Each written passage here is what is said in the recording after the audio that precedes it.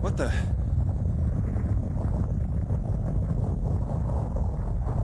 Ow!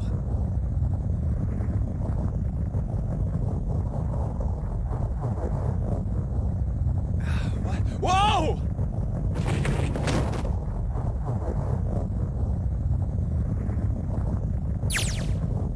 Ouch! God damn it! Ah! What the hell?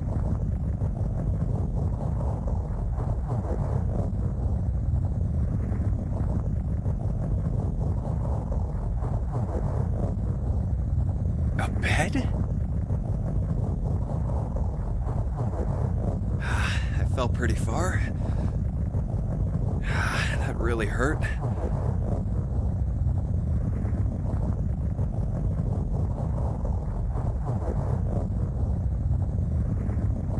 Damn, my eyesight's kind of blurry. Must have hit my head. No, wait. That's not it.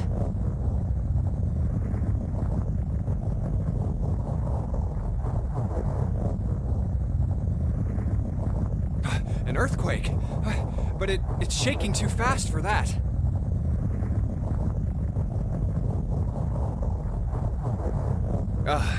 Anyway.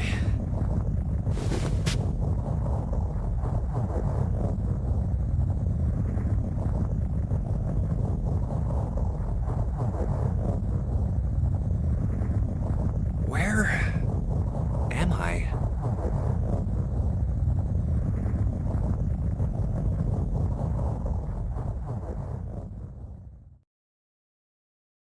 Wait, it stopped?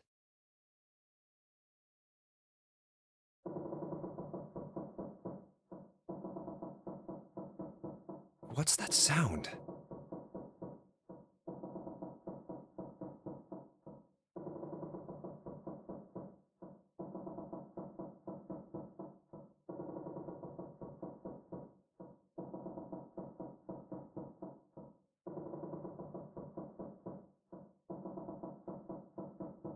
That's...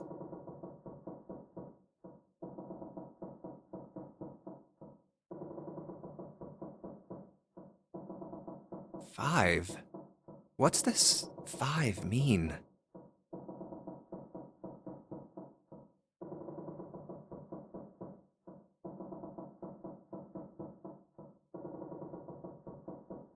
It won't open.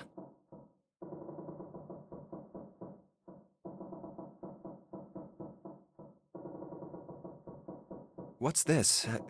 Is this keeping the door shut?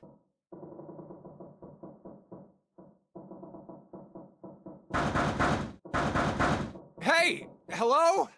Is anyone there? Open the door!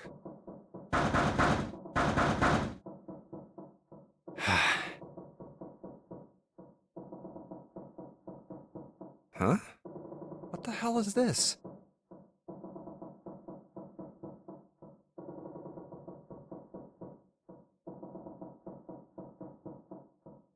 A watch? It doesn't look like one. 5. That's the same as the door.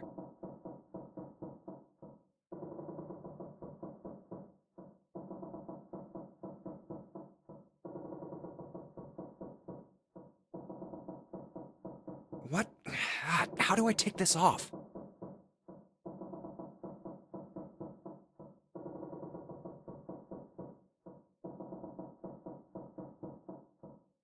Maybe pushing something on this will work?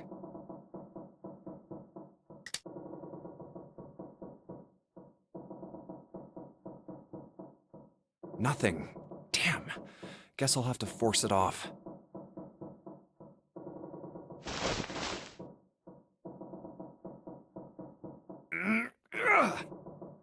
No good. This stupid thing won't come off.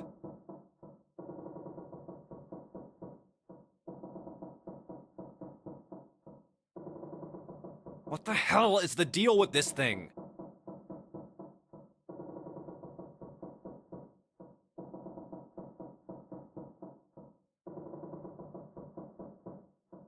Where am I?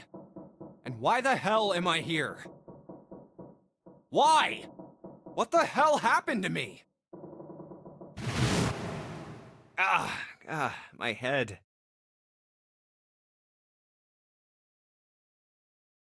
Huh. This is... Hold on. Am I on a ship?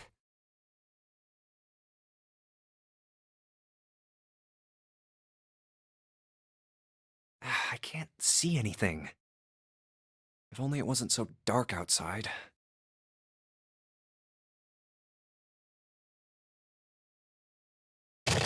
Huh? What the? Oh, you gotta be kidding me. What the hell is going on here?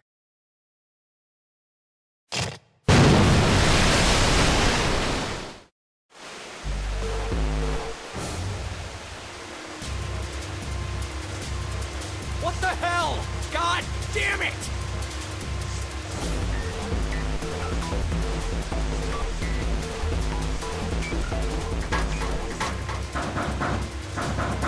Hey! Anyone! Is anyone there? Come on, if you're there, say something!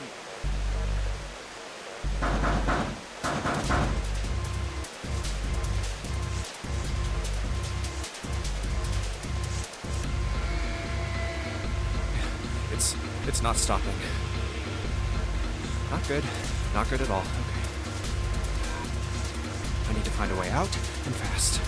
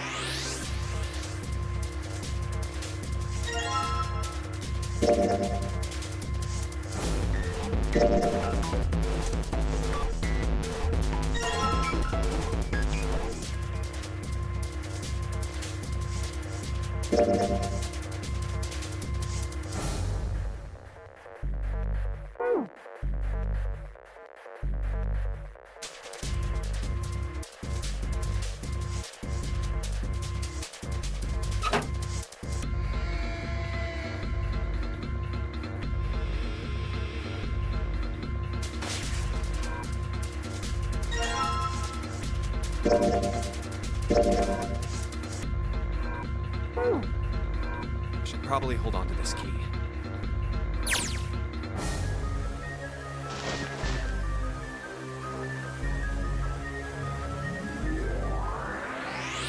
Huh.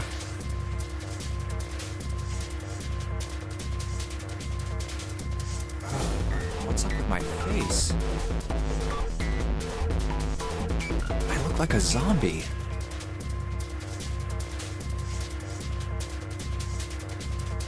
Man, what the hell happened to me? How did I end up here? I left work, headed back to my apartment, and...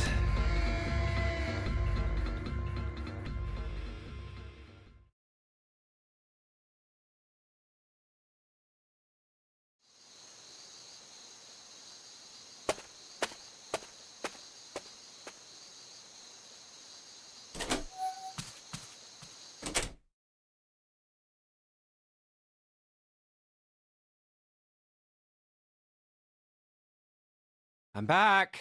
Not like anyone will respond.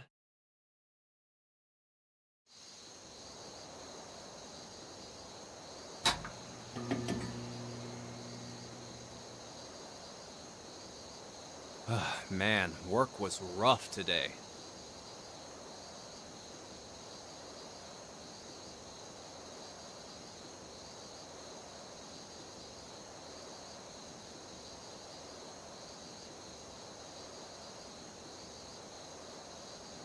Huh? A breeze.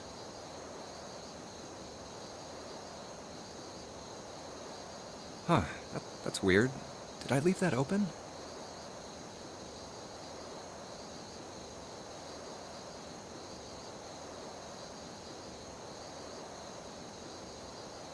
Everything looks okay. I must have forgotten to close it.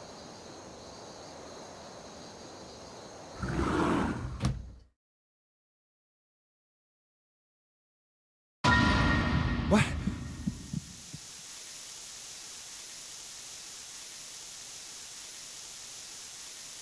Who are...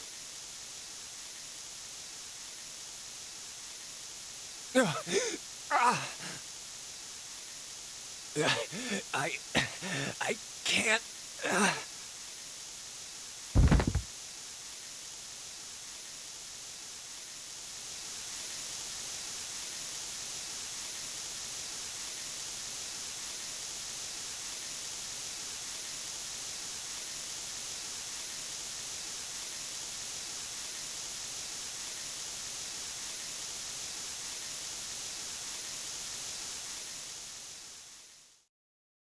Consider this a privilege. You have been chosen.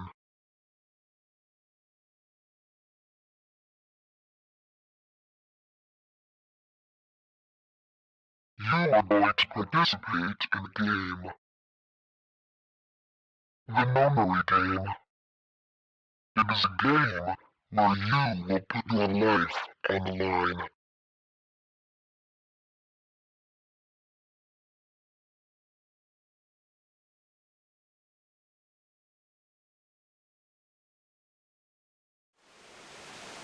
That's right.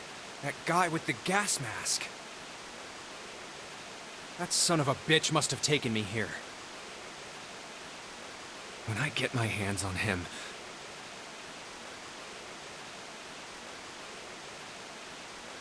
Well, I guess there's no way to know if that was a man or not.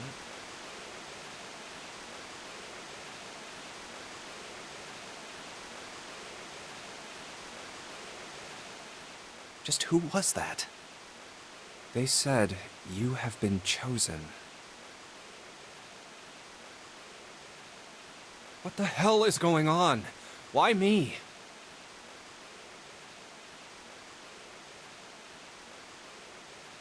You are going to participate in a game. The memory game. It is a game where you will put your life on the line.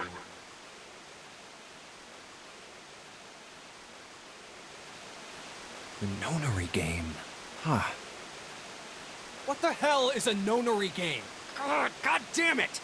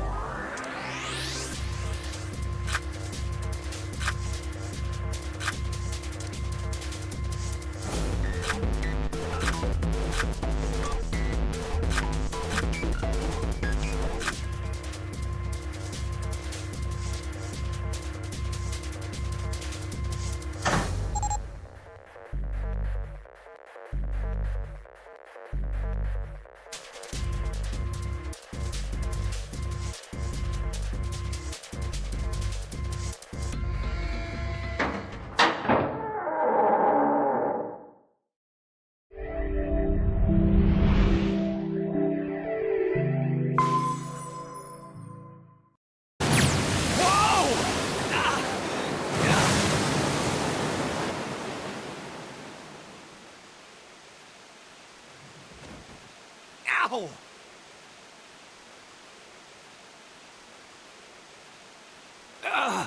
My head. Wait, is it over? Whew. That felt too much like being flushed down a toilet. Damn.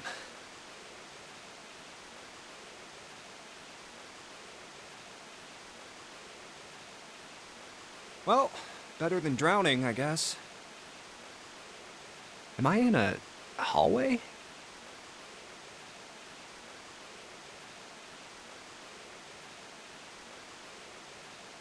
Oh.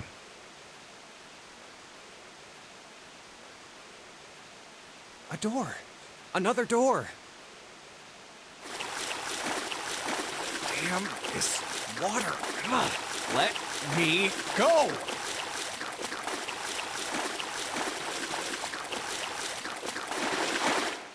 Oh, yes, it opened.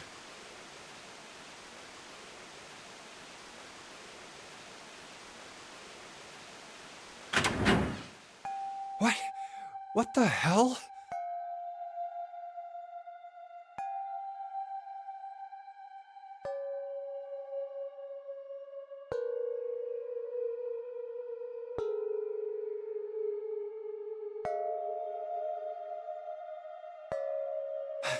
This is the inside of a ship?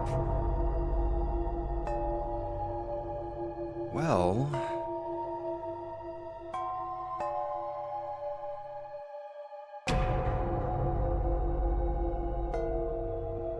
yeah, that's what I thought. This is totally Wait, what the hell?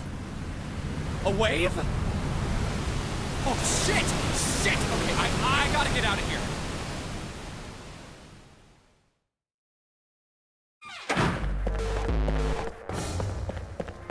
C deck.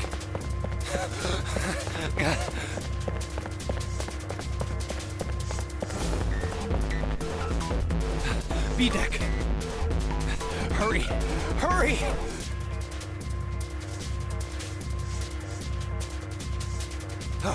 A deck's next.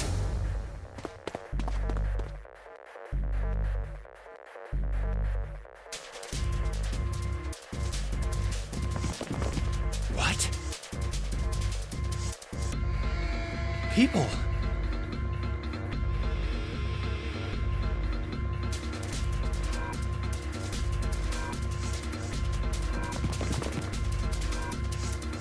A lot of people.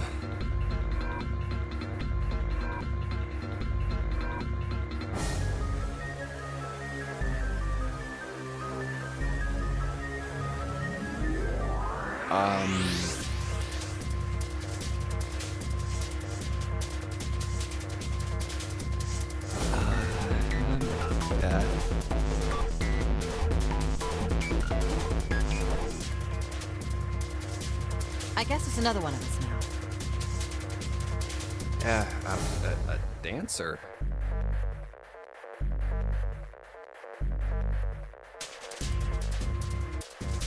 No, I'm not. You better get moving.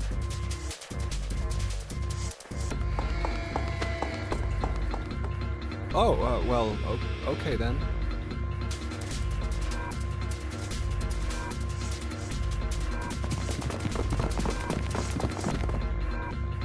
Silver hair? Huh?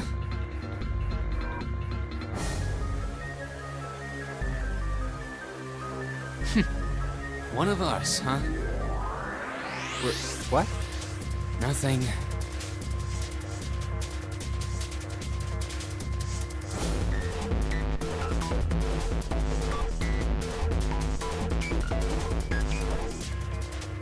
Going up won't do you any good. There are 2 doors, but neither of them will open. Wait, hold on. The doors won't open?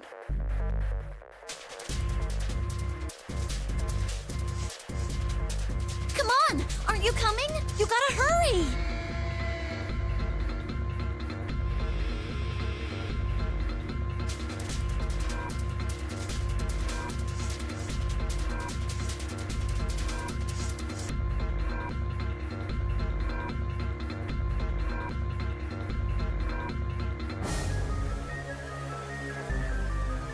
That's 9 of us then. All of the cards are in hand.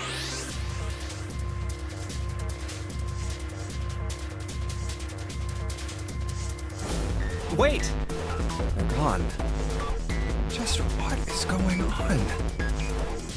There's an old man like a lion, a girl with pink hair, and a prince, and I have no idea what they're talking about.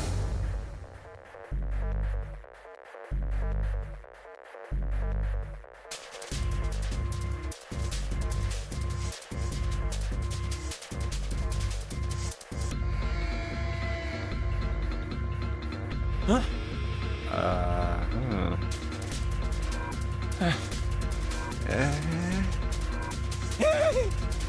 Ah! What was that all about? Hey! What the hell are you just standing there for? Didn't you hear him? The doors on A deck are no good. We gotta check the doors on B deck. Got it? Now go!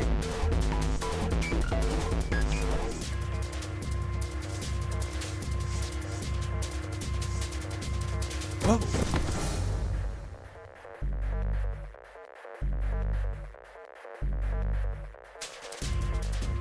Hey, man, that was dangerous. Huh?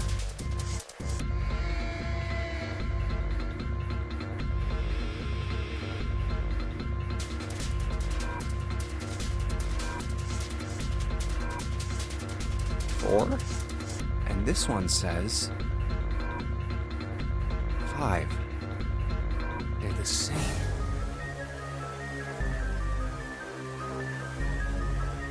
The room I woke up in had a number on the door just like that. you too, eh? My cell was the same. A number upon the door. I opened it, ran down the hallway outside, and found myself in a rather grand room full of stairs, as I suspect that the rest of you.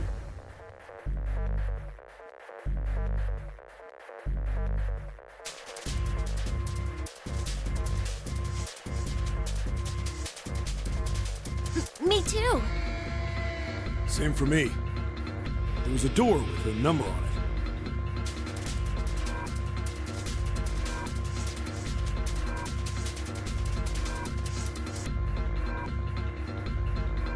Yes, we all saw the same thing. That's not important. We need to hurry. You think I don't know that lady?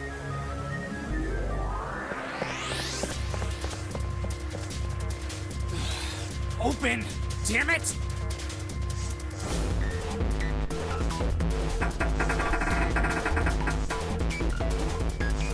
Fuck, it's not opening. This damn thing won't even budge.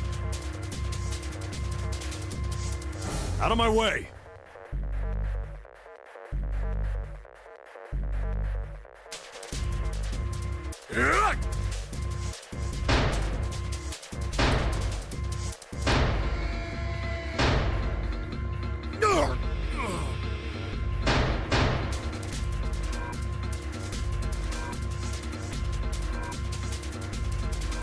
A body slam from a guy that big didn't even budge it. There must be some other way.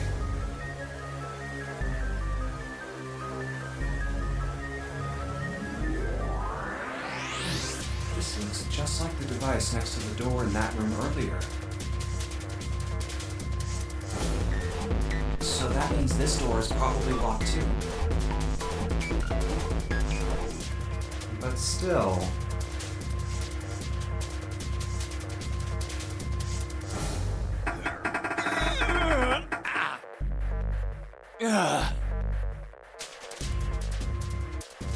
Damn it!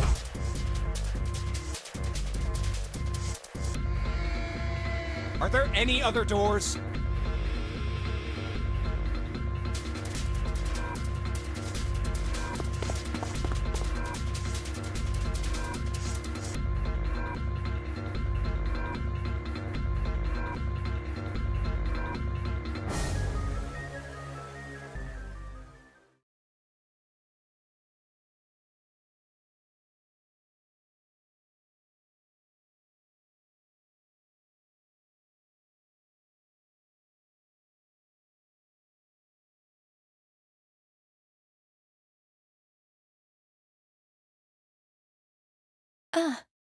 Huh?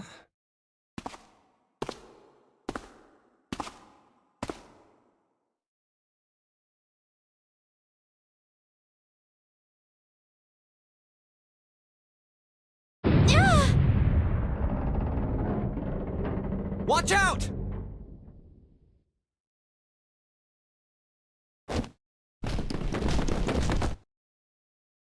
Oh. Yeah.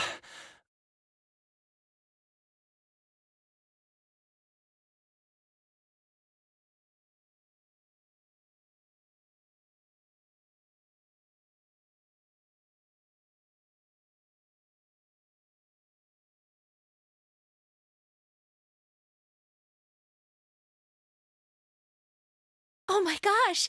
Is that you, Jumpy?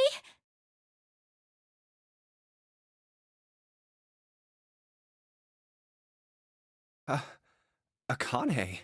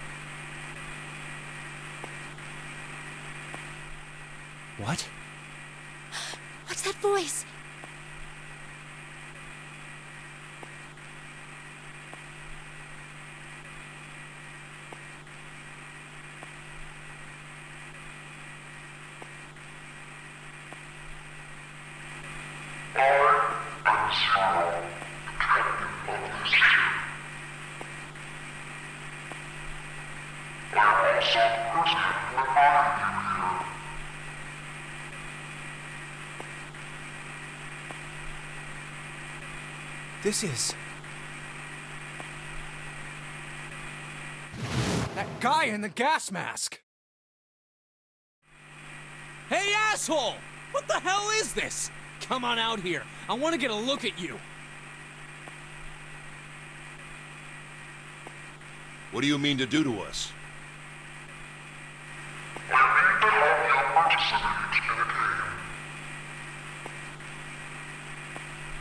Some of you I know are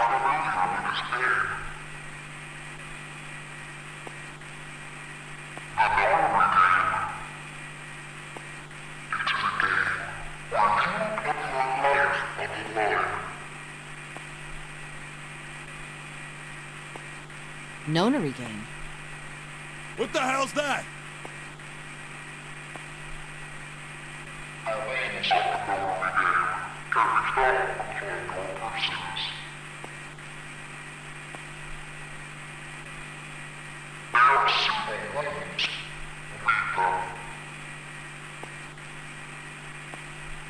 What is he talking about?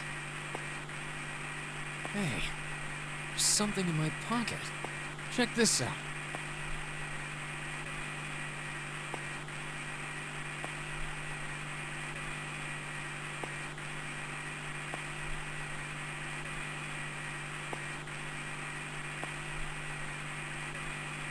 Hey, I got one too. Then it would seem Zero has seen fit to grace us each with a letter. Would you mind terribly reading it to us, young man?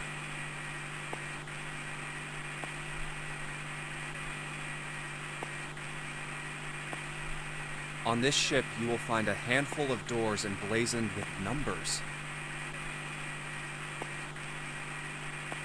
We will call them the numbered doors. The doors in front of you are a pair of the same. The key to opening these numbered doors are the numbered bracelets that each of you possess.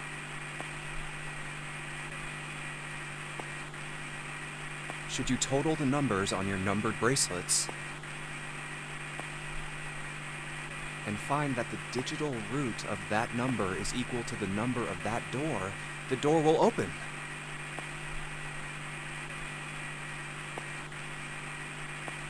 Only those who have opened the door may pass through.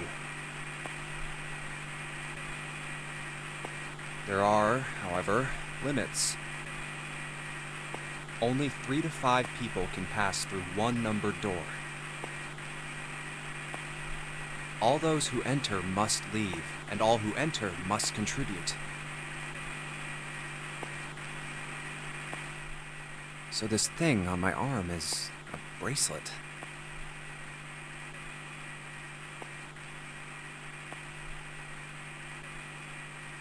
The purpose of the game is simple. Leave this ship alive. It is hidden, but an exit can be found. Seek a way out. Seek a door that carries a 9. There's one last thing I must tell you. As you have no doubt surmised, this ship has begun to sink. On April 14, 1912, the famous ocean liner Titanic crashed into Earthquake.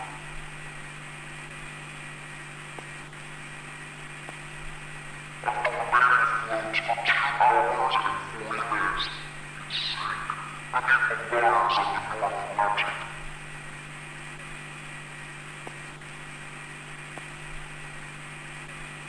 We will give you more time.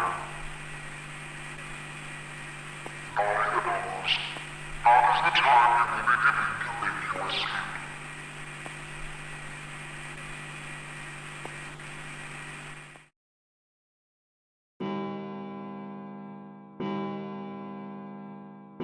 I hear a bell. I think it's coming from over by the stairs. It's the clock telling us the time.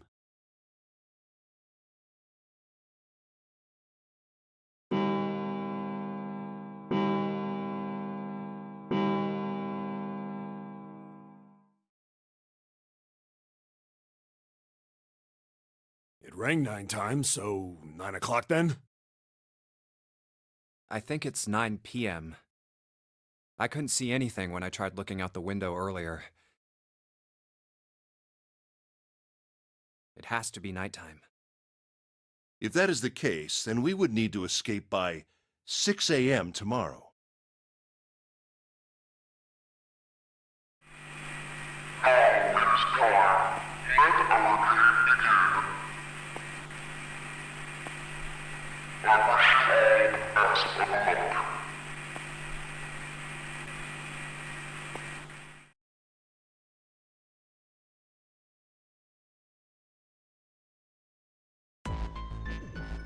Hey!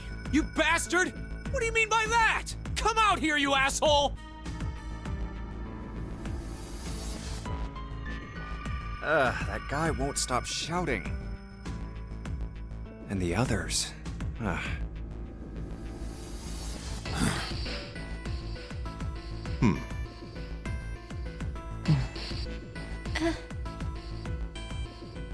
Whew. I have way too many questions. Who is Zero? What's the nonary game? What's it for? Is he some nutjob just doing this to mess with us, or does he have some other purpose?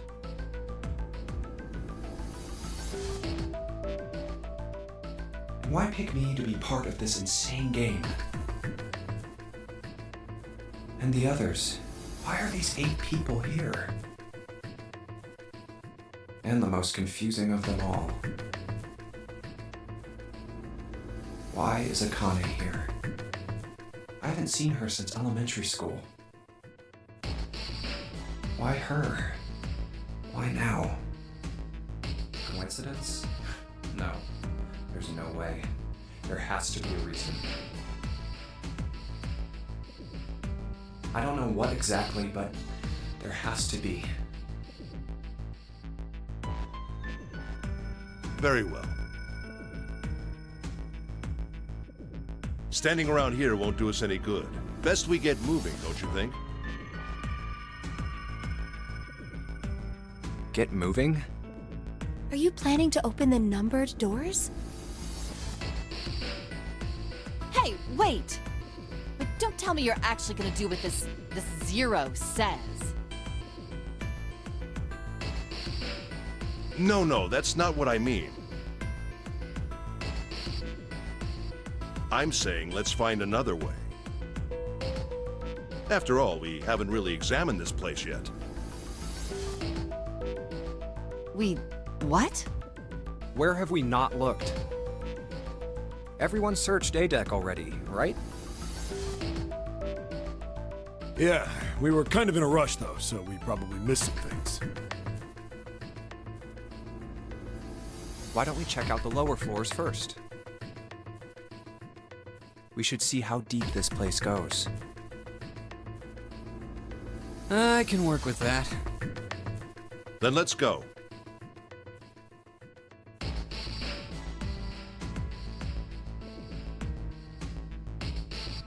Whoa! What the hell?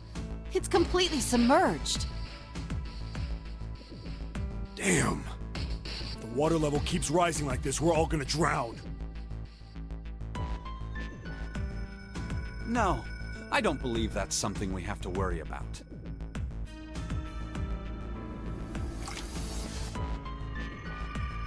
See? The water's not flowing. That means the origin of the water has been stopped. Perhaps this Zero fellow has used some sort of remote control to seal a watertight door lower down.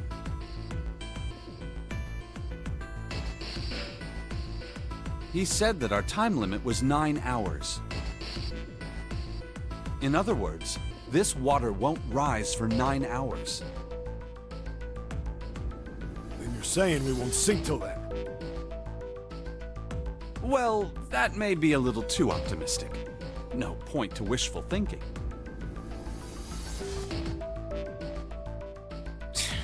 That's depressing. If we don't determine a way to advance from this point, We are stuck on A deck and C deck.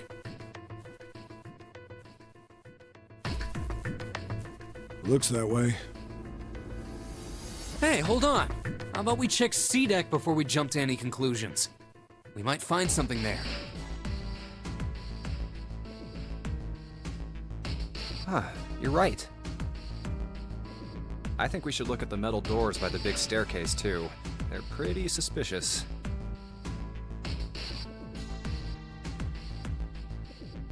No numbers on either door. And I don't see an authentication device either. Nope. It's locked.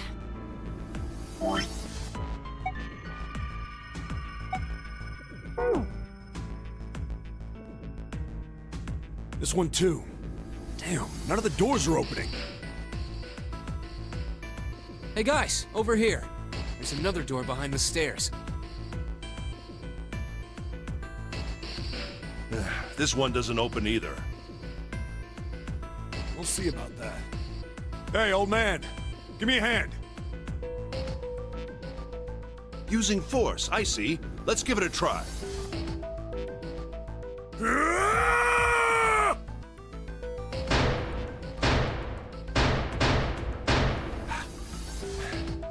It won't budge. Could you not just start shouting out of nowhere? You almost gave me a heart attack, you know.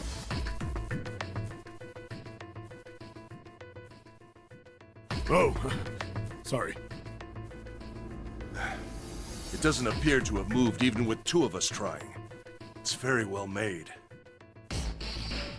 Try using your brain first. Huh? Take a closer look. A keyhole? Right. It's obvious what we need to open this door. A key, huh? You got a problem? No, I just really doubt we'll find a key that easily.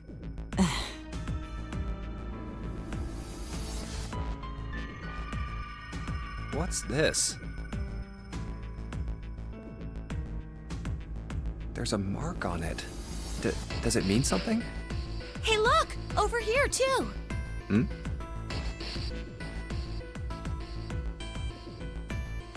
More doors. I think they're elevators. There's an inverted triangle button by them. May as well try pressing it. Huh. Nothing. Maybe the power isn't on. Or we need to do something with this card reader.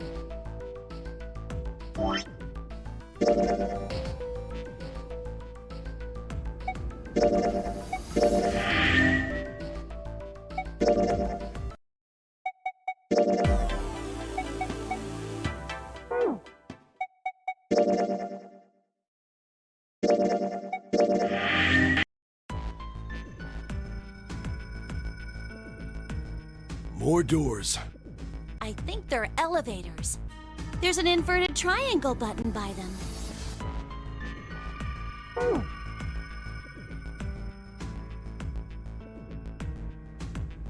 May as well try pressing it.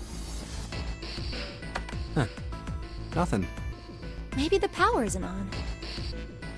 Or we need to do something with this card reader.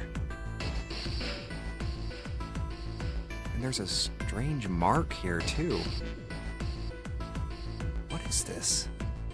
It looks like a lowercase h with a dash drawn across the upper stem of the H.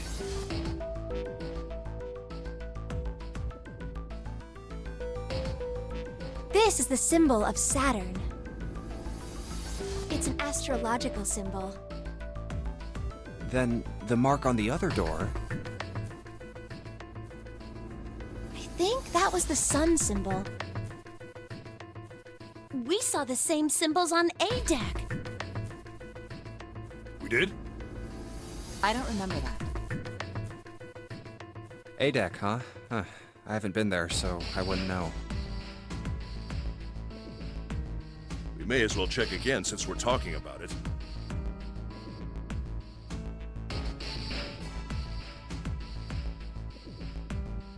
There, the two doors next to the stairs. The one on the left had a keyhole with a similar symbol engraved on it.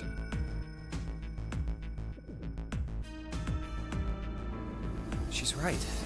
It looks similar to what we saw downstairs. This is an Earth symbol. The horizontal line symbolizes the equator, and the vertical one represents the prime meridian.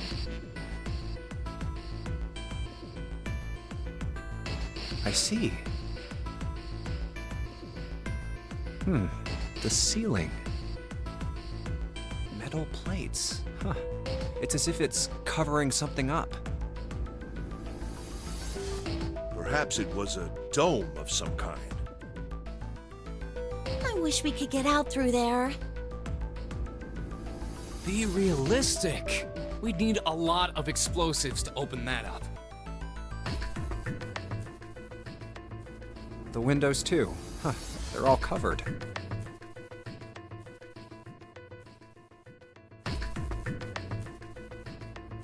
In other words,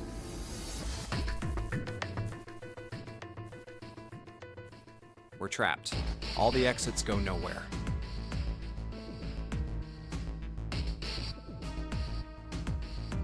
Well, I'm sure they go somewhere. We just can't open them.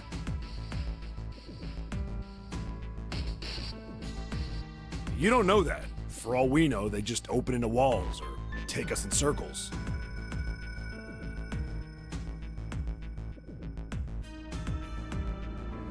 No.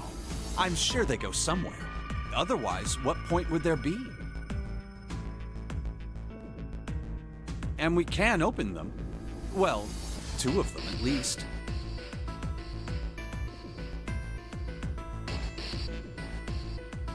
Oh, you mean the numbered doors.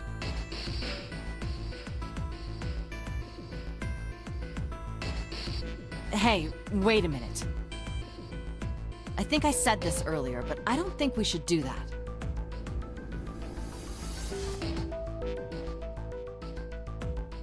We'd have to be crazy to open these doors. If we do that, we're doing exactly what Zero wants us to do.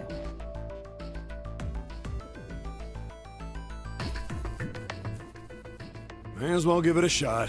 Can't stay here forever. Yes, I'm in favor as well. No, I'm totally against this. But shouldn't we at least try? We don't know what'll happen. We should stay here. We don't have time for that. In 8.5 hours, this ship is going to sink.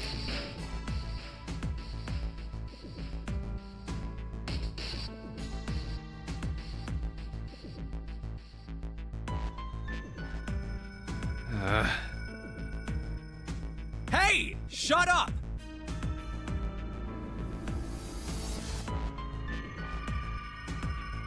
Before we try and decide where we're going to go, there's something else we ought to do.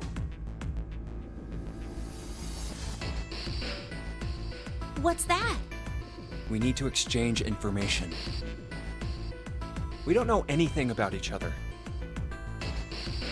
I want to know who you guys are. Who you are, where you came from, why you ended up here. Don't tell me you aren't curious too.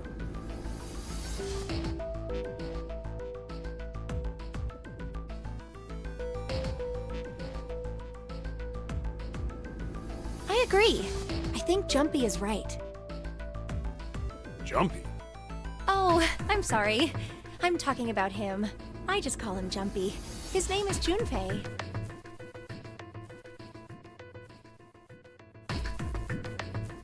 We're childhood friends. We went to the same elementary school. Wait, stop! Don't tell us stuff we didn't ask you about. Zero's probably watching us right now. What are you gonna do if he's listening in? Oh, would that be bad? Hell yeah, it would! We don't know how much that bastard knows about us. Maybe he just picked a bunch of random people to kidnap. If that is the case, then it'd be dangerous for us to let him know too much. If Zero knows who we are, he could go after our families. Maybe he'd tell us he had them and get us to do stuff, you know? But we still need to know what our names are. It's going to be hard to talk to each other if we don't have names. All right, then why don't we have code names? Code names? Yeah, we'll each pick something. Like, I'll be 7. 7? Why are you 7?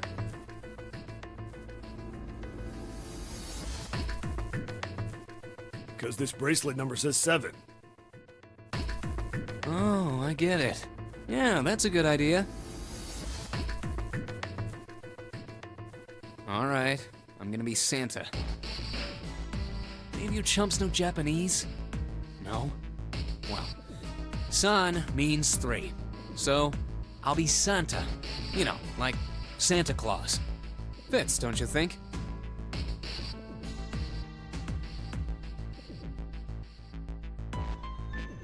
Then your bracelet number. Yeah, it's got a 3 on it. Good job, Grandpa.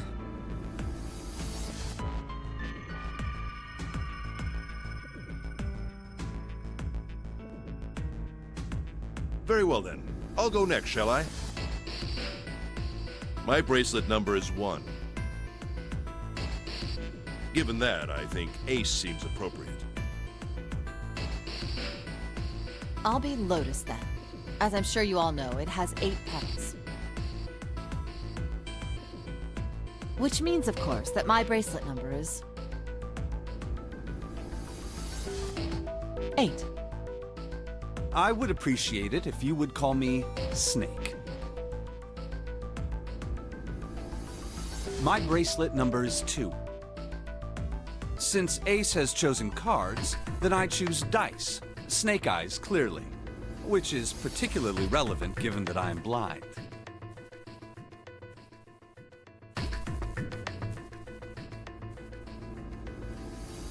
You can't see? I knew it.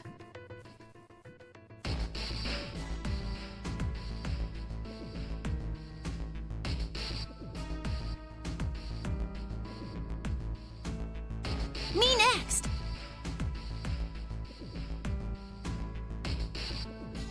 I want to be Clover.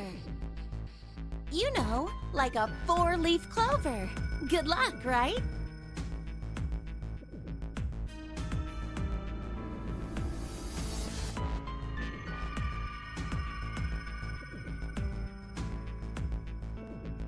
All right, my number's 5.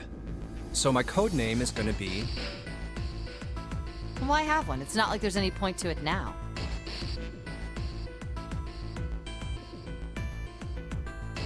I mean, we all know your name already. You're Junpei. Oh,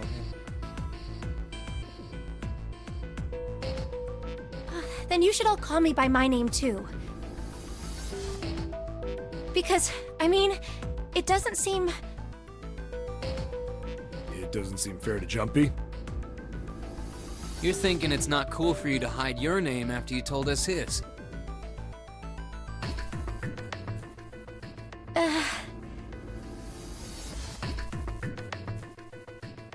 what's your bracelet number? It's 6.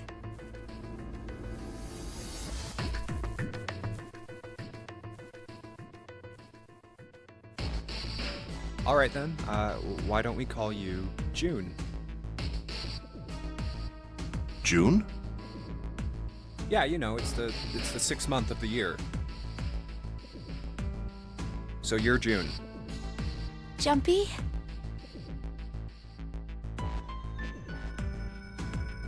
Are you good with that? Yeah.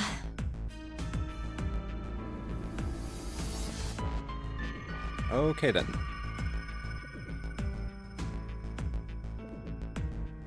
So this is how everyone breaks down. 1 is Ace. 2 is Snake. 3 is Santa. 4 is Clover. 5 is me. 6 is June. 7 is 7. And 8 is Lotus. That means 8 of us have revealed our bracelet numbers. The only one left is... That glasses guy with hair like a bird's nest. You haven't said a thing so far, have you?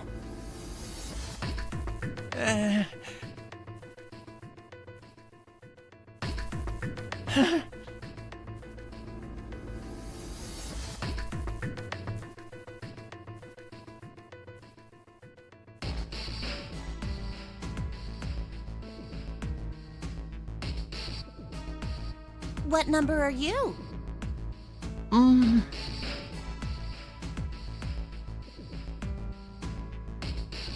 Hey, I'm talking to you.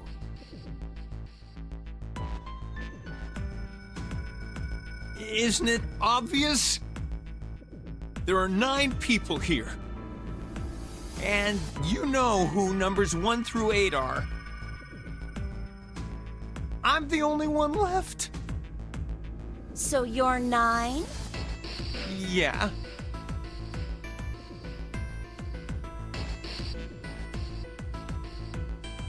What's your code name? Code name? What do you want us to call you? We all made up names. You should too. I don't need one. Why not? Because I am not gonna stay here with you.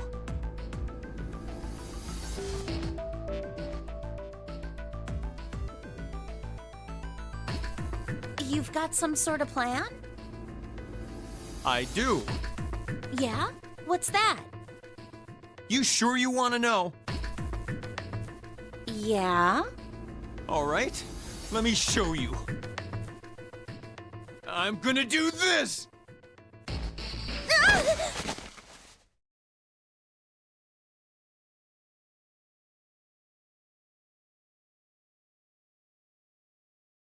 Hey! What the hell do you think you're doing?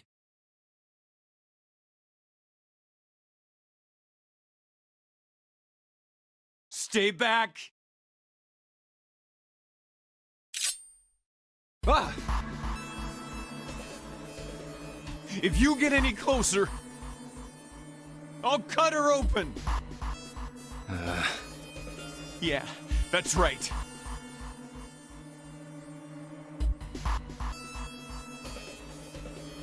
Clover, are you all right? Yeah, I'm fine. What the hell are you trying to do? I told you. This is my plan. What are you gonna do to her, you sick son of a bitch? Don't worry. I'm not gonna do anything to her. If she just does what I tell her to, I'll let her go.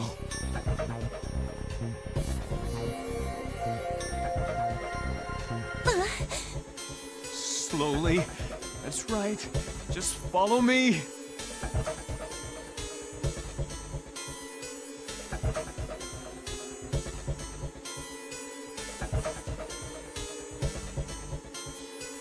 Here. Verify. The left. Look on your left. Do you see the device on the wall? Place your hand on the scanner panel, the round part. What if I don't? Are you an idiot? What do you think? I could slit your throat right now. I'll kill you if I have to. All I need is your bracelet. Just do it! Do it now! Okay, I'll do it. Like this?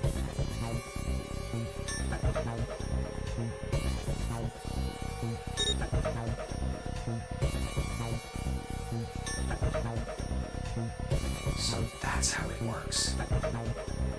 He called that round part of the device the scanner panel.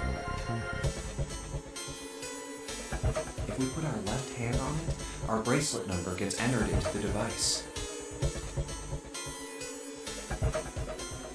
Then, should you total the numbers on your numbered bracelets and find that the digital root of that number is equal to the number of that door, the door will open.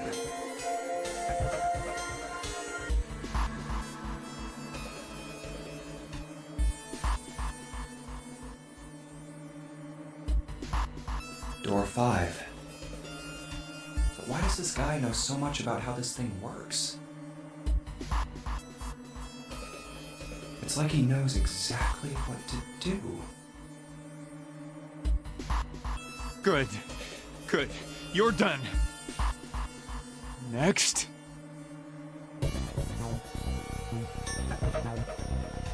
You, right? You're the one with the number 1 bracelet, right? Yes, I am. So? Then you're next. Just verify your number like this little brat did. What are you doing? Do it! Don't you care what happens to her? Okay, just calm down.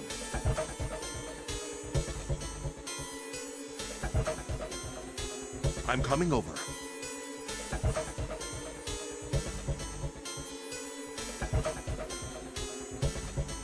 Now, verify. All right, this is what you wanted, right?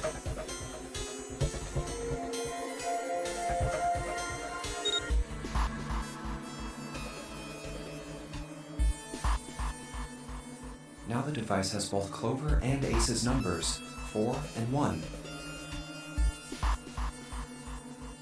4 plus 1 is 5. It's the same as the number written on the door. But it won't open yet. Only 3 to 5 people can pass through one numbered door.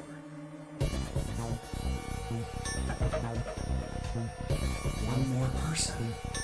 If what Zero said is true, he needs one more person. Who? Who does he need?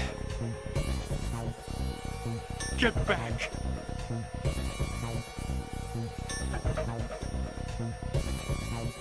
No! Farther! More than that! Go all the way back! Okay.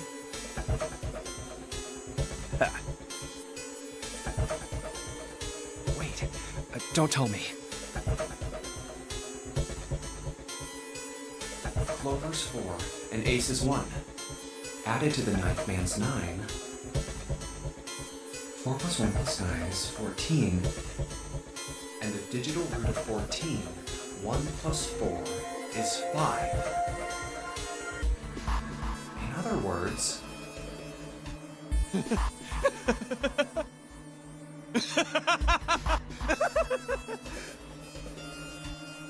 Thank God you were all so cooperative. Now I can get out of this nightmare.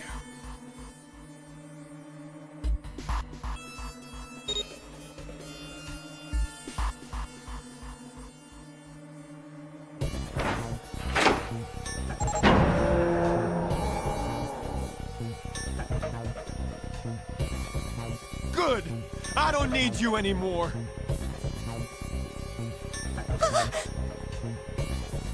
Wait! Here! She's all yours!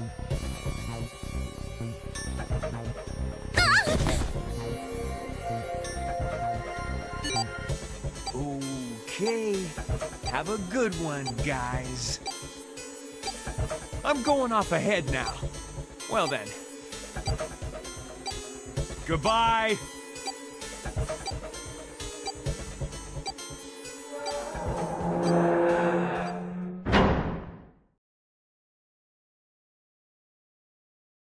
Clover, are you all right? Yeah, I'm fine.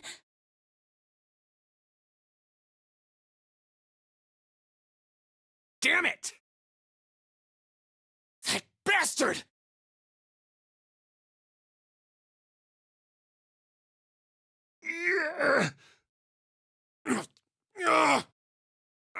Open, damn it!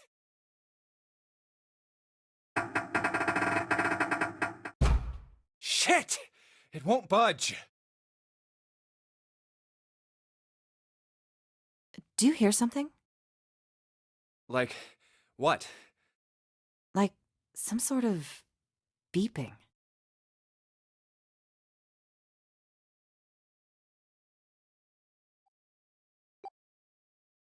You're right. I can hear it too. What is it? Shit! Why isn't it stopping? God damn it! You lied! Lied? This wasn't supposed to happen! This is wrong! This is wrong!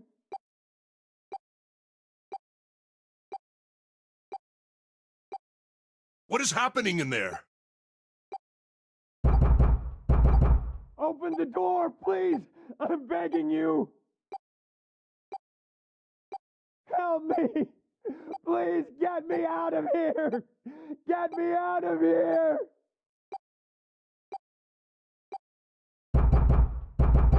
Ah, God damn it!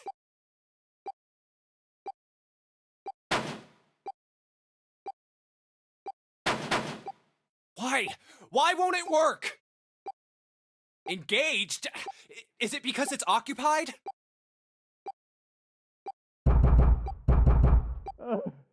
Oh my god! There's no time left!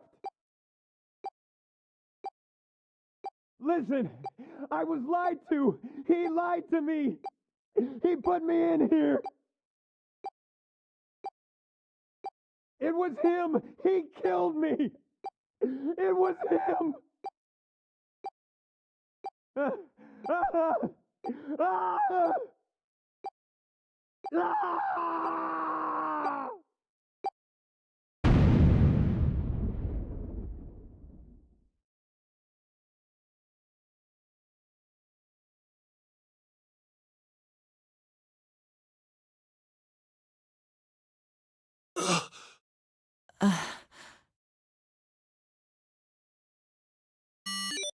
A beep?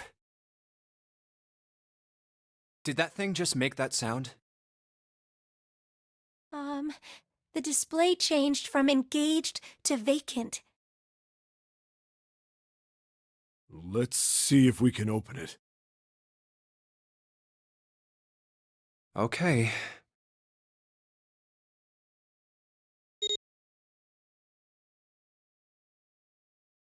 Well, it registered my bracelet number. But it won't open with one person. We need at least 2 more people.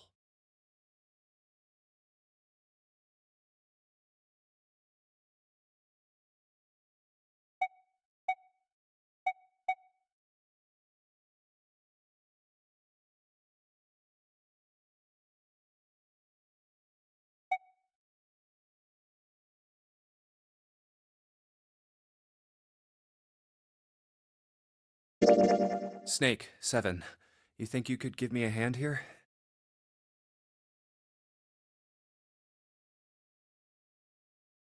Hmm?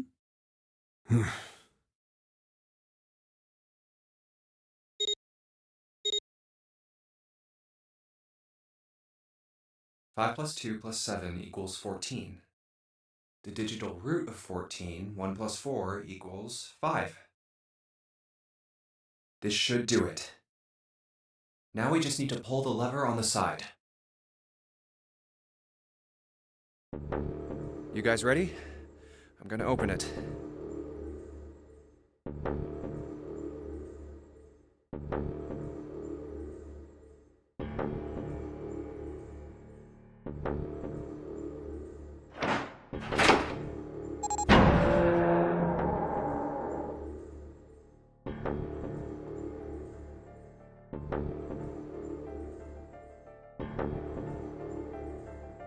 Oh my god. Good God. Whoa, that's pretty bad. He blew up.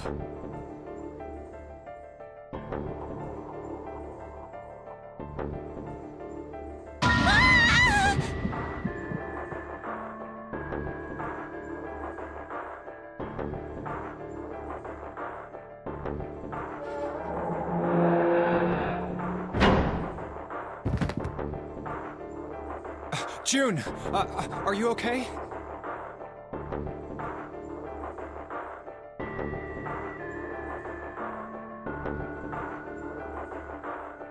What the hell?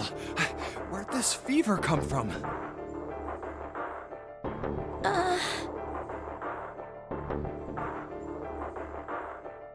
All right, okay, let's just rest for a minute, okay? You think you can walk?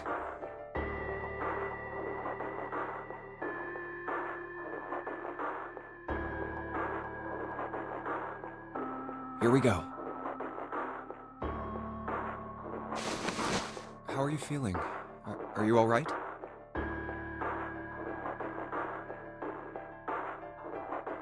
Why? Why did this happen? Why did this happen? Do any of you know what the fuck is going on here? Who's Zero? What's this nonary game? Come on! Anybody? Anything? What the hell is going on? What are we doing here?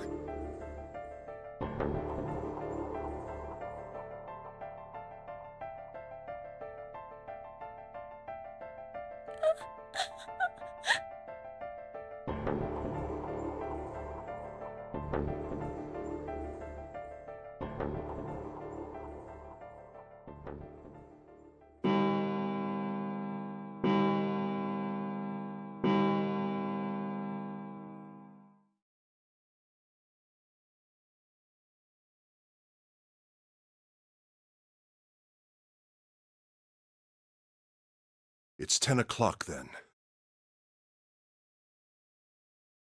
That means it's been an hour since Zero's little announcement.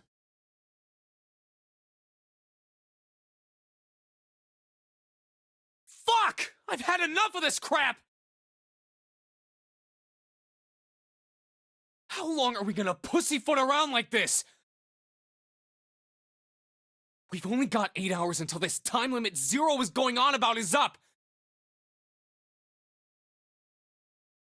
Let's get going already! Go! Go!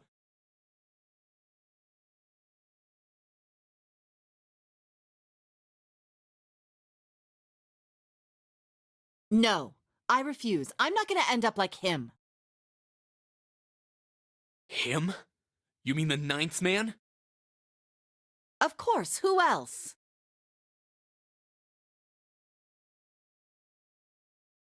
Blood. Oh. Blood and pieces of flesh.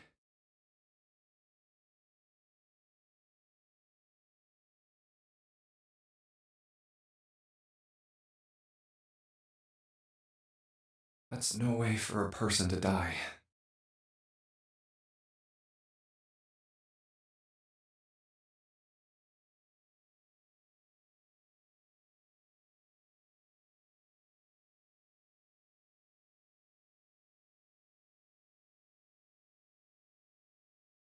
I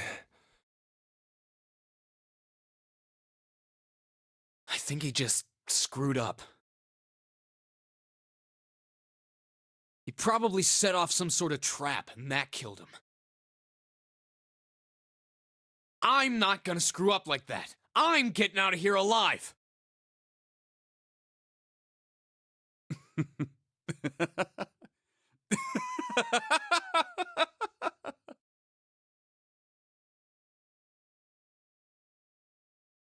What's so goddamn funny? Oh, my apologies. You were just, so very confident. I couldn't help myself. What the fuck? I think you've mistaken the situation. Huh? The ninth man's death. It had nothing to do with the trap. Or at least, not the sort of trap you imagine it did.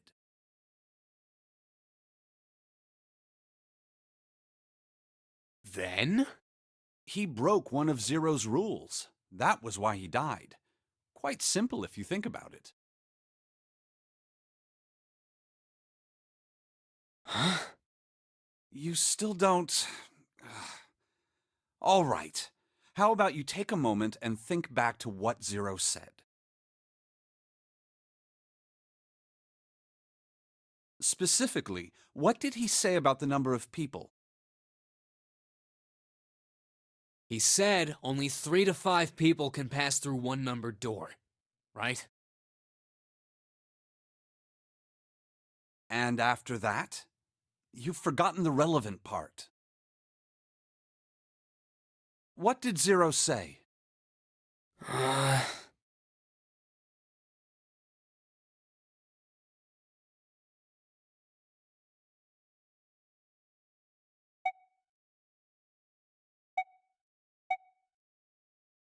All those who enter must leave, and all who enter must contribute, right? I think it was something like that. Whatever it was, it means that groups of less than 3 or more than 5 can't go through.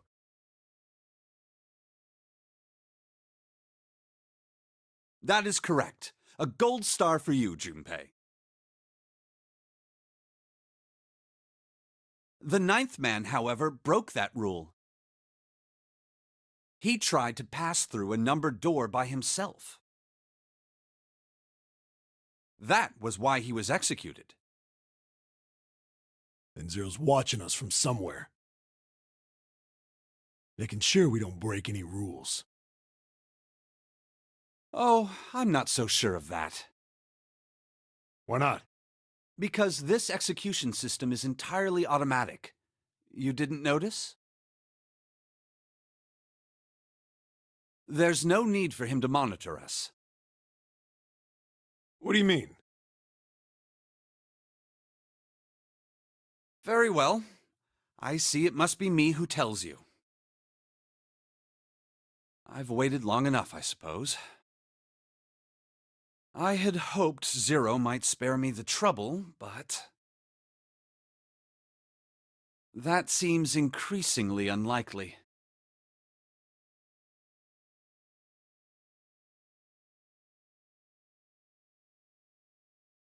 Do you know something? Well, I know a great many things, but yes. What is it you know? Here. A card? What does it say? See for yourself. Come on now, what's the point of giving me this? Give me that.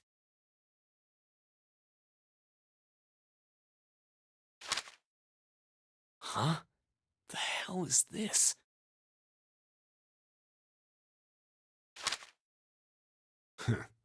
I see.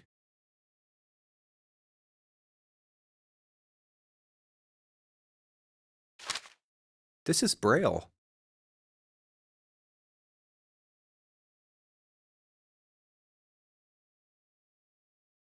Sorry, guys, I can't read this. Here, have it back.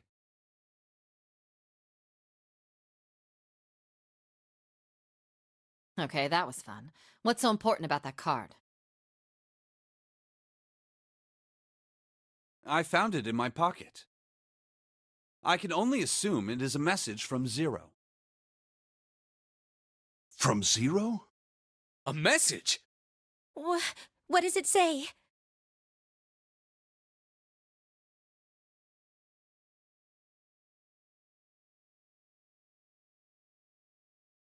Calm down now. No need to panic. You don't need to force me. I'll read it.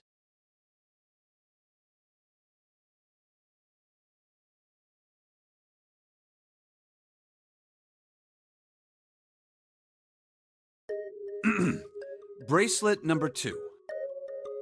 Since you are not blessed with sight, I shall bless you, and only you, with information. I shall tell you of the function of the red, of the dead, and of the bracelet. The red is the recognition device. It will verify your number. Beside every numbered door, you will find a red. The dead is the deactivation device. It does exactly what it says. Once you have passed through the numbered door, you must use the dead to stop the detonator in your bracelet. But perhaps you are wondering, what does this detonator detonate? I am afraid this might be something of a surprise.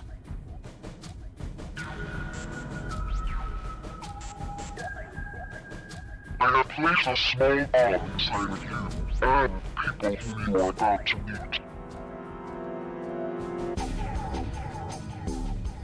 You swallowed it while you were unconscious. I have no doubt by the time you read this note, the bomb will have passed your stomach and found its way to your small intestine.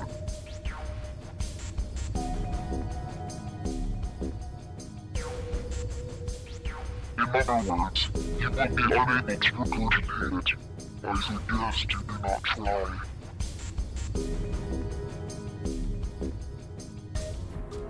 As I mentioned before, the bracelet on your left hand contains a detonator.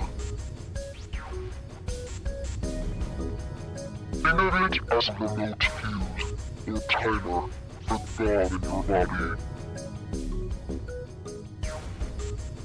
There is only one condition which will cause it to detonate. That condition is that you enter a numbered door. Once you have done so, the timer will activate, no matter who you may be.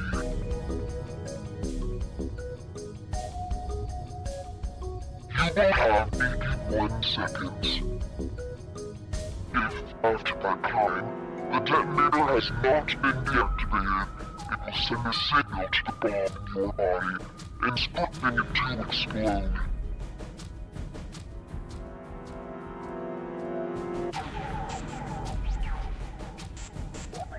In order to deactivate the detonator, every person who verified their number at the red must also verify their numbers at the dead.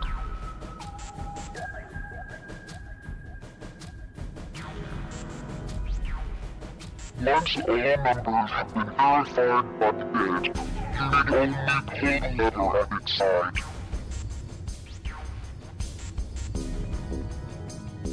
And the countdown will cease.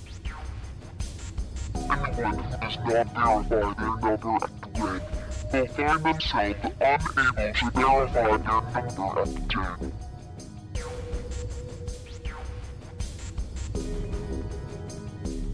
That is to say, if you should pass through a numbered door without first verifying your number at the red, in 81 seconds, you will be dead.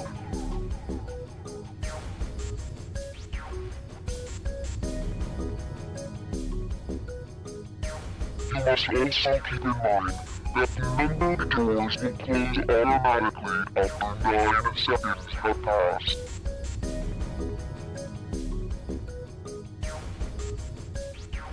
So long as the doors open, the dead will not function. You would do well to remember this.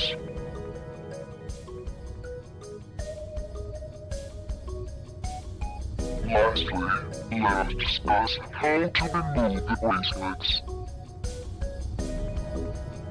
There are only 2 ways to do so. 1. You escape from this ship. 2. Your heart rate reaches 0. In other words, Once the bracelet is taken outside the confines of the ship, or detects that Aguilera's heartbeat has fallen to zero, it will shut down automatically.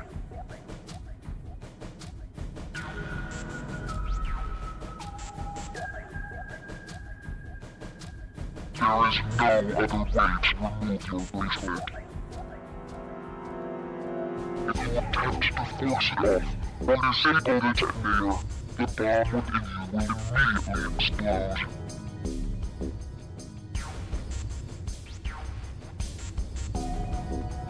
This is all the information which I can impart to you.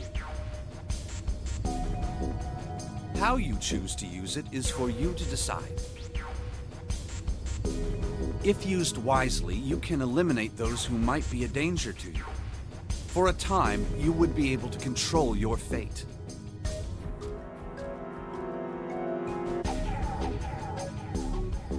I wish you the best of luck.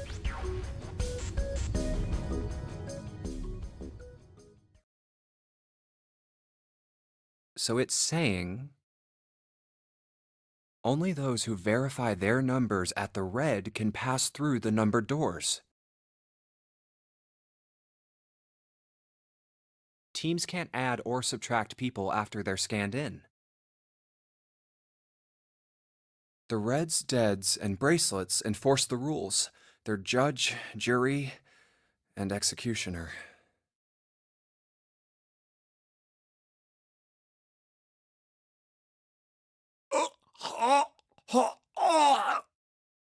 Shit! A fucking bomb! Come out! Come out, damn it!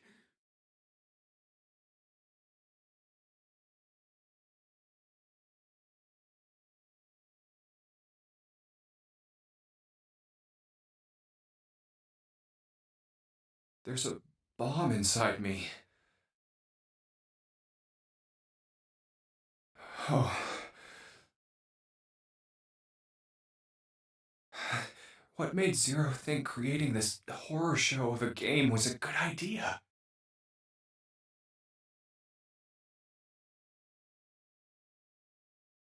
All right, I'm gonna ask one more time. Do any of you know anything about Zero?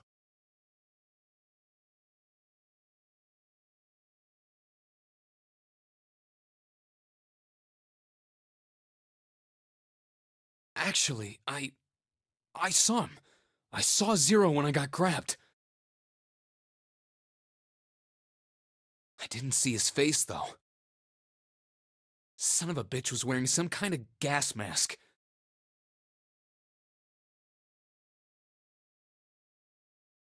What the hell?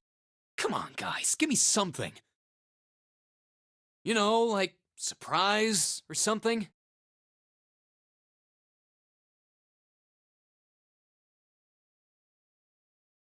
I saw that too. I did as well. Me too. I didn't see inside the mask, though. That mask! It was really scary! Huh? Oh, so all of our abductions were the same. We were taken from home at midnight. The person claiming to be Zero had a mask on. There was white smoke, and then each of us passed out. We woke up to find ourselves on D-Deck, in a room with a 3-level bunk bed. How about you, Seven? Did the same happen to you?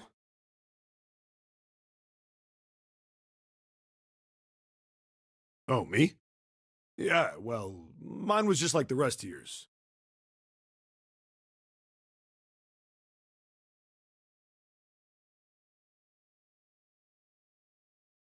Okay, that's good enough for now.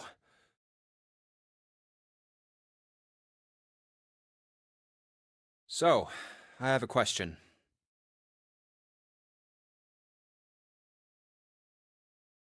Snake and Clover, you were both kidnapped from the same room, and you woke up together.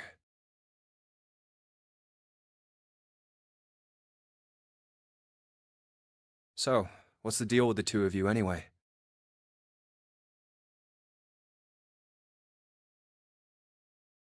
We're siblings. Siblings? Yes. Snake is my older brother, obviously. That means I'm his little sister. That really so hard to understand?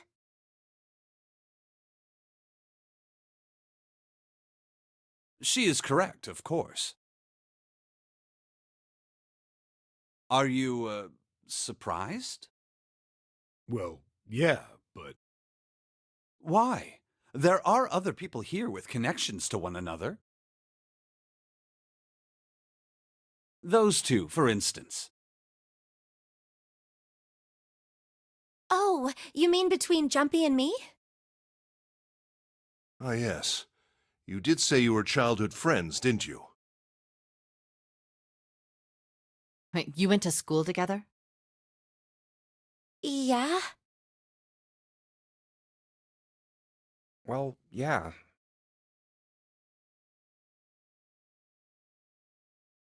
Hey, you think maybe we could figure out who Zero is this way?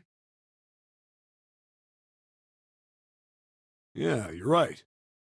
You connect the dots between the victims, and that leads you to the perp. Textbook stuff.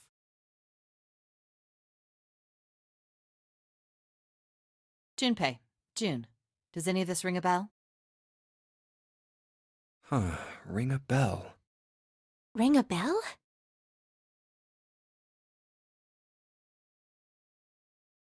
Well, perhaps you went to school with the son of a multimillionaire. A millionaire? Son? Well, someone bought this boat and set up all of this. Whoever Zero is, they must be incredibly rich. Well, we can't be sure of that.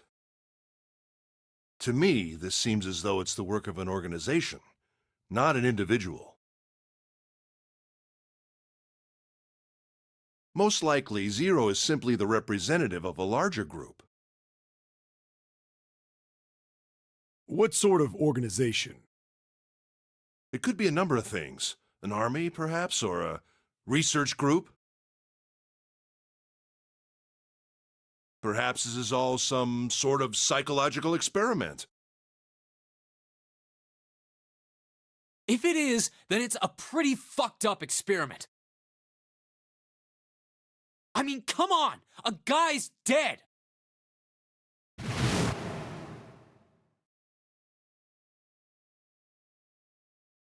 I don't know who the hell this Zero asshole is, but I know for sure he's gotta be pretty fucked up in the head to do all this.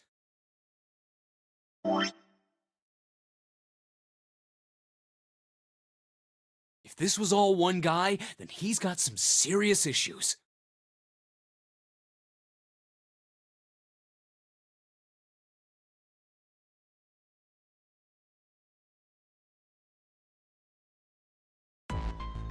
I thought we were finished with that topic. But then what should we do? We should talk it through. Oh my god, enough! All we're doing is talking!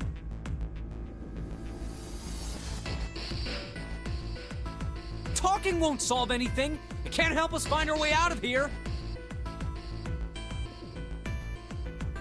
Really sure you want to just sit around? We've only got 7.5 hours left. We already wasted 1.5 hours of our 9 hours.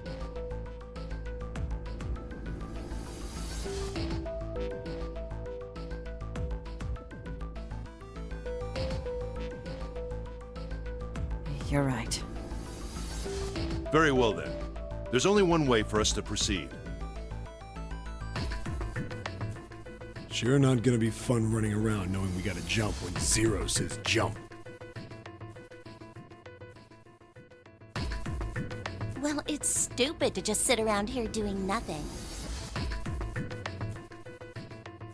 Well, thanks to Snake's card, at least we have some idea of how this all works. Correct.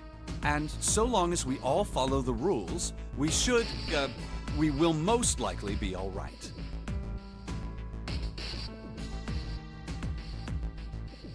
But But what? who's going to go in which door?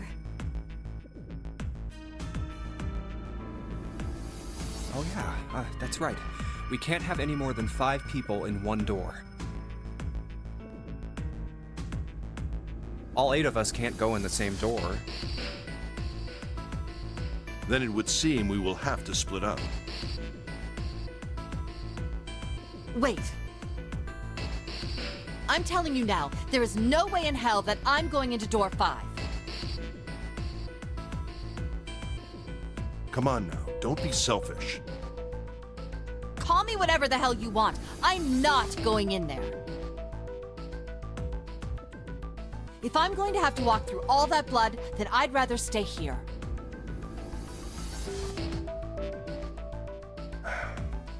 And we were doing so well. Sorry, but I ain't going in there either. Someone else can go into door 5. Oh, Santa, not you too.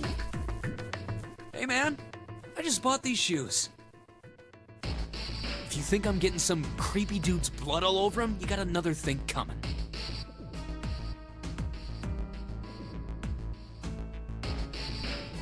What the hell, man? Weren't you the one who kept saying we should get going? Yeah, so? Doesn't mean I wanted to go into door 5. Oh, God. Fine, I'll go into door 5. I can't go in there alone, though. Anyone else willing to come with me?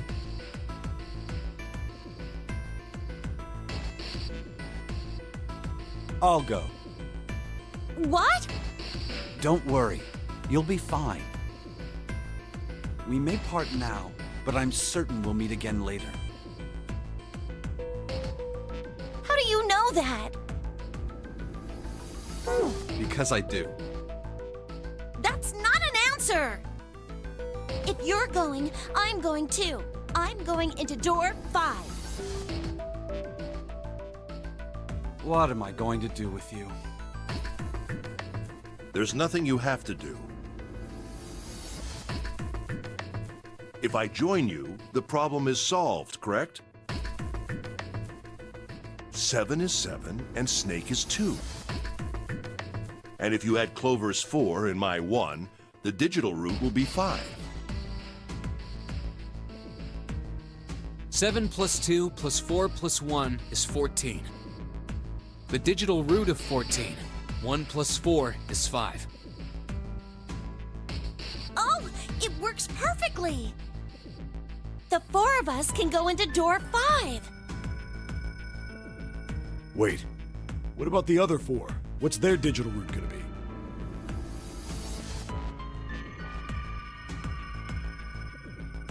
Lotus, Santa, June, and me. Our bracelet numbers are 8, 3, 6, and 5. 8, 3, 6, 5. What would our digital route be?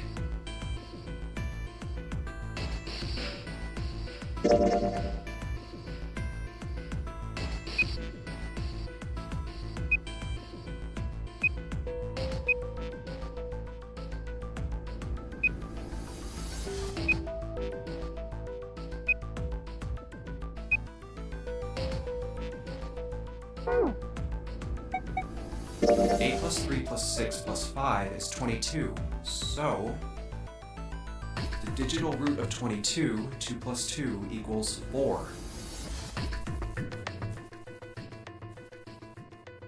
It's 4. Add up our 4 bracelet numbers and the digital root is 4.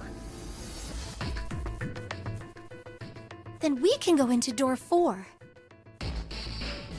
Yeah. Huh. That worked out well. So the team assignments will be like this. 7, Snake, Clover, and Ace. They would go through door 5. Lotus, Santa, June, and me will go through door 4. Are these really the teams I want? Beyond door 5 is what remains of the 9th man.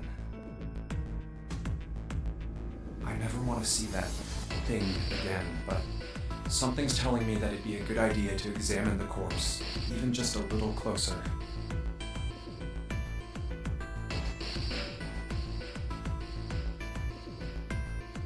Of course, if I went through door 5, I wouldn't be going with Lotus and Santa. I could bring June with me through door 5, but that means she'd have to see the body in there. I don't want to put her through that.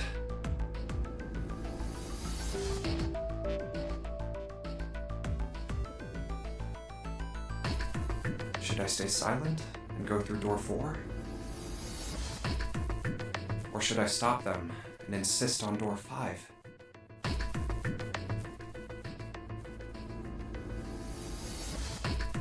All right then. It seems we've reached a conclusion. Shall we go? I'm going through door 5.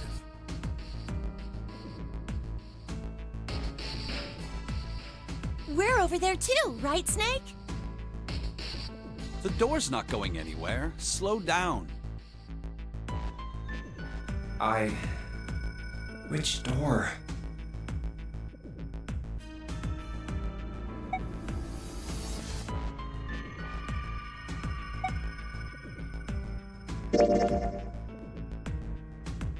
I'll go through door 4 with Lotus, Santa, and June. There's nothing to worry about. I just need to stay by her side. This should be fine.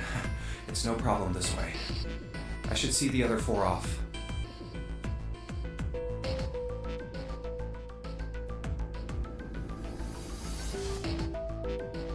Looks like Ace and the others are going.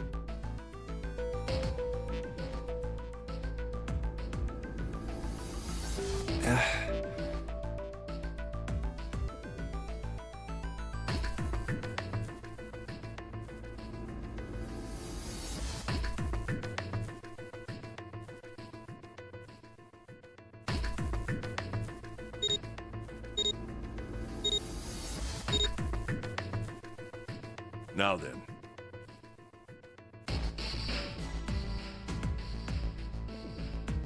Goodbye. Be careful.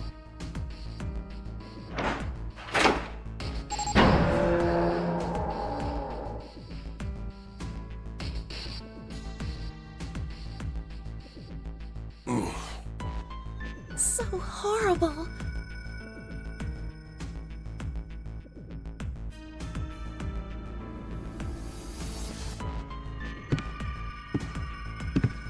What are you doing?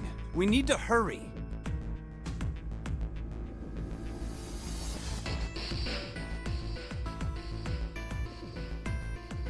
Snake, your shoes. It's fine. Hurry! Or are you planning on dying with everyone else? I assume you haven't forgotten the door only remains open for 9 seconds, have you? Sorry, Snake. Let's go!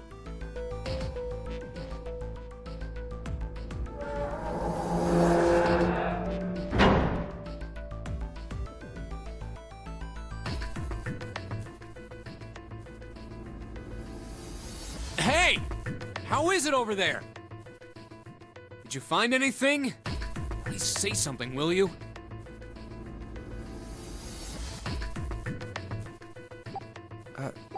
Something's beeping. It's just like before. Probably the sound of the detonator on the bracelet. Do you think they're okay?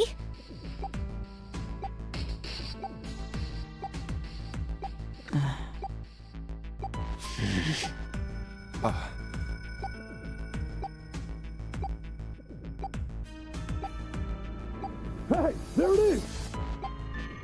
That's gotta be that dead thing. Come on, get over here. We gotta authenticate.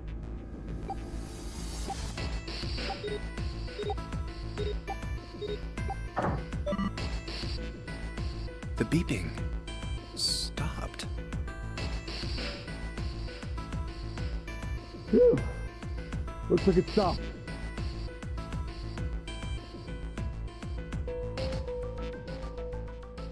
Hey, guys! Are you doing all right over there?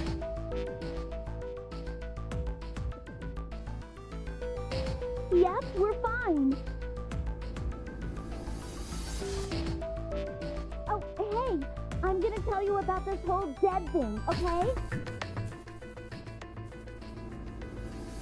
The dead is just like the red, but the color's different. You know how the red was red? Well, the dead is blue. Other than that, it's just like the red.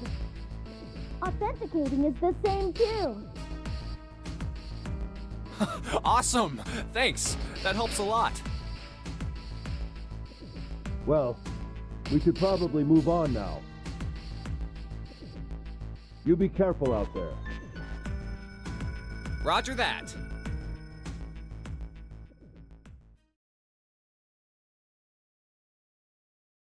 Whew. Now it's our turn. I'll go first.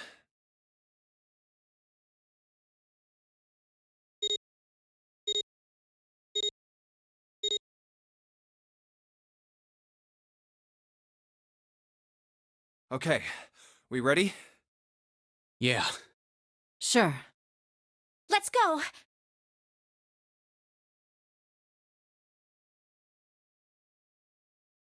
All right, let's go.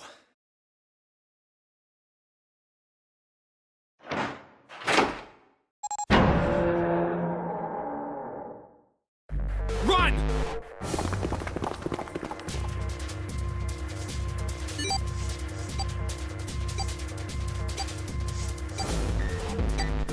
Oh, damn. It's counting down.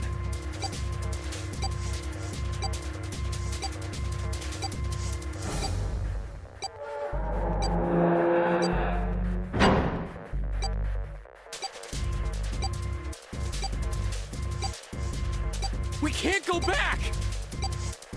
We need to hurry and find the device. Hey! Where the hell is the dead? How would I know? Don't give me that crap! Start looking! I already am!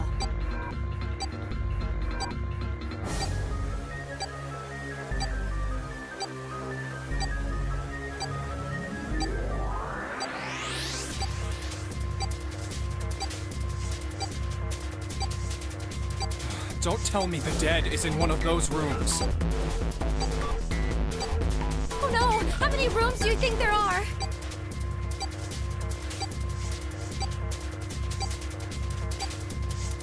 Ah, fuck!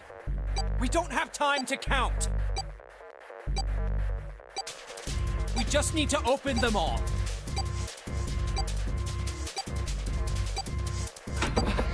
It won't open.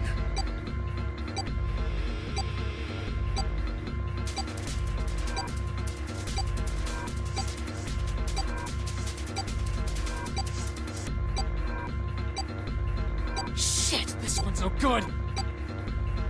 Same here. It's not moving! Oh!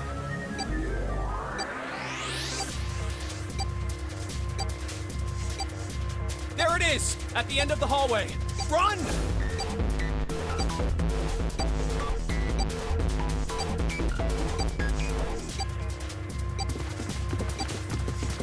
Hey, how many more seconds do we have?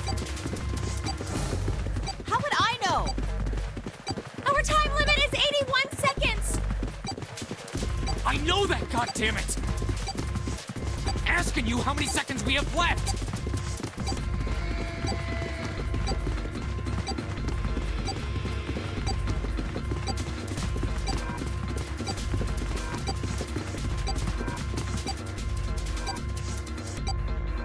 Hurry! It's the dead! Get over here!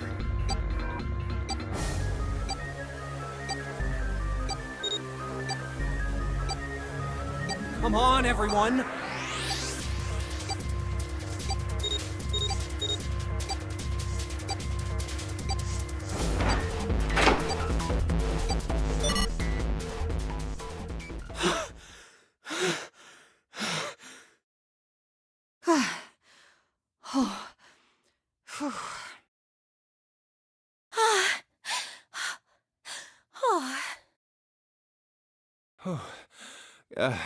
Looks like it stopped.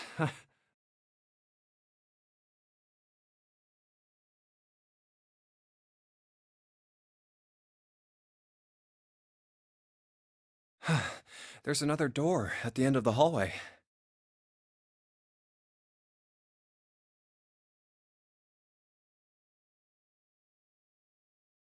Let's try this one first.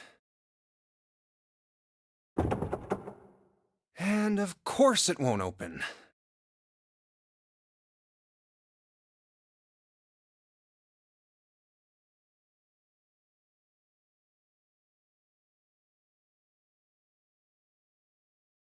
A keyhole. What's this mark? Mail?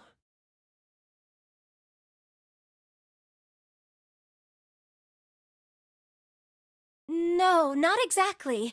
That's probably the symbol of Mars. Well, technically, they are the same symbol. But I saw a number of similar symbols near the main stairway. The symbols of the solar system. Oh, that's right. The Sun, Saturn, and Earth. At least that's what I'm assuming. So this isn't the man symbol.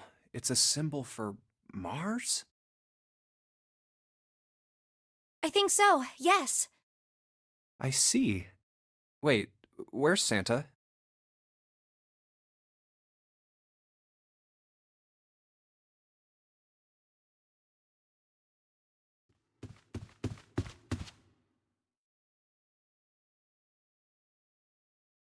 Yeah, so, I looked the place over. Here's the deal. None of the other doors open. Then that must mean...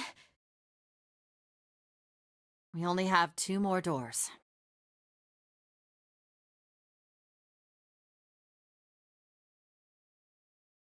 Maybe it's the room number.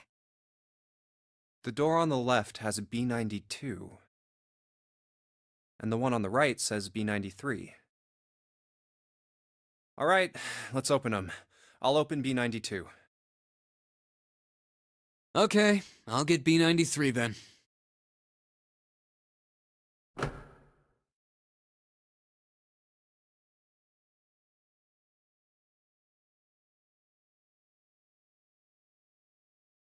One, two, three!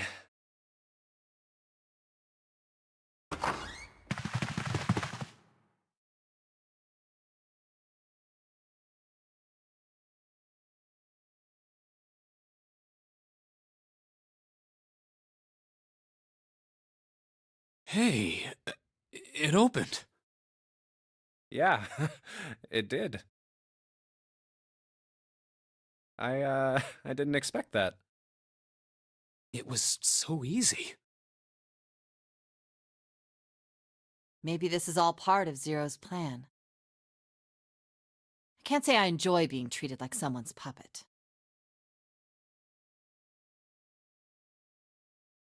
Well, now we have these 2 rooms. I'm sure there's something in there that will help us get out of here.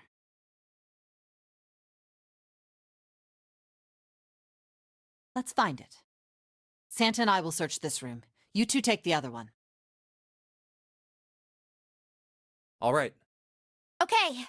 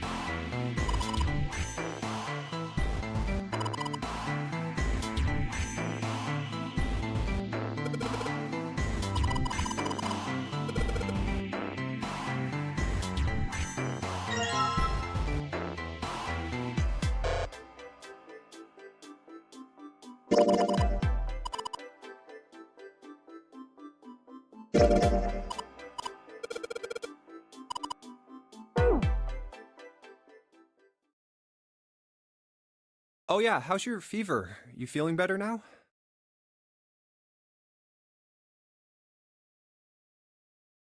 Yes, I'm fine.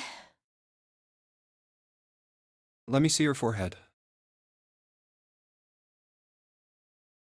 Oh, Guess it really has gone down. are you worried about me?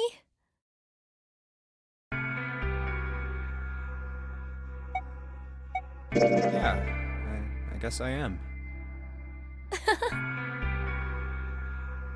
By the way, Jumpy, Hmm? how did you end up here? What do you mean? I told you earlier, didn't I? There was a man with a gas mask when you got home at night. You inhaled some white smoke and passed out. When you woke up, you were on D-Deck. Damn straight. But is that really the truth? What? Jumpy, are you hiding something from me? No, why would I? Well, if you think about it, this is awfully suspicious. I mean, why would two childhood friends bump into each other in a place like this? Hey, I could ask you the same thing. Are you hiding something? What would I hide? Well, I don't know. Anything. I mean, you're hiding it. How would I know? You mean like the number of men I've dated?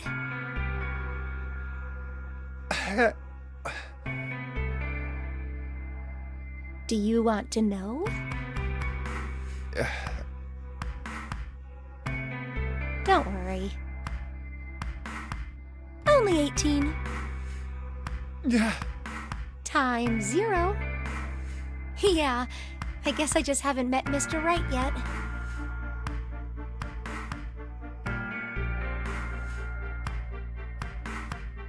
Yeah, I see. Anyway, I'm not hiding anything. Just like you, Jumpy. When I woke up, I was on D-Deck. Well, you do have a point. I mean, why did Zero pick us? We haven't seen each other since elementary school.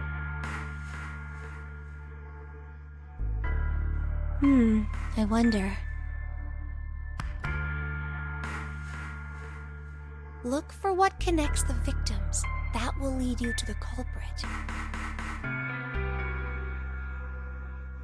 Do you remember Seven saying something like that? Yeah, I do. So? Well, that's what I'm saying. I think this must all have something to do with a classmate of ours. You got any ideas who it might be? No, nothing. Oh, Well, if it had something to do with school, then it could be one of our teachers, or maybe the principal.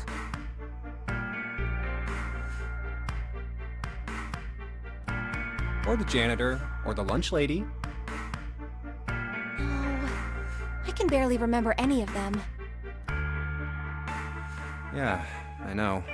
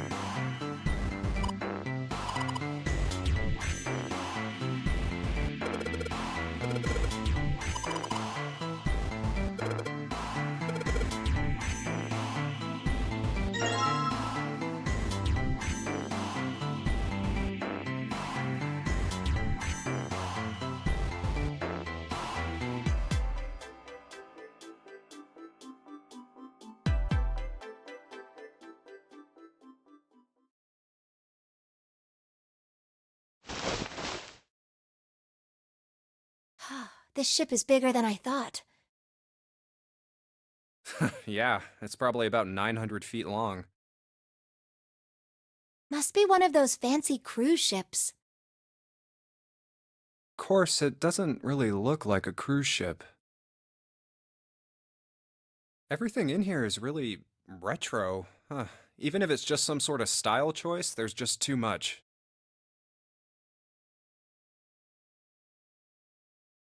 Do you remember what Zero said? On April 14, 1912, the famous ocean liner Titanic crashed into Earth. After remaining afloat for 2 hours and 40 minutes, it sank beneath the waters of the North Atlantic.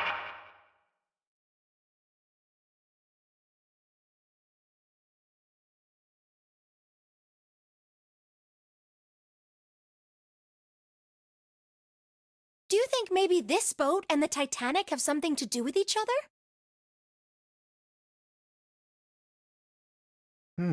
That's a good point. I doubt he would have mentioned it if there wasn't a reason.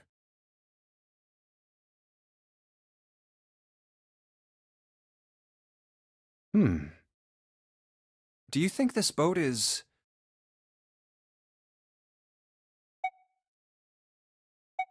a replica of the Titanic? A replica? Yeah, you know, like a copy of the actual boat. Who on earth would make something like that? Fans. Crazy Titanic fans. No way. Do you even know how much money that would take? No idea. But all they've got to do is break even, you know? Break even? Yeah, they could use it as a cruise ship. Climb aboard a piece of history, sail around the world in the resurrected Titanic. Hell, with marketing like that, they'd probably have more customers than they'd know what to do with.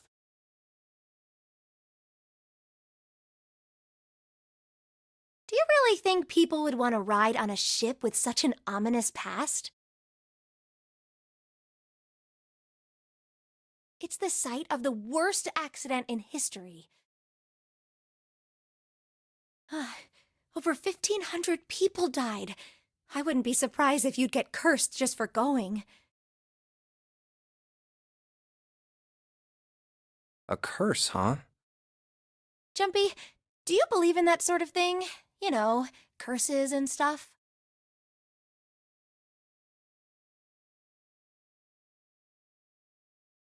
Yeah, well, I guess so, to a certain extent. What about you? No, I guess that's kind of a dumb question. Yes, I do believe in curses. In fact, I think it was a curse that sunk the Titanic.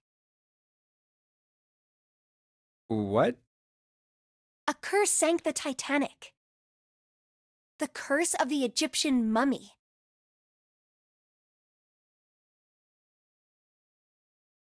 Supposedly, the Titanic carried the mummy of the priestess Amun-Ra, which was stolen from a pyramid. And they say that the mummy had a history. Everyone involved with it died mysterious deaths. Come on, I'm sure you've heard of it before. Those who open the coffin will be forever cursed. Haven't you ever heard that one?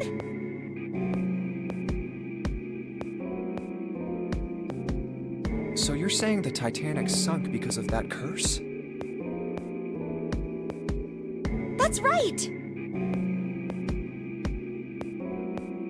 That mummy, the priestess, supposedly, she was special. What do you mean? Well, supposedly, she was really pretty. Pretty? Yes? But she was a mummy. That's right. She wasn't all shriveled up or rotten or anything. She almost looked alive. Oh, okay, I get it. Okay, it's that thing. I don't remember the name. Where your body turns into some kind of wax? Yeah?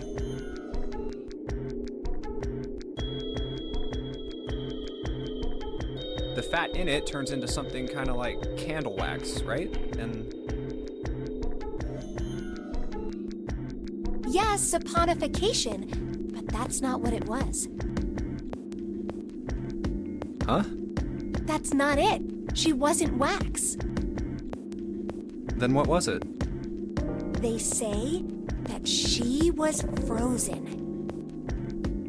What? Frozen? That's right.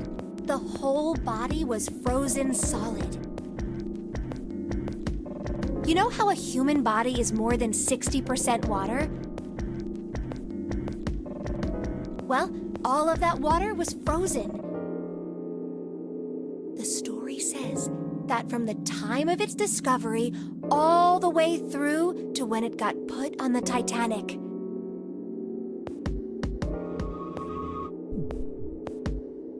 Even though it was carried through the desert, her body never melted. That's crazy. I think so too, but maybe it's true and we just didn't know about it before. I didn't know? Yup.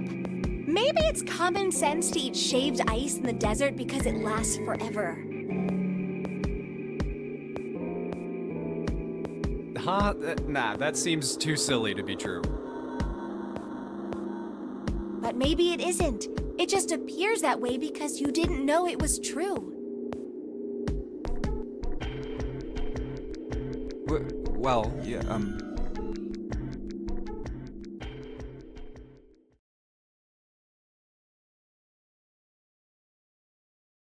Ice that doesn't melt, even in the desert? Does something like that really exist? No, even if it did, it wouldn't really be ice anymore, would it? Hmm.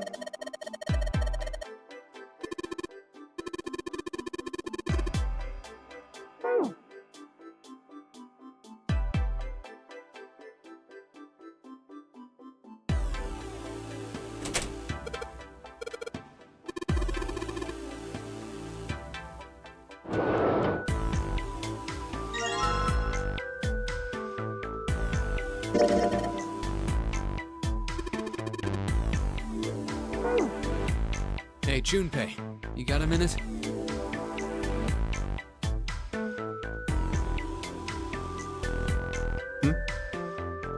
Here, take this. A bookmark?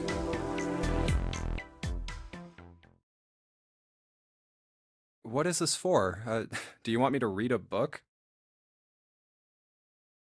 I found it in between some of the cushions on the sofa. Pretty sure it ain't gonna be any help to us, but I figured we might as well hang on to it anyway.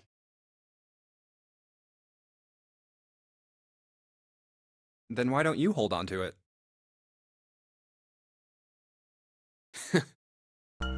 You know what I hate most in the world? I got 4 things: hope, faith, love, and luck. Hope, faith, love, and luck? Damn straight. And you hate these things? Yeah, you got a problem with that? Not really, but... What does a bookmark have to do with any of that?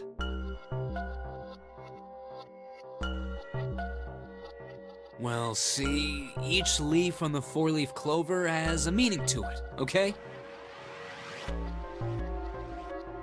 And that meaning is pretty much those 4 words. It's like a flower language. Well, I guess it's not a flower, is it? So, leaf language, I guess? Yeah, you could call them leaf words.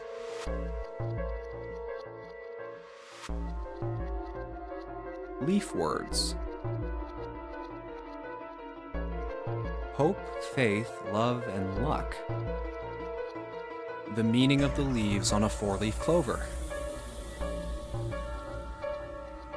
So, yeah, I want you to take it, okay?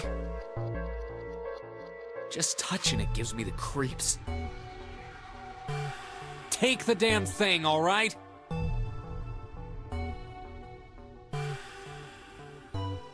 Here.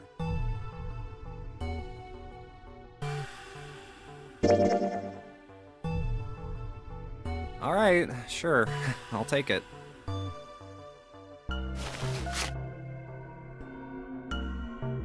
Oh, man, I feel a lot better now. That thing was a real pain, you know? Do Do you really hate those 4 words that much? Yeah, well, they can all betray you, you know? Hope, faith, love, even your destiny.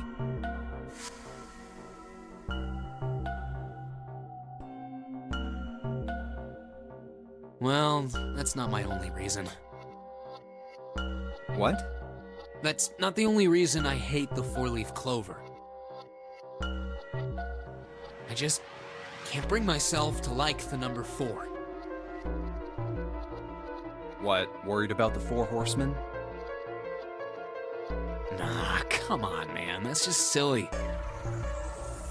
Maybe back in the Dark Ages, that kind of crap scared people. This is the 21st century, and I'm a 21st century guy. I'm a little insulted. Then why do you hate 4 so much? 'Cause it's a half-ass number. Not the best or the worst. That's why. What? 9 is a way better number. So what if it's last place, right? At least it's not some lame-ass middle number.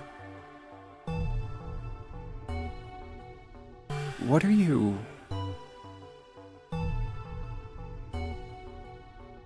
You play? Play?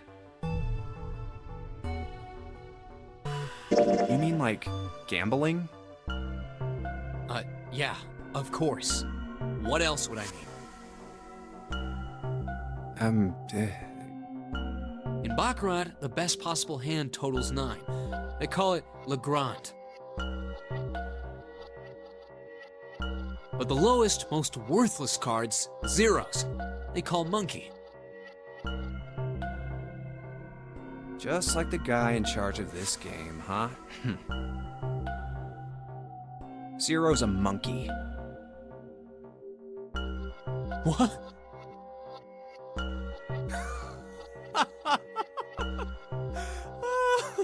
Oh man, you're totally right. The guy who trapped us in here sure is one hell of a monkey.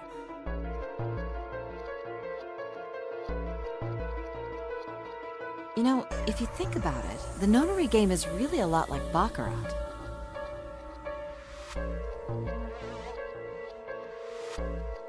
And of course, it doesn't use any of that stupid digital root junk. You just drop the tens digit, and that's it. Still, it does have the same idea of your final number needing to be a single digit. Oh, yeah, I guess you got a point. And in both games, whoever has 9 wins. The person who makes 9 wins? Wait, did you forget already? Don't you remember what Zero said? It is hidden, but an exit can be found. Seek a way out. Seek a door that carries a 9.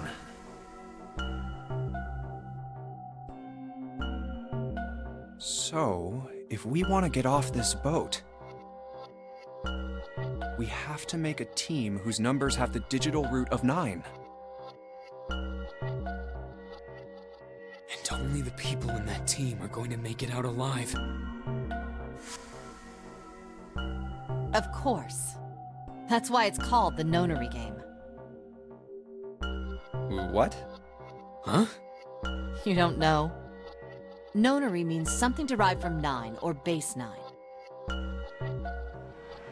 It's derived from the Latin prefix nona, which means 9. While we're at it, the prefix for 1 is uni. You know, like the unicorn, the horse with 1 horn. 2 is bi, like binary. Binary means composed of 2 parts. 3 is tri. I'm sure you've heard that one plenty. Like trio, triple, and triangle. You get the idea. After that, you have quart, quinti, sext, septum, and so on. And of course the prefix for 8 is octo, like octopus. It's called that because it has 8 legs. Get it? I see. So then Nona means 9. So, how many of us are trapped on this ship? That'd be 9. And what are the bracelet numbers we have? They go from 1 to 9. And our time limit? How many hours did we have? 0 said 9 hours. And finally, to get out of this ship, We need to find the door with a 9 that's hidden somewhere in the ship. By making a team with the digital root of 9. and there you have it. The number 9 is everywhere in this game. He's got a real theme of 9s for this whole thing. No wonder it's called the Nonary game.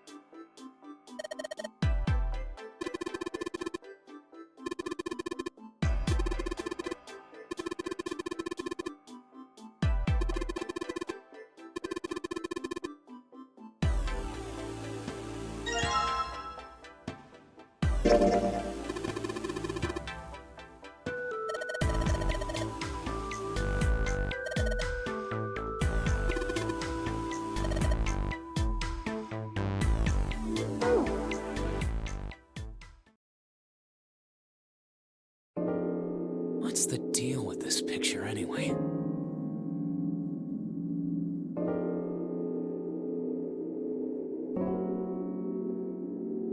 I think I've seen this picture before. Where?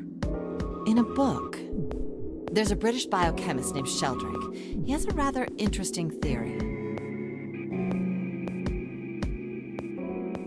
I saw this picture in his book.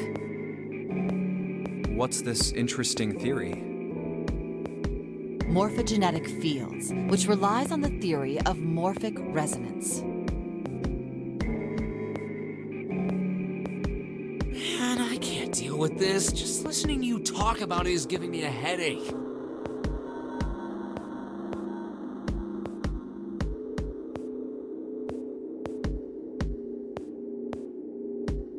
It's not a difficult concept to grasp. In essence, he states that the shape of living organisms and their behavioral patterns are transmitted through a field not visible to the eye. What part of that isn't difficult, exactly? All right, how about this? Theory of the telepathic mechanism. Telepathy? Yes, telepathy. Well, perhaps not exactly telepathy, but it's close enough for a simple approximation.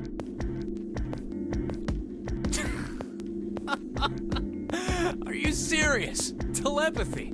Who do you think we are? Kids from the 70s? I can't believe someone would actually do serious research on something like that. Yes, I agree. I read the book, but I can hardly say I understood it. I'm in no position to defend or condemn anything it said. It was probably just someone latching onto a statistical outlier from some study and turning it into a ridiculous theory. There's no scientific merit to any of it, I'm sure. But even so, Anyway, I saw a picture like that one in his book.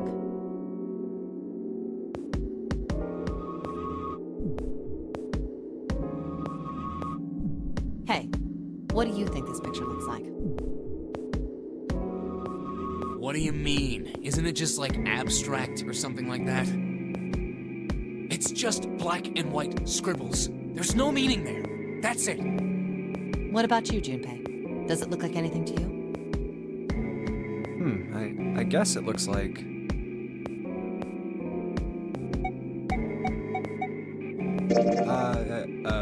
a Funyarimpa.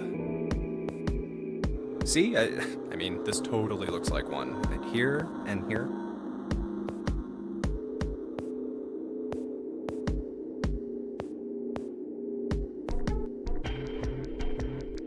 What the hell is a Funyarimpa? What do you mean? What the hell is a Funyarimpa? You mean you don't know? How the hell would I know? How could you not know? That's practically blasphemous. Oh, say you're sorry. Apologize to the Funyarimpa. Goodness, you are such a rude woman.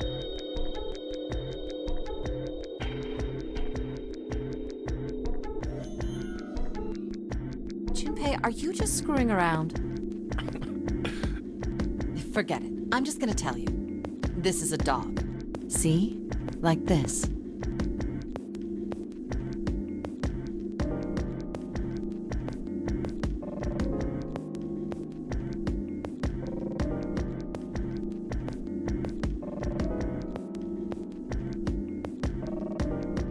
So, now we know what it's a picture of, but I don't see how that helps us.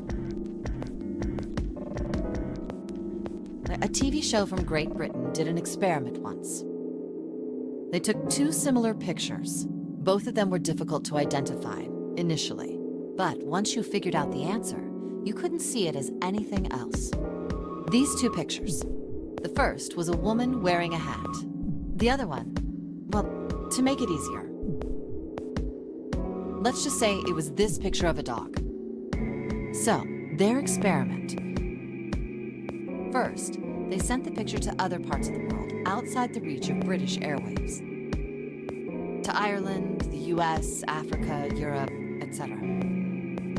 Then, in each country, they gathered a number of test subjects, roughly 1,000 people. They were shown the two pictures and asked, what does this picture look like to you? The results weren't really interesting on their own. 9.2% of the people saw the lady in the lady picture.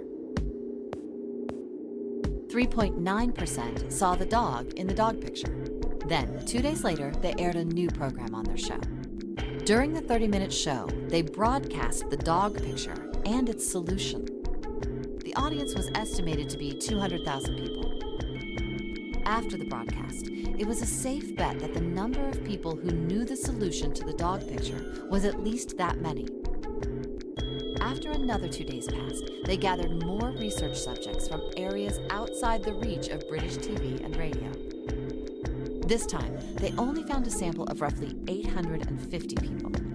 Naturally, none of them had participated in the first test. They were, however, given the same tests and the same two pictures.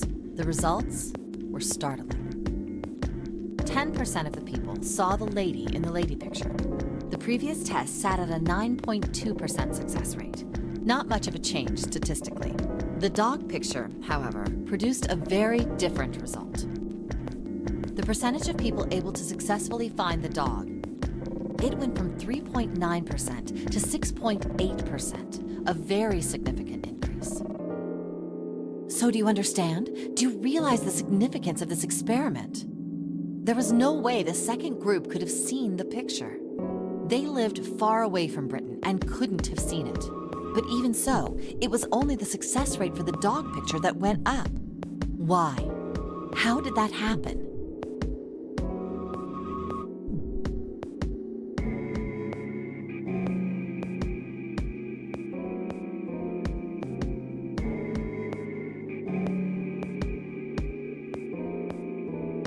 Does this have something to do with that field, or whatever it was that you were talking about earlier? A field not visible to the eye. So, if more people know the answer, then that information will pass through the field.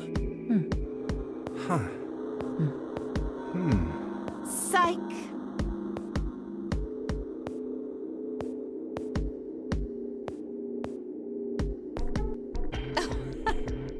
I was just kidding.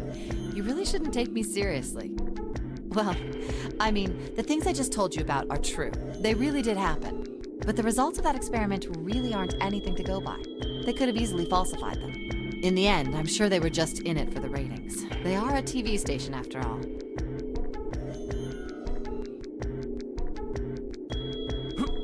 Right! Man, I gotta admit, you had me there for a minute. I really thought you were serious. Of course not. Like I told you before, I'm sure it's all just pseudoscience. Oh, okay, right.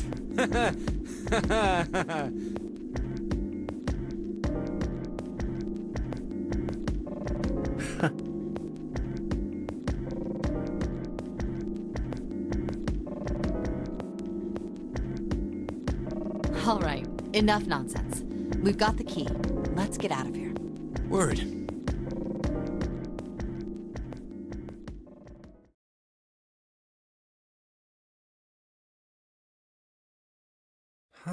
A field not visible to the naked eye. Morphogenetic field.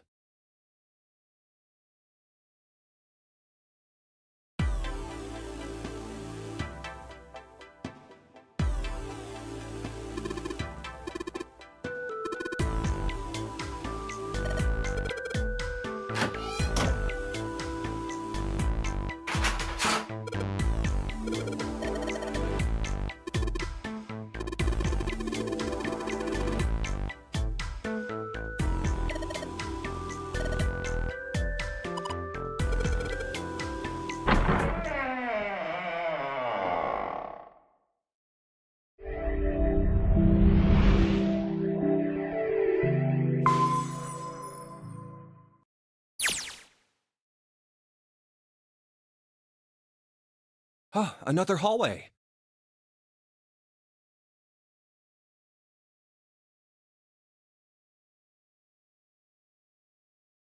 Come on, open! It's not going to open because you rattled it, you know. Damn it! Look over here! Elevators. And the buttons... Of course they don't work. The power must be out here too, just like by the staircase. That leaves this door. Well, looks like we don't have any choice. Yeah. Sure does. Well then, let's open it. All right, here I go.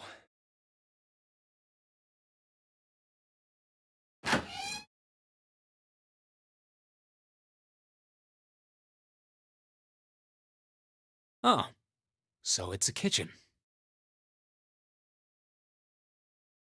What were you expecting? Isn't it obvious? The exit? I was hoping this would be the way out of here. You really think it'd be that easy? Yeah, I know. Still.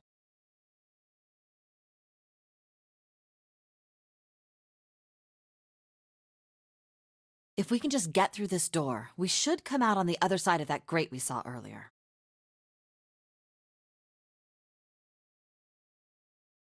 No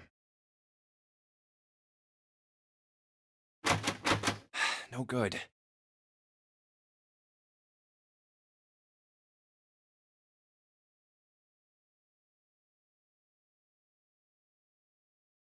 Anyway, let's take a look.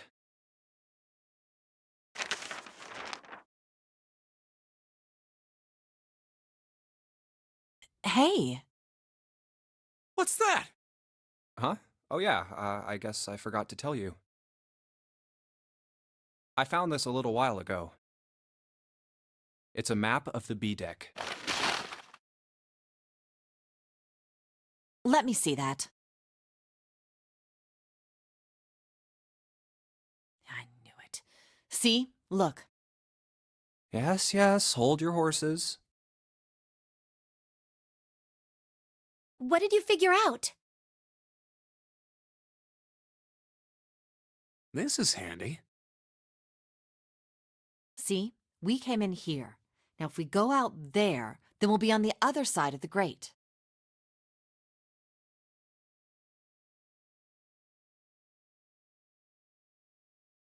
How about that? She's right. We can get out through there.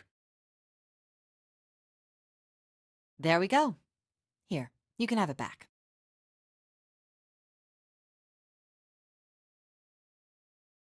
Thanks.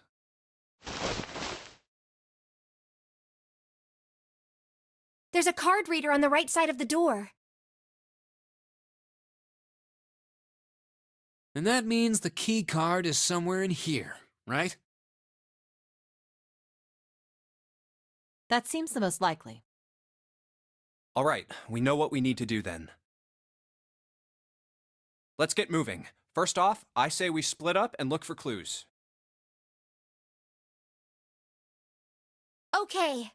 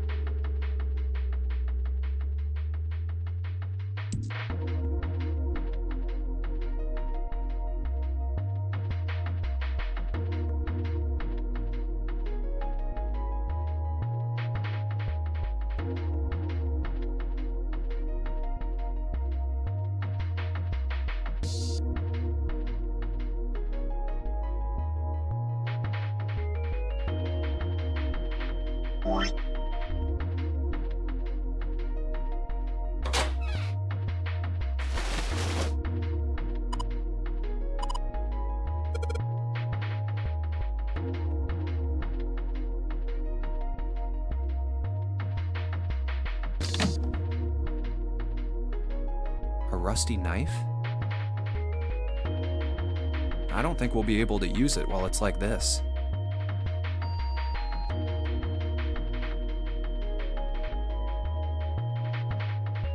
It's futile. Futile?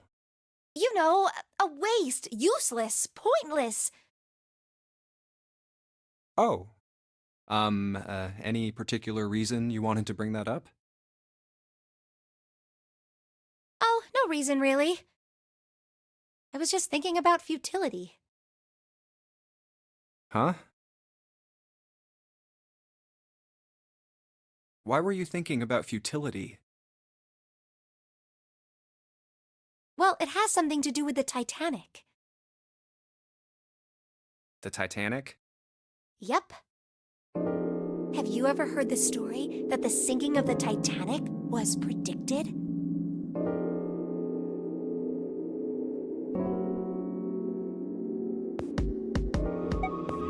No, I haven't. What is it? In 1892, 14 years before the Titanic sank, a novel was published. It was called Futility. It was written by an American novelist named Morgan Robertson. The story was about a big cruise ship colliding with an iceberg and sinking. Of course, if that was the only similarity, there wouldn't be any reason to mention it.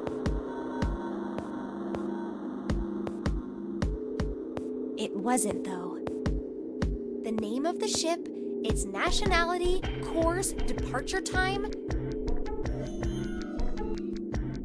size, displacement, maximum speed, number of passengers and crew, the number of lifeboats,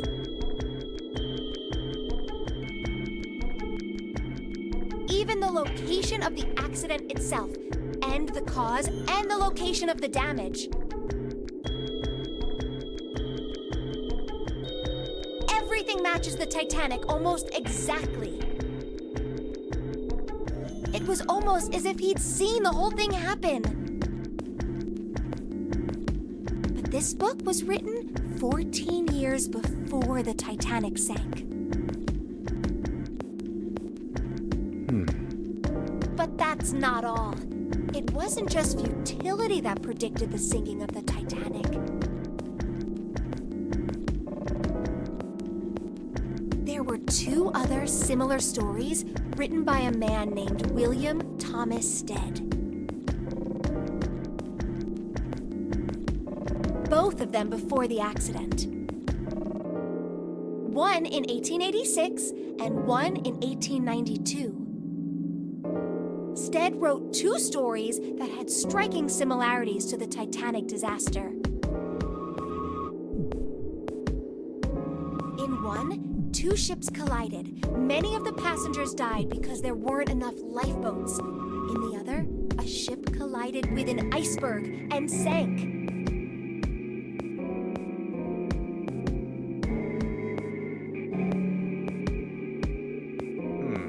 I don't know. I mean, I'll give you that it seems a little weird, but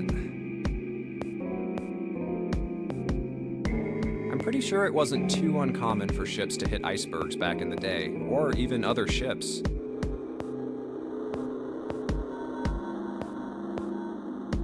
Right, I knew you'd say that. Hmm? But what if Stead had some sort of special powers? To be more specific, what if he had the ability to do automatic writing? What? Automatic writing? Wait, are you talking about when someone's possessed by a spirit and then they write a bunch of stuff without knowing what they're writing? Yes. What do you mean, yes? That stuff's a load of bull. But Jumpy, you said you believe in curses. Come on, that's totally different. Okay, let's say, hypothetically, that automatic writing isn't a total load. These guys still couldn't have predicted the sinking of the Titanic. When this Stead dude wrote his thing, nobody had died on the Titanic yet. So if automatic writing is about being possessed by dead people, who the hell possessed him so he could write that stuff? That's not it. What's not it? Stead wasn't possessed by a spirit. He was doing the possessing. What are you smoking? William Thomas Stead was a passenger on the Titanic. He just wrote down what he saw with his own eyes 20 years before it happened.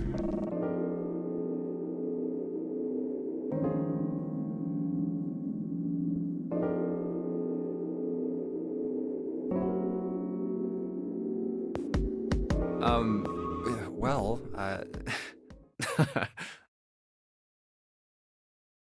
Well, why don't we talk about this some other time, okay? Huh? But... Come on, let's get back to it.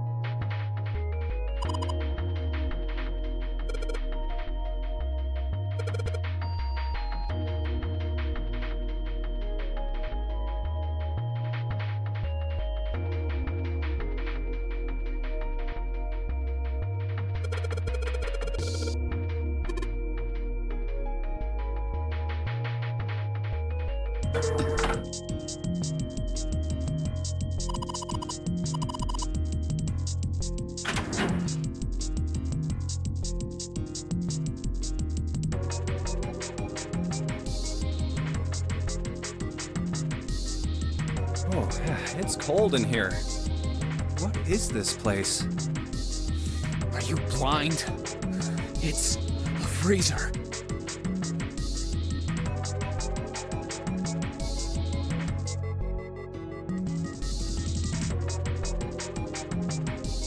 Oh, no way. That's way too cold for me. I'll freeze solid in seconds. Sorry, but I'm afraid I'll have to pass on this one. I'm going to leave the rest to you.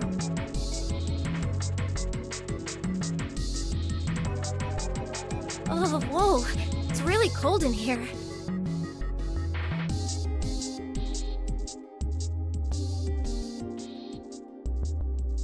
Hey, you don't need to be in here. You had a fever just a little bit ago. You should stay outside. We got this. No, I'm fine. My fever's gone now. But Huh?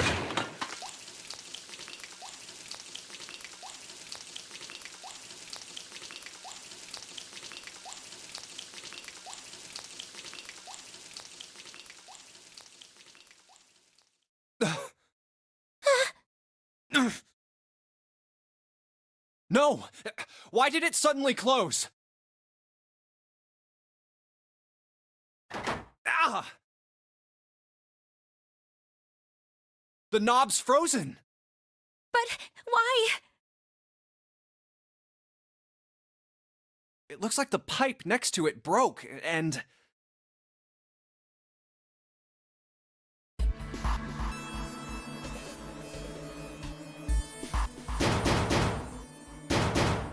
Hey, Lotus! You're out there, right? Open the door! What do you want? What's going on? The door won't open! Try opening it from that side, please! Oh, fine. If you say so. Hold on.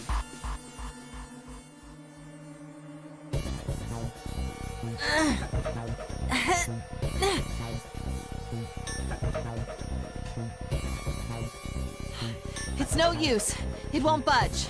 You've got more people in there. You figure it out.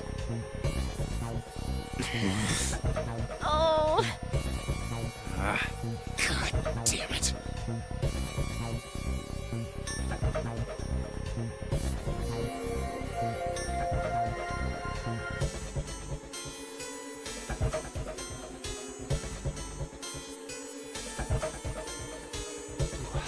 Anyway, let's find a way out.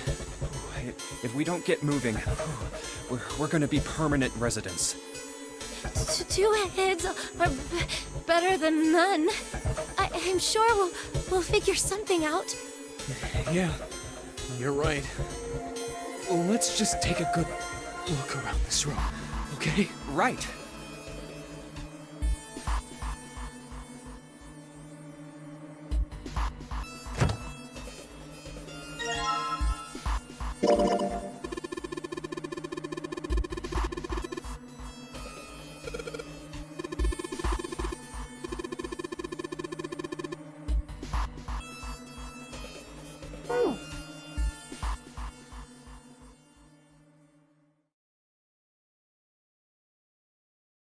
Dry ice is just frozen carbon dioxide, right?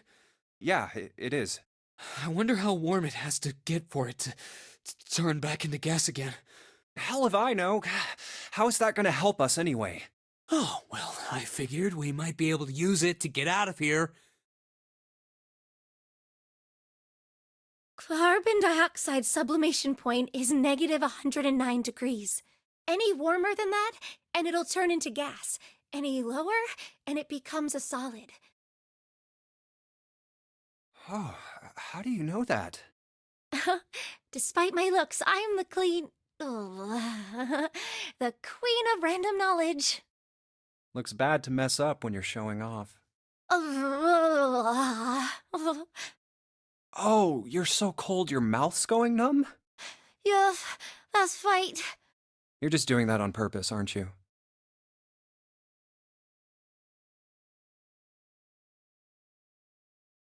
Come on, guys. Don't you think that's kind of weird? I wonder why it doesn't turn into a liquid first.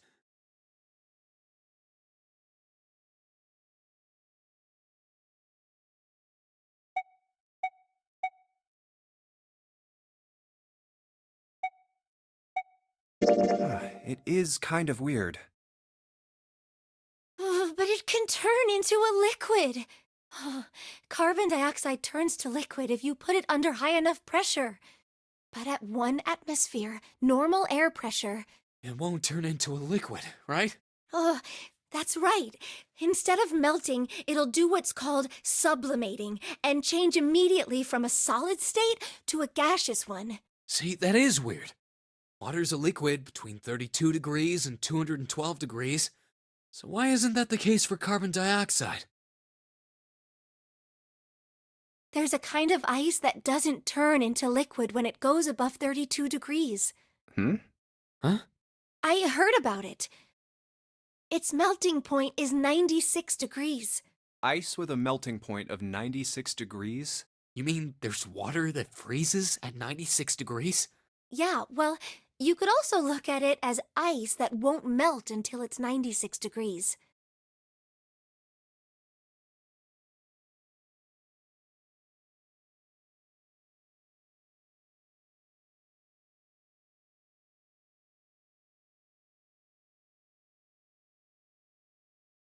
So what's this ice with a melting point of 96 degrees called? I heard it's called Ice 9. Ice 9? Originally, Ice 9 was a made-up substance invented by a science fiction author. But recently, scientists have discovered that such a substance actually exists. Wait, hold up. So is this thing called Ice 9, or is it water? Like I said, if the ice is over 96 degrees, it'll be liquid. If it's under that, it'll solidify. So you could think of it as a polymorph of H2O. Here, think of it like diamonds and graphite. They're both made of carbon, right? But depending on the structure of the crystallization, the hardness and structure are completely different. So you're saying normal water and this Ice 9 are like that? Yup. Have you heard the story about the crystallization of glycerin? For 150 years after the discovery of glycerin, people cooled it, warmed it. They did all sorts of things to it. But whatever they did, it never crystallized. However, one day in 1920, some glycerin on its way to England by ship was discovered to have crystallized during the trip. Scientists around the world wanted to research this new, crystallized form of glycerin and asked for seeds. Oh, a seed is a sample of the original crystallized substance. With a seed crystal, further crystallization of glycerin would be easy. However, something very strange happened. Not only did the glycerin encouraged by seed crystals begin to crystallize, even the samples nearby did, even though they were tightly sealed. And it didn't end there. After that day, it doesn't matter where in the world it is. All glycerin crystallizes naturally when cooled to less than 64 degrees. Before that day, no matter how glycerin was cooled, it refused to crystallize. But once the crystallization had begun, it was almost like... how do I put it? It was almost like all the glycerin in the world was communicating. Communicating in some way that we can't sense. And now it's happening everywhere.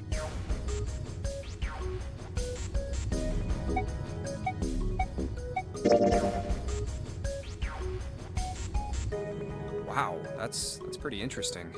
But, what does that have to do with Ice 9? What she's saying is that it's a lot like Ice 9. What happened, I mean. A lot like? Oh, that would be bad. If water everywhere started freezing at 96 degrees, man. It'd be the end of the world.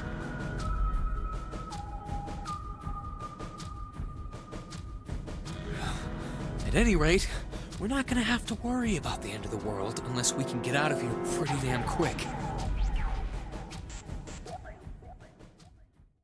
All right, guys, I think that's enough of that. I didn't think we'd get quite this far off topic. I mean, I know I'm kinda at fault here, but we can't be screwing around anymore. So seriously, I might go by the name Santa right now, but I didn't grow up in Iceland. I freaking hate the cold. So let's get cracking, all right? We gotta find a way out of here.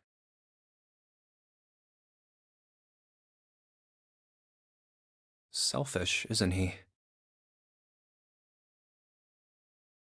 Ice 9 is interesting and all, but we can discuss it more once we get out of this freezer.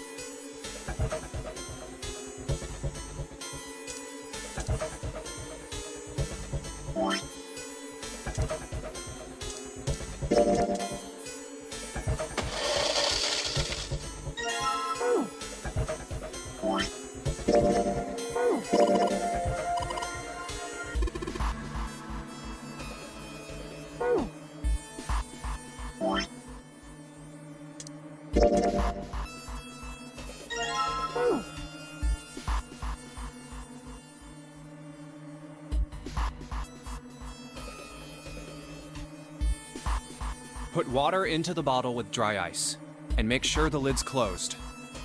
Now I just have to put this makeshift bomb on the doorknob. Alright, that's set. So, what do we do now? We just need to give it a little, tap. The bottle's already about to pop. If we just throw a rock or something at it, it'll go off all on its own. A small rock. Huh. A small rock.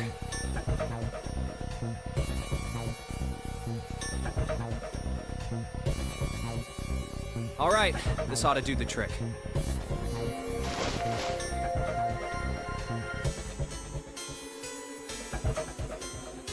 Ah, some dry ice, huh? Not a bad idea. Alright, guys, stand back. Actually, we should probably hide somewhere. Where exactly do you expect us to hide, genius? There isn't really anywhere big enough. Yeah, there is. Look, right here. We can hide in there.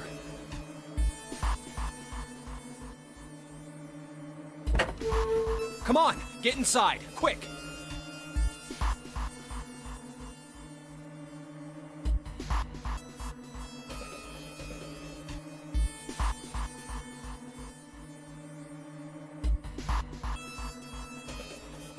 All right, here I go. 3, 4, 5. You're counting the wrong way. Oh, oops. That is a really sad excuse for a joke, man. Sorry, dude. All right, for real this time. You guys ready? Yes, whenever you're ready. Just throw the damn thing. All right, here I go. 3, 2, 1.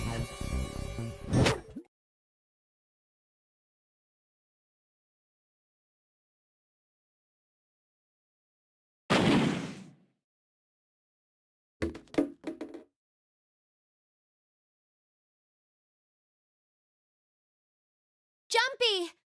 The ice on the door! Is it gone? Yeah, it's gone. The blast must have shattered it. Yes! All right, let's see if it opens. Hooray!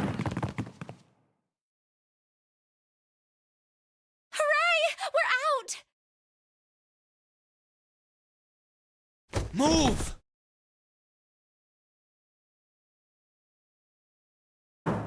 Oh, god damn it! Hot, hot, hot, hot, hot, hot, hot! Fuck! Well, you did just grab the grill. What did you think would happen?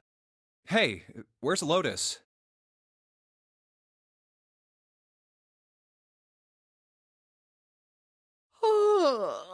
Welcome back. I was starting to get tired of waiting for you guys.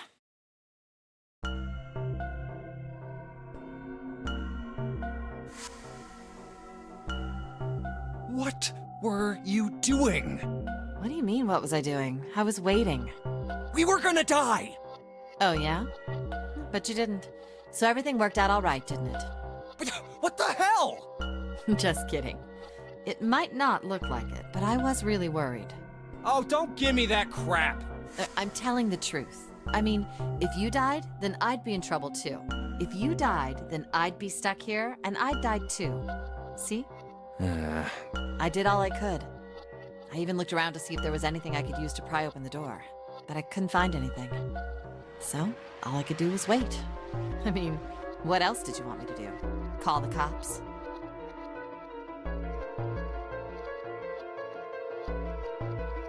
Fine. But there's one thing I have to ask you. What's that? You didn't close the door, did you? What? You think I closed the door on you? Why would I do something like that? It closed on its own. I told you before, if you die, then I die too. Yeah, I guess so. If she really wanted to kill us, all she had to do was bar the door from the outside. But she didn't. Well, she didn't do anything. She's only lazy, or negligent at least, not an attempted murderer.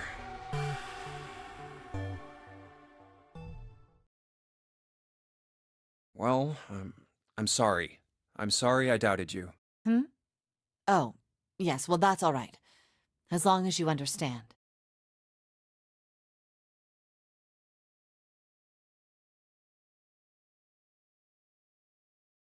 Hey, no more screwing around, you two. Break time's over. Especially for you, lady. You've just been sitting on that fat ass of yours while we were freezing to death. How rude! I was plenty busy. Yeah. How about you put all that energy into something besides bitching? Let's go.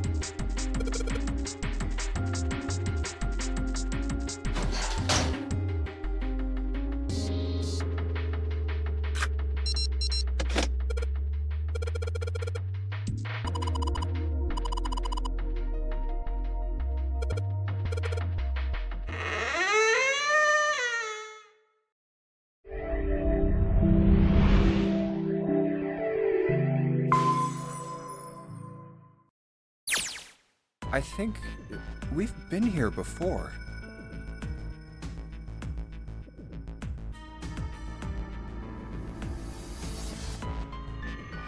The elevators are over there, so that means... We went into the kitchen through that door and came out on this side. That means the map was right. Looks like. Then let's use it to plan our next move. Next move? Yeah, we need to decide where to go from here, don't we? He's right. Let's get started. From the looks of it, there are 4 possible routes. Let's just keep it simple and call them A, B, C, and D. First, A and B. They both seem to connect to a room that looks L-shaped. Yeah, there were 2 doors. But they were both locked. We couldn't open them.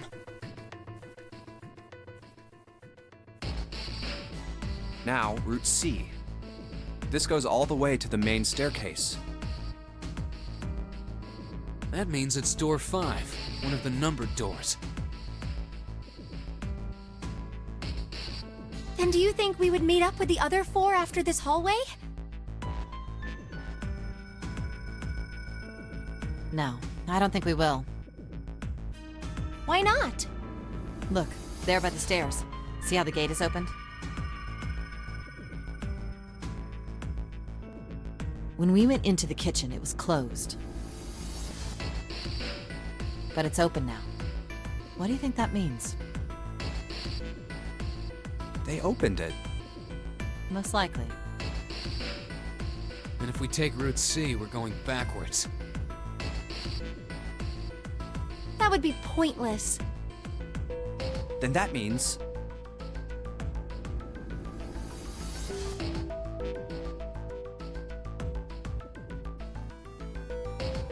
Route D, then. D it is. Yup, Route D. Then we're set.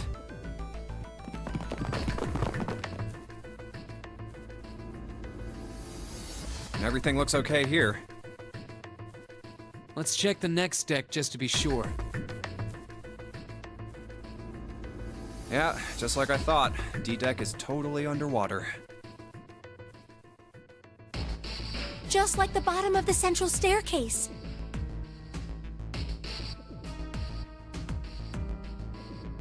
At least the water level hasn't really changed.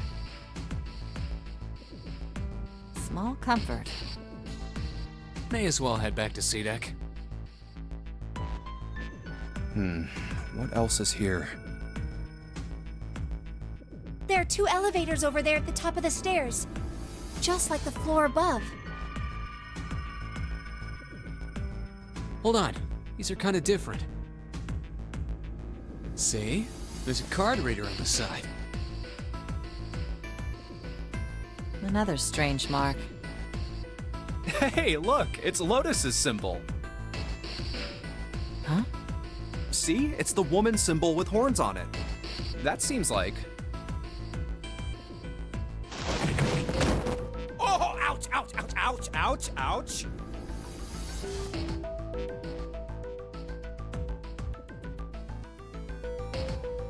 What was that about the mark again? Nothing.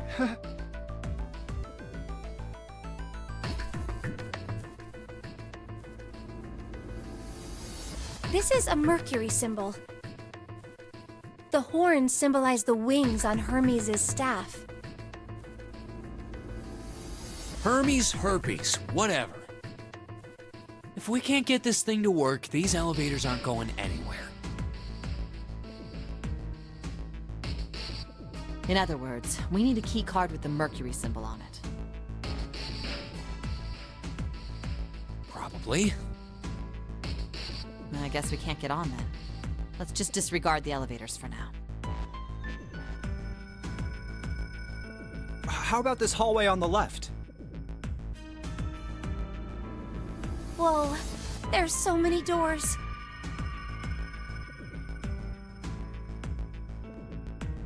Damn it. If we try and search all these, the sun's gonna go down before we've done half of them.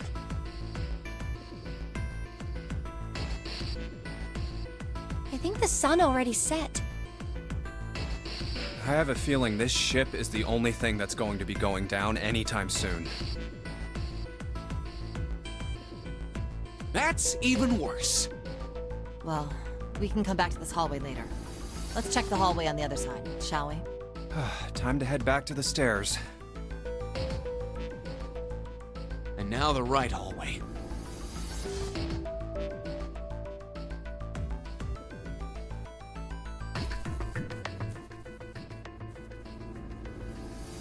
There are doors here too. Well, I guess it's just 4 this time. Let's open them. All right, let's start with this one.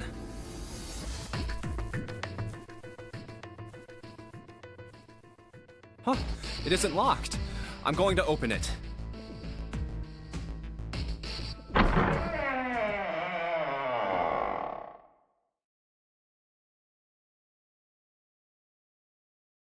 What?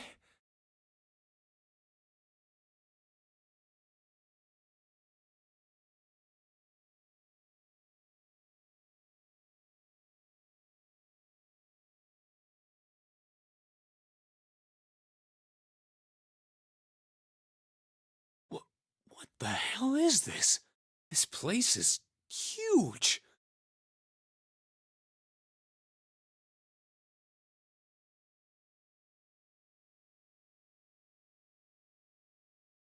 Oh, there are beds everywhere.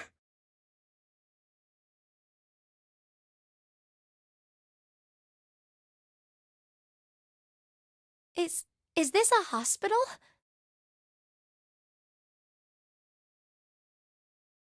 It definitely has the smell. Could be. I see medicine cabinets and surgical tools. Hey, look there. The 4 doors at the end.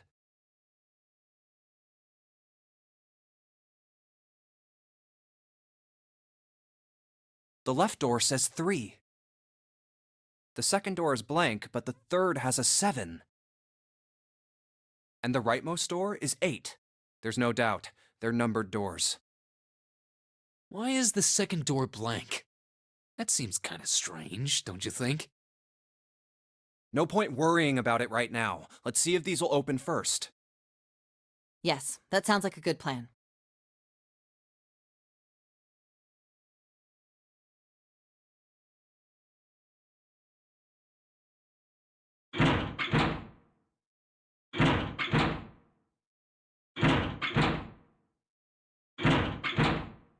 Oh, it's no use.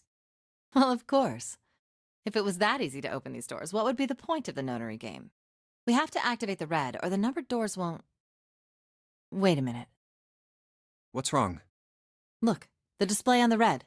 There's nothing on it. Huh? Don't you remember? The red at the central staircase? If no one was inside, it said vacant. Oh yeah, you're right. But this one... There's nothing on it. Right? I wonder if it's broken. Only one way to find out.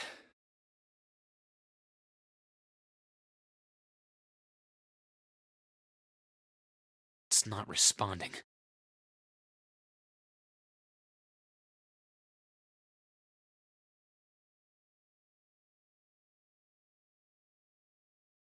How about the red on door 7? And door 3? None of them are working. What does it mean? I knew it. They're broken. Zero sure sucks at maintenance. No, that's impossible.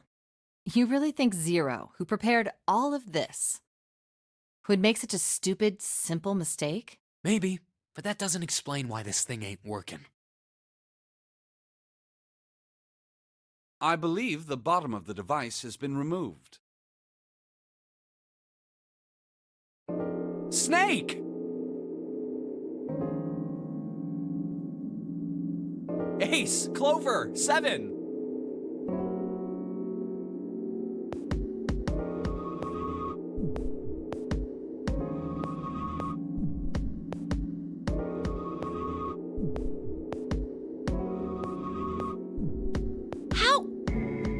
How did you guys?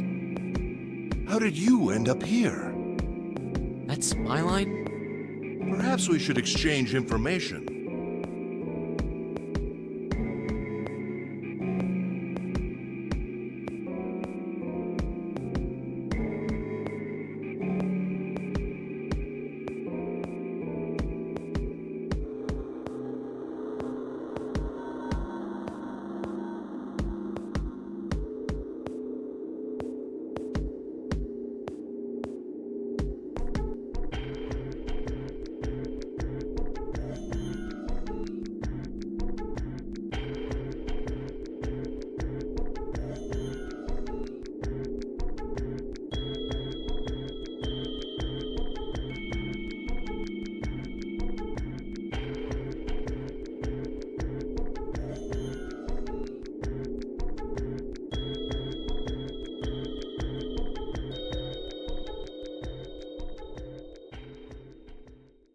There you have it. Our half of the story.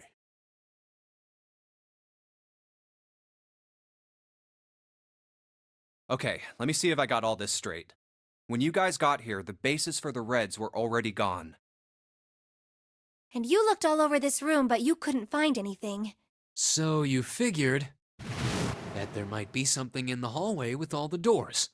So you went and had a look? Yeah. And while you were looking around, you heard voices. Uh-huh. So you followed the voices and came back here. Indeed. And that was how we found you. Why don't we check those 3 Reds again, just in case? You're right. Huh, there's a long, thin gap on the bottom.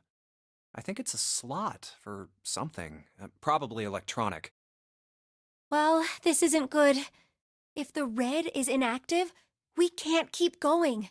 Well, what about that hallway over there? Isn't there anywhere else we can go? No, there isn't. There are plenty more hospital rooms, but nothing else. Hospital rooms. That's what's behind all those doors?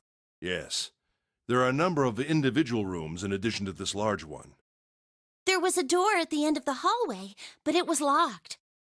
There was an astrological symbol engraved near the keyhole, however. I was able to get a good feel of it. I believe it was the symbol of Jupiter.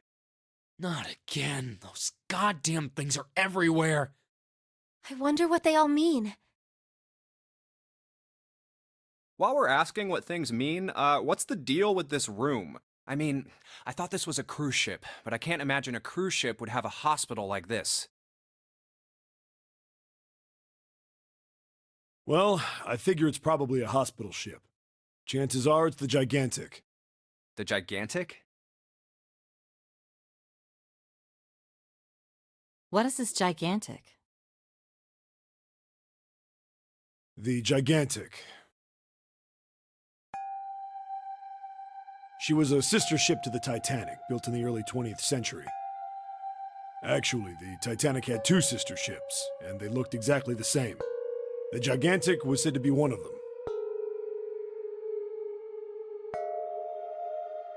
They intended to make her a passenger liner like the Titanic, but World War I began soon after the ship launched.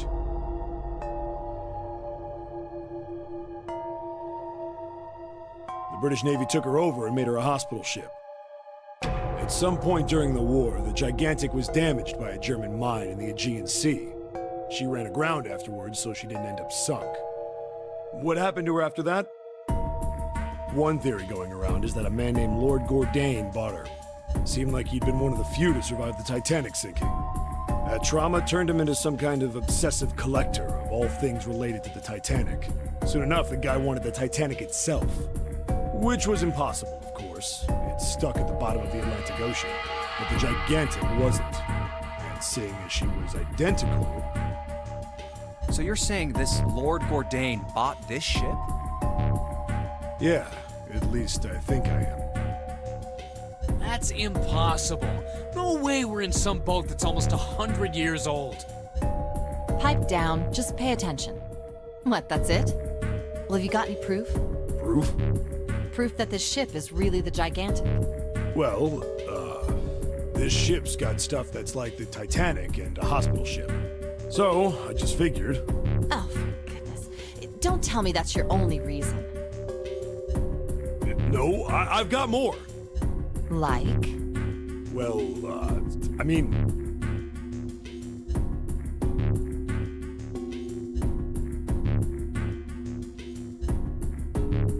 I don't know. I guess your memory isn't back yet, is it?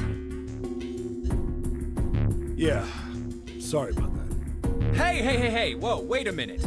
Memory isn't back?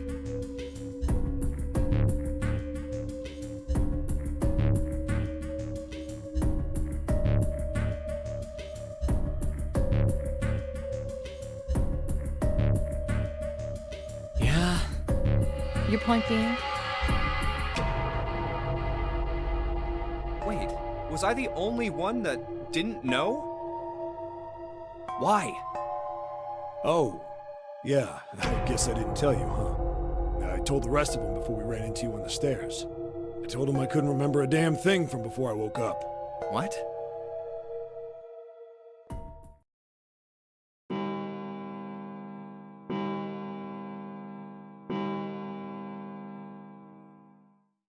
Huh. A bell. It sounds like the clock in the main stairway. 10, 11, 12. Huh, 12. It's midnight. Then we've still got 6 hours left, right? We don't have any time to screw around. Let's get going. We gotta find the missing parts for the Reds. What do you mean, find? How on earth do you propose we do that? We've looked everywhere in this room. That only leaves one place to look. One? Well, not just one. Hmm? Wait. Don't tell me you mean we need to search all of the other rooms. Don't freak out. We've already searched 4 of them. 4 rooms? We just have to split up the rest between the 8 of us. If each of us can do 6 rooms apiece, we'll have the other 48 rooms cleared in no time. There are 48 other rooms?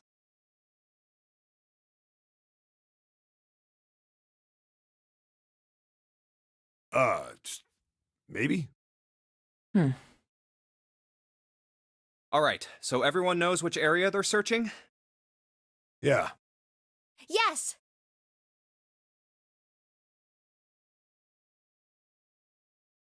We'll all meet up when the clock goes off again. How about in that room with all the beds? Yeah, sounds straightforward enough. I'll shout if I find any of the components we need. I hope we can find them within the time limit. If we can't, then we'll just have to come up with another plan. Right. Then let's do this.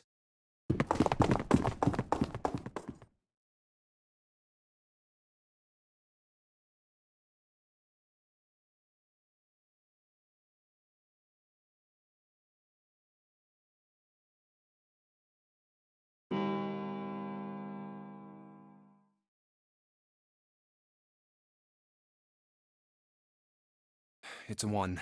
I better get back to the others.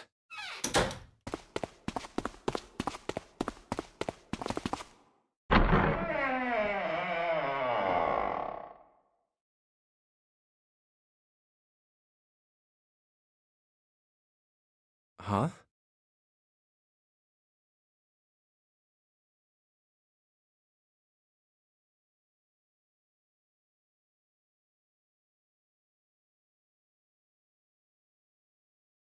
What are they doing over there? What happened, guys? Jumpy, look!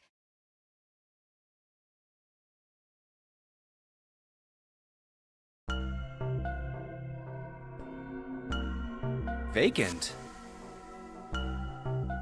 Come on, guys. Who was it? I thought we were supposed to yell if we found it. Well...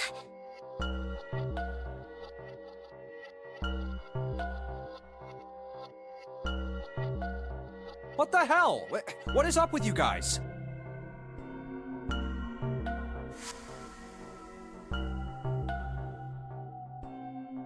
Well, that's the thing.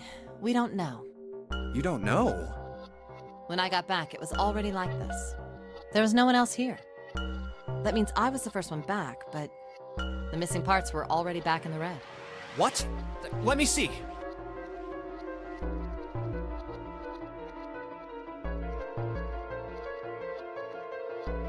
You're right. It's in there. What about the other two? They're the same. Let me take a look.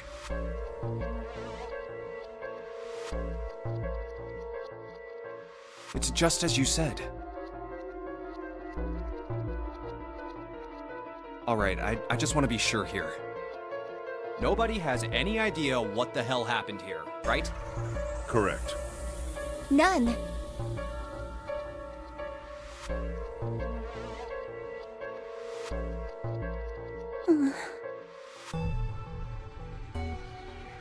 Huh.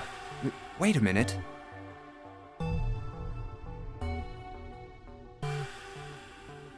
Where's Snake?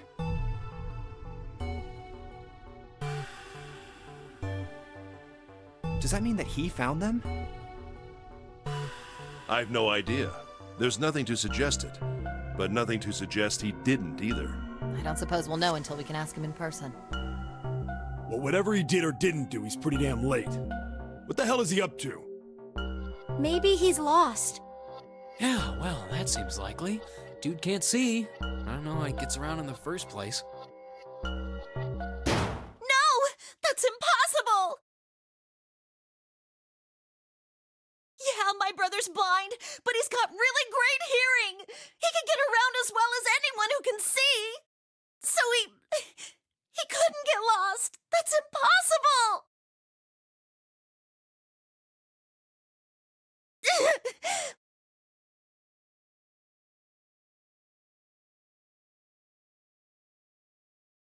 I'm gonna go look for him! Hey, hold on, Clover. Wait!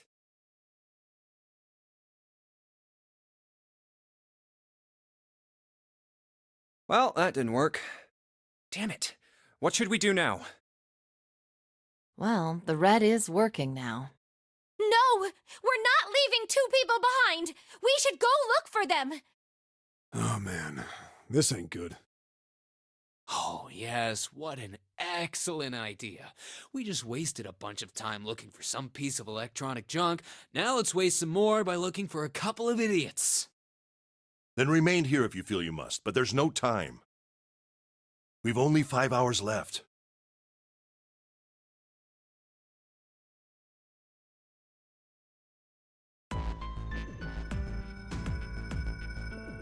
Let's split up. All right, I'll take this direction. Then I shall look that way. I'll be over here. See you all later.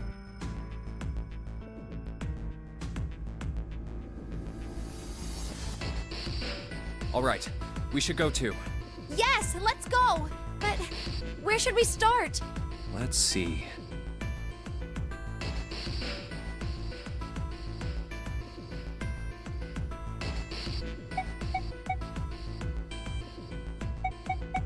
How about the casino on B deck?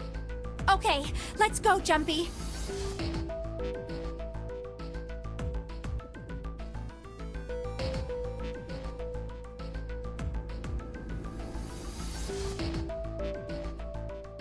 Hey, what do you think you're doing? Isn't it obvious? I'm looking for Snake. I'm just not seeing it.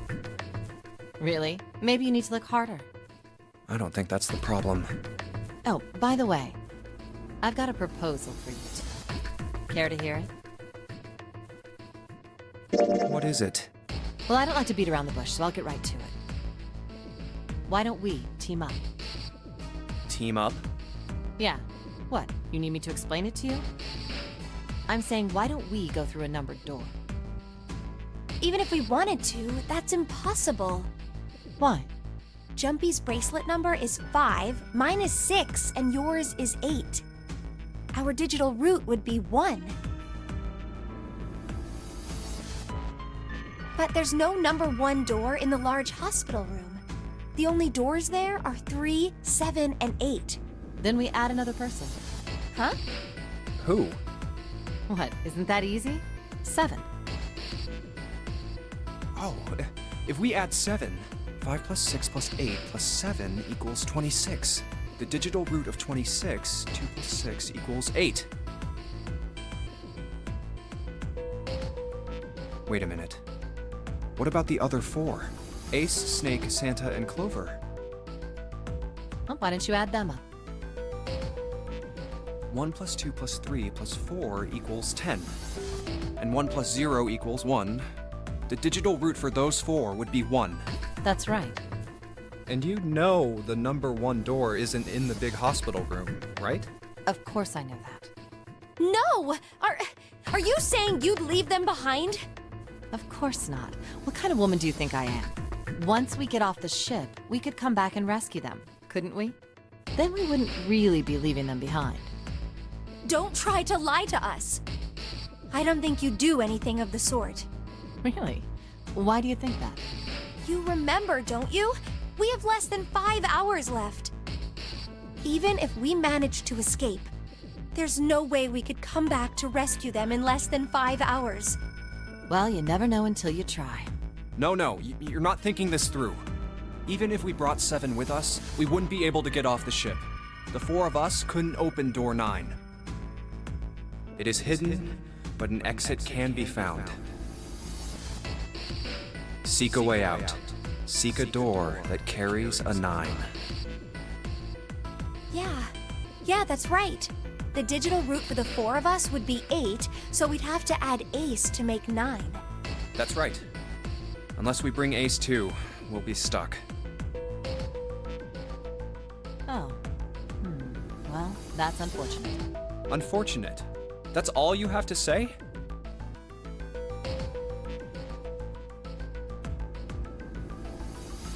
Well, let's try and find another way, okay? A way to get out of here with all 8 of us. That's impossible. Are you being serious? And you do know that only 5 people, at most, can go through one of the numbered doors, right? The number 9 isn't going to be an exception to that rule. Regardless, at least 3 people will get left behind. Huh? Yeah, I guess that makes sense. No. Wait just a second. You're skipping over a really big detail.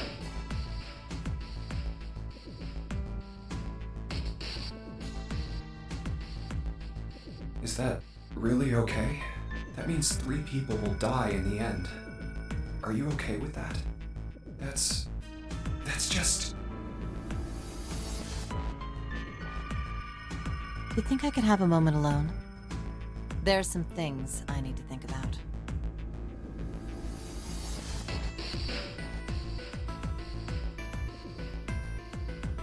That didn't turn out to be a very pleasant conversation. Yeah.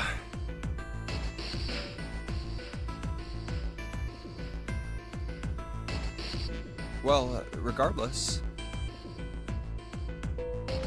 let's just focus on finding Snake for now, okay? Yes, you're right. We can think about those other things later. Yeah. All right, where should we go next?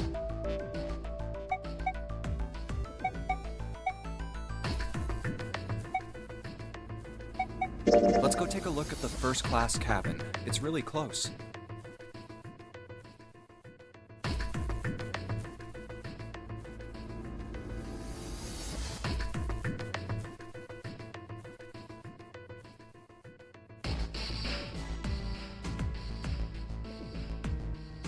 Are you alright?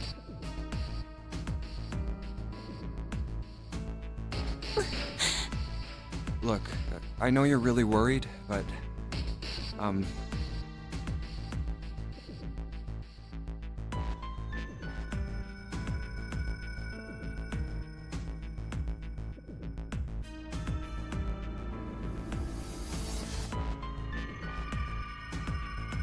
Lone. Lone. Hmm? Lone. I said leave me alone! You're so annoying! Just go away and leave me alone! Just looking at you guys is pissing me off! Go away, okay? Just go somewhere else! Stop bothering me!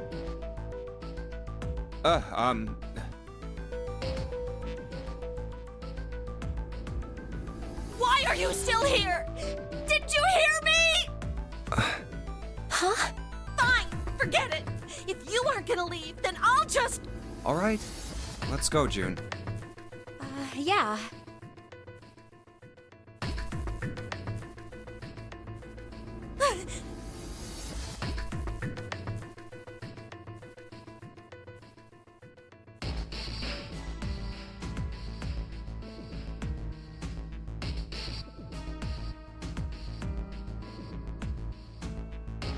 We really need to find Snake, for Clover's sake. So, where do you think we should go next?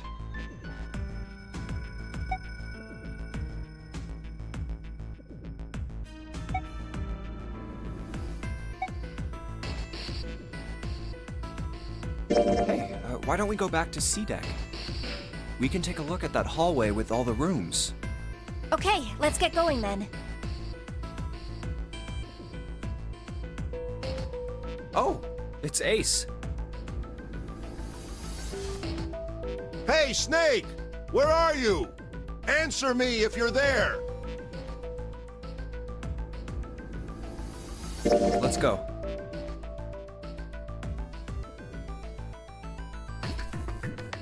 Ah, hello there. Snake is... well, that's obvious, isn't it? I assume you haven't found him yet? Yeah, doesn't seem like you're having any luck either.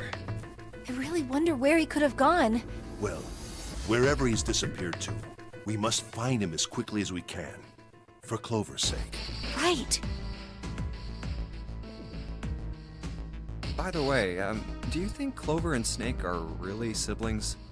Why would you say that? Why? Well, it's obvious, isn't it? They don't look alike at all. Yes, you know, now that you mention it, they don't. Still, there are a great many siblings who do not look like one another. It certainly isn't rare.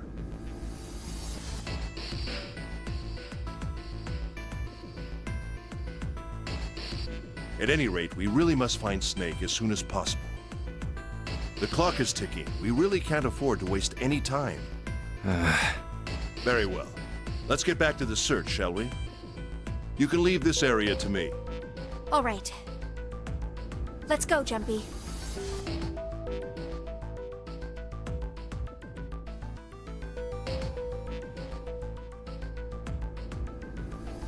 Something about that was... I'll think on it later. Like Ace said, finding Snake is our top priority. All right, where should we go next?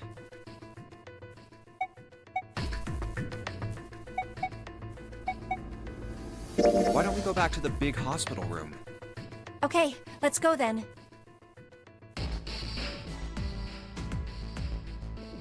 Hey, wait, that's...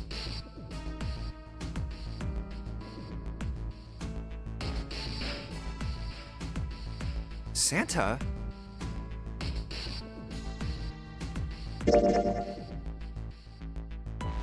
What are you doing? What? You can't tell? I'm checking out the red. Why? Is there something bothering you? What? It's not bothering you? Huh? The guts of this red. Why wouldn't you wonder who the hell put it back in here? Yeah, that's true. Well, I'm curious too, but Who do you think did it?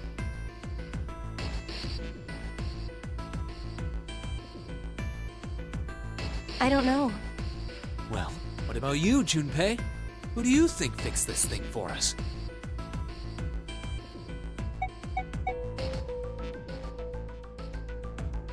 Maybe there's someone else on this ship with us. You mean someone hiding here? Yeah, well, I mean, it's just an idea. And you're saying this mystery person fixed the Reds? Yeah, Why? that's, I don't know. Seems unlikely. Why? I don't know, just a feeling. Hard to believe Zero'd bring in a secret 10th player. I mean, the name of the game is the Nonary game, for Christ's sake. You know what Nonary means, right? It means 9. No, that's not what I meant. I mean more like someone who's been living here for a long time. Or someone who, like, stayed here. Seriously? That's even more ridiculous. Why do you think Zero would leave them alone? So, in other words, one of us is the person who fixed the red. Bingo! Wait, But if that's true, then the person who did it doesn't want the rest of us to know that they fixed it. yeah, But why? no idea. Maybe if they come clean on that, it means we'd find out something else. Something bad. Something bad? Dunno. But whatever it is, it's gotta be worth hiding. Of course, it could have something to do with Snake's disappearance. You think maybe they did something to Snake? Yeah.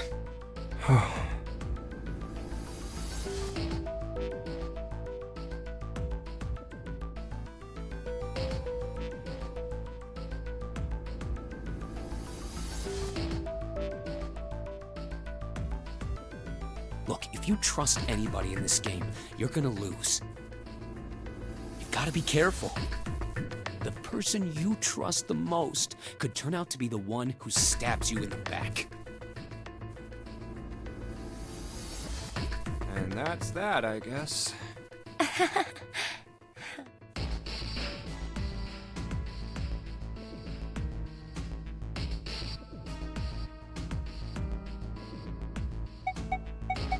Let's go take a look around the casino.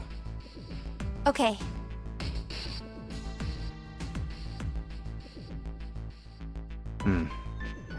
There's no one here. Let's try somewhere else. Let's go back downstairs and check out that hallway with all the doors. Oh, nobody's here. Let's look somewhere else. But where?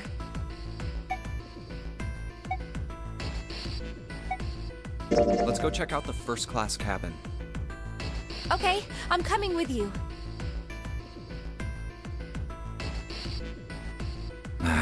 No one's here. Maybe we'll have more luck somewhere else. But where?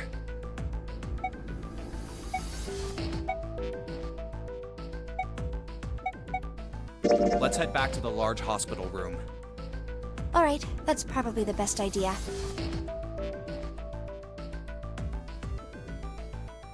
I don't think anyone is here. What next?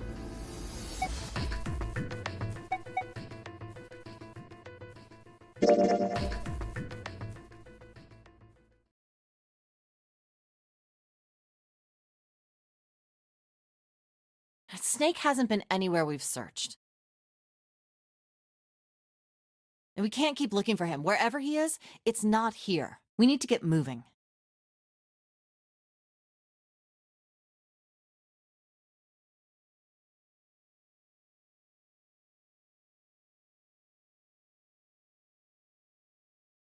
We don't got a choice.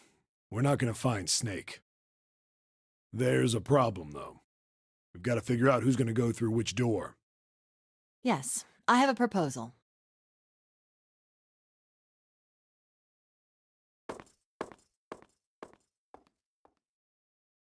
Why don't we decide on one person to sacrifice? Sacrifice?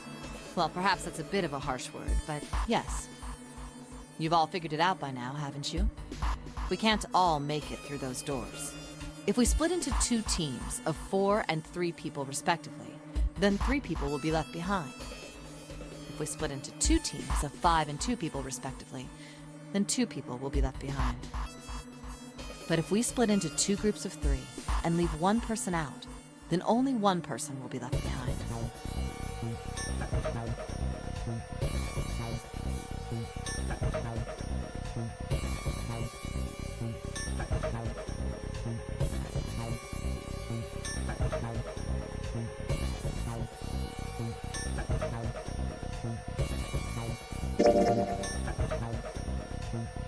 Wait a minute. 2 people get left behind if we split into 5 and 2. And 1 person is left behind if we split into 3, 3, and 1. I got that part. You can't go through the numbered doors with any less than 3 people. But if we split into 4 and 3, then why do 3 people have to be left behind? Just run the numbers. Let's say we go through door 7 with 1, 4, 5, 6. Who's left over? That would be 3, 7, 8. What's the digital root for that? 3 plus 7 plus 8 is 18, so add 1 and 8, 9. Exactly. But door 9 isn't here, right? That means 3, 7, 8 won't be going anywhere. That was just an example, of course. There are a lot of different combinations, but the result will always be the same. It doesn't matter which 4 it is. The 3 that are left over can't go through any of the doors. Go ahead and calculate it if you have the time. You'll see. Anyway, that's how it is. Now, if we can get back to my proposal, we only have to sacrifice 1 person if we split into 3, 3, and 1. Then you're saying we gotta decide who's gonna stay behind. Yes, we do. Given our circumstances, it's logically and morally the best solution. If the other 6 are to survive, then 1 person has to sacrifice themselves. No, that's too cruel! What's so cruel about it? To just sacrifice someone like that? Then what's your plan? Maybe we should sacrifice 2 people instead of just 1. That's not what I meant! We shouldn't sacrifice anyone! I told you, that's impossible. Wake up. Whoa, whoa, calm down, you 2. Look, what Lotus is trying to say is, you should aim to bring the greatest amount of happiness to the greatest amount of people, right? Exactly. That's how democracy works. And for that reason, I think the only fair way to decide who will be sacrificed is through a vote. What do you think? No! That's terrible! I'm not asking you. Shut up. What about you, Santa? Me? Well, I agree, I guess. All right, that's 1 vote for. Counting mine, that's 2. 7. I can't say I agree with you, but we don't exactly have a choice. If we don't do something, we're all gonna die. Glad to see you get it. If I can get 1 more vote, then it's decided. What about you, Clover?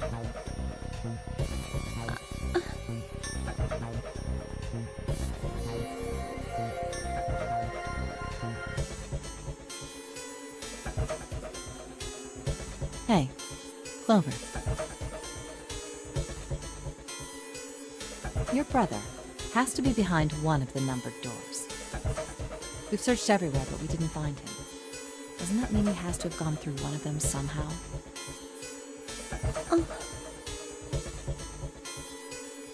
Let's go look for him together, okay? If we sacrifice 1 person, then we can go look for him. You agree with me, right? Okay. The motion carries.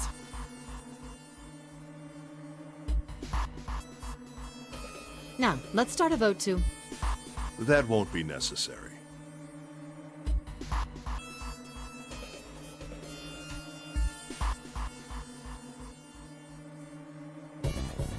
I will stay. That should solve our problem, yes?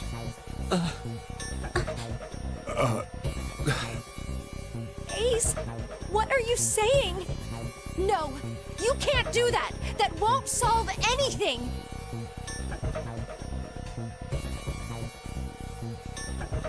June, I'm afraid you may have misunderstood me. I said I would stay, but I never said I would sacrifice myself. Huh? I trust you, each and every one of you. I believe you'll come back for me. Whoa, whoa, whoa. There's optimistic, and then there's just nuts.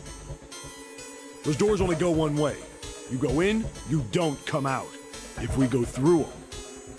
You won't be able to return, correct? Yeah. True, but that will not be the case once you've escaped from the ship. What? Please, I beg you. Once you've escaped, come back and rescue me. Ideally, within the time limit Zero has given us. No, that's ridiculous. There's no way we could get back in time. We've only got 5 hours left.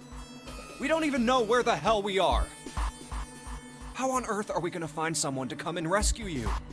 Then, perhaps you would prefer to stay instead of me? Or perhaps you would be willing to leave June behind?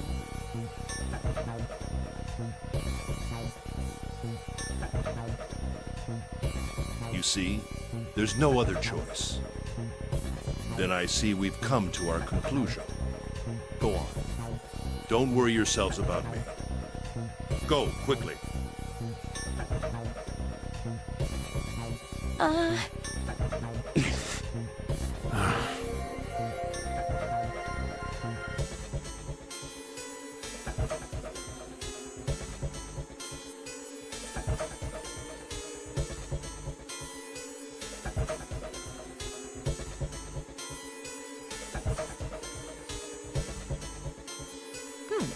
Let's accept his kind offer then.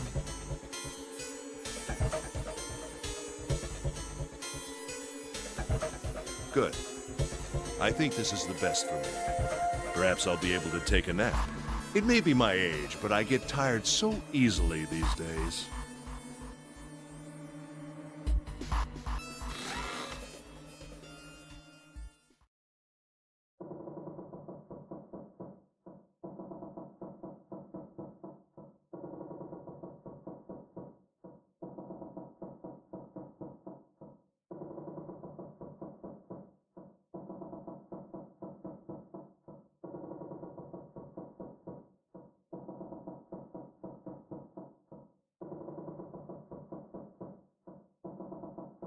Well, what are you waiting for? We're wasting time. Why don't we hurry it up? You're right. We should get going. That's all we can do right now. 7. Seriously. Honestly, I was getting kind of sick of listening to you guys talk. You too, Santa? I have to find my brother. Wait, all of you. Let's just calm down and think about this. There has to be a way to get everyone out. There has to be. Right, Jumpy? Say something. Yeah, let's think. There's gotta be another way. Fine! Forget about it. I'll figure it out on my own.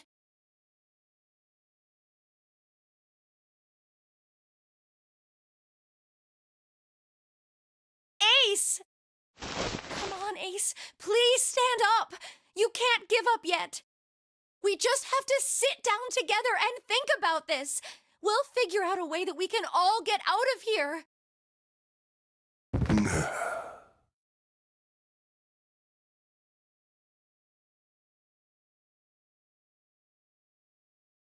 Ace!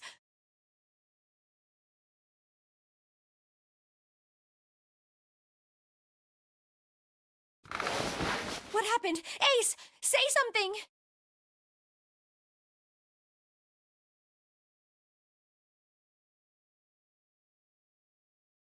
I'm all right. How are you all right? This. A syringe?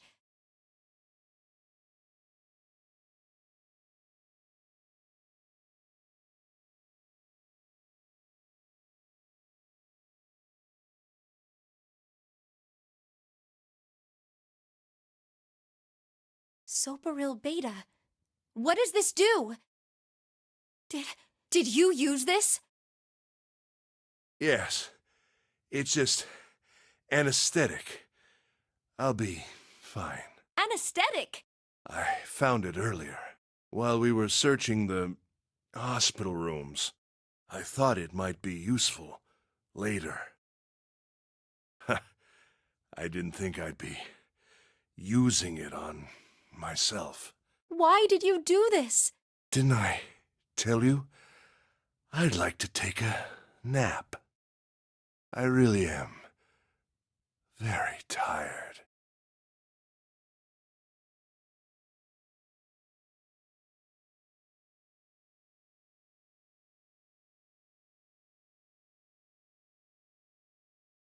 Ace.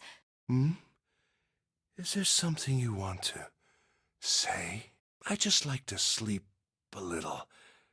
Could you keep it down? No, don't, Ace. Don't fall asleep. You feel warm. So comfortable. I think I'll have a nice dream.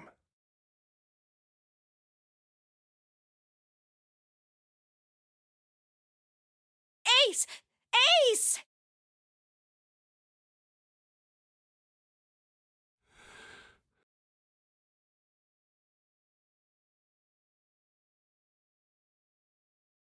Let's get him up on a bed.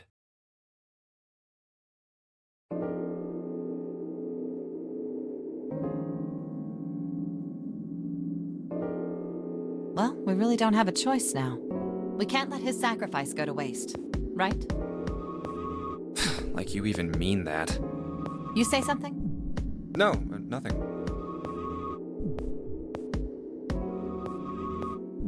Yeah, but we're not done choosing yet, are we? Huh? What do you mean? Well, we haven't decided who's going in what door. Ah, yes. Yes, that's true. Enough of this screwing around. Let's decide. You first, Lotus. Which door do you want? I want door number 8. It's the same number as my bracelet number. Got it. You're 8. You're next, 7. Which one do you want? I'll take 7. I can't get along with that old lady. What? What did you just say?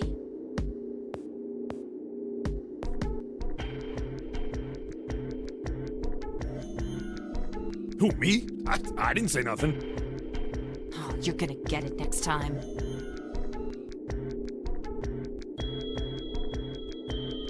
All right, who's next?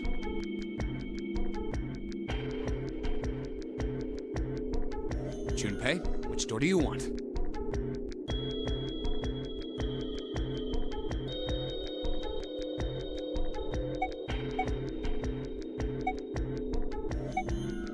I want to go through door number 3. Nope, you can't. Huh? Because it's impossible. If we split ourselves into 3 and 3, then we give up on going through door 3. Why? The bracelet numbers for the 6 of us are 3, 4, 5, 6, 7, 8. There are 2 combinations that can go through door 3 with 3 people. 3, 4, 5, or 6, 7, 8.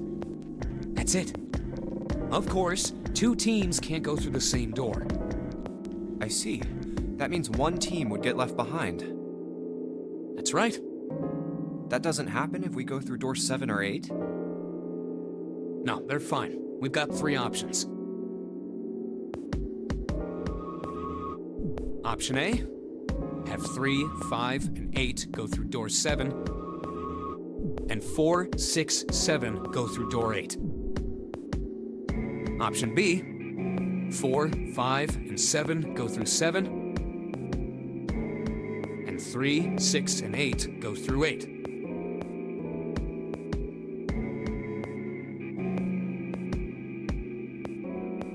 Option C, 3, 6, and 7 go through 7, and 4, 5, and 8 get 8. Those are the only 3 options. That's it. At least if we want to get all 6 of us out of here. Wait.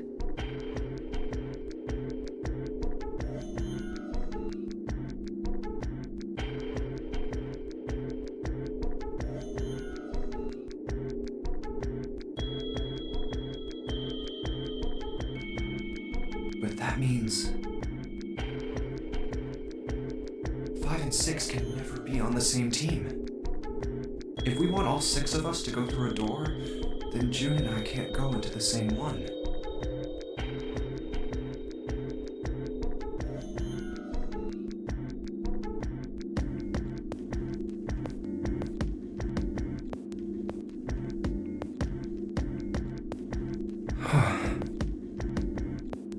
Have you mulled it over enough, or do you need more time? Anyway, that's the deal, so think it over. You've got 2 choices, 7 or 8. You can't choose 3.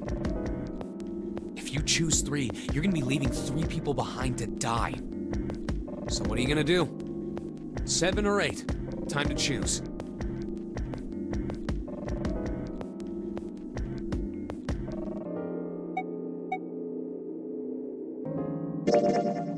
Okay. Fine. I'll go with door 7. Okay, 7 it is. Yeah. All right then. That means June's gotta go through 8. Huh? Why?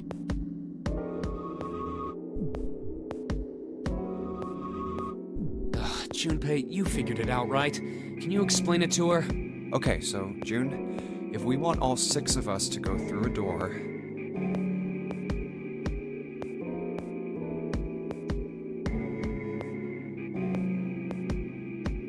Oh no!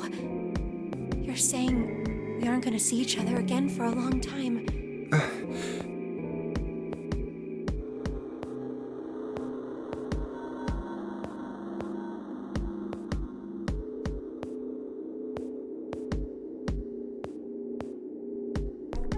Hey, come on. You're making it sound like we're never gonna see each other again. We gotta split up, but only for a while. This is just like when we went into the 4 and 5 doors, remember? We got split up then too, but we all met back up. I'll bet 7 and 8 are just like that. You mean they're connected somewhere? Yeah, probably. Probably. I'm sure they're gonna connect somewhere. Why? What makes you think so? If they don't, then neither team can get through door 9. In other words, the game would end right here. Zero's been on top of his shit so far. I don't think he'd blow it now. I'm damn sure that son of a bitch wants to have his fun as long as possible. He's not gonna end this game until we get through the 9 door.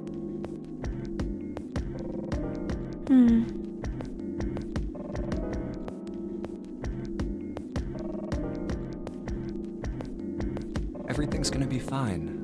We're gonna see each other again. I promise. Yes. Promise?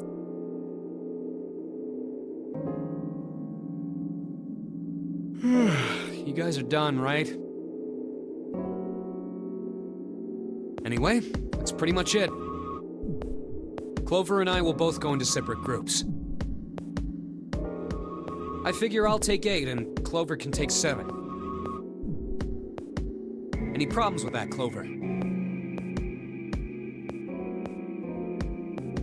Whatever. All right, we're ready to go then. Let's move.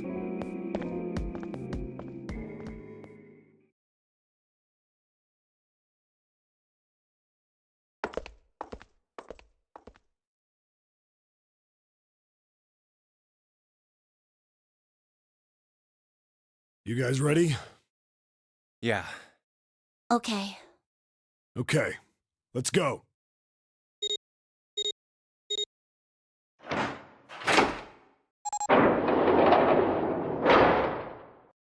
It's open.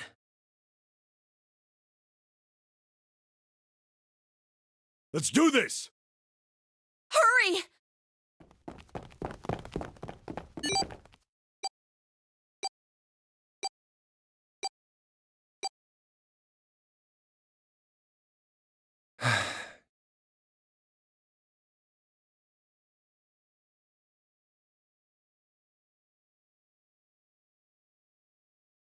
June. Jumpy. What the hell are you doing, Junpei?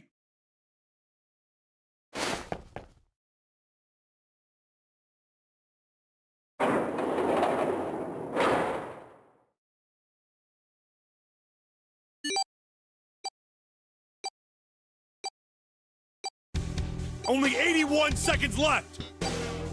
No time to waste, guys! Let's get moving!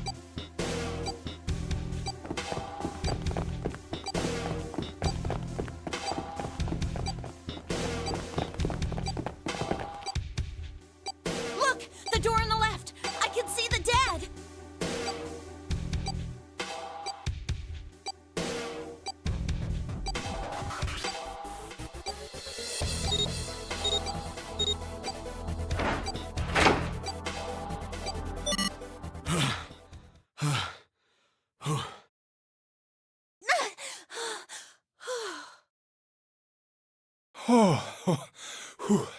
Okay.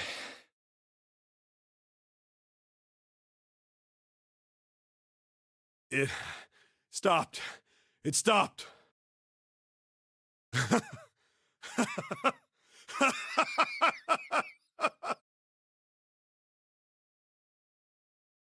This is the second time we've gone through one of these numbered doors, but... Whew. You never really get used to it.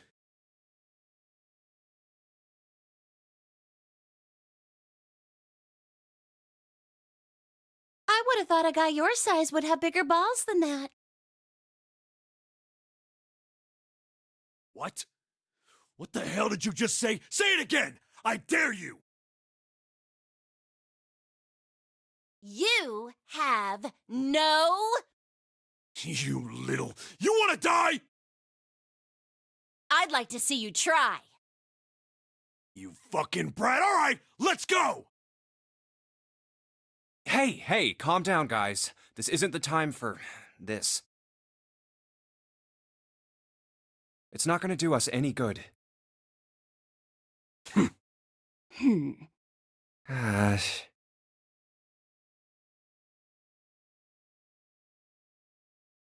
Wait here for a minute, all right? I'm gonna go see if there are any other doors.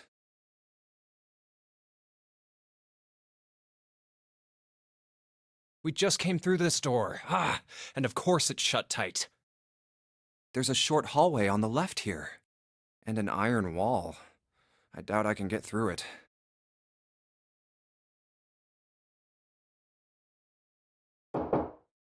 This door's the only option we've got, right?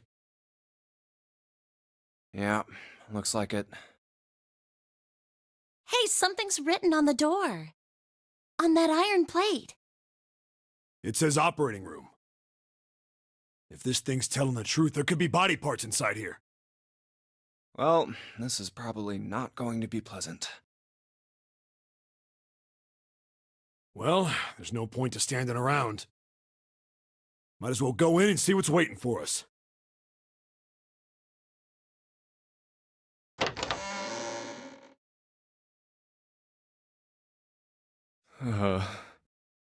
What's wrong? No, it's nothing. Let's just go.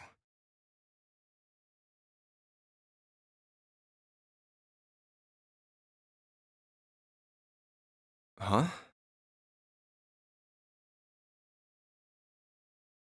What the hell is this? Why don't we take a look? Hey, Clover!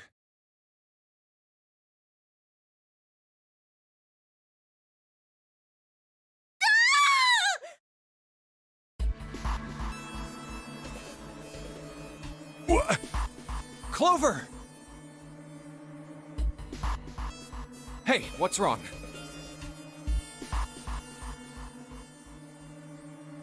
What the hell is this? Is this a corpse?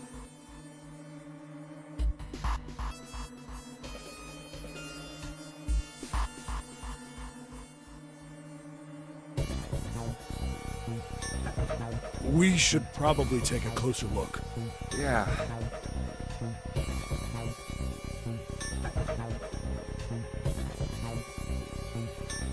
This is...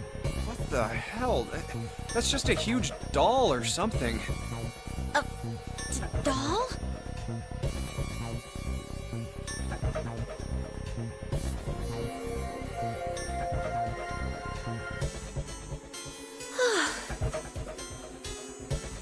You're right. It's only a doll. Man, it really scared me.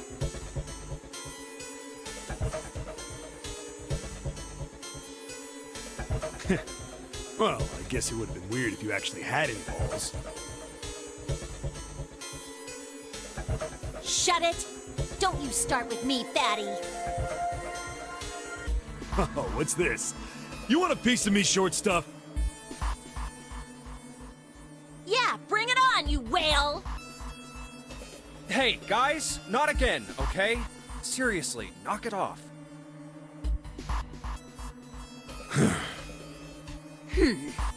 Jeez. Anyway, it looks like he's got something the two of you could stand to have a little more of. I'm talking about a heart. Huh? Oh, this? You mean on his chest? Yeah.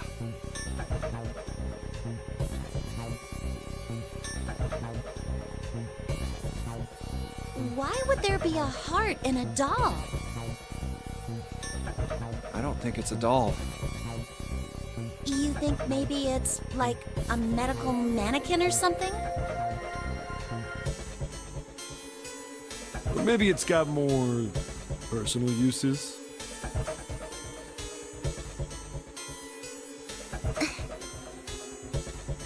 Anyway, how about we take a look around this place? Let's go. Okay.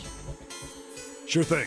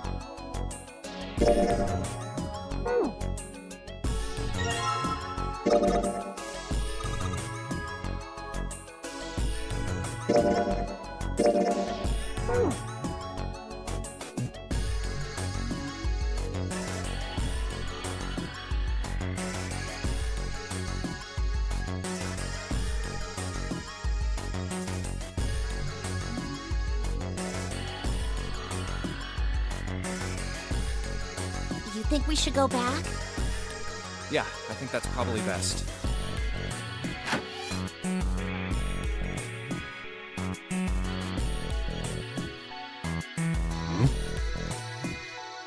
Hey, Seven, what's up? Oh, well.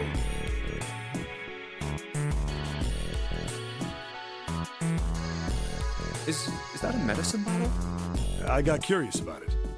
Here.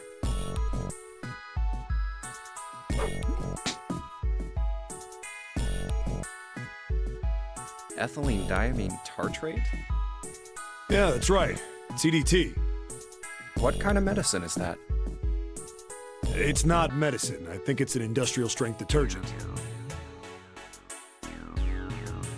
Why would they have something like that here? Well, probably to clean stuff up. Clean what up? Fuck if I know. Still, it looks like it's cleaned my brain up. You remember something? Yeah. Well, I remember a story about EDT. Happened about 50 years ago. There was this factory somewhere in America making big old EDT crystals. They were making it to sell as an industrial strength cleaner, like I told you before. But a year after the factory started up, something strange started happening with the crystals they were building. Water molecules started attaching themselves to the EDT crystals. This made them into a sort of mutation of the original crystals, called a hydrate.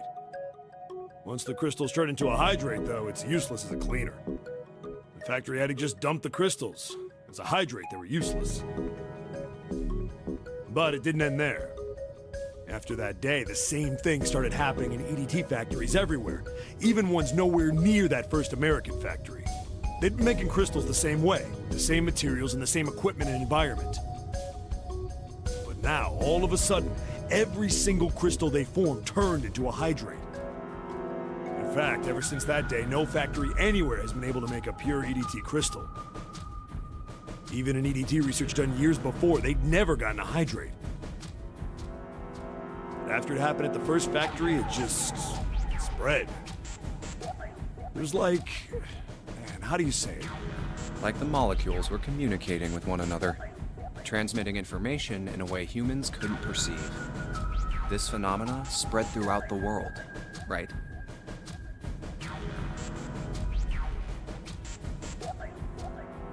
Yeah, that's it exactly. But how did you know? I heard another story, kind of like that one. When? In the freezer? What?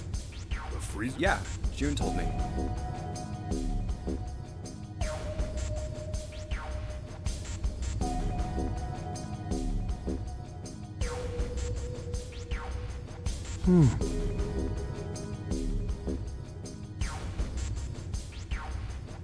Ice that doesn't melt at room temperature, huh? That sounds familiar? Yeah, hold on. I feel like I can remember something. It's right there.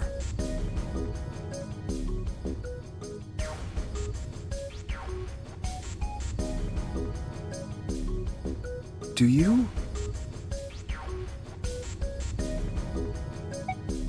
Do you know about Ice 9? Ice 9? Ice 9. Ice 9. Ice. That's it. I remember now. That woman, she's on this boat. That woman? Alice! Who's Alice? Come on, the woman who won't melt at room temperature. Huh?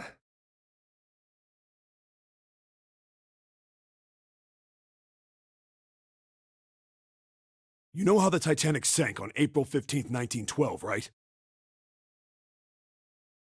Yeah, more than 1,500 people died. Worst maritime accident in history. What about it? Did you hear about the boat that was sent to collect the dead bodies?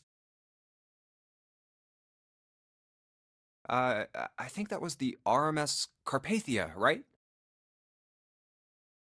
It was a cruise liner, just like the Titanic. No, that was the ship that picked up the survivors. The ship that collected the dead bodies was the CS McKay Bennett. The McKay Bennett showed up on April 17th, 2 days after the accident. It set out from Halifax, a port in Canada, and recovered 306 bodies. The Atlantic that far north was really cold. It would have to be for there to be icebergs and stuff.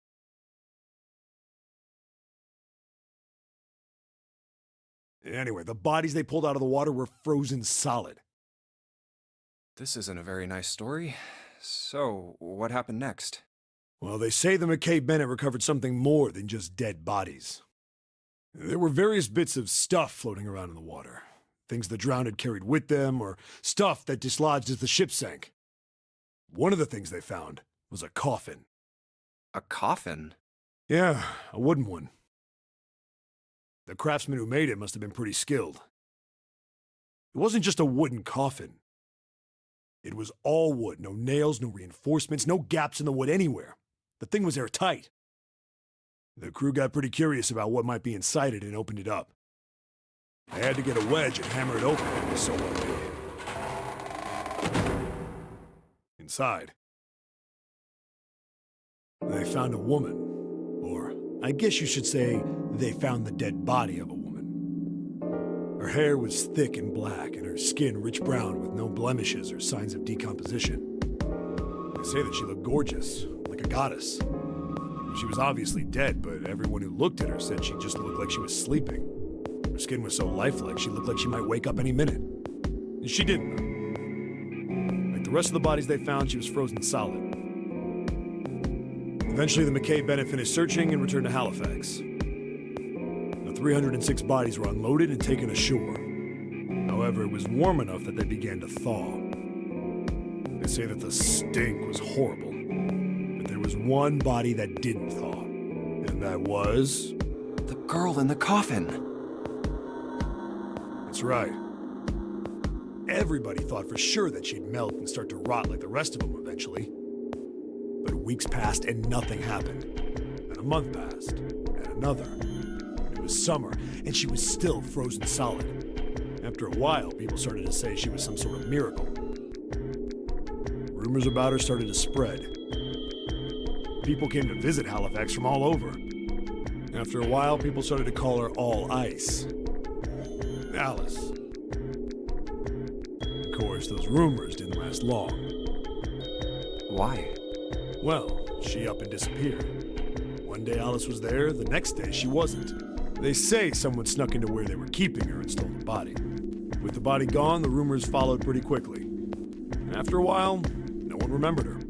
You might be able to find something about her if you can find a newspaper from back then, but that's about it. Wait, you just said that she was on this boat. Yeah, I did. Alice has got to be somewhere on this ship. Now why the hell would you say something like that? Because I know. And just what is it you know? What happened to Alice after she was stolen? All right, tell me. What happened to Alice?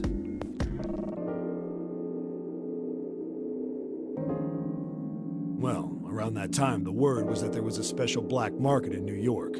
All millionaires from all over the world. I've heard that Alice went up for auction there. The person who won the auction was... Lord Dashiell Gordain. You've heard that name before, right? Lord Gordain. Oh, isn't he the guy who bought the Gigantic? The Titanic's sister ship? Yeah, that's him. Although I guess he hadn't done that yet. What do you mean? Gordain bought Alice in 1912. 4 years later, in 1916, he bought the Gigantic. and he hit Alice somewhere on the Gigantic. But nobody knows where.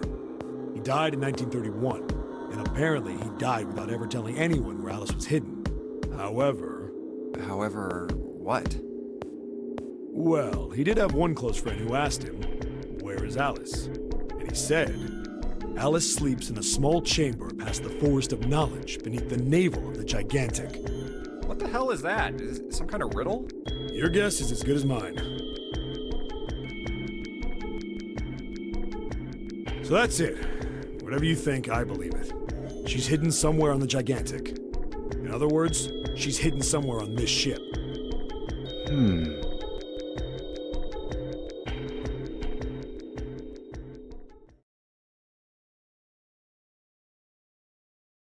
Hey, what are you two doing over there? Stop wasting time and get over here! Okay, we're coming. Jeez! Yeah, so anyway, that's the story. It might be useful someday. Don't forget it.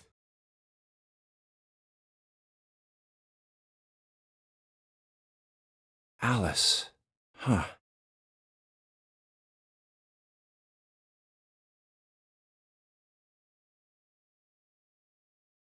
That mummy wasn't just a normal mummy. They say that she was frozen.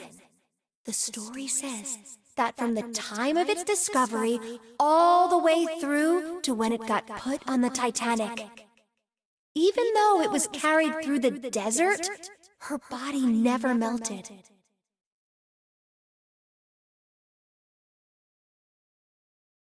Then was that Egyptian priestess Alice? Did the water in her body become Ice 9? No, that's nuts. There's no way somebody like that could exist.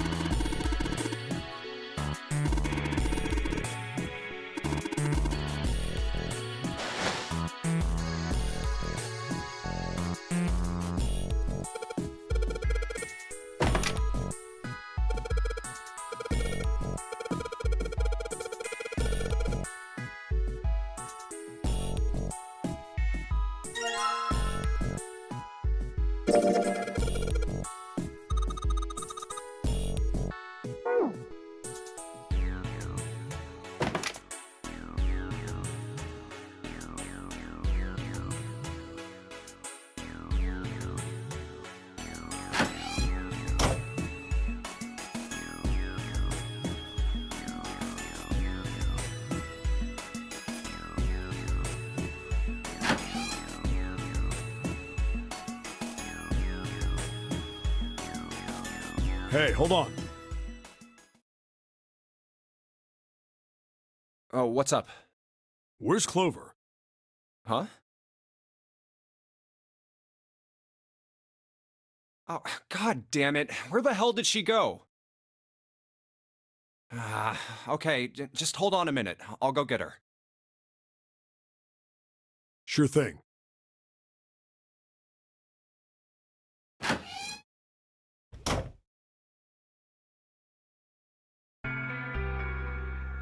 Hey, Clover, what's wrong? Come on, let's get out of here.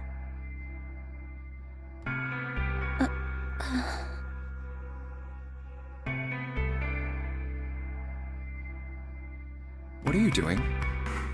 Did you want to come back here and say goodbye to John?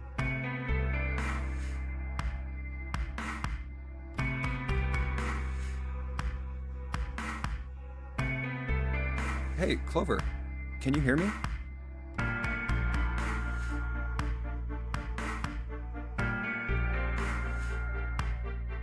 My brother might be dead. Huh? That's why we couldn't find him. If he's dead, I'm going to be next. What are you talking about? What's wrong with you?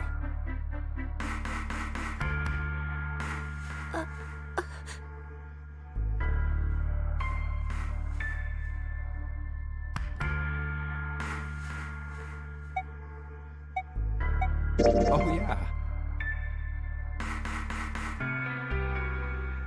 It's in my pocket somewhere. Here it is.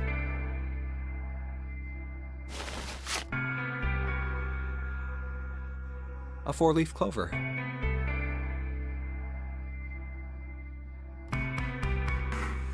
Hey, did you know? Each leaf means something. Hope, faith, love, and luck. That's what a 4-leaf clover stands for. Take it. Use it as a good luck charm. Listen to me, Clover. No matter what happens, you can never lose hope.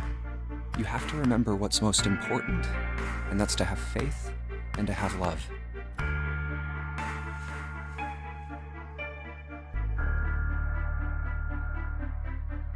If you can remember all of those, that'll bring you good luck. Snake, I mean, your brother, he's not dead. He's alive, somewhere. I'm sure of it. You've just gotta believe in that.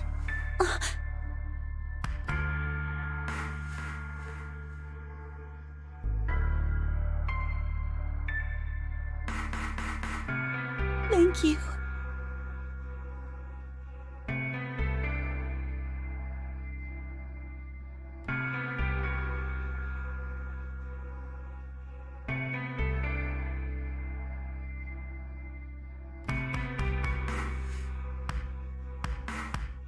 Thank you.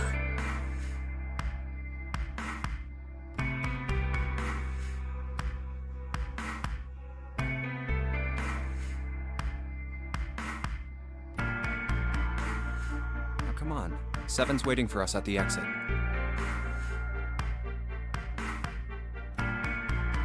Wait, before we go, there's one thing I want to ask you. What's that? What do you think when you hear the word experiment?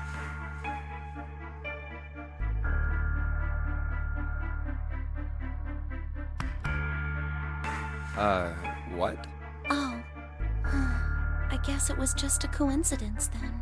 I mean, that you knew about the 4-leaf clover. Look, I'm sorry.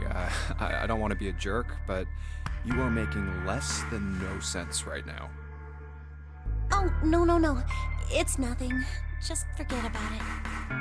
Oh, don't give me that. You really think I could just drop this? What is this experiment you were talking about?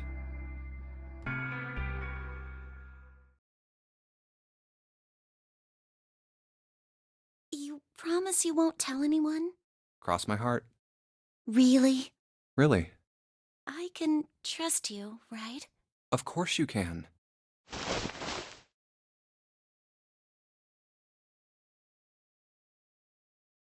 Okay then, I'll tell you. I'll tell you what happened on this ship 9 years ago. Wait. On this ship? Yeah, this ship.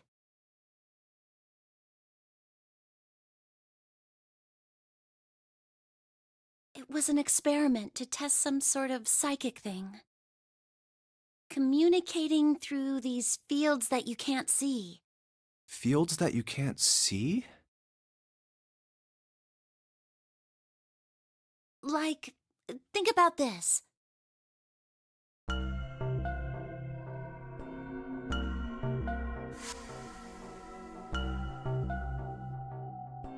This is John, right? But is he really John? Huh? Isn't this like Locke's socks? Or the ship of Theseus?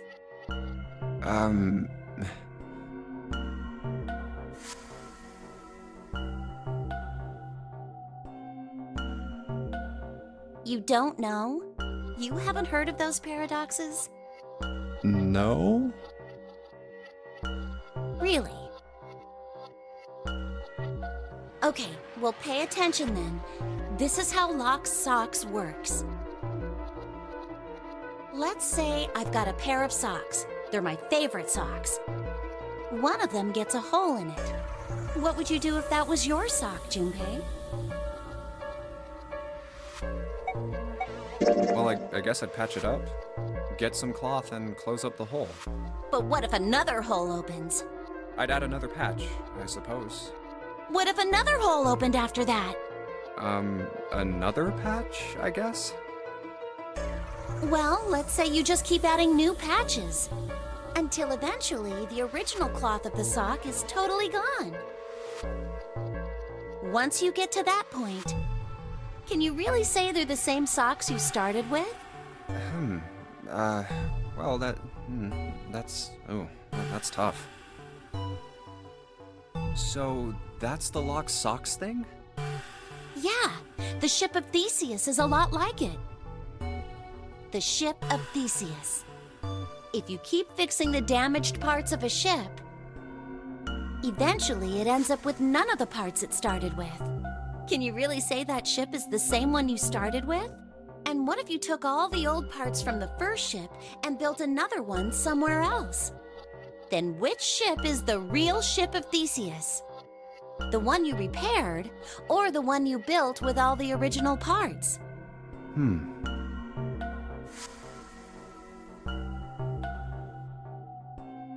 Hey, do you think it's the same? What's the same? These guys. Is this John, or is it Lucy now?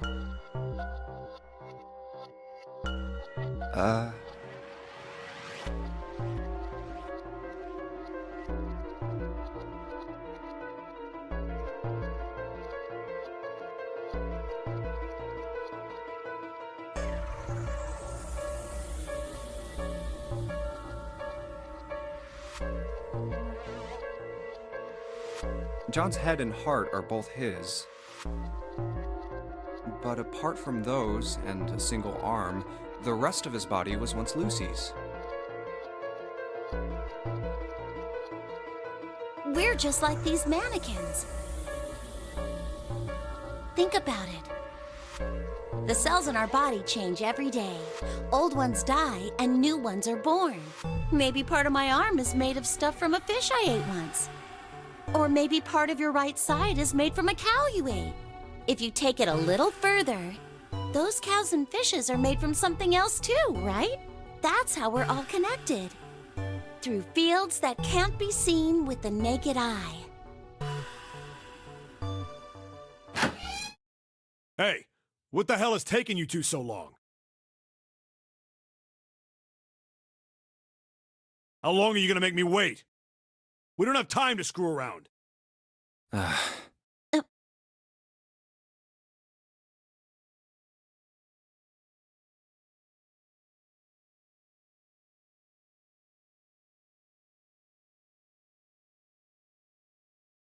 Oh? What were you two doing? Was this some sort of secret meeting? No, it wasn't. We were just Just... playing with the mannequins. Huh? Let's go, Junpei.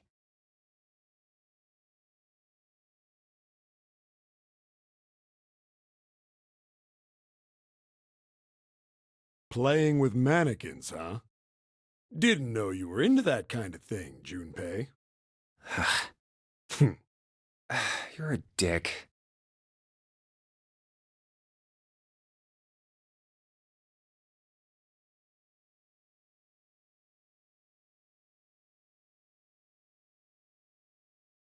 All right, I'm gonna open it now.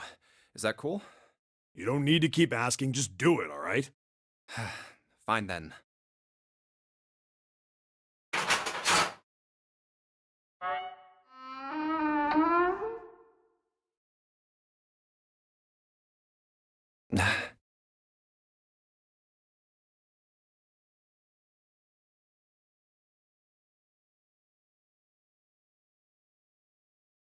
All right, let's get going. Hey man, what's up with you? You're so serious, you know? Can't you sound more happy, get a little excited? Not really.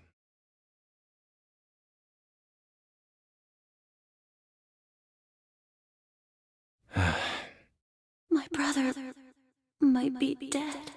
I'm going to be next.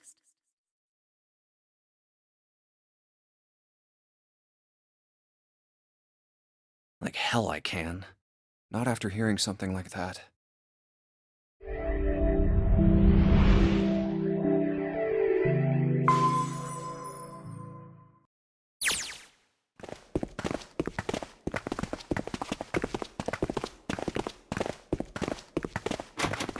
There too, huh? Every door in this place is locked up tight. How about that one? May as well give it a try.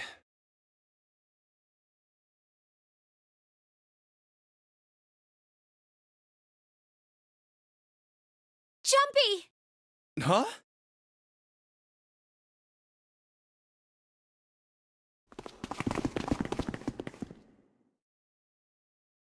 June? And Santa? And Lotus too? Whoa! What the hell is this? What are you doing here? What? But we didn't...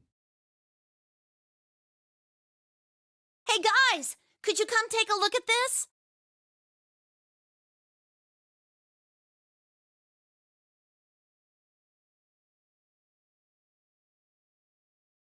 Look on the wall here.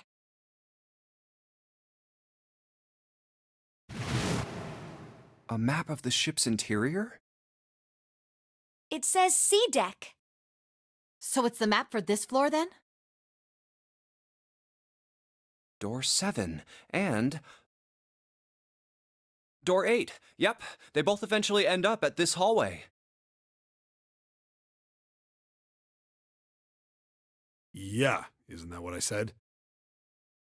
We aren't going to be split up permanently till we find door 9. We might get separated for a little while, but we'll see each other again. Otherwise, we won't be able to open door 9. And that's how the nonary game works. I see. Wait a sec. Hey, could this lead to... Oh! You've got to be kidding me. We may as well go. Yeah. Oh, almost forgot. We should keep this.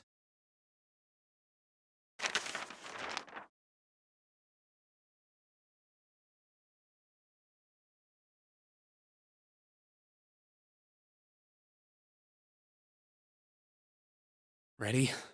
I'm gonna open it.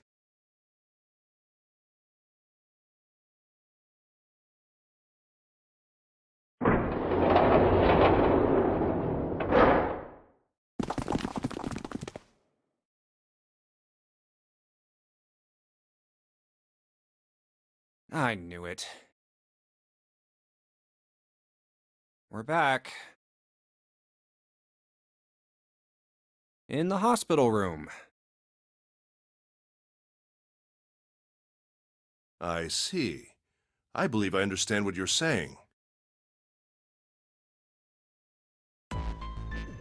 The 6 of you split into 2 teams and went through doors 7 and 8. You solved the puzzles in the operating room and the laboratory. And then met one another in the hallway after opening your respective locked doors.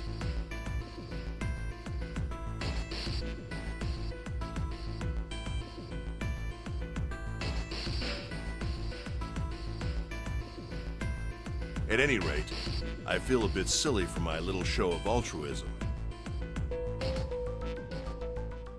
I know I said I was sure you'd come back for me. I didn't think it would happen so soon, though.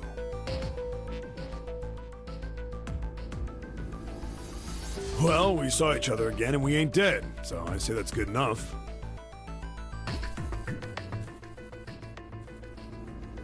Anyway, I say we get out of this creepy old place.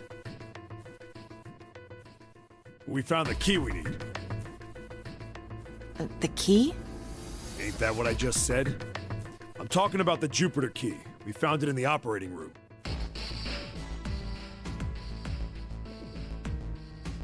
Right, Junpei? Yeah. Oh, the solar system keys. Actually, we found one in the laboratory, too. Here, the Earth key. I might lose it. It's probably better if you hold on to it. That way it won't be my fault if it gets lost.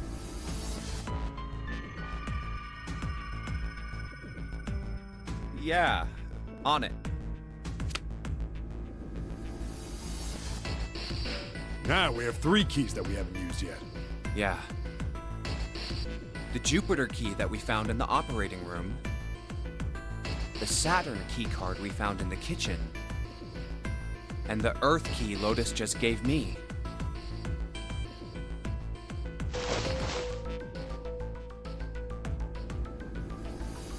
The Jupiter key is supposed to be for the door at the end of that long, straight hallway, right?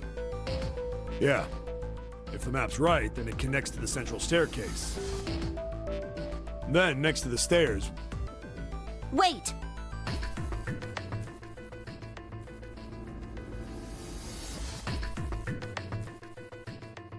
What about door 3?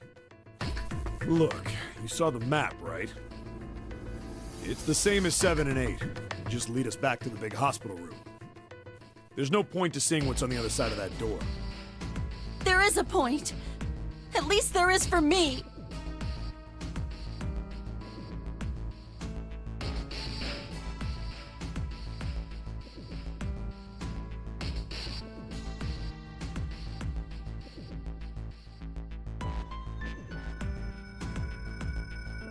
Yeah, you're right, I'm sorry. Snake might be on the other side of door 3.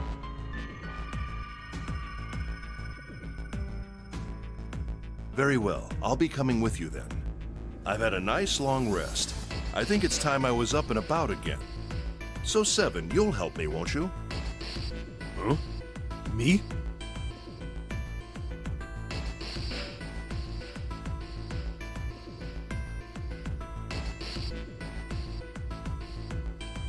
Damn. Well, I guess that's how it's gotta be. So I'm going with you, huh? Yes, you are. All right, let's get moving.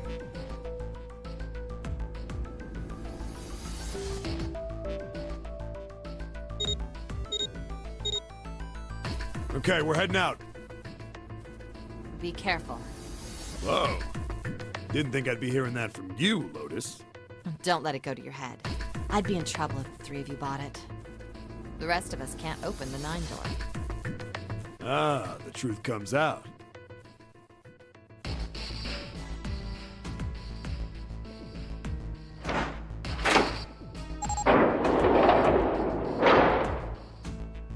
Okay, we're off.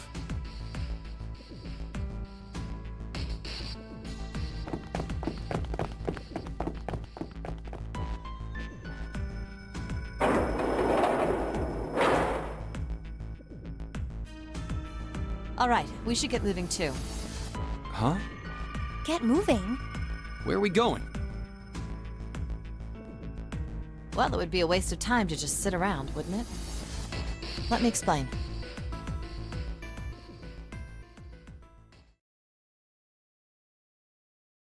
Oh, I get it. We're gonna see if we can get anywhere interesting with the Jupiter key. Yes. If we're lucky, we might find Snake.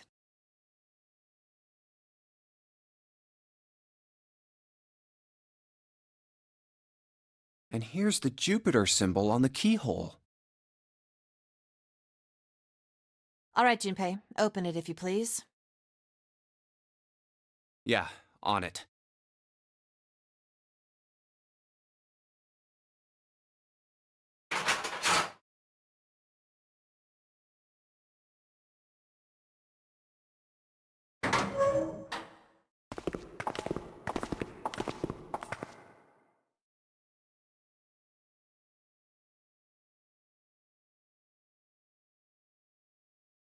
Great, back to the beginning. You sure this is a good idea? What do you mean? Well, we already searched every inch of this room, didn't we? I'm asking you if there's any reason we came back here. Of course there's a reason. Man, sometimes I can't tell if you're smart or just lucky. Huh? This. The Saturn key card. And the Earth key? I'm lost.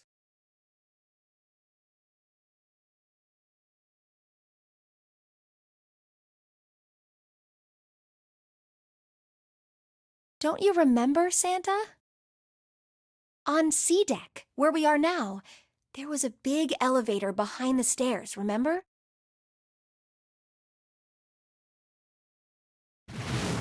And next to the elevator, there was a card reader with the Saturn symbol on it.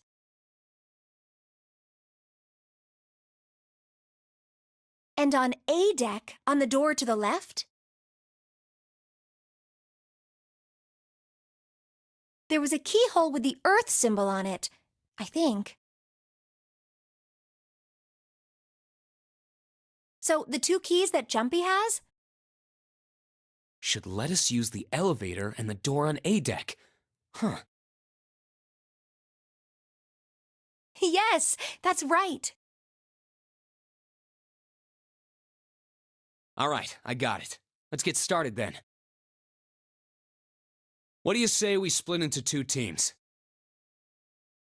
Lotus and I will search the Earth one, so you two can search Saturn, all right? Sounds good. Then you guys should take this key.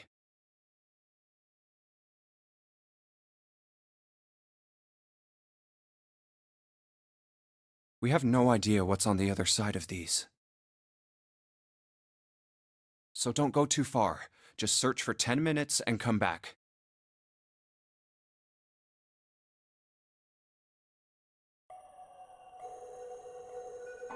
There's a card reader next to the left elevator. Then let's try out the Saturn key card.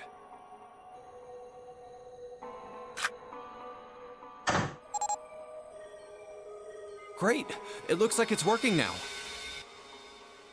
All right, now how do I call the elevator?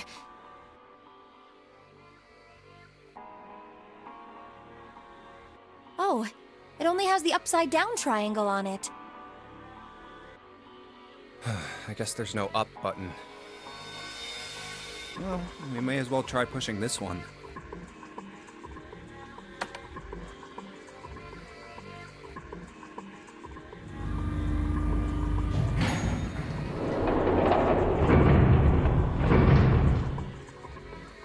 It opened! Look, Jumpy! Sweet! It opened! Let's get going.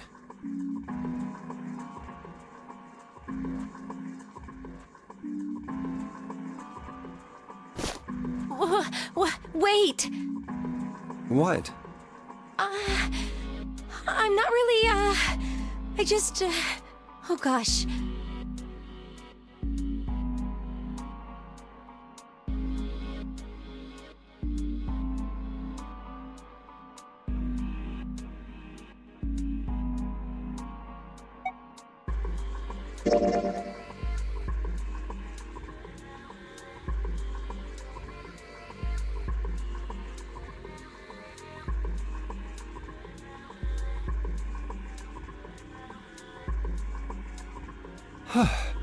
Come to think of it, the lower floor, D deck, is completely underwater. An elevator heading to a submerged floor. That is pretty scary. Hey, wait a minute.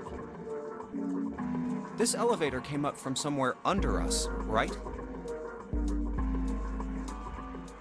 Well, yes, I guess it did. It didn't open right away after you pressed the button. There was a motor noise like it was moving, and then it opened. Yeah, exactly. Yes. So, take a look inside.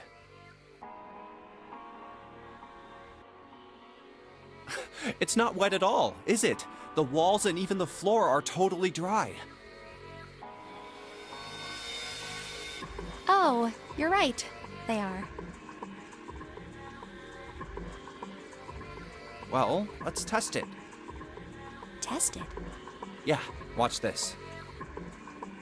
Now, I'll just put one foot inside the elevator and look over at the buttons. Oh, there's only two. E and C. All right, I'll push E.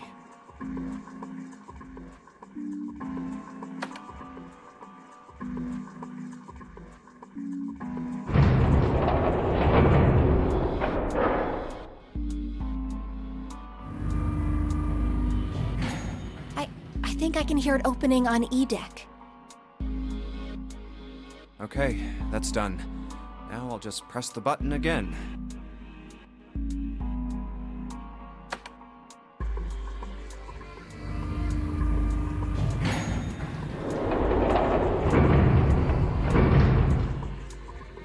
Yep, not a single drop of water to be seen. See?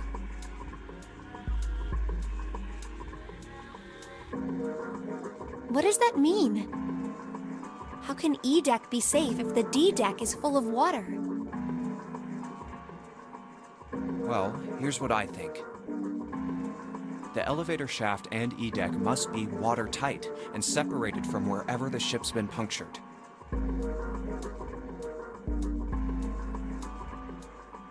Here, let me show you.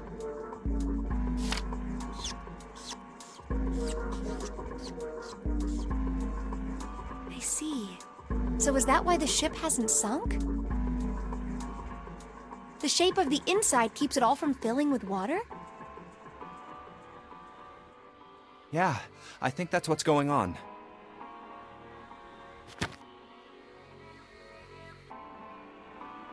So I'm gonna go down and check it out. You stay here, all right? But... Come on, just do it, all right?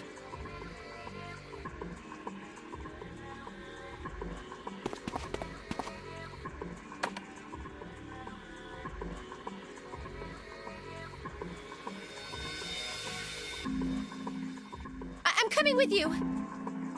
Huh?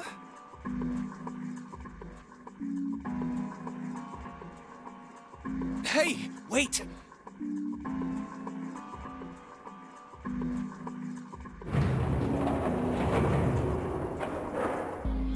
Oh, crap. It closed.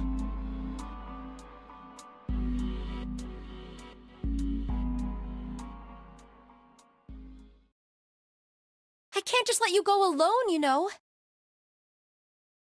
Ah, jeez.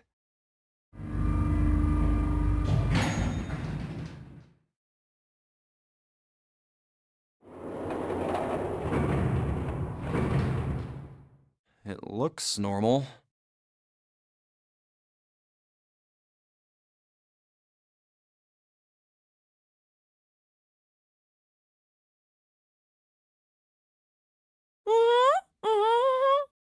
Oh, knock it off. It's just like I thought. This part hasn't flooded. Come on, just look around. There's no water here.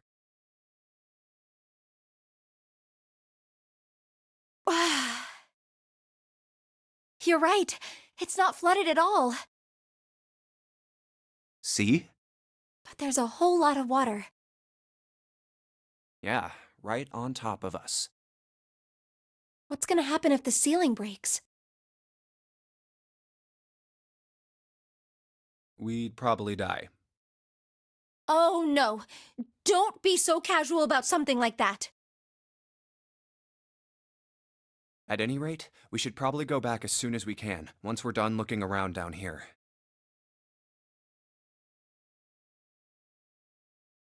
Lotus and Santa might already be back. Okay, good idea. Now then...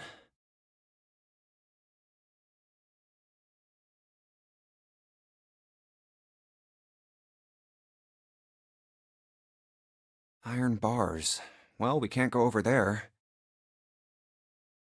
Right. Then maybe... Well... It looks like there's a long straight hallway down this way. Something's written on the door at the end. Wait, is that... Let's check.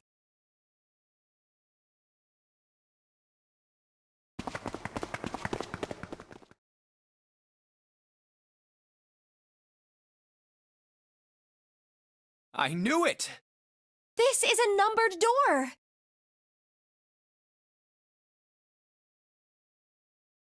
But we can't do anything with only the two of us. We better head back and let everyone know. Yes. Wait, what's this? Is this the map for Edek? I should take it with me.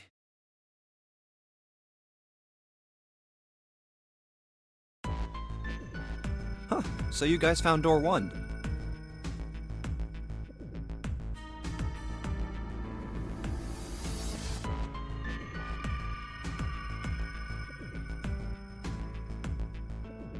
So now we've located 2 new doors, the 6 door and the 1 door. You know, it is interesting that Edek wasn't flooded. Well, we don't really know if all of Edek is safe. We only checked the area around the elevator. Even so, it's still very interesting. You said the 6th door was there, right? Yes. Then that means Zero planned all this out, even the sinking. That would have meant some pretty serious remodeling of the ship's interior. It's pretty mind-blowing when you think about it. Yeah, I wonder how long it took. I can't even imagine how much it must have cost. It would have been a ton, that's for sure. Well, that does go along with what Ace was saying. The most reasonable explanation would be that this was done by some organization with access to a whole lot of cash. Yes, it does make sense. Hmm.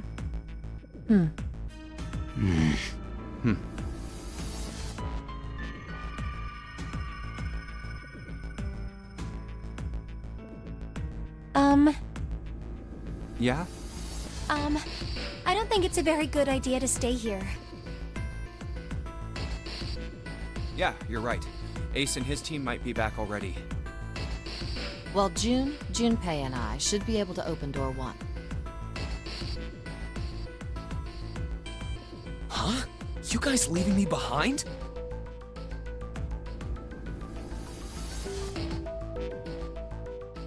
Just kidding.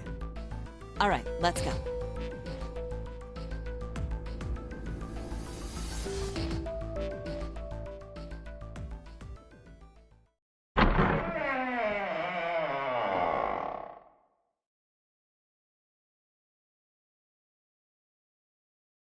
Hey! Where the hell did you guys go? 7?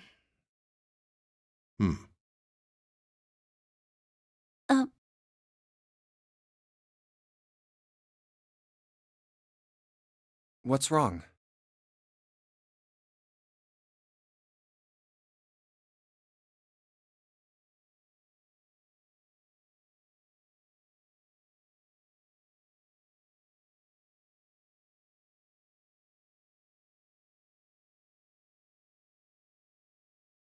What happened?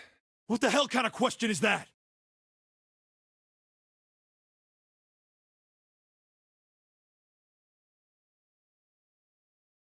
Snake is... Snake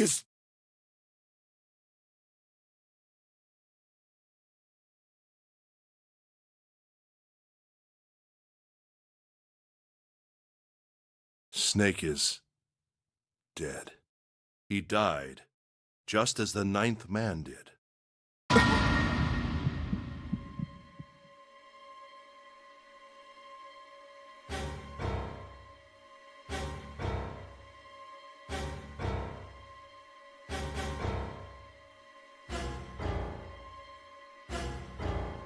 Oh my god, that's not true, is it? We should make sure. Yeah, right. We should. Wait! Not that way! What? Why not?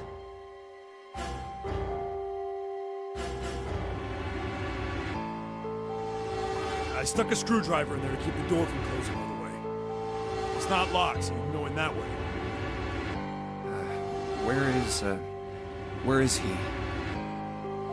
The shower room. The left side of the hallway. I put a broom in there too to keep the door open. That means we can get in without going through the numbered door, right? Yeah, that's right. Then let's go.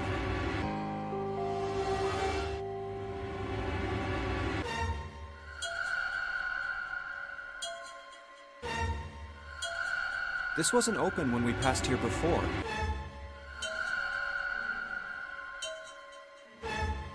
Well, let's keep going.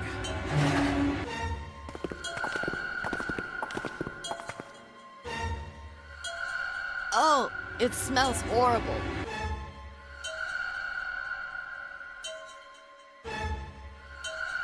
Ugh, yeah, this is pretty awful.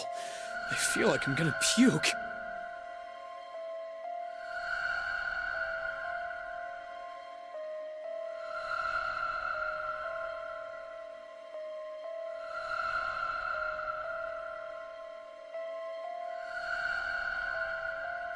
Ooh.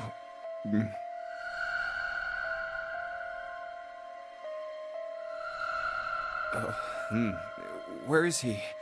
Where's Snake?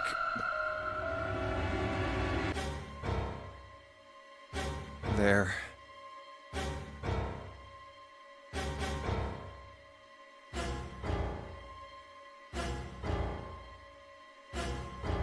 June, you should stay here. But... Please, just do me a favor, okay? All right?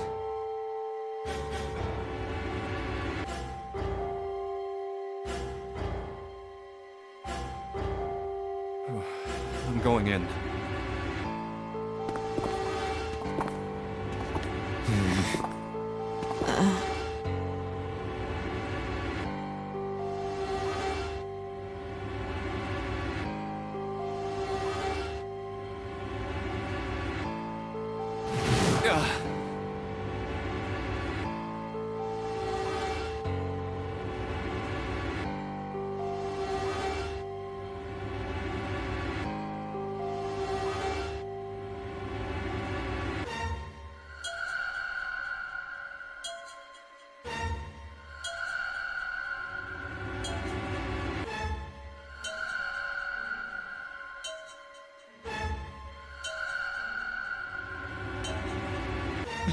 Just like Ace said. Just like the 9th man. The detonator in his bracelet set off the bomb in his gut.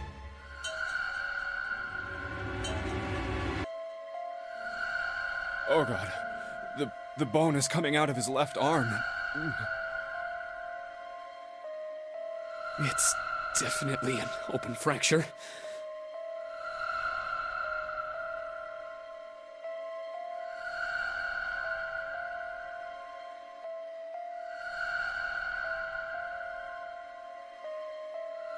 Oh, the face. It's horrible. Yeah, can't even tell who it is.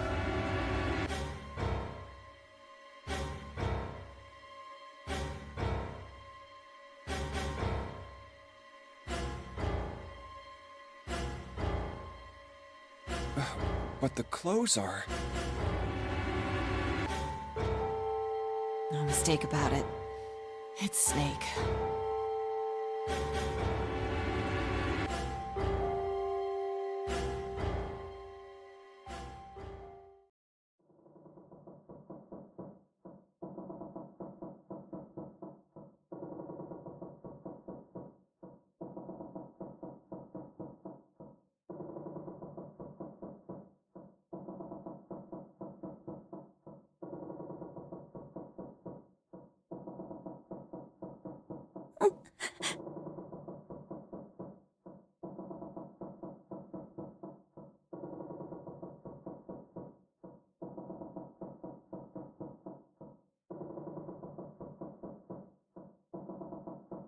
Snake was probably murdered.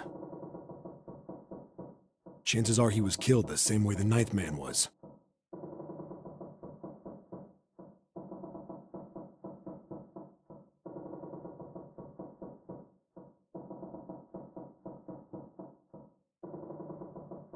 It's pretty straightforward. Not that hard to figure out how they did it.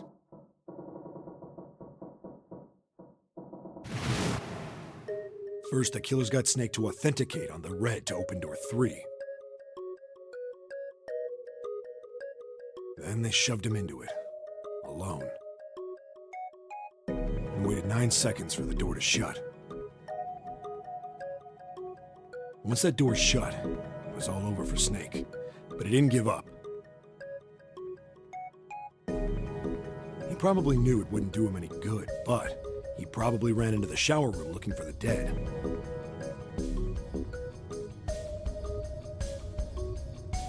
It was a small chance, but it wasn't like he had anything to lose. Unfortunately, it didn't work. The detonator is only deactivated if everybody who authenticated when they went in uses the dead.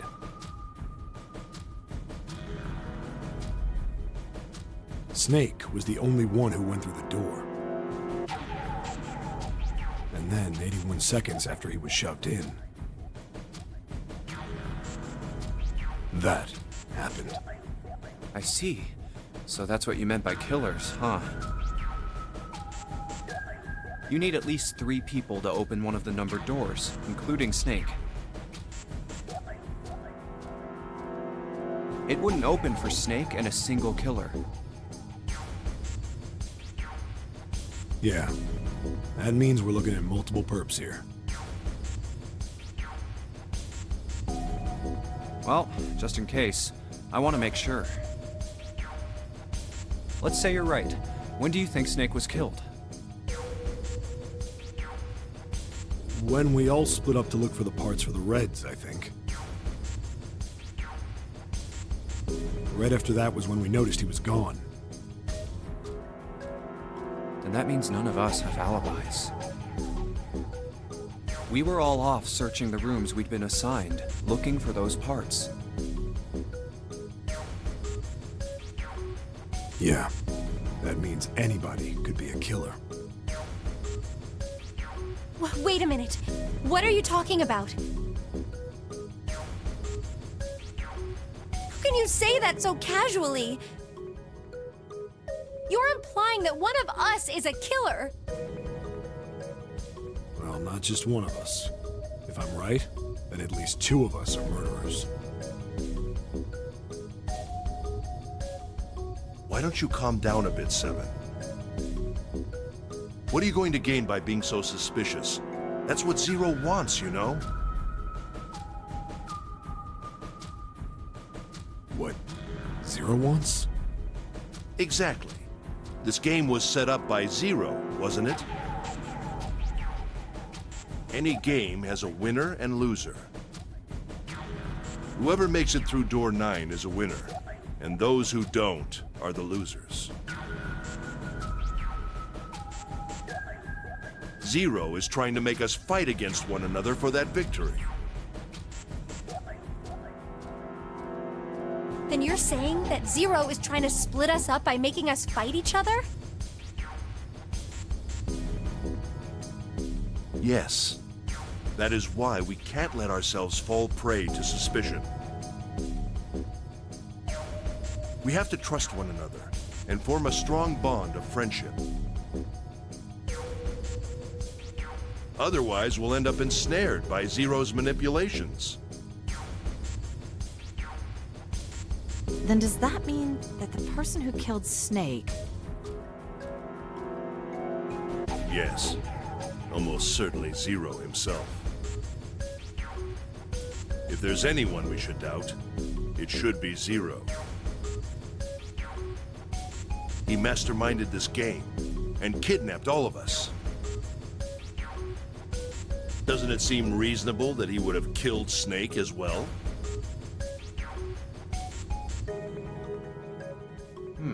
Good question. If Zero killed Snake, then Zero is on the ship with us.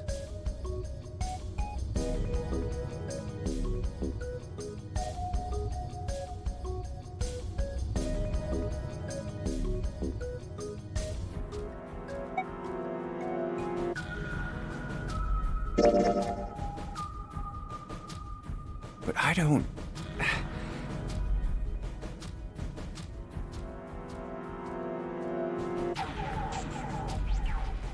Where could Zero be hiding?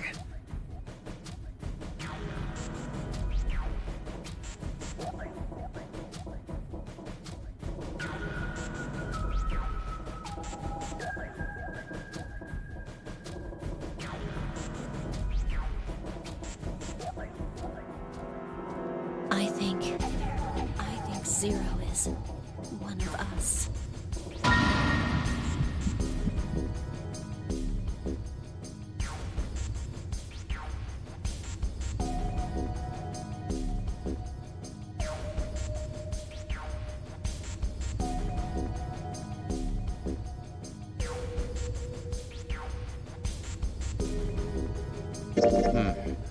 Well, that's possible. Huh? Like Clover said, Zero might be one of us. What are you saying, Jumpy? Didn't you hear what Ace said? Exactly. I said we shouldn't suspect one another for no reason. No reason. I've got a great reason. And what's that? The bracelets. Why are the bombs in our bodies connected to the bracelets? You're all thinking Zero's hiding somewhere watching us, right?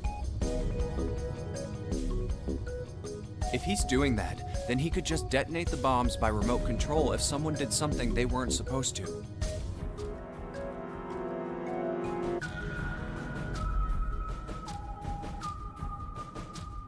It would be a lot more precise and a lot easier. But if that's the case, then why is the bomb set off by the detonator in the bracelet? You got a point. I'm not done. Try applying the same ideas to the Nonary game. All of the puzzles here run all by themselves. In other words, Zero doesn't have to be controlling them for the game to move forward. Why's that? Why would Zero bother to do something like that?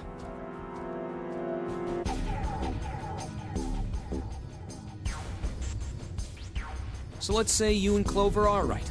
Zero's one of us. If that's the case, then it'd be really hard for him to keep track of all of us or control anything remotely. That's why all the puzzles run by themselves. That's what you're getting at, right? Yeah.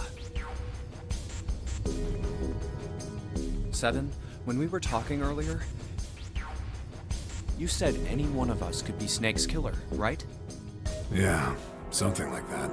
All right then. I've got a question for you, Ace. You said something like Zero must be the one who killed Snake, right? Yes, something like that. I can't think of any other explanation. So what do we get if we combine those? They fit together pretty well, I think. Something like this. Whoever killed Snake is Zero. Hence, Zero is one of us. 7 and Ace's theories aren't mutually exclusive. They actually complement each other pretty well. At least they do if Zero is one of us.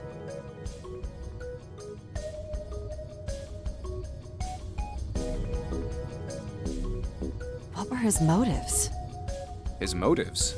Yes, isn't that pretty important? Why would Zero want to hide as one of us? Oh, well, that's because,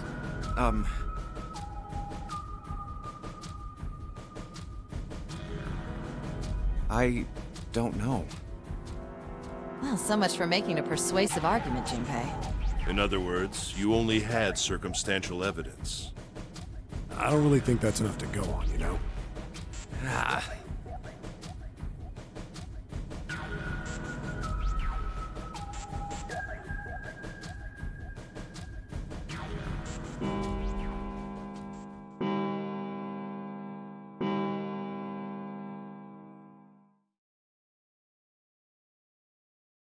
It's 3 in the morning. That means we have 3 hours left. Then we need to move now. Seven, Clover, Junpei, I know how you feel, but you do understand that right now it's important we trust one another, don't you? You're right, but...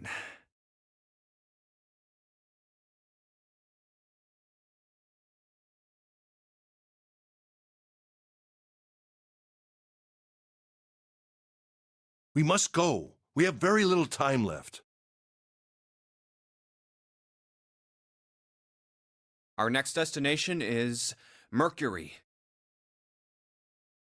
But maybe you and June should check it out first and then report back to us. All right, let's go, June. Right. Here it is.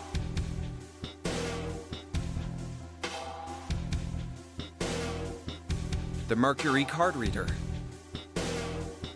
We're using the card 7 gave us, right? Yeah, I found it when we were checking out the shower room. I think 7 said something like that. Anyway, let's see what happens.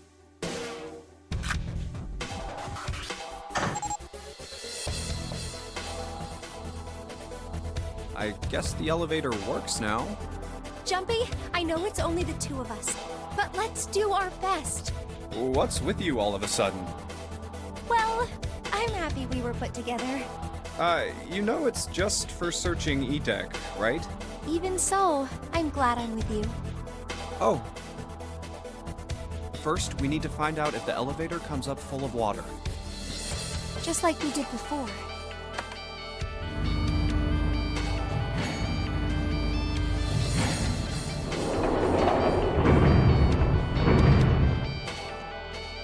Oh, here it is. I knew it. It's not wet at all. Let's go. Yes.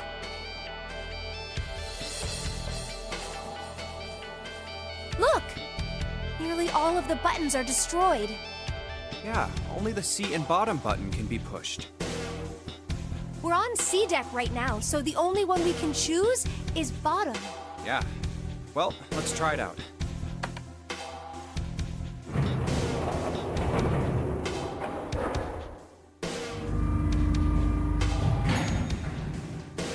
Oh, so this is the bottom deck.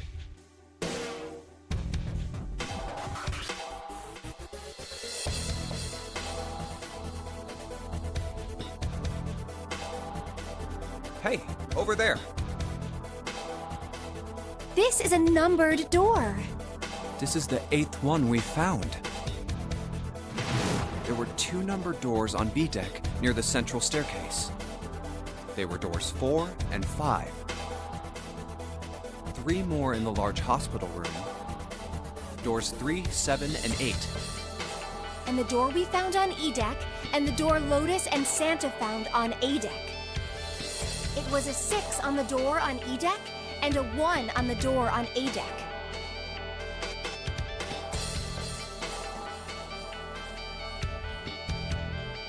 That means... Do you think the next door we find? Yeah, I think so. The next one's gonna be door 9.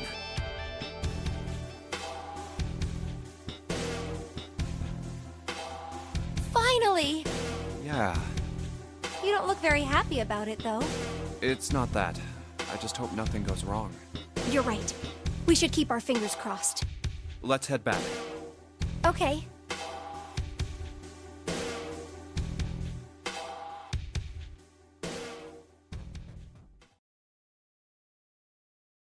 1, 2, 3, 4. All right, 7 pieces.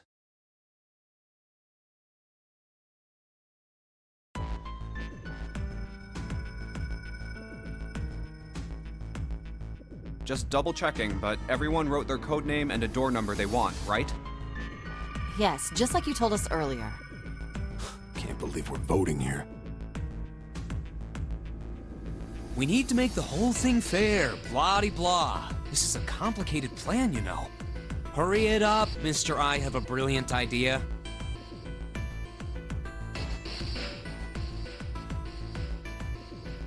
Yeah, quiet in the peanut gallery.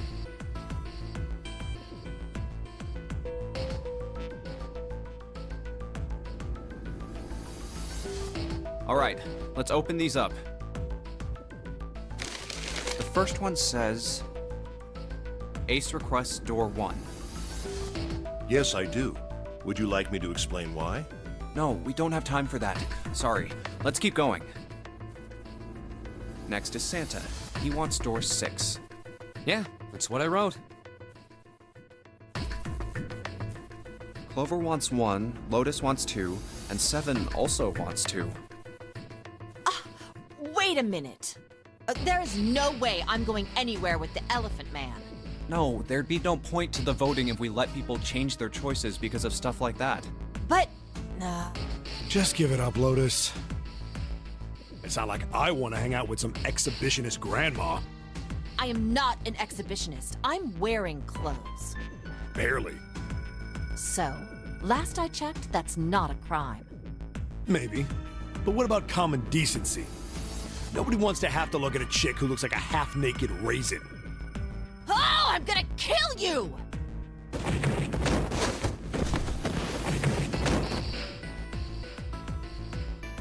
Oh, not good. Let go! Let go of me! I'm killing him! Junpei, read the rest. Right.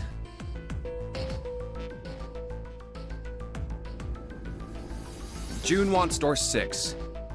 Yes, I don't really have a reason. I just felt like it.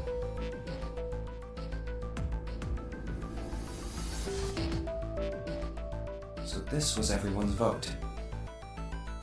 Ace and Clover requested door 1.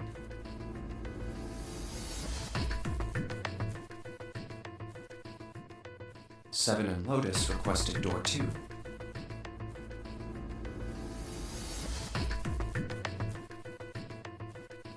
Santa and June requested door 6.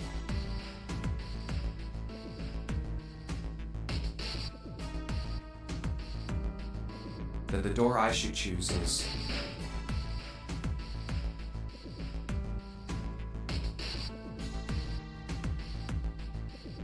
Okay, the last one is mine. I want to go through...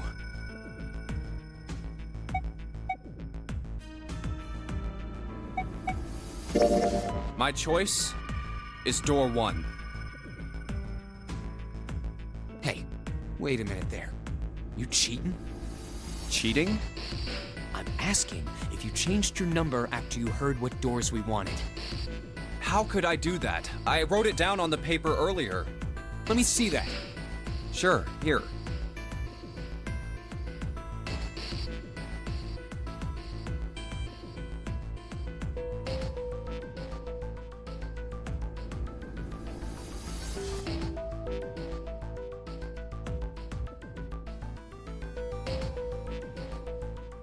I had 3 pieces of paper ready. And I put the one with door 6 on it into the pot.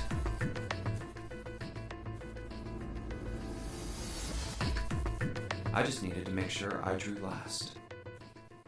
After I saw everyone else's result, I just chose whatever door I wanted. If the number I'd already put in matched, then I didn't have to switch the paper out. Well, what does it say?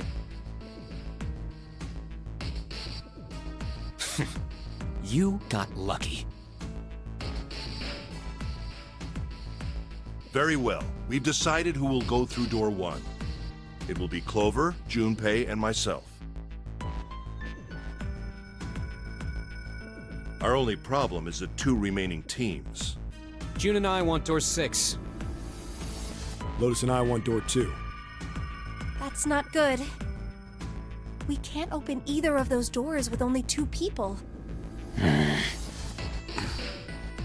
Aw. Fine. 7, we'll go through door 6. Sure thing. I didn't really want to go through door 2 anyway. Besides, if we've got a younger girl with us, it'll lower the average age. Right, June? Well, I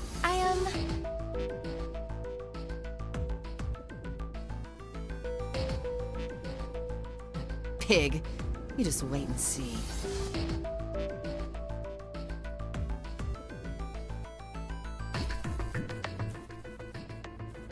Calling me old. This is why men are such a pain in the ass. They're about as subtle as a brick. And they're at it again.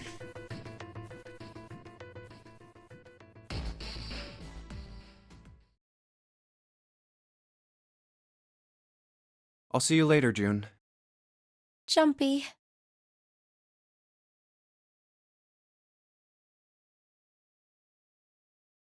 Don't make that face. It'll be like what 7 said. We aren't going to be split up permanently till we find door 9.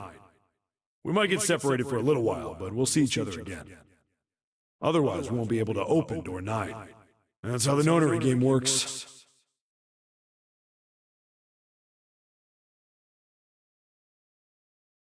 It'll be fine. I'll see you soon. All right. See you later.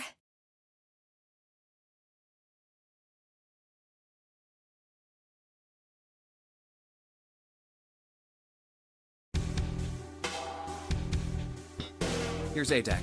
It was the door on the left, right? That should be it, yes.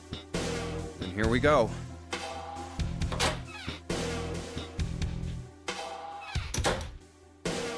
It's just as Santa and Lotus said.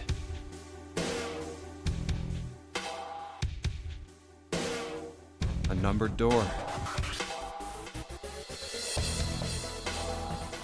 There's the red. I'll go first.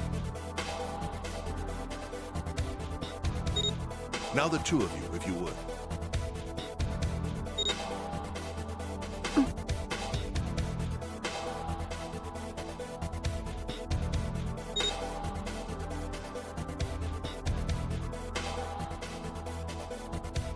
Now. Are you ready? Shall I pull it? Yeah, anytime.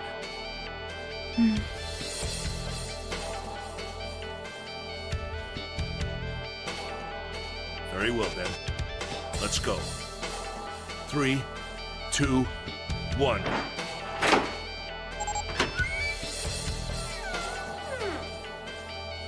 And it's open! Move it!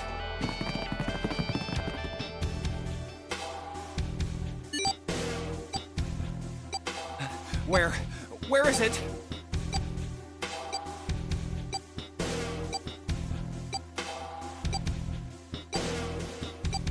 There it is! Over there!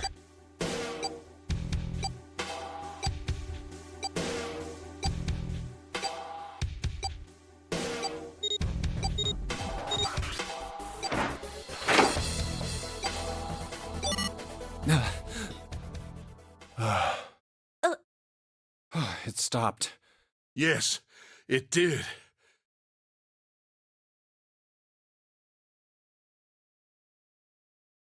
Whew. I don't believe I'll ever get used to that. I'm not sure it's something I'd want to get used to. We should finish this game before imminent death becomes a normal thing. I agree. Now then.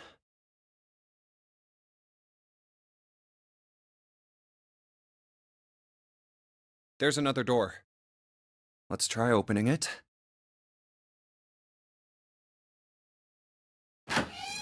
So, this is the wheelhouse?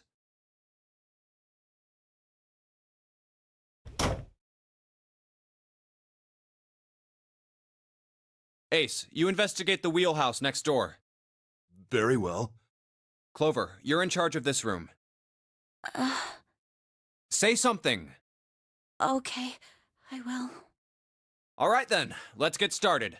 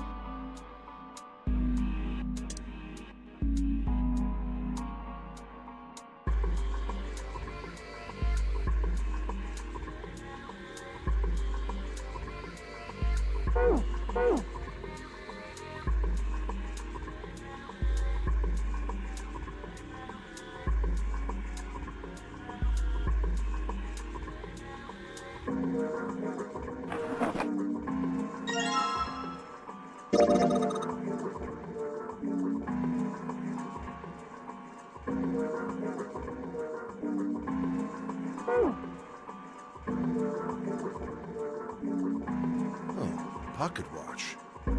Might I take a look at it?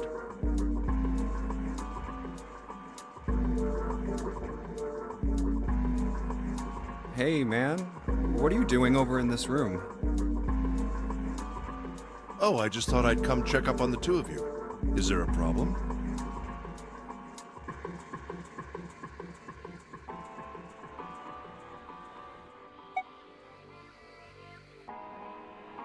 Well, not a problem, but...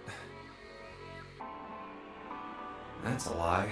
I wanted to get rid of Ace. I sent him to the wheelhouse at the beginning for a reason. I wanted to talk to Clover alone. There's something I want to ask her. And I don't want anyone to overhear us. I'm pretty sure Clover won't talk if there's anyone else around. I'm a little desperate to send him back, quick. He has to leave.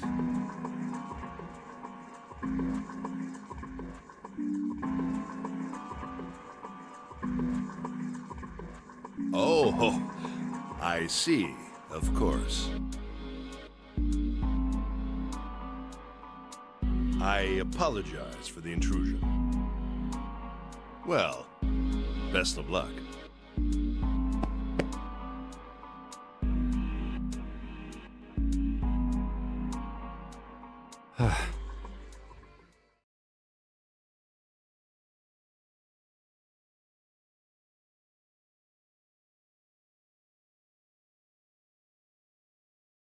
What was that about?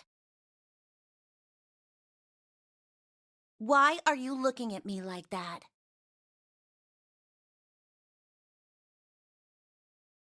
Oh, no, it's not like that. What's it like then? I just wanted to hear the rest of that story. I didn't get a chance to ask you about it until now. What story? About the experiment, remember? The one you started to tell me in the operating room? You said something about an experiment that happened here 9 years ago.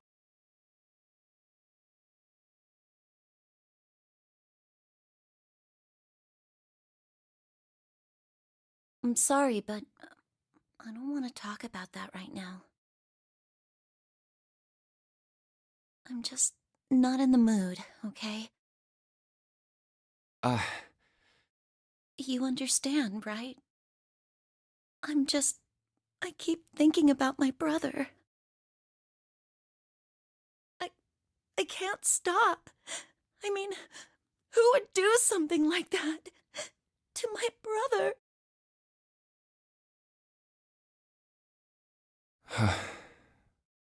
I can't forgive them. I'm not gonna let them get away with it. They're gonna pay for it. I promise. So...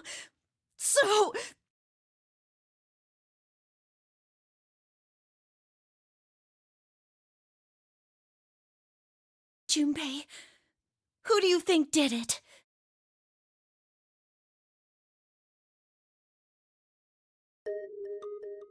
Well, if what Seven said was right, then there would have to be at least 2 of them. You need at least 3 people to open the numbered doors, and if you subtract Snake, that means there were at least 2 other people.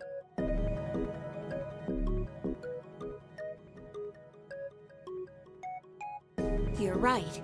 So, what does that mean? Well, if we just look at the bracelet numbers, we should be able to figure it out.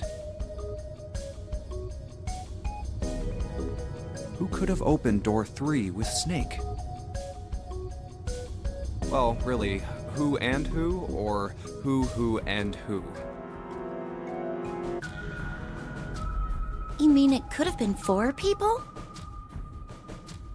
Well, technically, it's possible. I don't know. That doesn't seem very likely. Why? I'll tell you later. Why don't we just assume it was only 2 other people for now? Okay, got it. Let's do that then. Then who do you think it could be?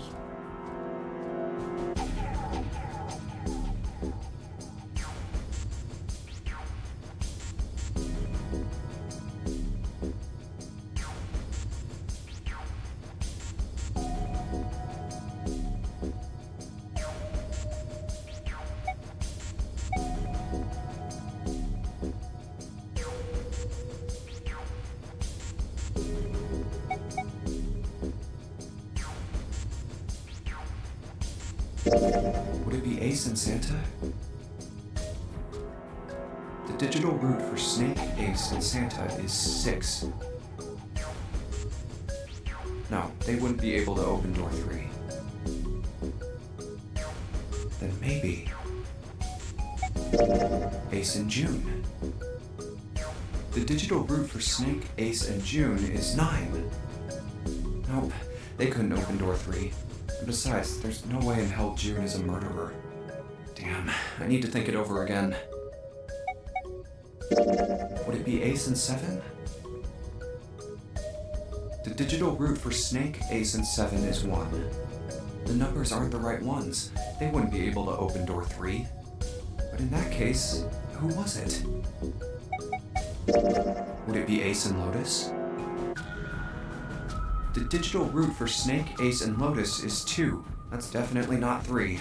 They wouldn't be able to open the door. Then which 2 could?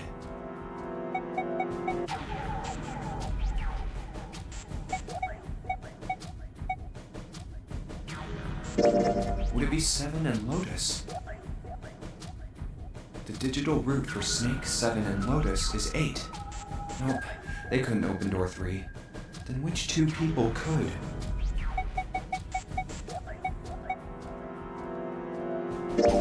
Would it be Santa and Lotus? The The digital route for Snake, Santa, and Lotus is 4. Nope, they couldn't open door 3. Then... could be Santa and 7. The digital route for Snake, Santa, and 7 is 3. Wait, hold on. Are Santa and 7 the killers? What's wrong?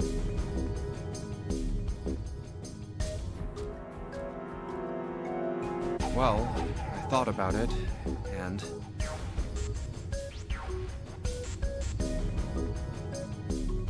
That's what I thought. Santa and 7. If it was 2 people, then that's the only combination that works. Hey, wait a minute there. Don't you think it's a little too early to be jumping to conclusions? Well, all I said is that those 2 would have been able to open door 3 with your brother. There might be other possibilities. Well, what other possibilities? Are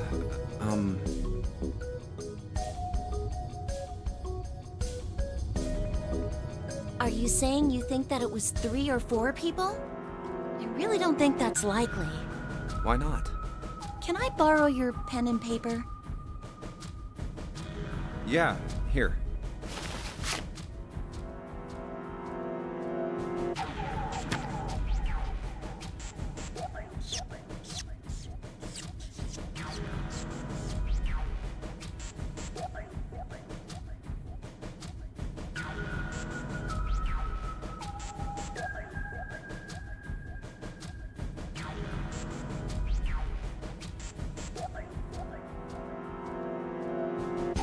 What's this?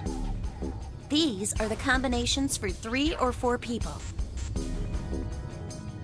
These 8 combinations are the only possible ones. Oh, I see. Junpei, Yeah? I can trust you, right? Of course. Why would you need to ask that? Really? Yeah. So then I should get rid of B, D, G, and H, right? Of course. Just cross them out. And you should take off yours too. The ones with 4. So, what does that leave? A and E. Wait, it can't be A. Why? Because June's in that one. There's no way in hell she'd do something like that. Are you sure? I'd bet my life on it. Okay then. I can cross off A too, right? Yeah. Well, what have we got left? E. Do you know what this means? Everyone besides me, you, and June would be working together.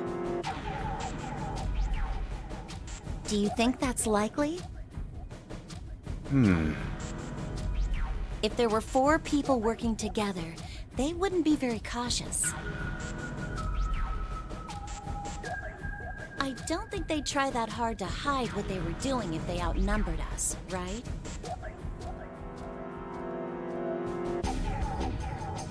Well, you do have a point. And besides, if Ace and 7 are working together, they could have easily gotten rid of me when I went to the shower room with them. But they didn't. They didn't even try anything. If they were killers, why wouldn't they?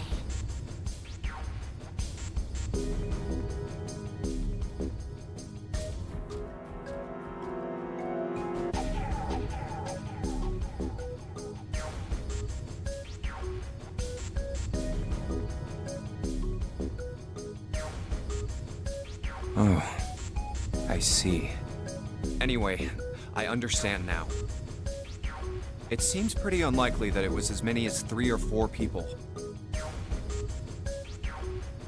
Yeah. Then that means there's a good chance it was Santa and 7. That's how it looks. But why would they do it? Their motive.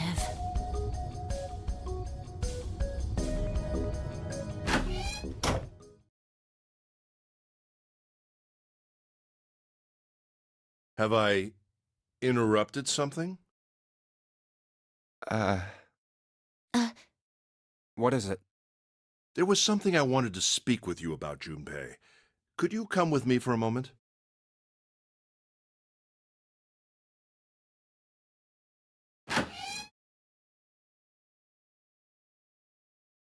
Go ahead. Okay.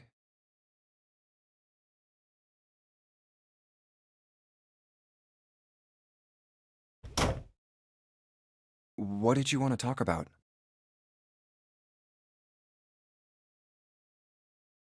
There was something I wanted to check. Yeah? What's that? If you'll excuse me. Hey, what the hell are you doing? I'm just checking. No, stop!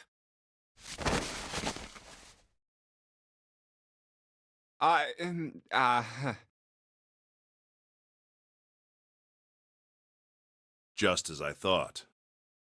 What exactly are these pieces of paper hiding in your pocket?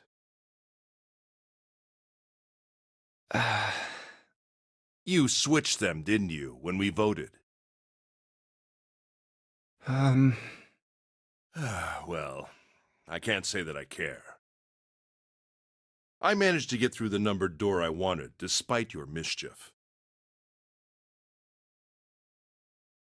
Then, why did you... Oh, simple curiosity. I hope you won't think ill of me for it.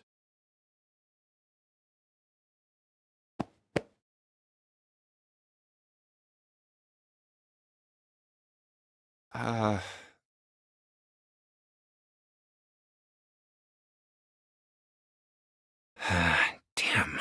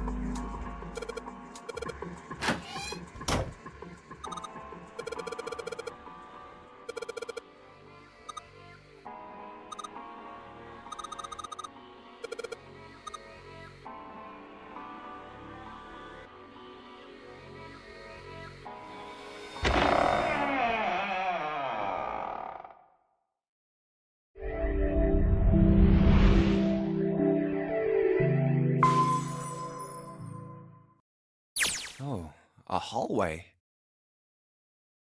It's far too narrow to be called one.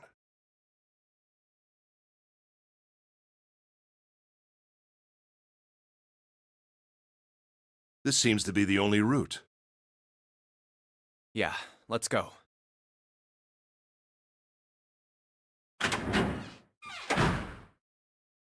Wow. Well, these machines are weird. I've never seen any of them before. Huh? Wait, this one is...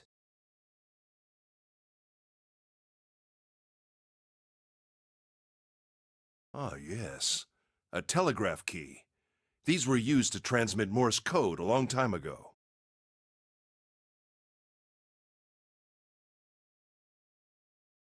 This must be the communication office.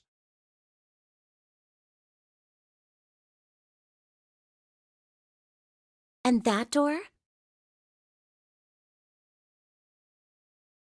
Captain's quarters. Huh. That's what it says.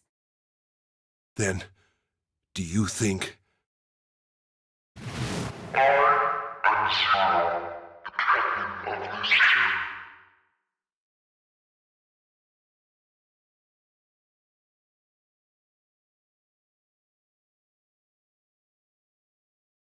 Well, we won't know if we don't open it.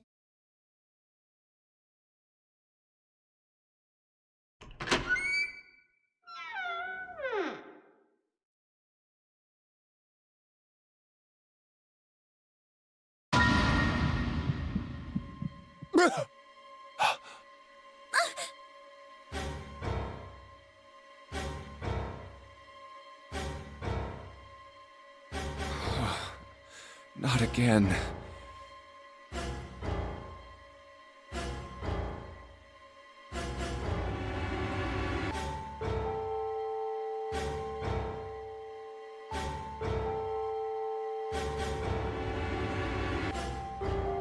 Damn.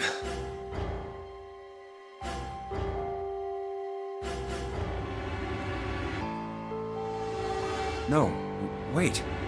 We didn't check his pulse yet. Maybe he's still alive.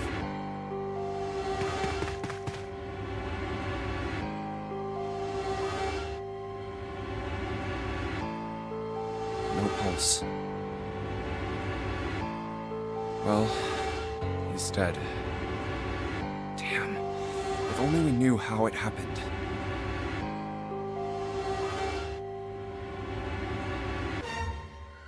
These wounds. I wonder what killed him. It must have been this.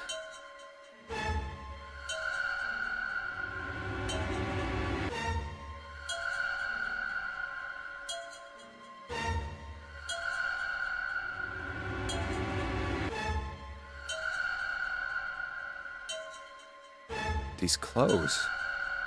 A captain. Does that mean this guy was Zero?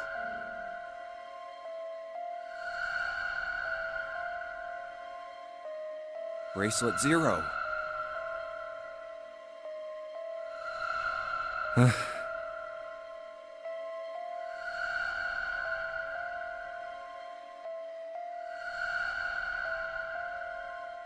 Junpei.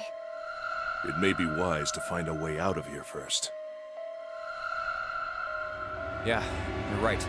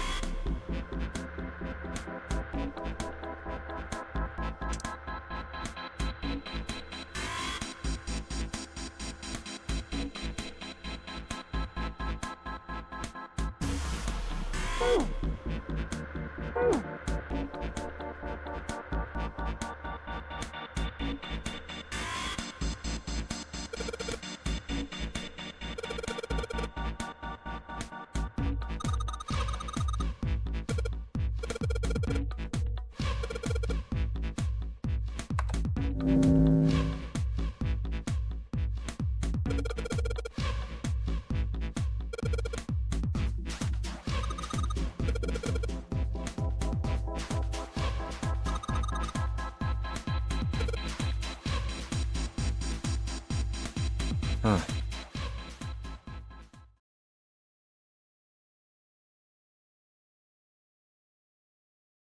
Zero, huh? It's like he's making fun of us. What do you think? Nothing.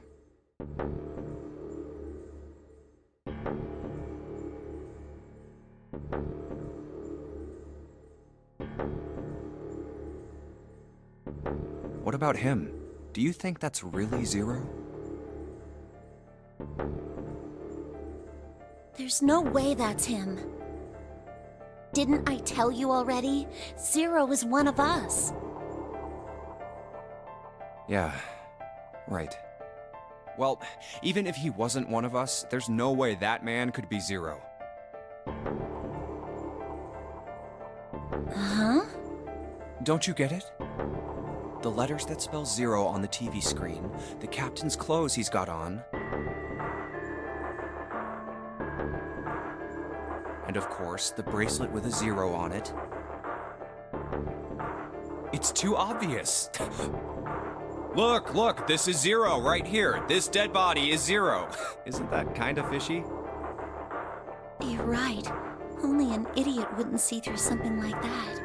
No, that's not the point. So I'm not trying to make fun of them for thinking a trick like this would work. I'm sure they didn't think it would work, which makes me wonder. I think this is a challenge. A challenge from the person who's really behind all of this. He's making fun of us. Don't you get it? If whoever killed this guy really wanted us to think this corpse was Zero, they'd never have put a bracelet on him. Walking around with a 0 bracelet would be like hanging a sign around your neck that said, "I did it!" Anyone with a brain would be able to see that this guy is supposed to look like everything Zero is supposed to be. Just like we did. The killer must have known we wouldn't think he was Zero and put the bracelet on him anyway. Do you know why? Why? Like I said, he's mocking us. Too bad, suckers, this isn't Zero. Where's the real me then? See if you can catch me. It's the same bad joke a lot of criminals like to play. They'll just sit back and watch people run in circles. That's really twisted. But it almost seems kind of childish. Yeah, you're right. It's really childish. It's like it's just a game to whoever this person is. That's what seems funny to me. All right, let's get back to the point. Who killed this man? I don't know. And what's this guy's deal? Who is he? How would I know that? If I knew anything, I would have told you. You have no idea who he is. Why would I? We should check and see if he's got anything on him that might tell us who he is. Give me a hand here, Clover. Huh? We gotta flip him over. How else are we gonna search his pockets? Okay, fine. Guess I'll do it. Here we go.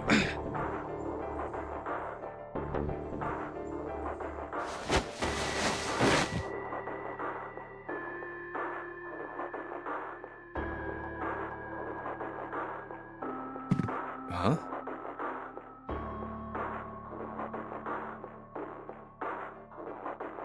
Hey, it's the...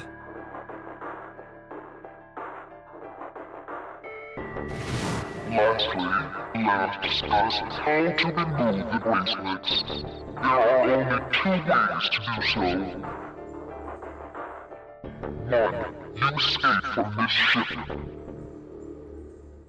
2. Lord Hartley reaches 0.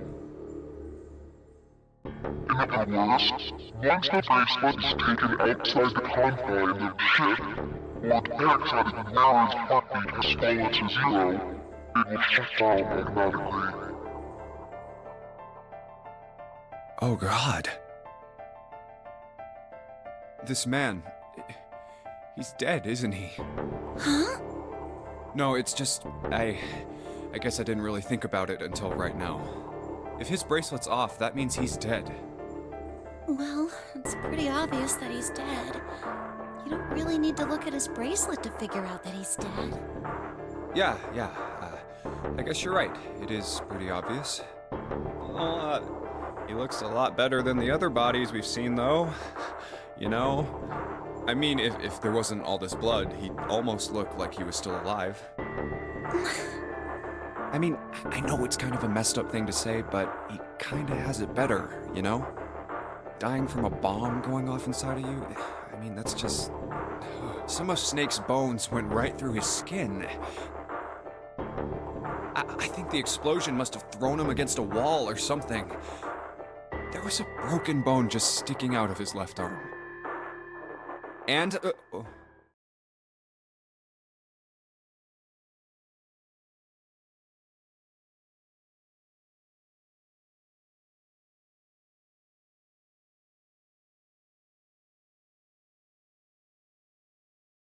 What did you just say?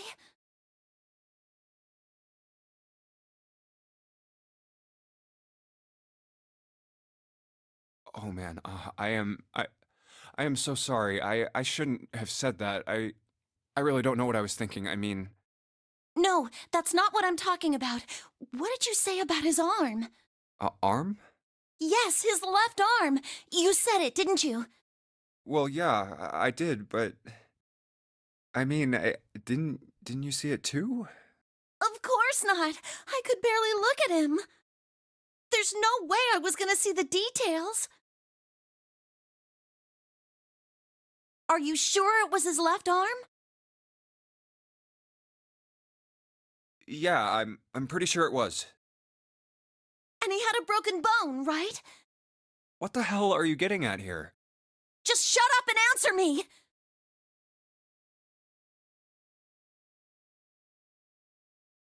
Yeah, he did. It was pretty bad, too. The bone was sticking out of the arm.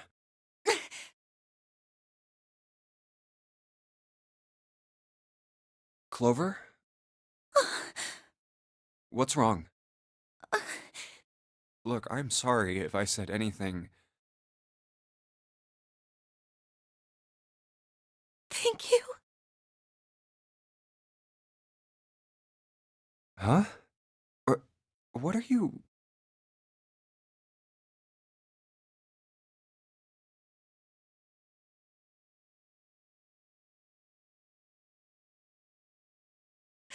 Thank you so much, Junpei.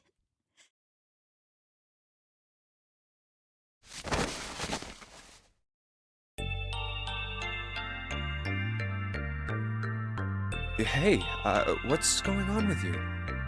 I'm sorry, it's just... I'm so happy! Why?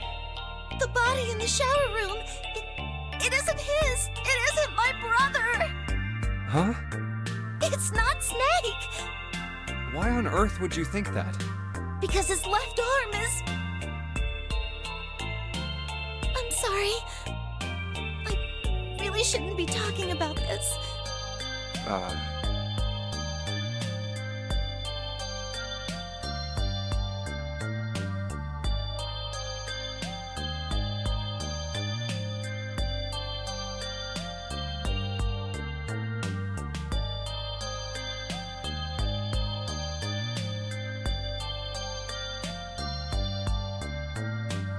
But he's still alive. I'm so happy.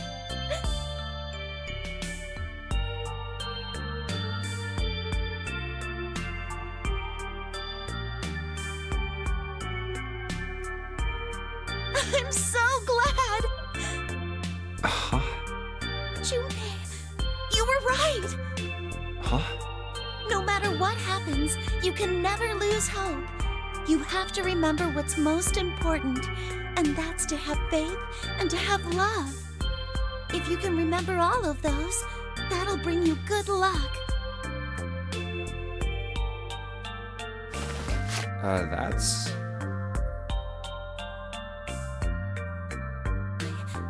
I only made it here because you gave me this. I was suspicious of everybody, and I was angry and miserable. But because I had this four-leaf clover, because of what you said to me, Yeah.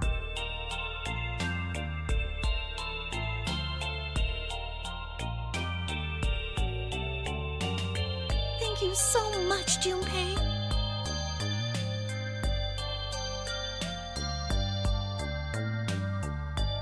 Oh, if you really want to thank somebody, you should be thanking Santa.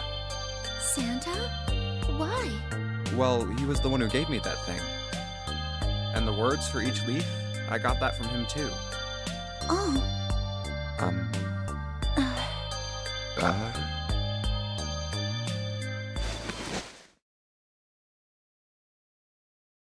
Huh?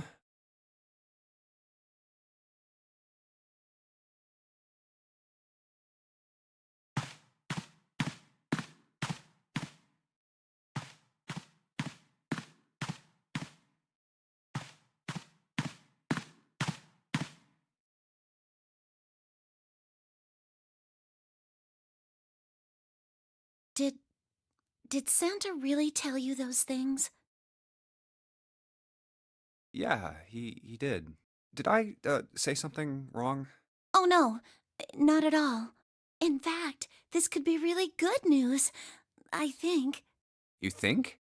Santa knew about the words and the clover. The only people who should know about that are the other subjects. Subjects? The other people who were in the experiment 9 years ago, with my brother and me. But he's blind, and I was part of the Nevada test group. So neither of us would be able to recognize the faces of the people who were on this boat. Whoa. Okay, time out. Let's just calm down for a second, okay? Start from the top. Don't start with the end and then jump to the middle. You gotta start with 1 and then move to 2 and 3 and 4 and so on. If you don't tell me stuff in the right order, I'm never gonna be able to figure it out. Okay. All right, let's start with this experiment. What happened on this boat 9 years ago? Do you know about morphogenetic fields? Morphogenetic fields. All right, how about this? Theory of the telepathic mechanism. I think Lotus mentioned something like that.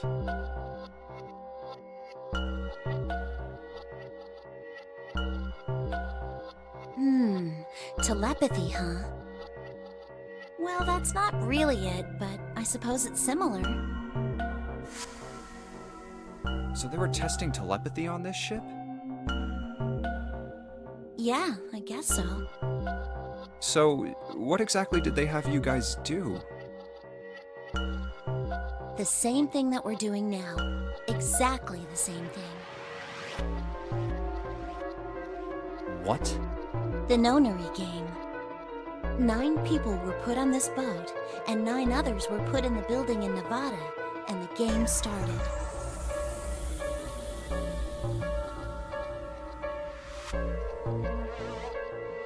Look, I'm sorry, but I don't get it. What do the nonary game and some telepathy experiment have to do with each other? Am I missing something here?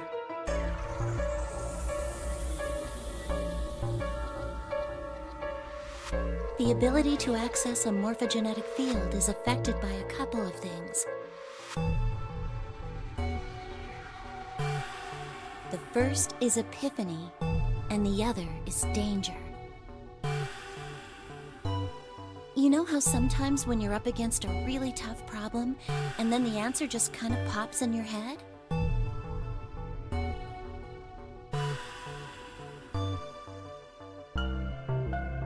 That's an epiphany. And what you learn from the epiphany can be transmitted with telepathy. When you add danger to that equation, then it gets easier to transmit that information over telepathy.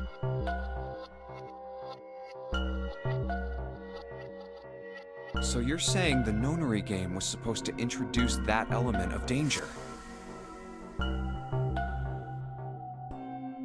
Yeah, but it couldn't be just any old danger. It had to be life and death. It had to be life and death. And someone did actually die. A girl. Huh.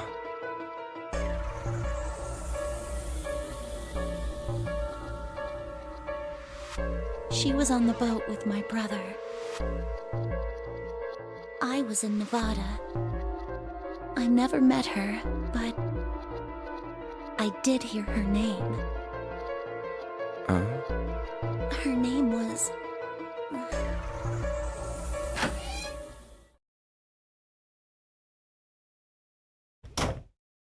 Oh, my apologies. I seem to have disturbed you. Ace. You two must have strong stomachs. I can't imagine how you could stay in this room for so long.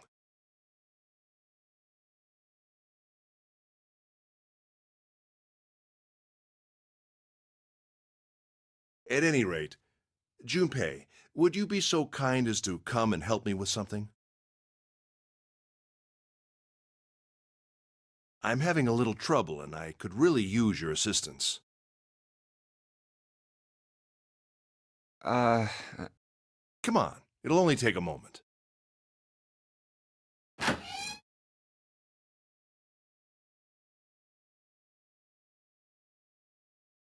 don't want Ace to hear us. We can talk about this later. Huh? Hey, wait!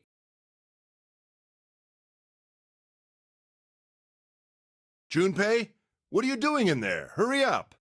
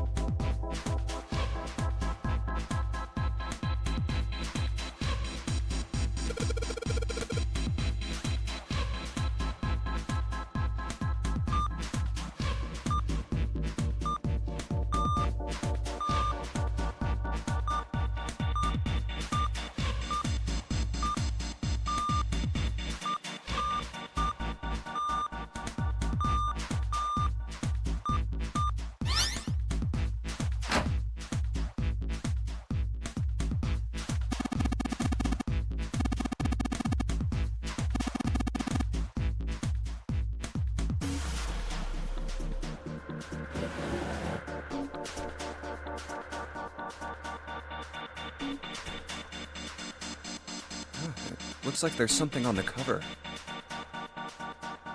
ALLICE. All ice. Alice. Does this mean...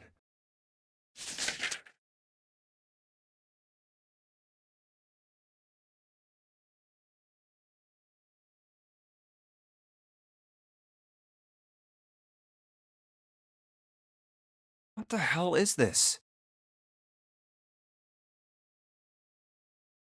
They are hieroglyphs, a form of writing used in ancient Egypt. Ancient Egypt? That's right. Can you read them? Of course. I can't. What would make you think I could? What the hell?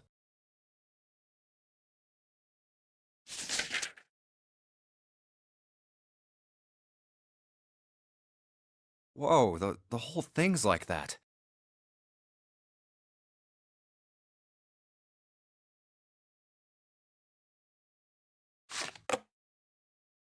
Huh? What's this? Oh, a key card.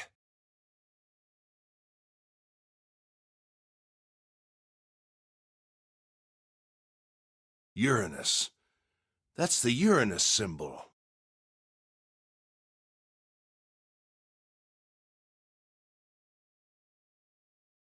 Something's written on the bottom. Bottom deck library.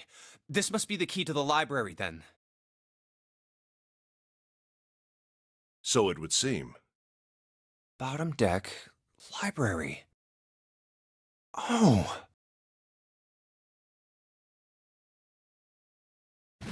Seven said something like... Alice sleeps in a small chamber past the Forest of Knowledge beneath the navel of the Gigantic.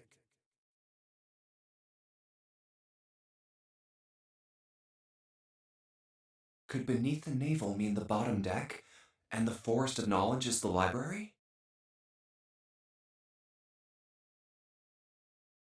Then, could Alice be in a room somewhere beyond the library?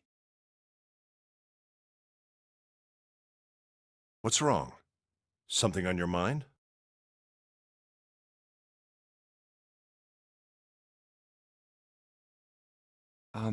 Yeah. I just remembered something. Is that so? What about?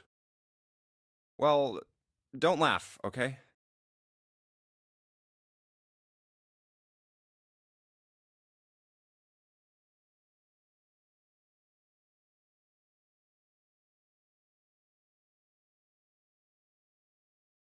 The Egyptian priestess and Ice 9. Interesting.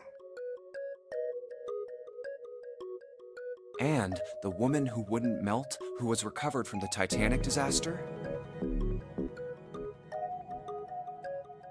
They called her All Ice, which eventually turned into Alice. And she was purchased by an English millionaire who called himself Lord Gordain.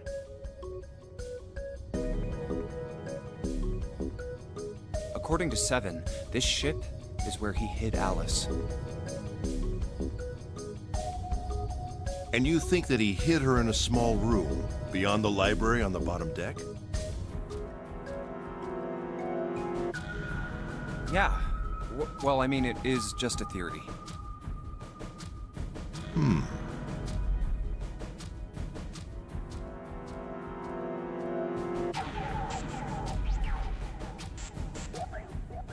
Junpei, have you ever heard of the term CAS?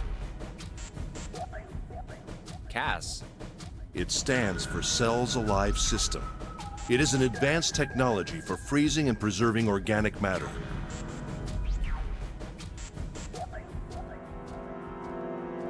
Put simply, it is a technique that allows one to freeze things without the formation of ice crystals.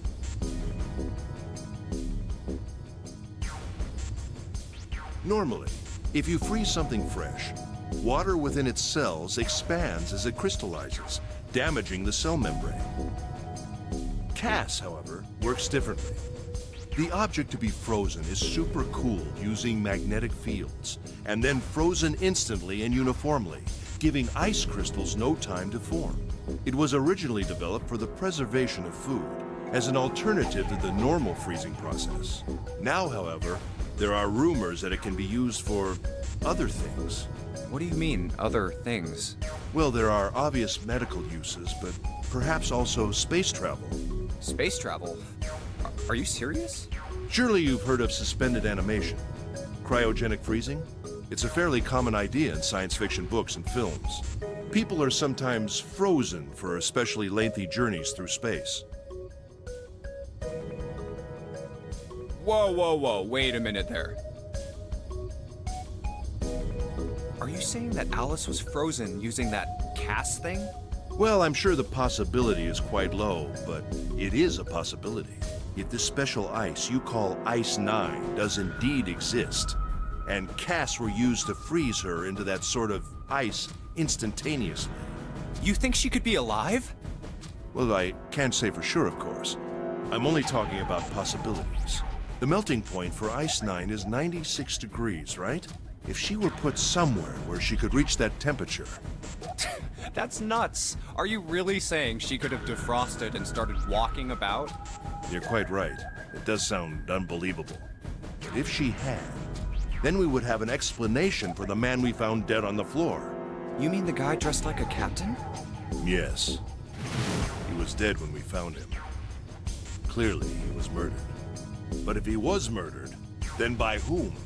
It couldn't have been one of us. That would be impossible. In order to enter the captain's quarters, one must first open door 1. That door that requires the Earth key prevented us from accessing door 1. Who was it that opened that door? Santa and Lotus. Right. Clearly, the two of them could not have opened door 1, or any other door for that matter. Who else then could have done so? Nobody. After Santa and Lotus used the Earth key, they turned back and met up with me and June. Then we returned to the large hospital room and found Ace, Seven, and Clover. While we'd gone into the shower room, Ace, Seven, and Clover had stayed behind. But it's impossible for those three to open door 1. But what about when June and I took the elevator to door 2?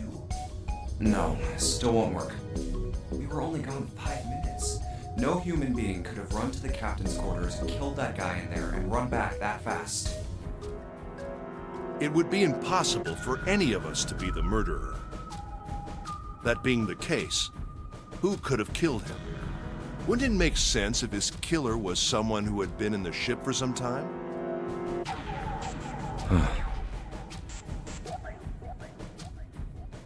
A person like that would know the ship well. They would know the locations of all the hidden passages and secret doors. The numbered door would mean nothing to someone like that. It would be a simple thing for them to enter the captain's quarters. Then you're saying the killer was Alice?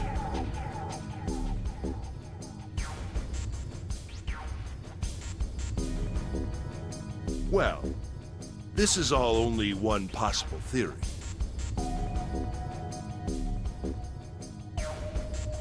All ice, Alice. Is she really somewhere on the ship?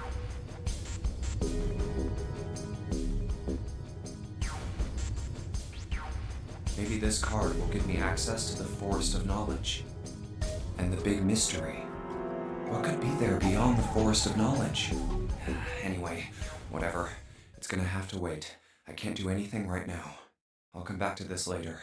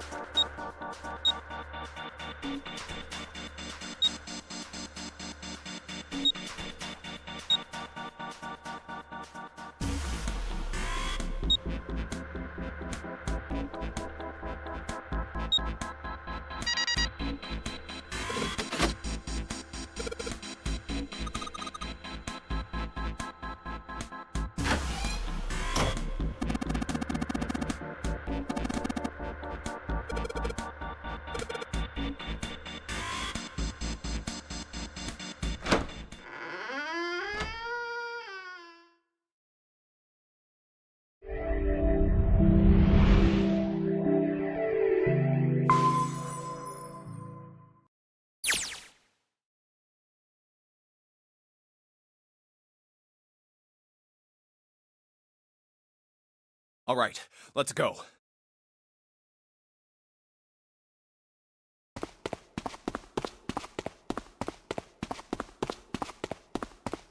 That's the next door. Wait, a piece of paper.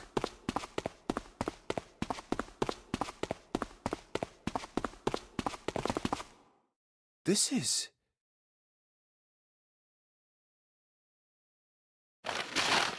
Map of the ship's interior for A-Deck.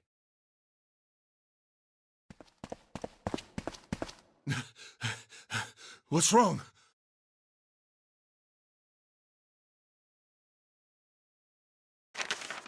I found a map for this floor.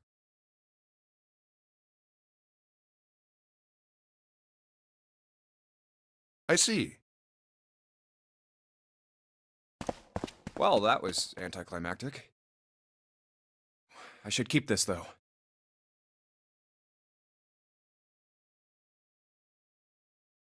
Hey, where's Clover? Damn it, what the hell is she up to?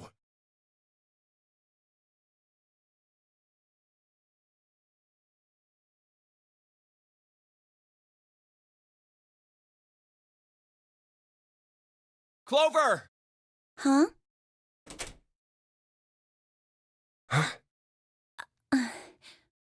What the hell are you doing? Nothing.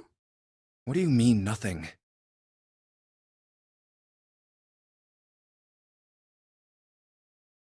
What the hell is that? What? You've got something in your pocket. What is it? Oh, this? This is... a note. A note? Yeah, I found it in the pocket of the guy with the captain's clothes. It said something about the darkness of the sinister hand or something. What the hell? Let me see it. No, not right.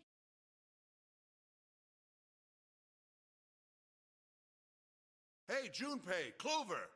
What are you two doing? Hurry up! He's getting mad. I'll show it to you later, all right?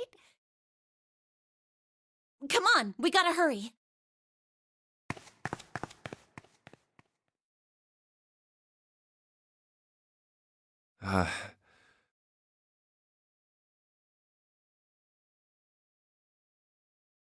From the look of that pocket,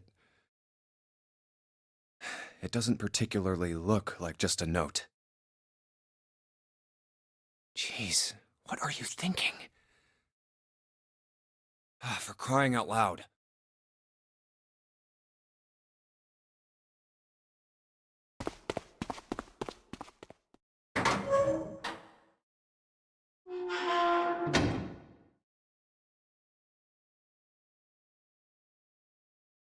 The big stairs.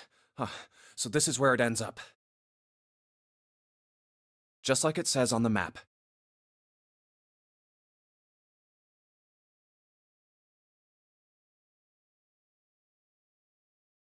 Ace, did he head down?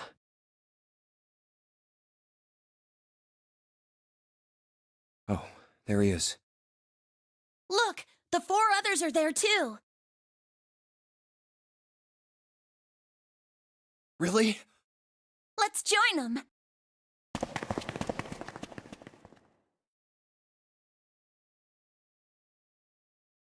Jumpy! Clover!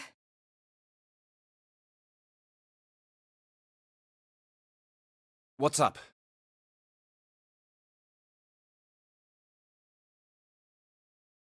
We found it! Found what? We found it! What did you find? The last door! We found door 9! What? Come on! Just follow us! We'll explain on the way!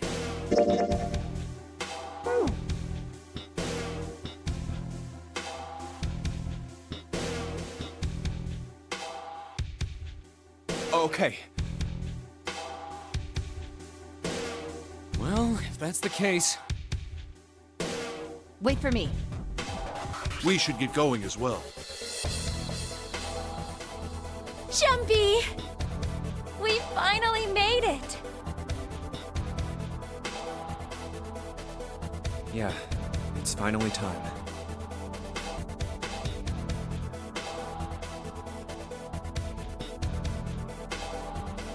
We've reached the end.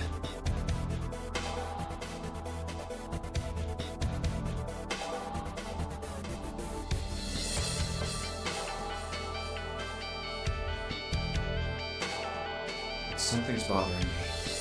Only 3 to 5 people can go through the numbered door. 7 of us are on our way to door 9. That means that, best case scenario, there will be 2 of us who have to stay behind.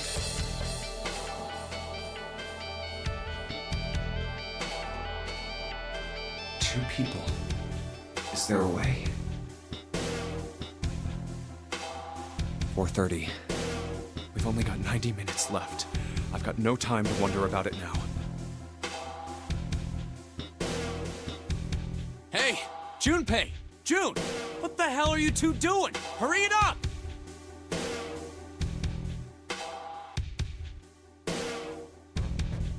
Let's go, Jumpy! Yeah.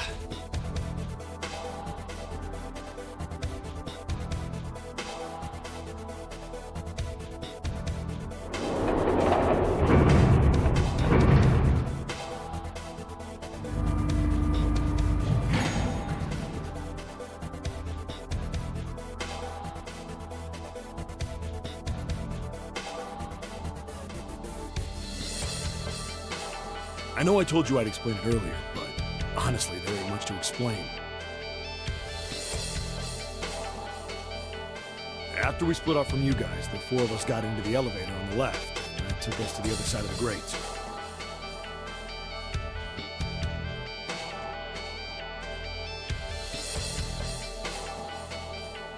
After that, we headed down another hallway. It took us toward the bow and eventually to the number 6 that you two found earlier. We opened it and kept going. There was another locked door behind it, like usual, but this time we had to complete 2 different areas before we could unlock it. Once we were through that door, there was another hallway that went the other direction, toward the stern. So, on your way, you found the elevator. That's right. So, in other words, you kinda did a lap, huh? You came from that side to this side. Yeah. So, where's the number 9 door? Over here. Follow me.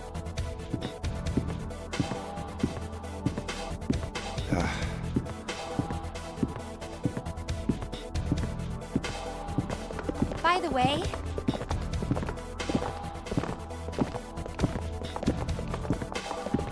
you know, it's because of Santa that we're all here right now. Huh? That all 7 of us are going to door 9. What? You don't get it? Santa, 7, and Lotus. What's their digital route? 9. It's 9. That's right. They could have just left me behind and kept going if they'd wanted to. But they didn't. Yes, because Santa wouldn't let them. He said, we can't leave June and the others behind. That's why we went looking for you guys. And then you got on the elevator and went back to the central staircase. That's right. Well, I wouldn't have called that one. That Santa would be the one to stick up for you. I mean... Oh, don't get me wrong. I don't mean that 7 and Lotus said they wanted to leave me behind. We were just talking about it, and Santa objected to it first. Is that so?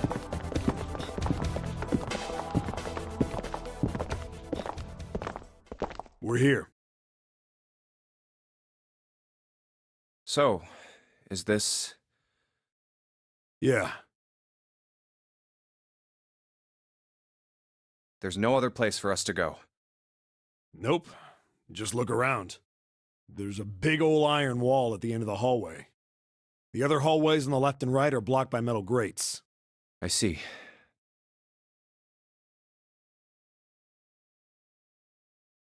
All right, let's get moving.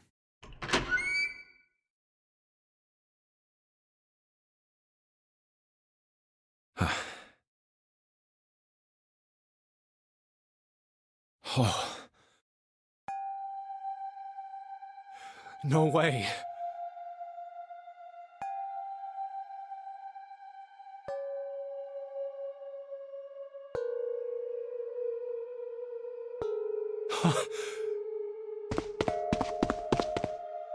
The 9 door.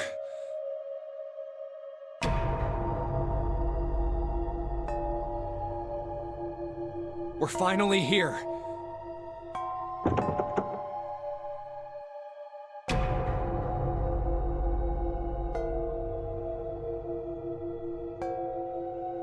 No doubt about it. This is door 9.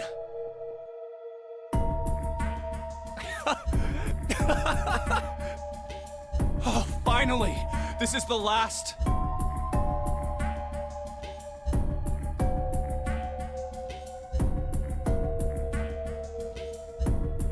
Junpei, look behind you. Behind? What? Why? A door and a 9. There's another one? Hey, what the hell? What the hell is going on here?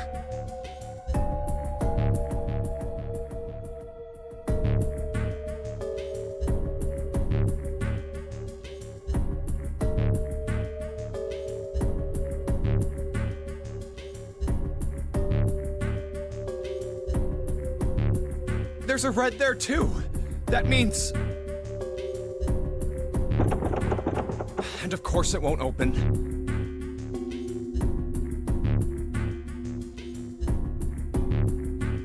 But why? Why the hell are there 2 doors? Do you think perhaps one is the right door and the other is the wrong one?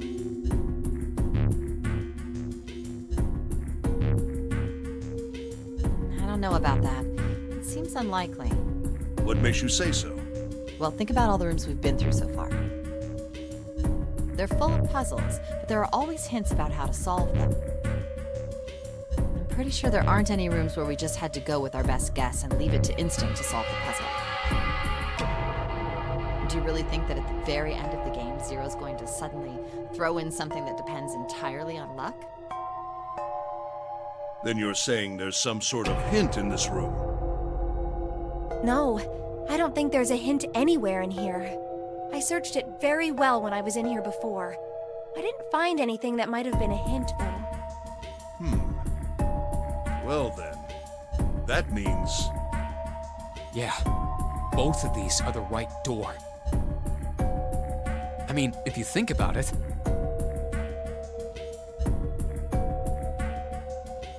Zero never actually said there was only one door with a 9 on it. It is hidden, but an exit can be found. Seek a way out. Seek a door that carries a 9.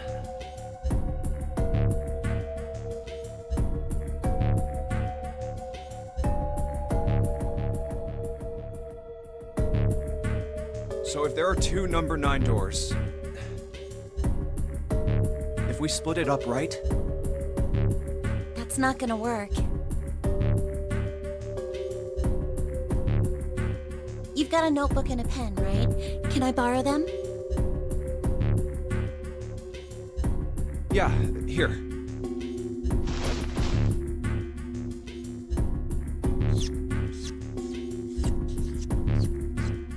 Look at this.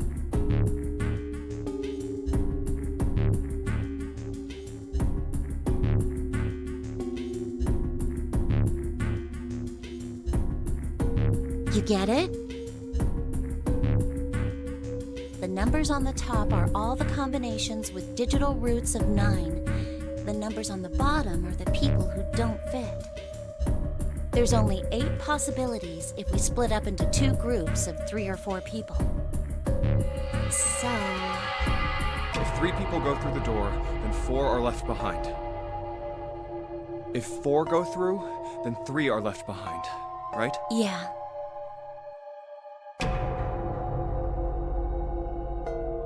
No way.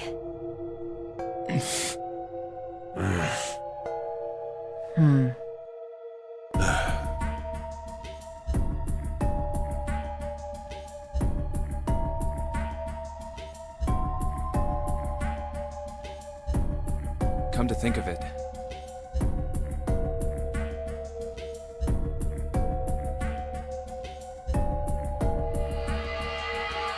what is this room?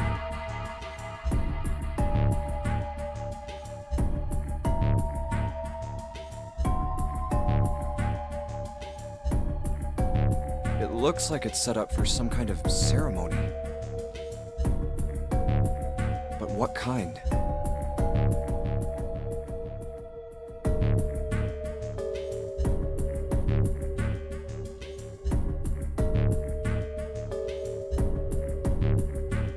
Is that an altar?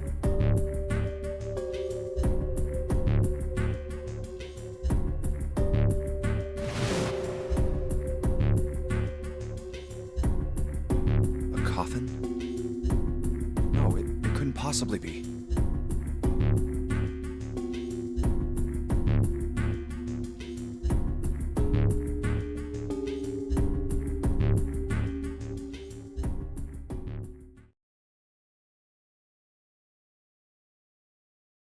Okay, I give up. I give up.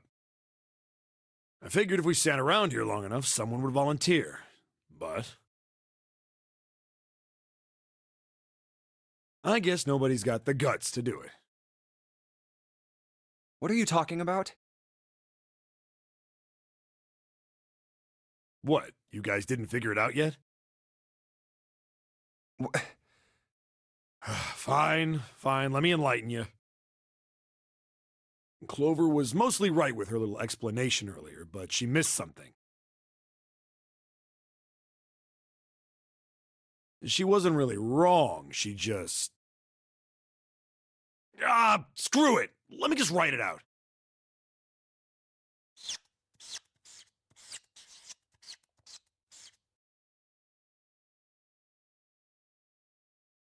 If you're trying to leave with a group of 3 and a group of 4 and get everybody out, Clover's right.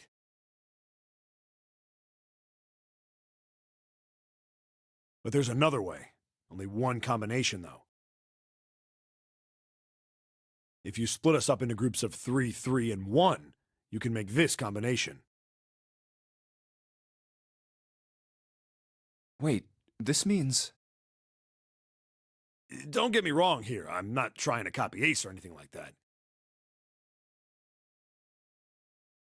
Even if he hadn't been the hero back in the big hospital room, I'd still be saying the same thing.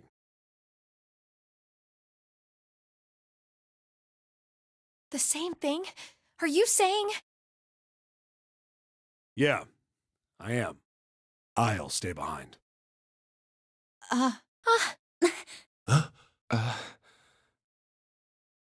Why are you acting so heroic all of a sudden? Are you some kind of idiot?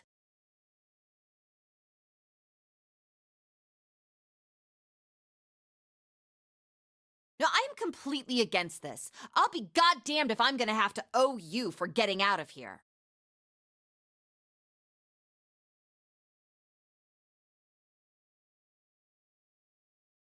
I'm against it too. I didn't want to leave Ace behind, and I don't want to leave you either.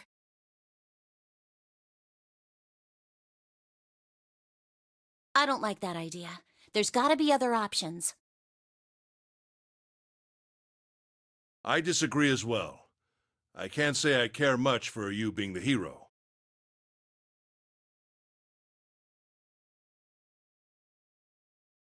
Well, there you go, Seven. Proposal denied. Clover's right. There's gotta be a better way than this.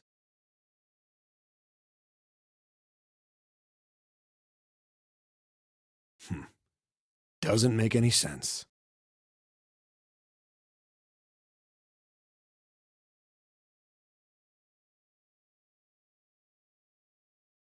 Whoa, hold on a minute. I haven't said anything yet.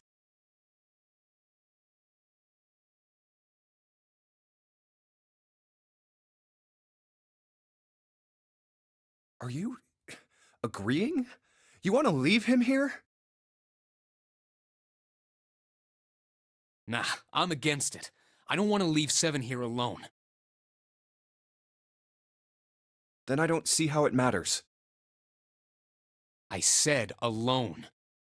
Huh? I said I don't want to leave Seven alone.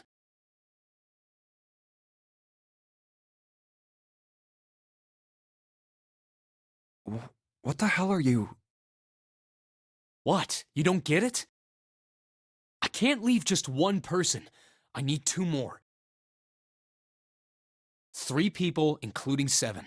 I'll be leaving behind 3 people. That's my proposal. No. Those are my orders. What do you mean, orders? What the hell makes you think you can order us around? Who the hell's gonna listen to you?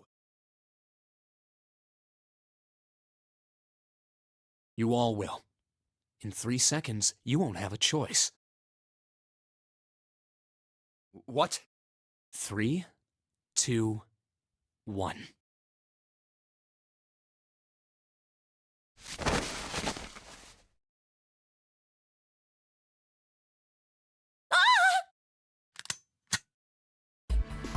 See? I told you. Huh? What?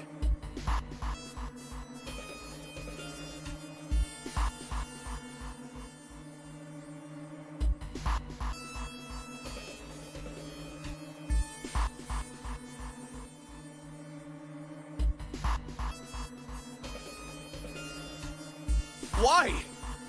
What the hell is that?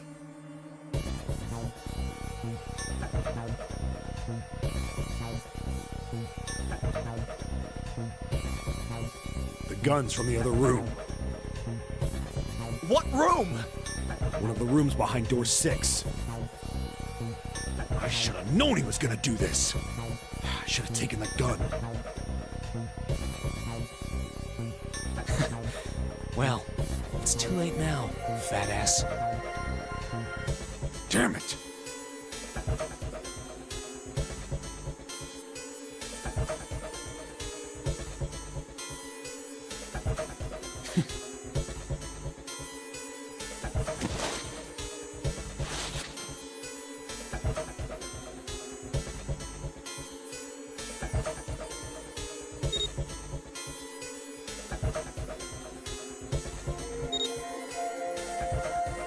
Now, time for you to start following my orders. Ace, Lotus, congratulations! I've chosen you to come with me. Put your hands in the red.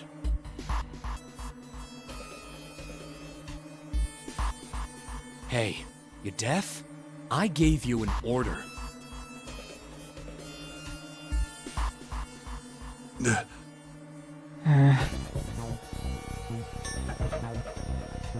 Right, fine. I didn't want to waste any bullets, but you guys just don't get it.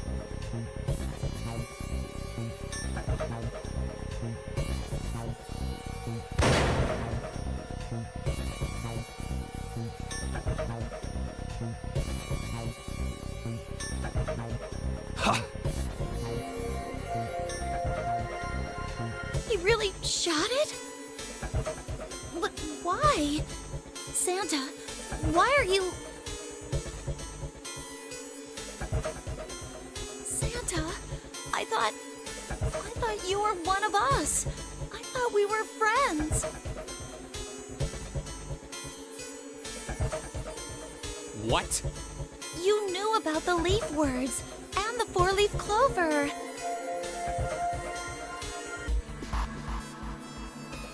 What the hell is that shit?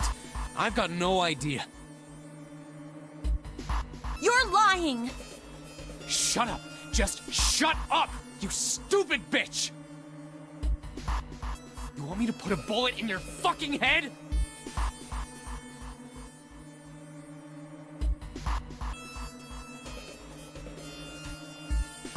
Santa. All right, assholes. What are you still standing there for? Get over here and scan those bracelets. I don't have all day. Oh, what's the matter? Your hearing's starting to go? Going senile, maybe?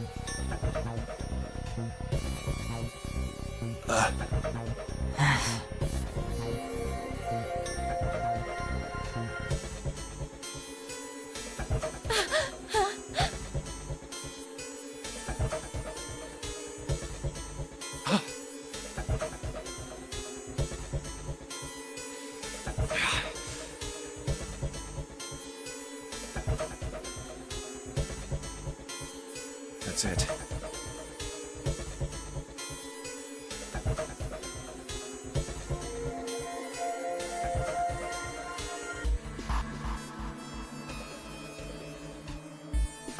It's the only way. Please, go.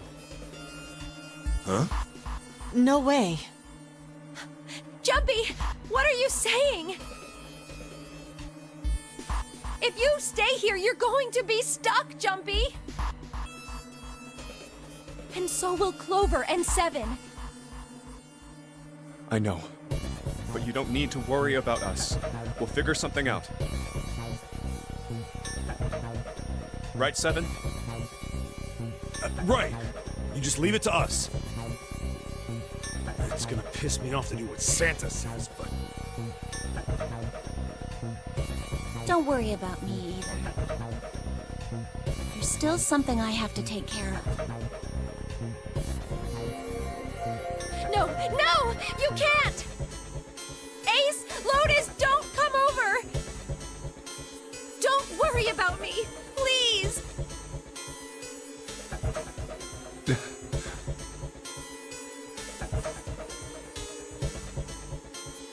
Please.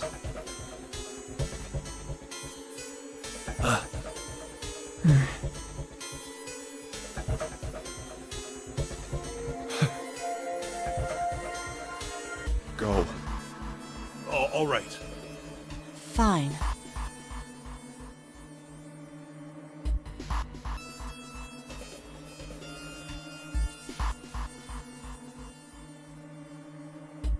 All right. Now let's get those hands in the scanner panel.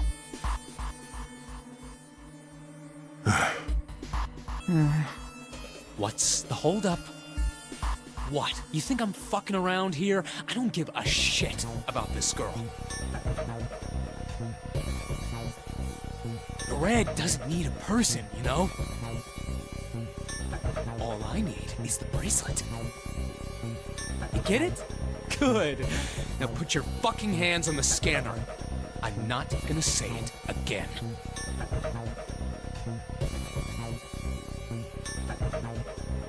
Fine.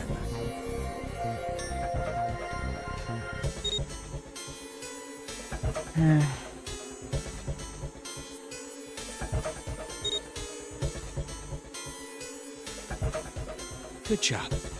Now, Lotus, pull that lever. As soon as the door opens, you get your ass in there. Try anything stupid, and you know what happens, right? Damn it.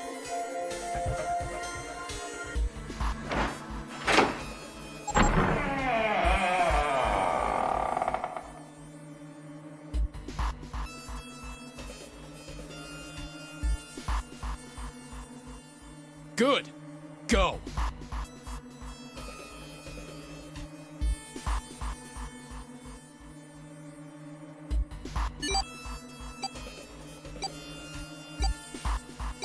Later.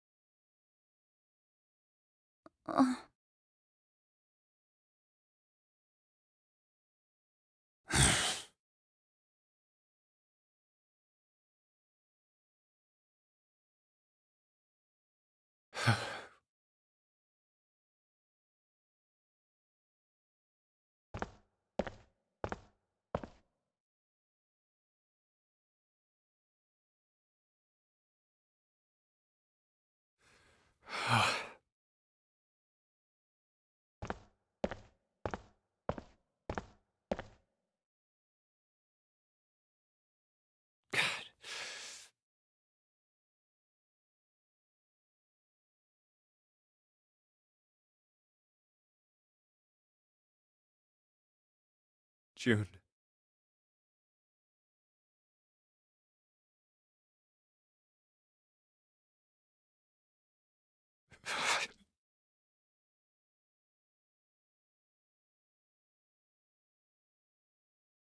So, what do you want to do, Junpei? What do you mean, what do I want to do? What can we do?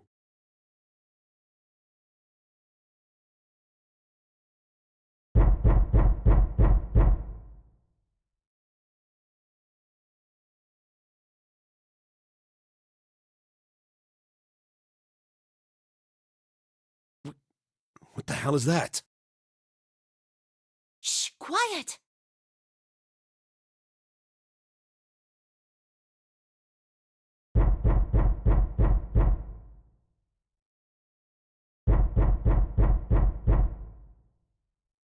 Where is it coming from?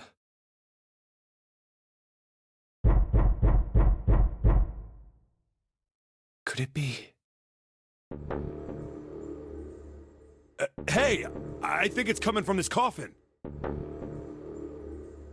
You're right! Let's open it. But how? What are those muscles for? For show? You're telling me to force it open? Just shut up and try!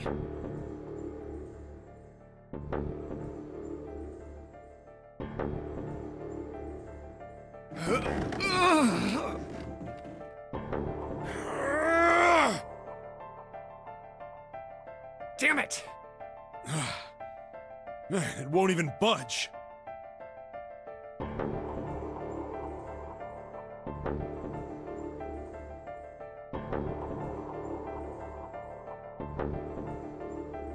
Not another one. Yeah, looks like it. Do you think we have to put in the right password or it won't open? I think so.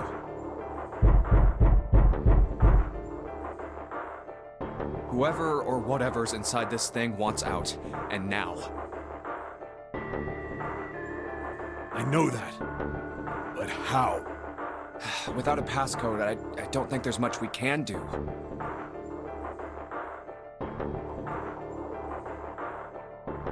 Isn't there a hint somewhere?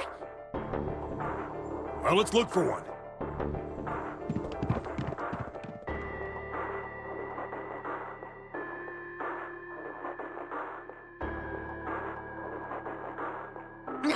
There's nothing here. Not making this easy, are they?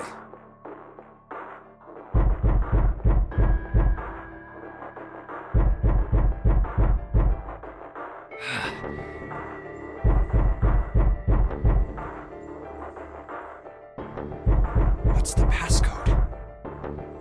What am I supposed to do? How can we figure it out? I need something.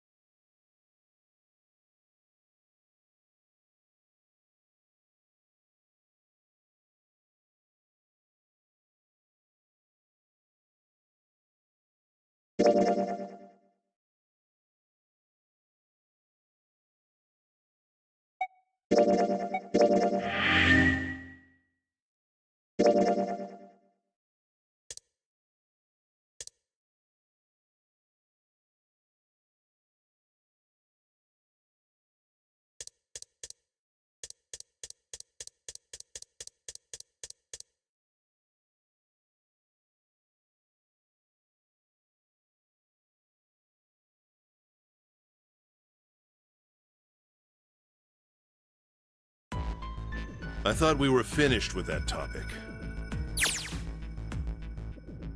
But then what should we do?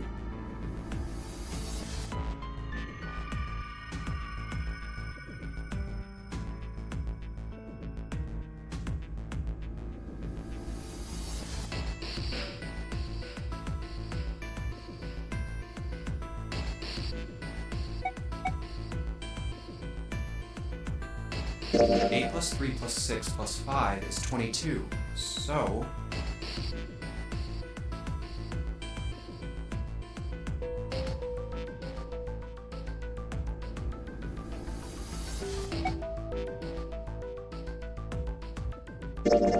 Hey, wait.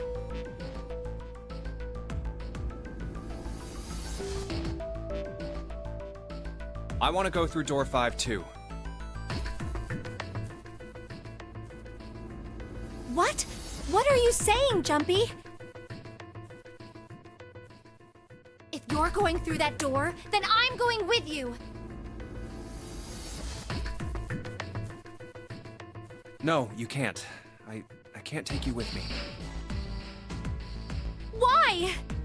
Well, you know what's in there, don't you? Are you sure you want to see that?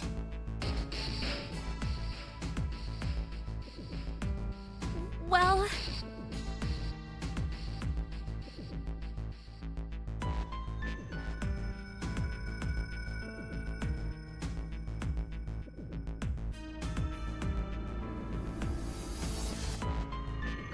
Please, let me go into door 5. Man, now we're right back where we started, you know that? Junpei's bracelet is number 5, right? If we are going to add Junpei, then we must subtract 5 from the rest of us.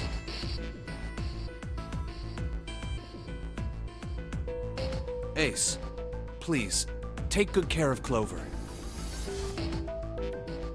Oh, all right. That's fine.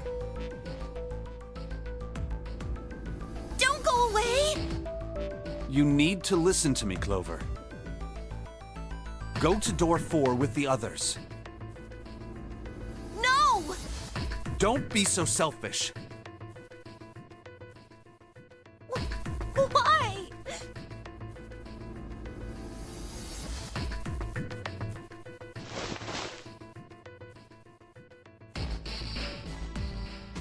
You'll be fine. Just relax.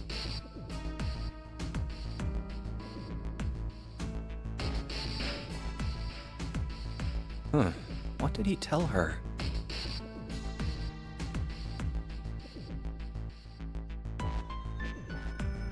Okay, I understand.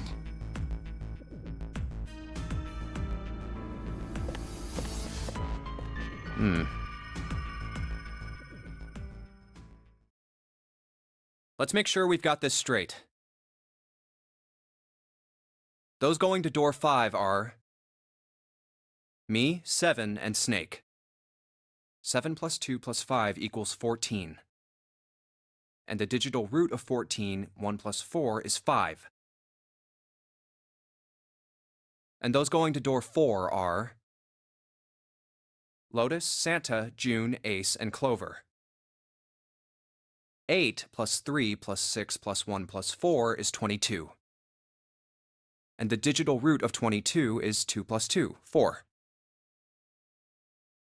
We're okay with this. No problems here. Yes. Let's do it. All right then.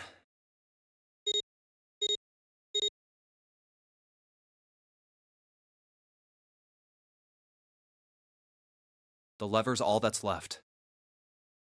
Okay. All right then. Let's go.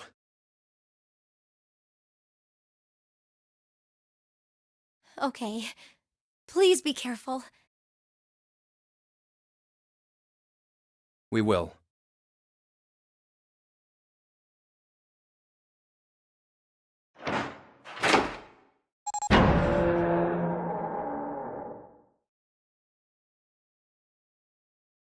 And it's open.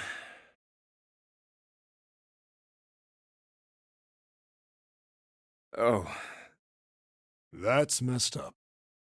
that was the ninth man.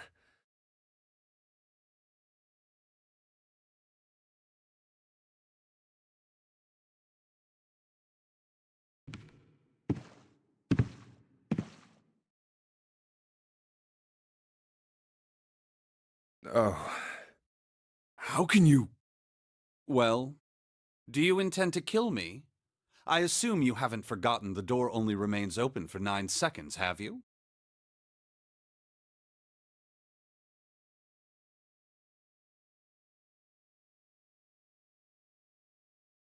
sorry.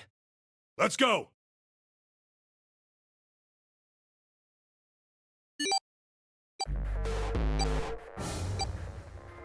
Ah.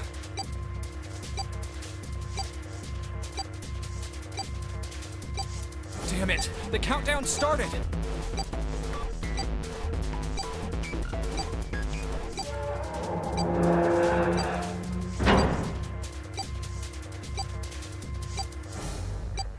Shit! The door!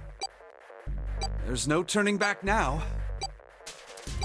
And if we don't manage to find the deactivation device... Hey, where is the dead? How the hell should I know? Stay calm. Look around you. Okay, I get it. Ah!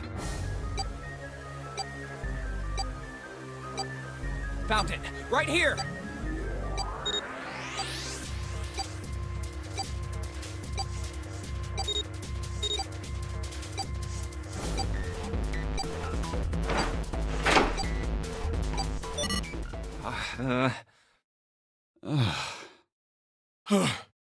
Whew. Well, it looks like it stopped.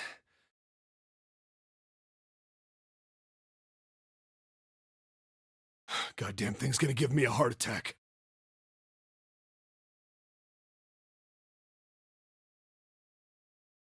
Jumpy, are you all right?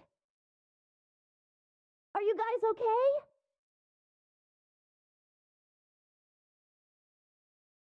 Yeah, we're fine. The detonators have been deactivated.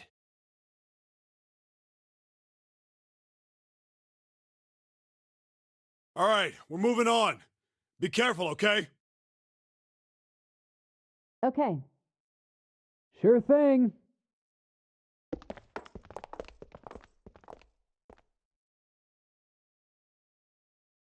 And they're gone.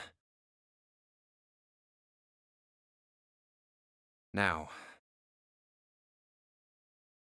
Doesn't look like we can go any further this way.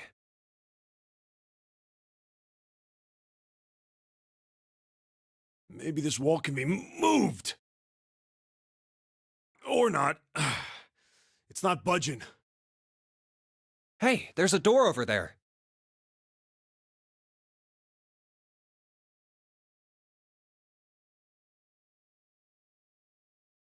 A first-class cabin, huh? Well, it seems like it.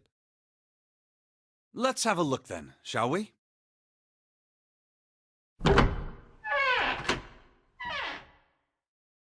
All right then, let's go. Yeah.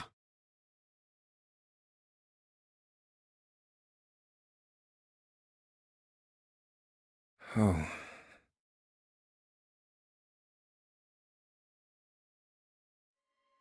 I don't want to look, but...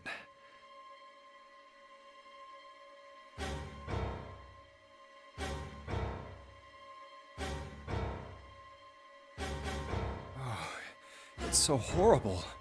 I can't even tell what's what.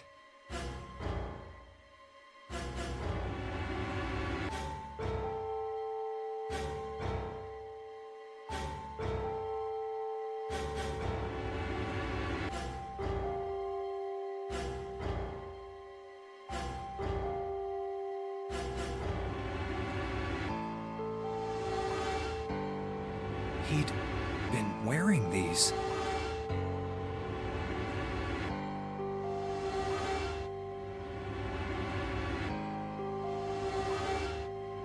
bracelet's off. Oh wait, Zero did say. Lastly, let us discuss how to remove the bracelets. There are only 2 ways to do so. 1. You escape from this ship. 2. More hardly reaches Zero. In other words, once the bracelet is taken outside the confine of the ship, or the parasitic Mary's heartbeat has fallen to 0, it will shut down automatically.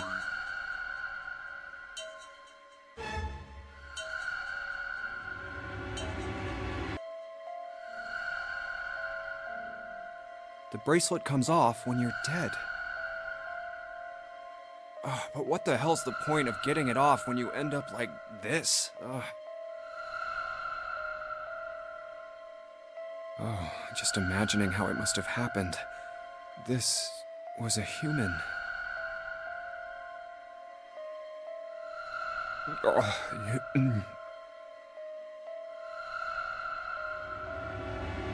Oh god. Oh, I feel like I'm gonna puke. Oh, I gotta get out of here.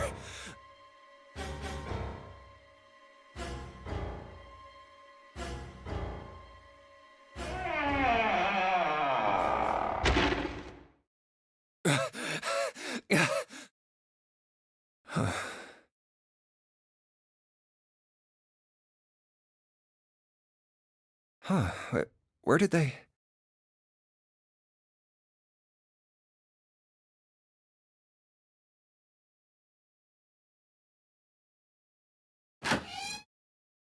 Through here?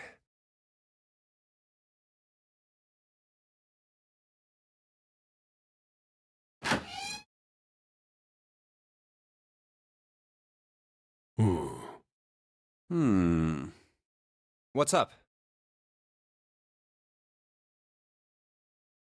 Check this out. We found this thing here on the door. The red light's on. Does that mean it's locked? So I would assume. Is there any other way out? We looked around a little. Other than this door, we didn't find anything. So you're telling me that unless we can open this door... Yes, we won't be going anywhere.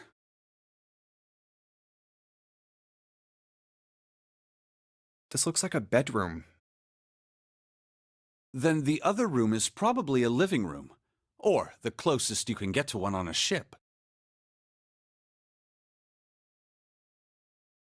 All right, let's find a way to open this door.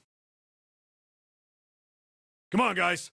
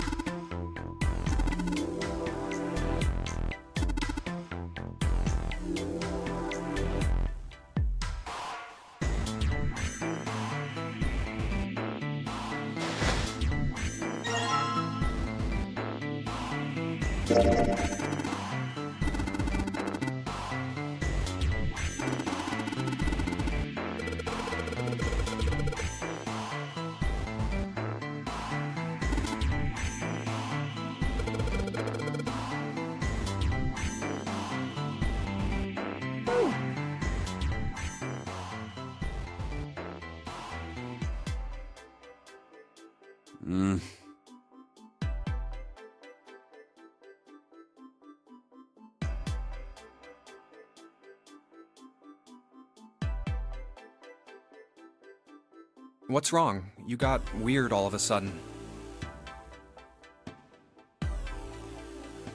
I heard something strange. Something strange? Ah, well, never mind. It doesn't seem to be anything suspicious. I don't wish to toot my own horn, but my auditory senses are considerably more advanced than those of most humans.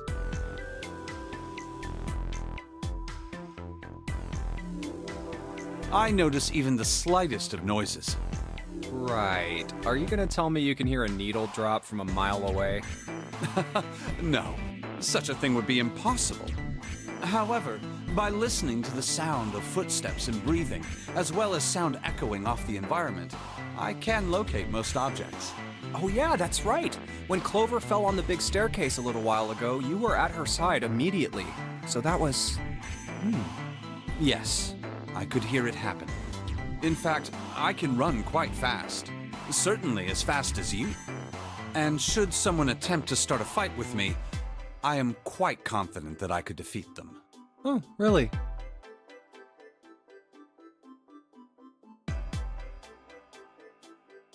You don't believe me, do you? Care to give it a try? I must warn you, you'll no doubt regret it. Well, I suppose that's enough playing around. Let's resume our search, shall we?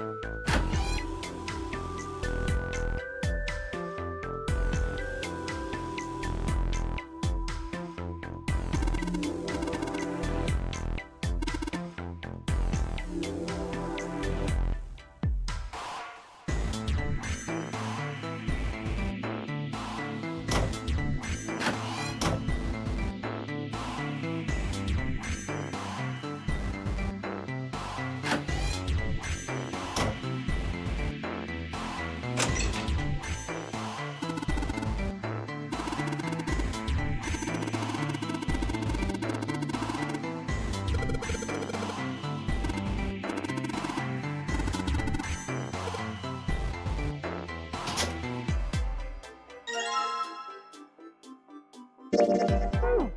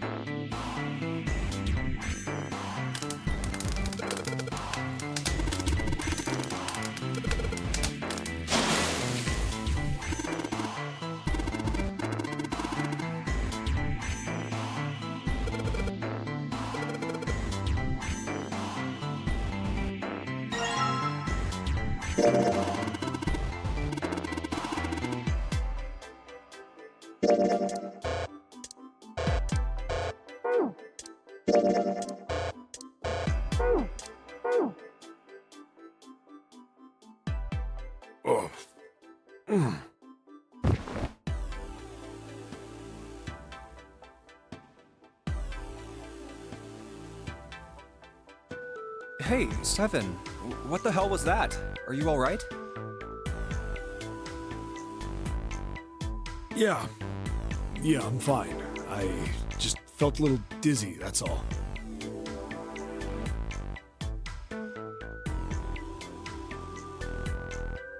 What the hell is wrong with me? First memory loss, now I'm getting dizzy for no reason.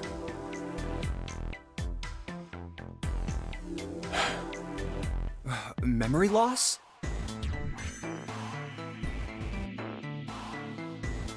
Oh, yeah, I guess I didn't tell you, huh? Yeah, I told the rest of them before we ran into you on the stairs. I told them I couldn't remember a damn thing from before I woke up. Didn't realize I hadn't told you. Whoa, whoa, wait a minute. You're talking about amnesia, right? Yeah, I guess so. Well, why are you an amnesiac? What happened to you? If I knew that, I wouldn't really be one, would I? Oh, yeah, I guess that's true. Are you telling the truth? Huh? Well, you look pretty calm for somebody who doesn't remember anything. If you've really got amnesia, shouldn't you be, like, upset or confused or something? Well, sure. I mean, I was pretty confused when I woke up down on D-Deck.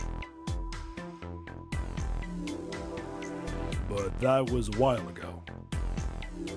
I've had some time to get used to it. After a while, I figured it wasn't worth the trouble of worrying about it.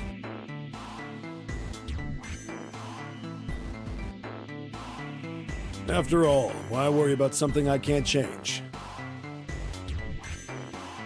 Well, people usually don't stay amnesiacs forever. I figure it'll work itself out eventually. But that's it? That's it. All right, that's enough talking for now. Let's get back to work.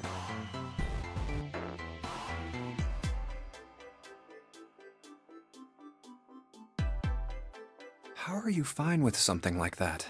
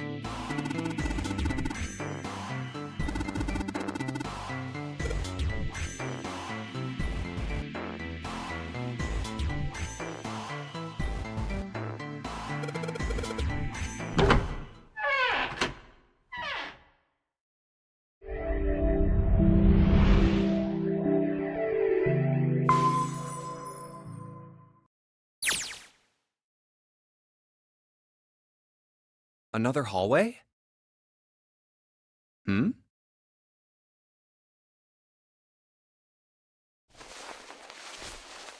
That should do it.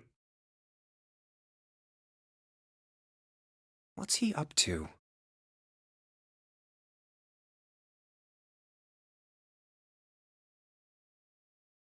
I was just putting one of those plates in there. It ought to keep the door from locking again. Now we can come back here anytime we want, right? Ah, why would you want to come back here?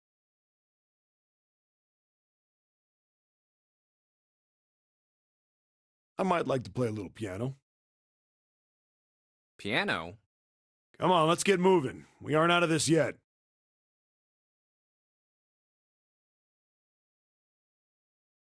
Well then?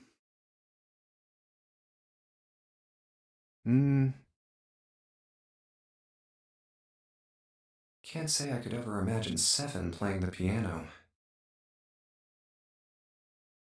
He couldn't use the piano in there anyway. The keyboard's a mess. But why would he want to leave the door unlocked then?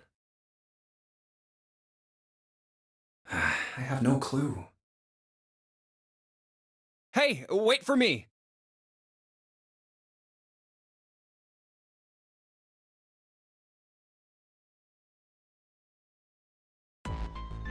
Whoa, a metal grate? Why is this thing...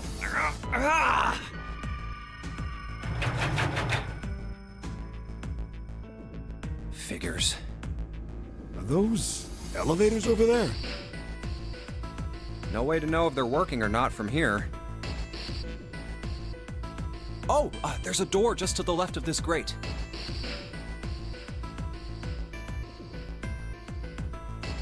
Sounds like it's locked. Yep. Stairs leading down. They're blocked by the grate, though. But this here seems accessible. So we can open it? Nah, I think it's locked too. Look.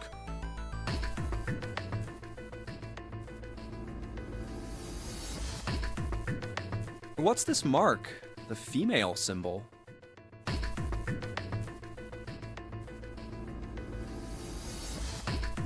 Ah, the Venus symbol, I imagine.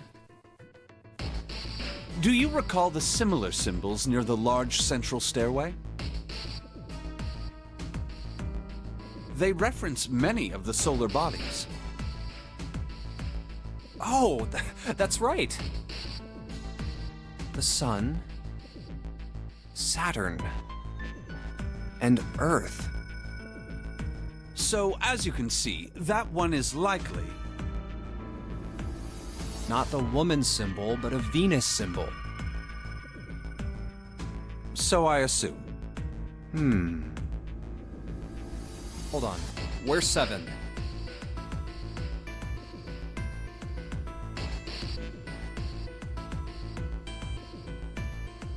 Ah, there he is. Down that hallway.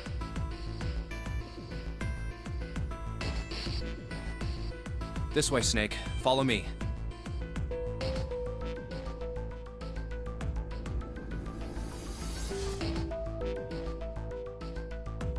I wonder if this door will... How about that? It opens.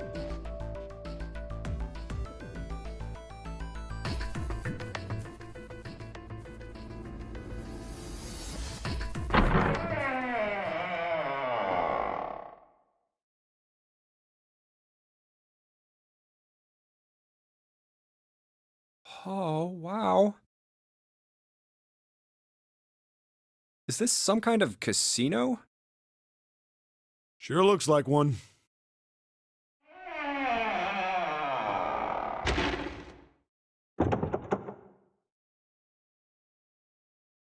Well, this is troubling.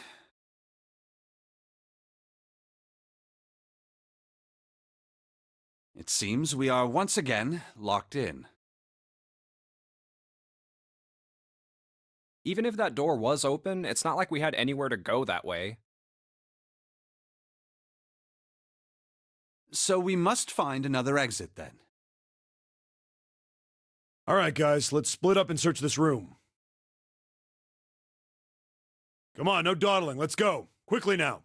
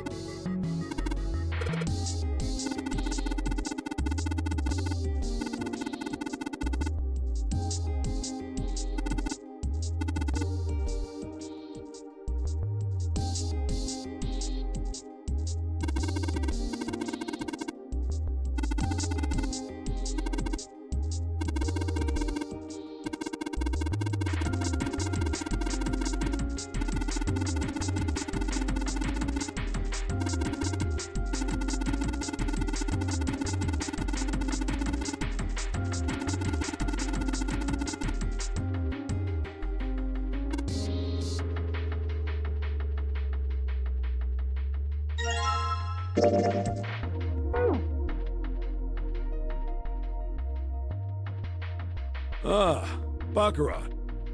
You ever played Junpei? No, never.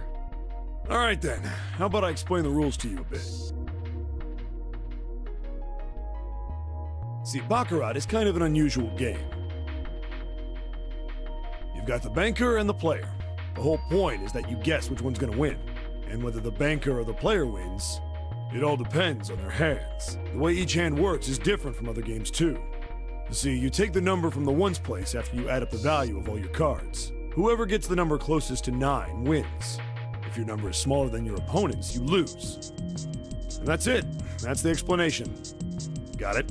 Well, actually, there's a lot more to it. Strategy, details, that sort of stuff. But what I just told you sums up the core of the game pretty well.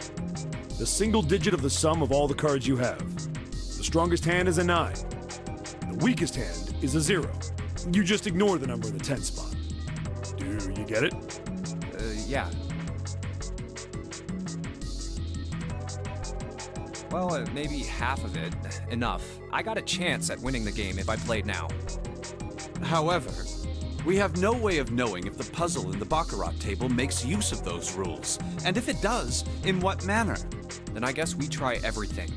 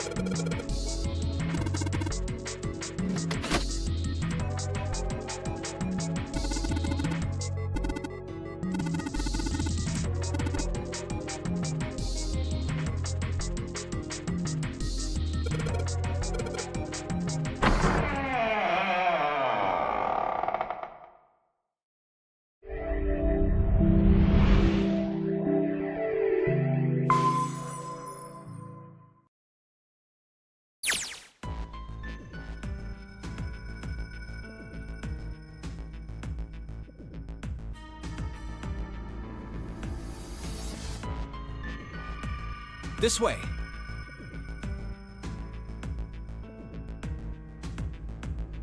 The keyhole with the Venus symbol. The Venus key should work here.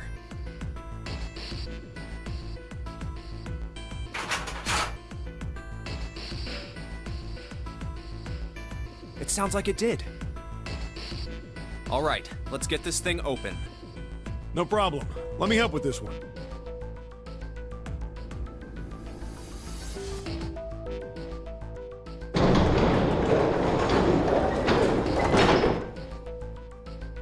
It sounds as though you have opened it. We should be able to reach C deck now, I imagine. Snake, are you gonna be all right? I mean, the stairs. Please, do not do yourself the embarrassment of underestimating me.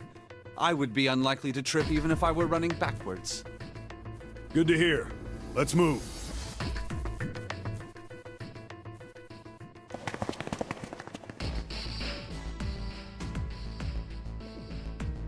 Everything looks okay here.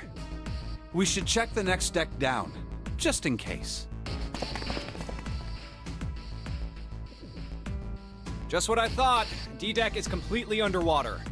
Just like the bottom of the central staircase.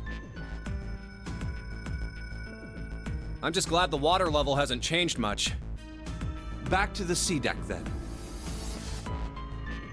Now, how about we check out what's here? There are 2 elevators over there, which means it's probably the same upstairs. There's a card reader between them. And another weird mark. Hey, check it out. It's the symbol for Lotus. What? See? It's got the woman symbol, and then it's got the devil horns, right? Yeah, I see it. No two ways about it. That was a pretty good one, kid.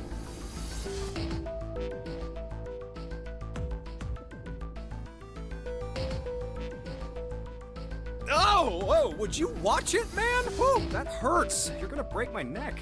What are you talking about? The human body ain't that weak. Maybe this'll toughen you up, huh? If we were looking for a devil, we've got one right here.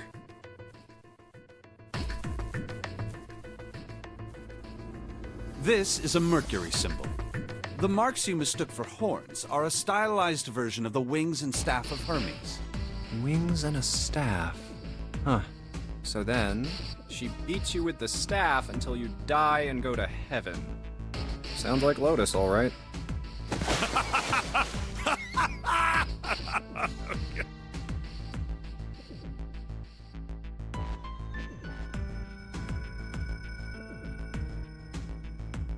Seven. Oh, that's too much. Oh, my head. Oh, I think I'm gonna puke. Unless we can activate this device, I doubt the elevator will function. In other words, we gotta find a key card with a Mercury symbol on it. So I would assume. Let's forget the elevators for right now.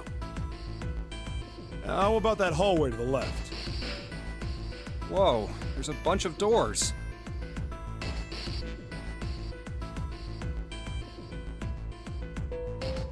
Ah, shit. We're not gonna have enough time to check all these, are we? Maybe we can come back here later. We should check out the other side. Let's head back.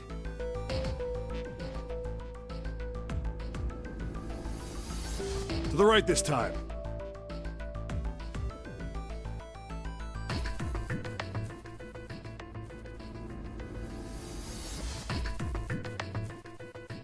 There are doors here too. Well, I guess it's just 4 this time. Let's open them up, starting with the closest one there.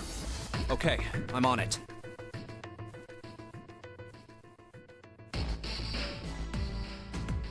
Huh, it isn't locked. I'm going to open it.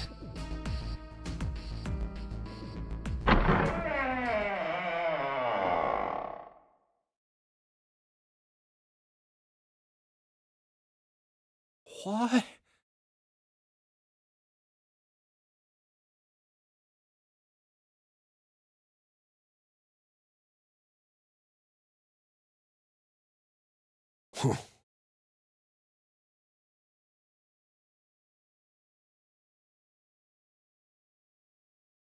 Hey, what is this place? It's so huge and empty.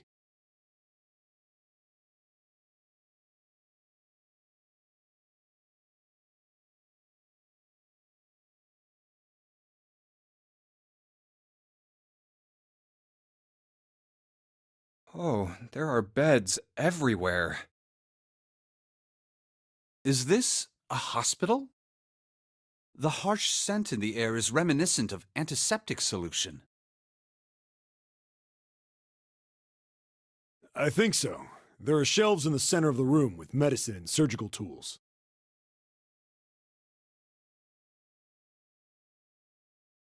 Hey, look there. The 4 doors at the end.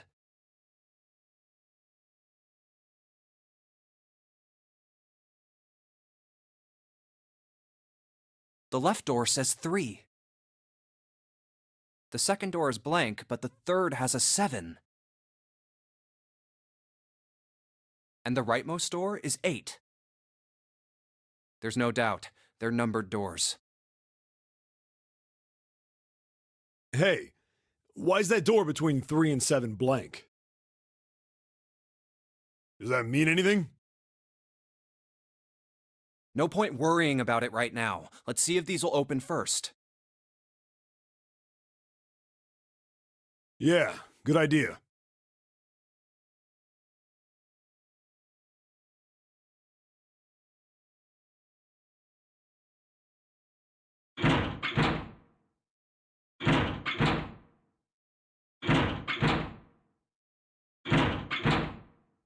Yep, locked. Just like I thought. Naturally. After all, there are rules to the nonary game, and to allow these doors to open easily would violate those rules.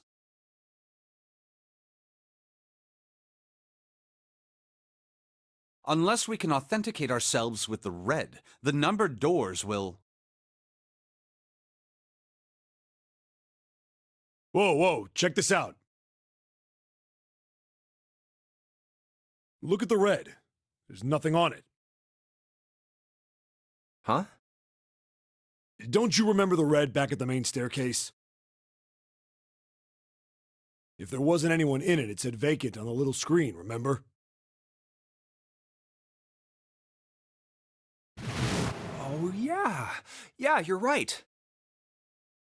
But this one... There's nothing. Right? You think it's broken? Only one way to find out.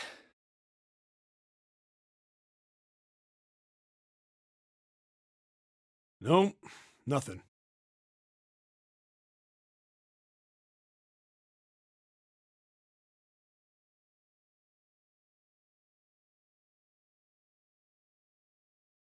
How about the red on door 7?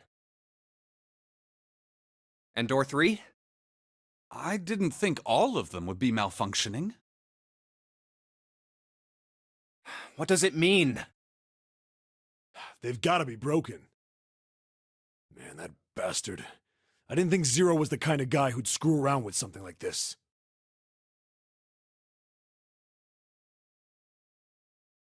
Whoa, whoa, Zero's been prepared for everything so far, and you're saying he's gonna make a mistake now?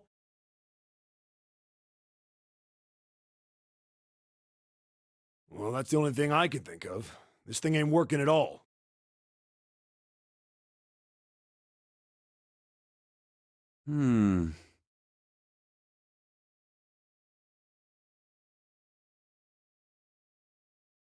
It seems as if some of the internal hardware has been removed. Internal hardware? That is what I said. Take a look at the underside of this red, if you please. The bottom?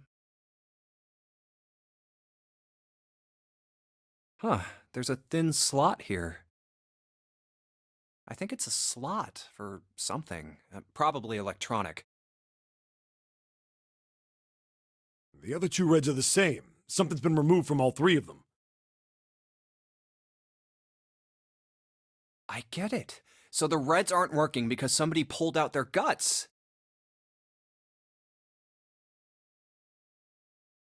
So I assume. But why? And who? I mean, it really doesn't make sense. I have no idea. Why on earth would I know something like that?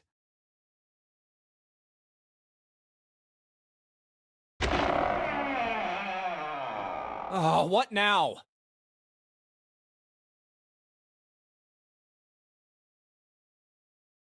June!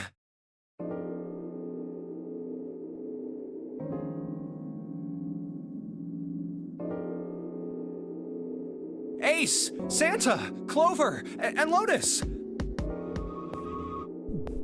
Guess everyone's here. What are you guys doing? Why are you... That's my line? Perhaps we should exchange information.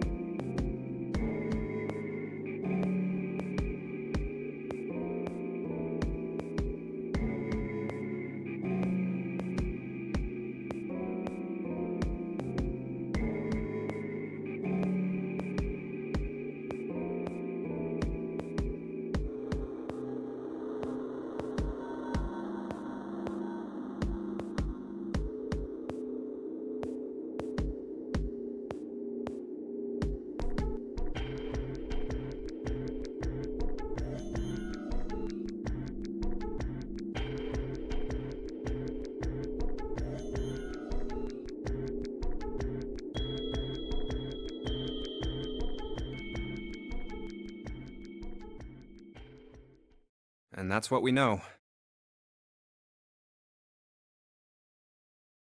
Well, this isn't good. If the red is inactive, we can't keep going. What about that big hallway? Maybe there's somewhere in there we might be able to go. No, there's nothing there. The five of us had a quick look. There are plenty more hospital rooms, but nothing else. You mean all those doors are for hospital rooms? Yes. There are a number of individual rooms in addition to this large one. There was a door at the end of the hallway, but it was locked. It had one of those solar system mark things on it. It was the Jupiter symbol. Jupiter. I wonder what it means. While we're asking what things mean, what's the deal with this room?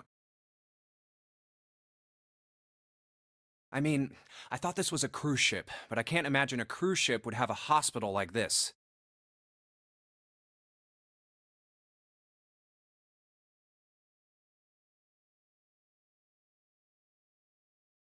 Well, I figure it's probably a hospital ship. Chances are it's the Gigantic. The Gigantic?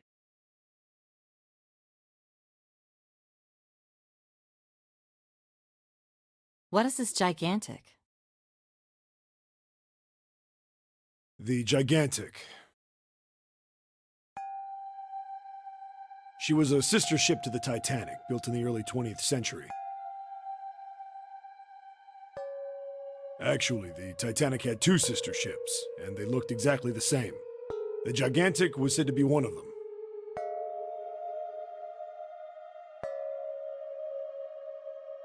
They intended to make her a passenger liner like the Titanic, but World War I began soon after the ship launched.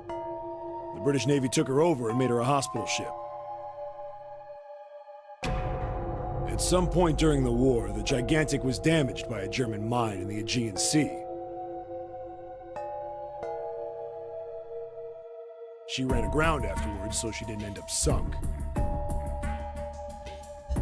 What happened to her after that? One theory going around is that a man named Lord Gordain bought her.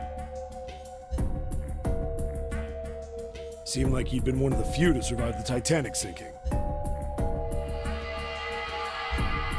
That trauma turned him into some kind of obsessive collector of all things related to the Titanic.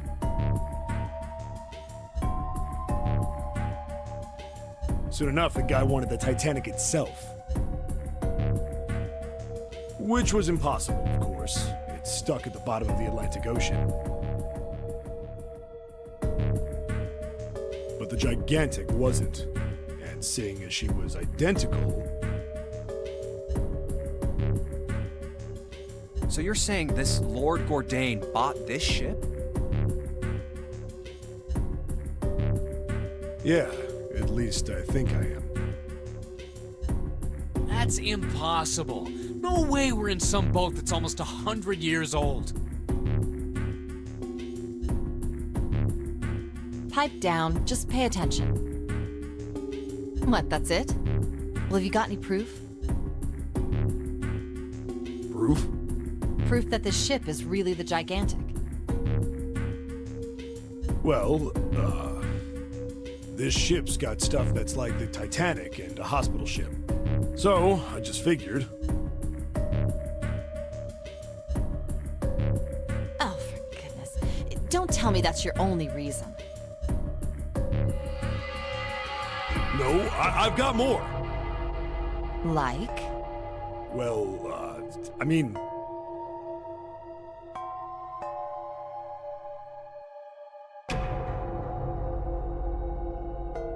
I don't know. I guess your memory isn't back yet, is it? Yeah, sorry about that.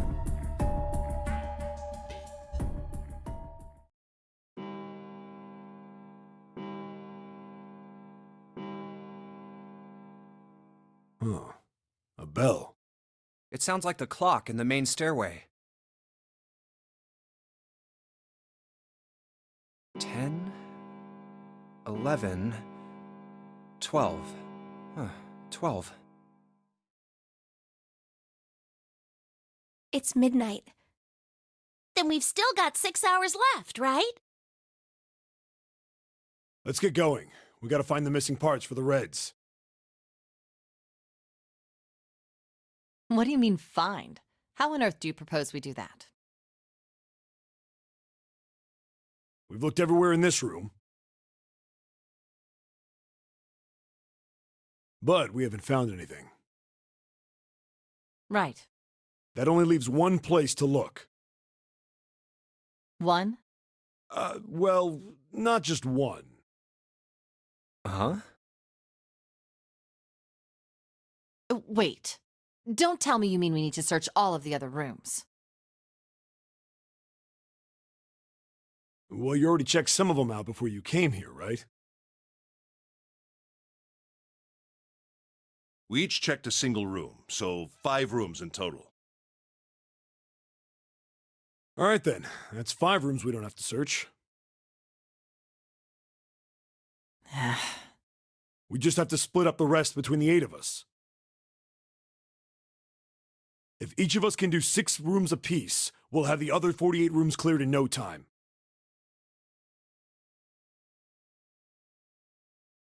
There are 48 other rooms?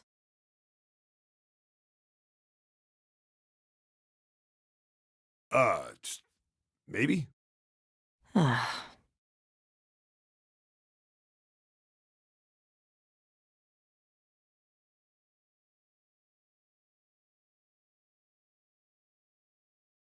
right, so everyone knows which area they're searching? Yeah. Yes!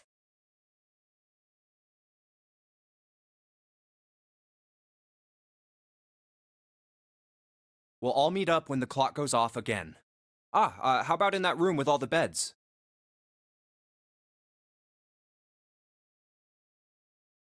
Yeah, sounds straightforward enough.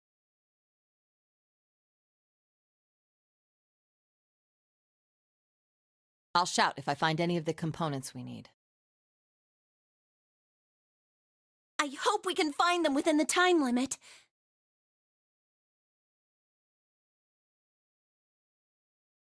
If we can't, then we'll just have to come up with another plan. Right. Then let's do this.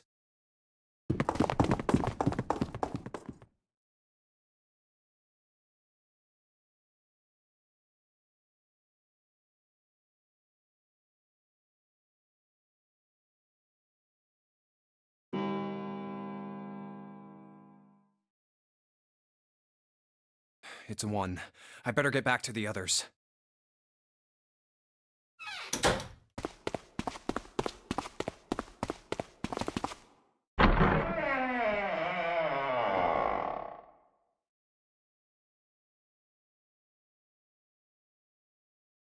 Huh?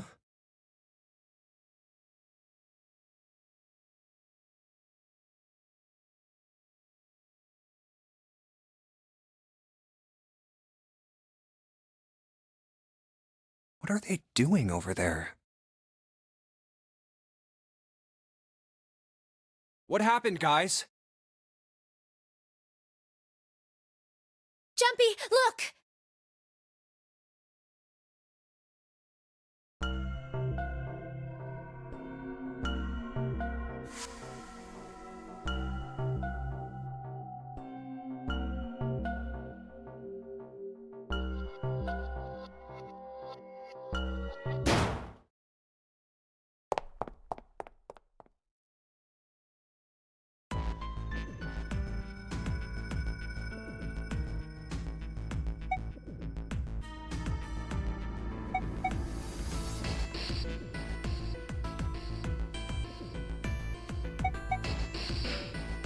Oh, what about the first-class cabin on B deck? Okay, let's go, Jumpy.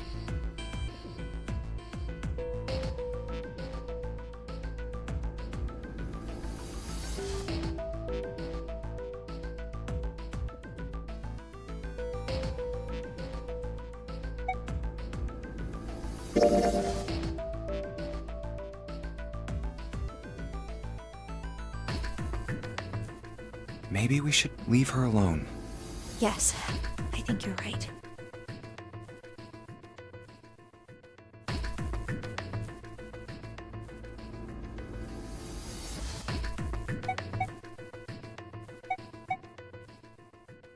How about the casino?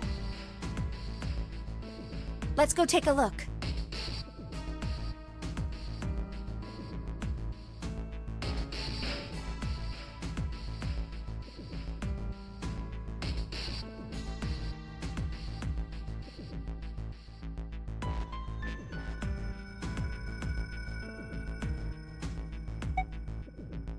No, that's all right. Let's go, June.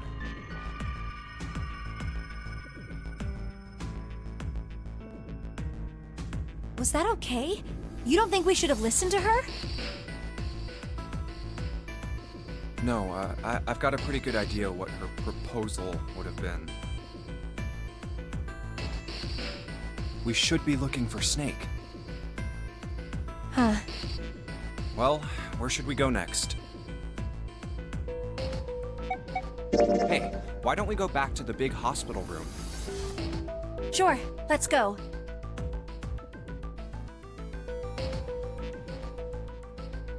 Hey, wait.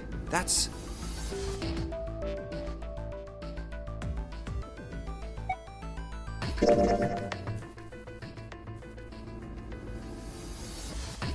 I doubt we'd learn anything from him anyway.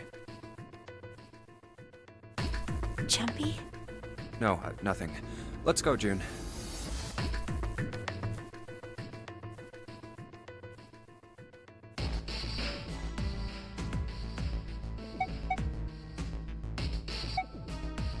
Why don't we go check out the first-class cabin? All right, let's go.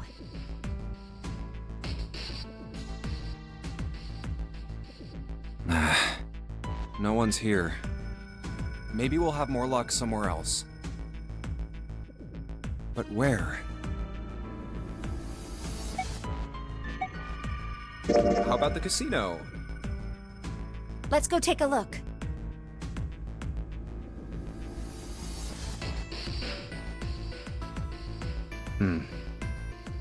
There's no one here. Let's try somewhere else. Hey, why don't we go... Let's go have a look at the hall with all the rooms. I'll go wherever you do. Let's go.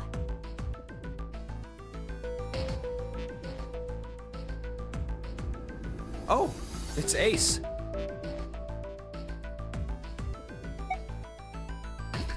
Why don't we just leave this area to Ace? We can go somewhere else. I don't mind. But where?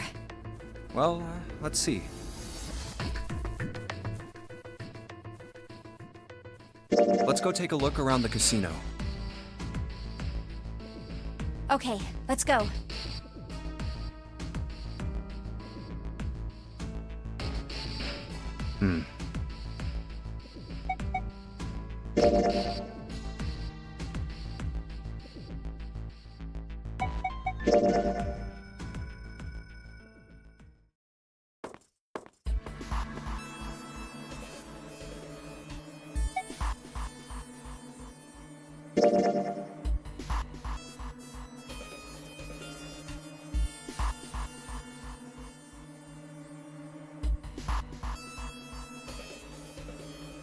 Then, you're saying we gotta decide who's gonna stay behind. Yes, we do. Given our circumstances, it's logically and morally the best solution.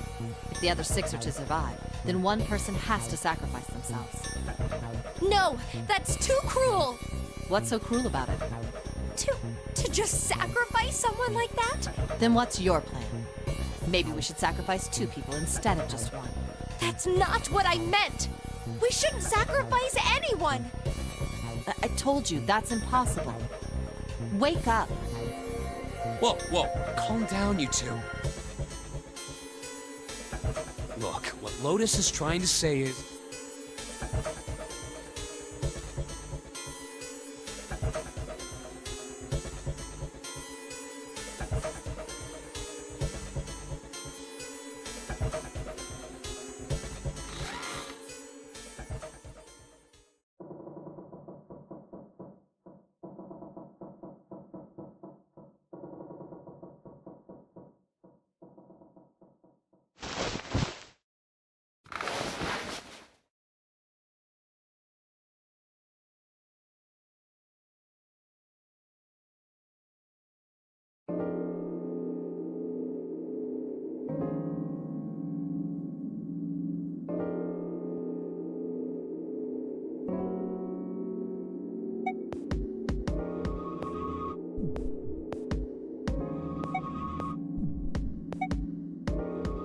All right, who's next?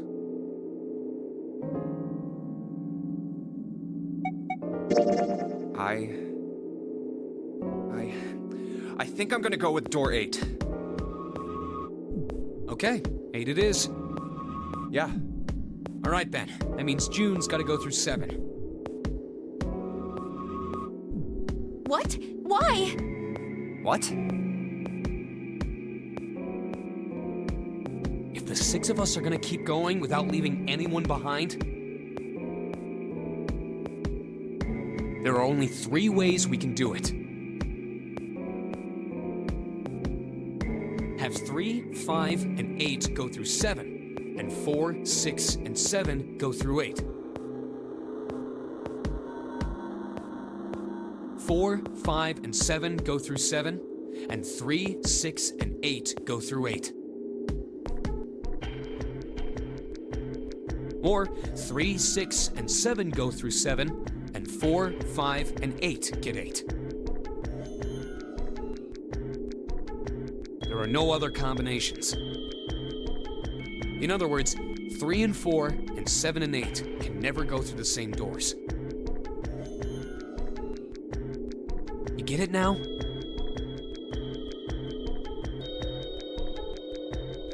Oh no!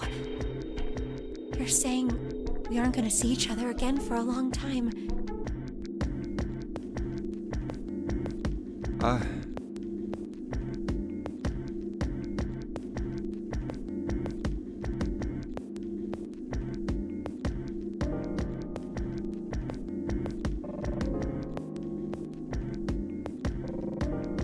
Hey, come on. You're making it sound like we're never gonna see each other again. We gotta split up, but only for a while. This is just like when we went into the 4 and 5 doors, remember? We got split up then too, but we all met back up. I'll bet 7 and 8 are just like that. You mean they're connected somewhere? Yeah, probably. Probably. I'm sure they're gonna connect somewhere. Why? What makes you think so? If they don't, then neither team can get through door 9. In other words, the game would end right here. Zero's been on top of his shit so far. I don't think he'd blow it now. I'm damn sure that son of a bitch wants to have his fun as long as possible. He's not gonna end this game until we get through the 9 door.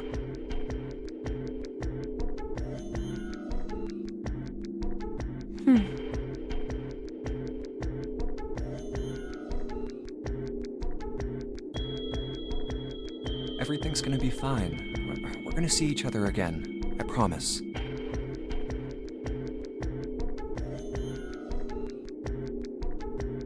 Yes. Promise?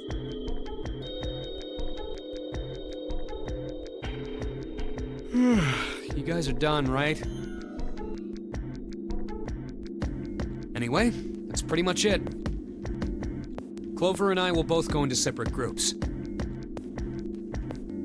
I figure I'll take 7 and Clover can take 8. Any problems with that, Clover? Whatever. All right, we're ready to go then. Let's move.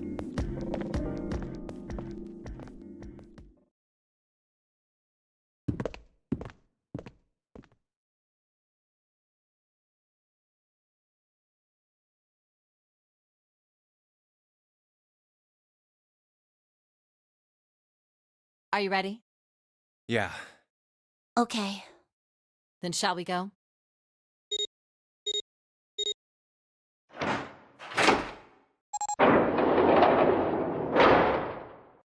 It's open. Okay. Hurry!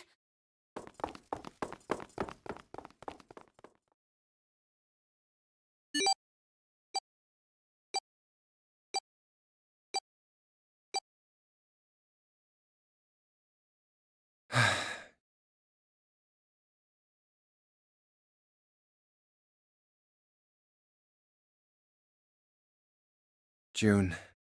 Jumpy. What the hell are you doing?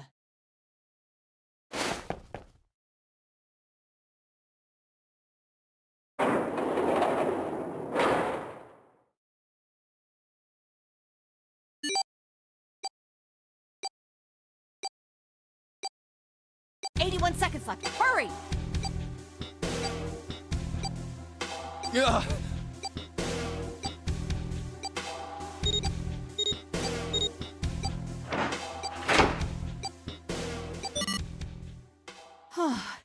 It stopped.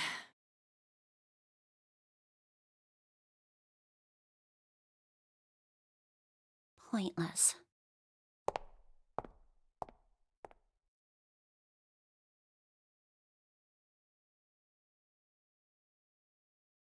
What an unpleasant girl. I bet she's not very popular with the boys.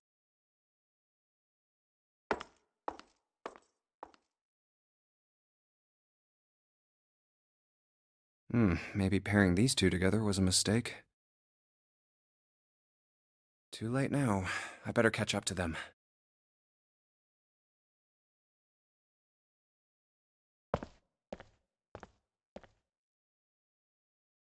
Ah, it's a dead end.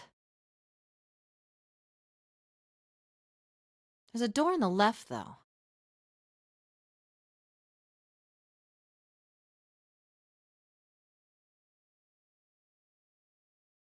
A laboratory? Huh. Oh, that doesn't sound very pleasant. I don't like the look of this place. Me either, but there aren't any other doors. It's not like we have a lot of choices. Junpei, Huh? please, you first. Ugh, fine.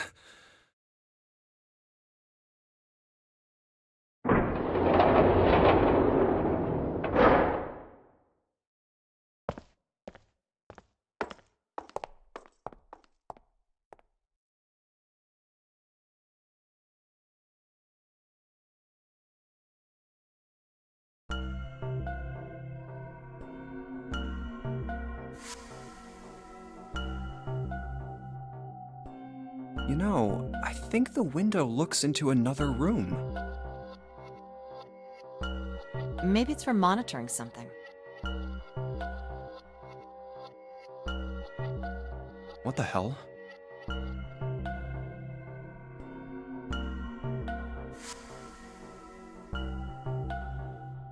It looks so creepy. It's kind of like that doll is waiting for surgery. This is a laboratory, right? I'd say it's more like it's waiting to be experimented on.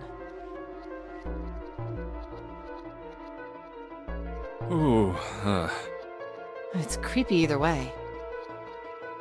You don't think that thing's gonna suddenly sit up or something, do you? Well, I don't know. I mean, look at all those cables sticking out of it.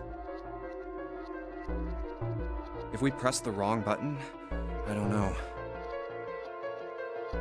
Stop it. Just thinking about it is terrifying.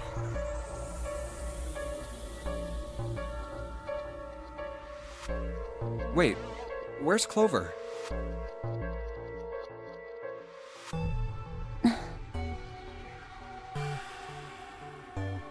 What is she?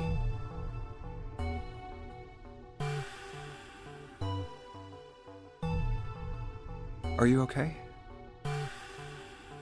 What are you talking about? What? I'm just worried about you. You've been real quiet. What? I can't be quiet if I want to? Well, I mean, of course you can. I just... Okay then. If I can be quiet if I want, just leave me alone, okay? Come on, you know I can't do that. We gotta work together. Junpei, you just don't get it! My brother's not the kind of person who'd just leave me behind! Something happened to him! Something bad. Yeah.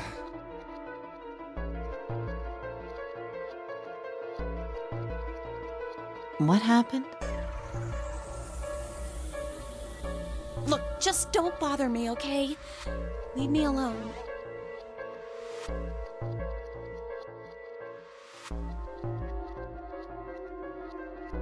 Hey, wait, Clover! Hold on! That way is... I told you to leave me alone!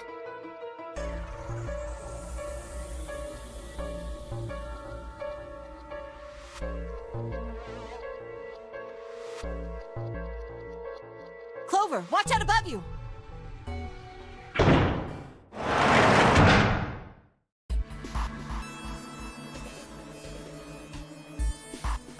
What the heck? What's going on here?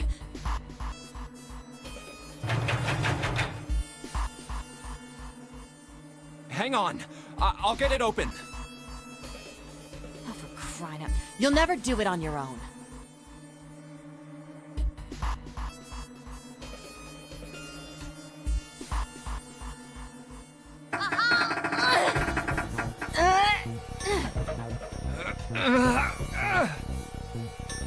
Damn it! It's not moving.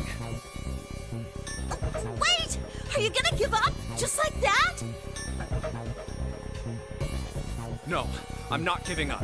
This has got to be another one of Zero's puzzles. If it is, then there's gotta be a way to open it. Just what I was thinking. Now all we gotta do is find it. Lotus and I can look around out here. Clover, you're gonna have to see if you can find anything in there.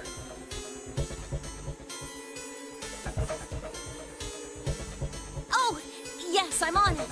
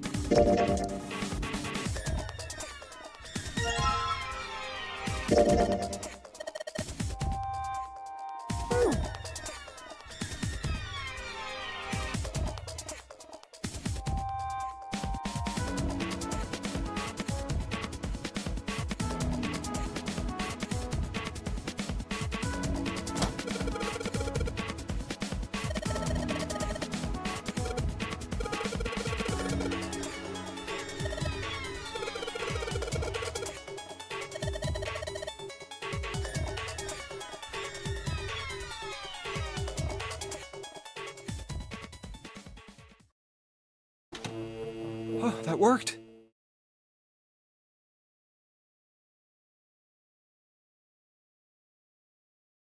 What?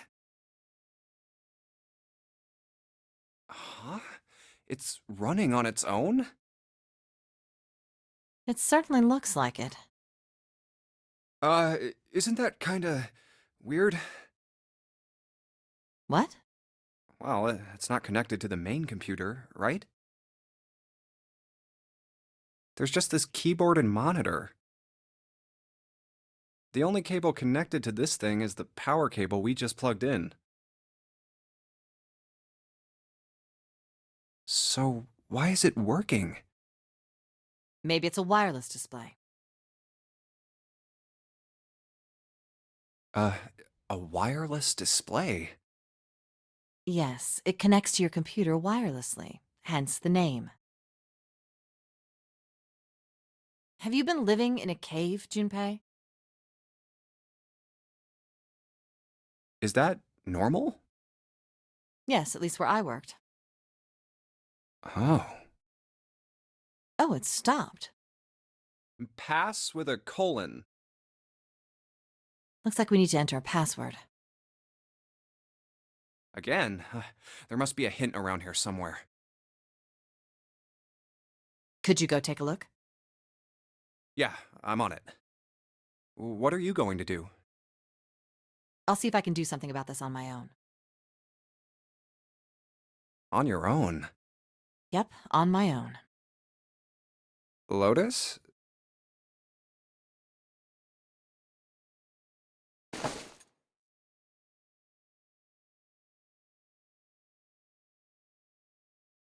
All right, let's kick some ass.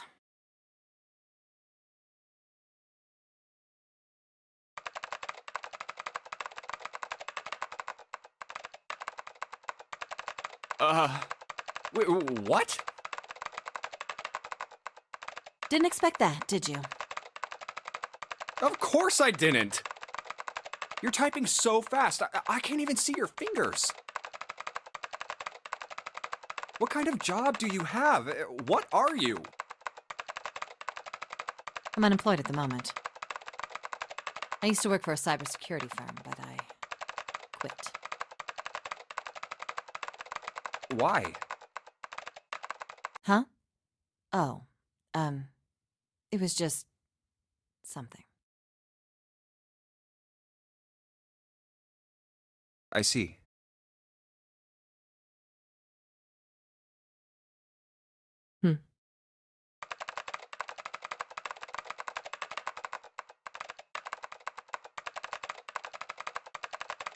Oh, what are you doing now? I'm going to try and brute force it. Brute what? A brute force attack is... Well, the short version is that I just attack the thing head on. The long version?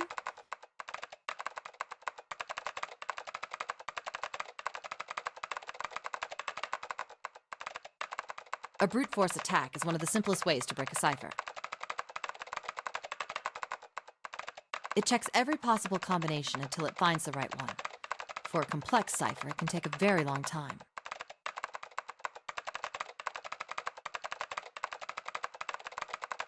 I'm writing a program that would run an attack like that on its own. It's not the most elegant solution, certainly. But given the circumstances, there isn't much else I can do.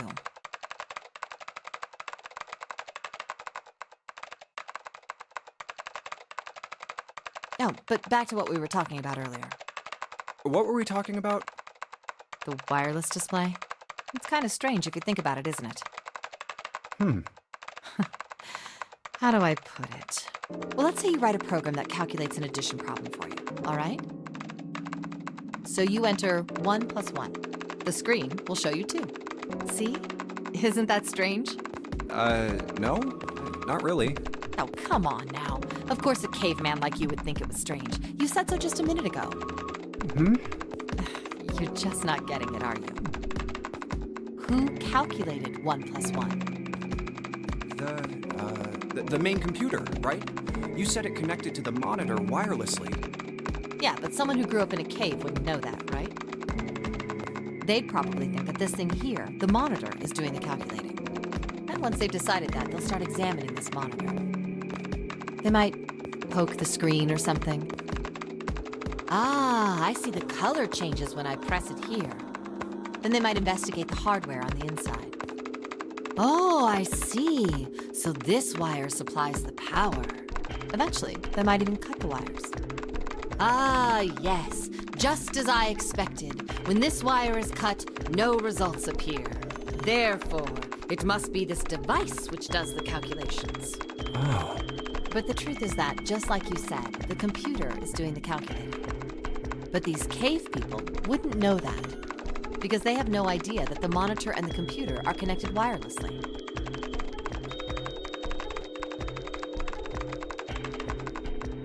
So, what are you trying to say? Nothing, really. It's just, I thought maybe, what if the relationship between human beings and our brains is like that? Huh? Well, let's say you stick a bunch of electrodes into parts of the brain. A scientist examining the signals they send out might say, interesting. So stimulating this part of the brain causes the person to see colors. That must mean this neuron cluster controls that function.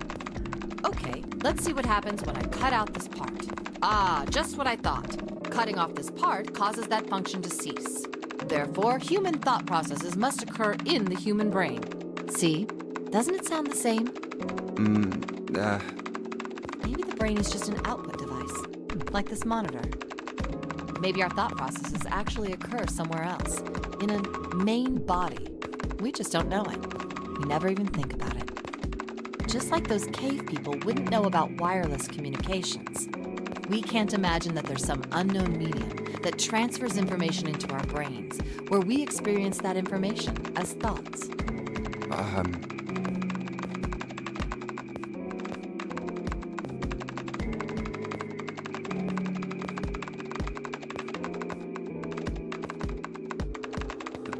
just an output device, human thought actually occurs somewhere else.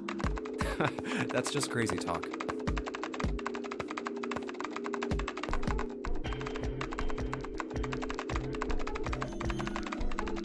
Maybe that's the cause of Seven's amnesia. If memory is actually stored somewhere else, in some sort of main body somewhere, maybe he hasn't forgotten anything at all. He's just having a difficult time accessing his memories because the monitor, his brain, has been damaged. Huh. I suppose that would explain aphasia and blindsight, too. Perhaps they actually can speak or see. The monitor just isn't functioning properly. I guess people with prosopagnosia could be suffering from the same thing. Wait a minute. What?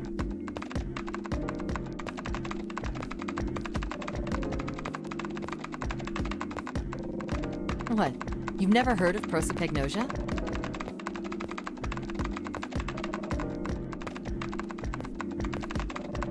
No. What is it? Well, put simply, it means a condition where the mind can't distinguish between human faces. In other words, my face would look the same as Clover's or even yours. So they can't remember faces, which is how most people recognize each other. That means that people with prosopagnosia have trouble recognizing even people they're close to. Usually they can make do by associating people with other things. Their voices, their clothes, their hair. Does that mean other people's faces look like blanks? No, I don't think so. Well, you've seen monkeys, like in a zoo, right? To you and me, all the monkey faces look the same. Even though they've obviously got faces, it's almost impossible for a human to distinguish between them. The zoo staff that works with them would learn to identify different monkeys eventually. But you or I couldn't, unless one had a scar or something else to set it apart. Well, that's how people would be to someone with prosopagnosia. Prosopagnosia. Huh. I didn't even know that kind of thing existed. And, what were we talking about? The idea that your brain is just an output device, like a monitor. Are you serious about that stuff? Not really. I was just kidding for about half of it. What about the other half? Well, I guess I was just adulting. Not funny.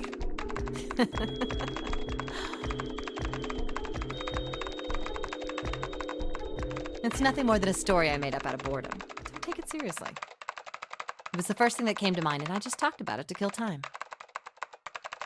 But looks like I don't need to talk anymore. Why? I don't have to kill time any longer.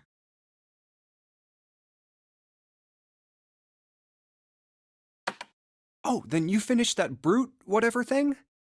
I certainly did. And let's see what we got.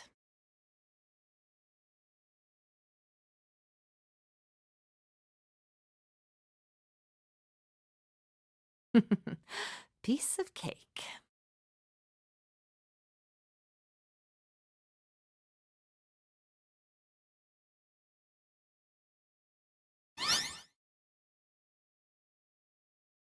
The screen changed again.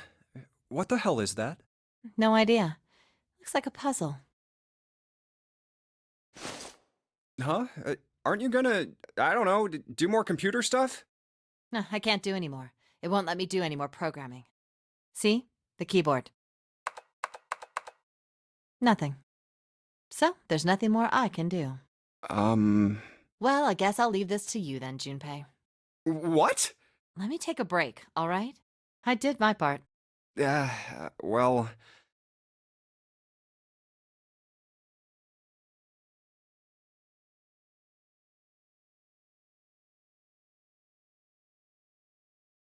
I guess you're right. Thanks, Lotus. No problem. And make sure you know when you should thank people.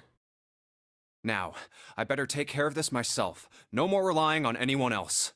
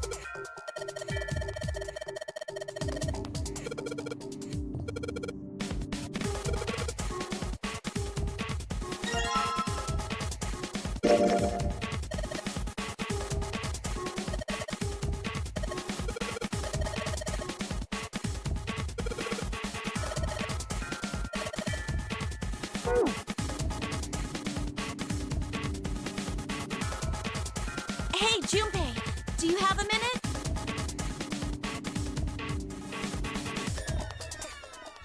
What's up? I wanted to ask you something. Hmm? Junpei, you went into door 5 with my brother, right? Did you hear him say, like, anything weird? Huh?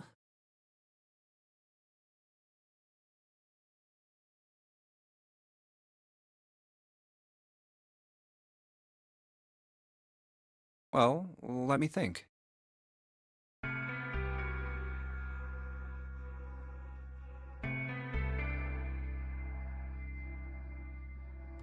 Sorry, Clover. I can't really think of anything. I mean, he did mention that his hearing exceeds that of a regular person, or something like that, but...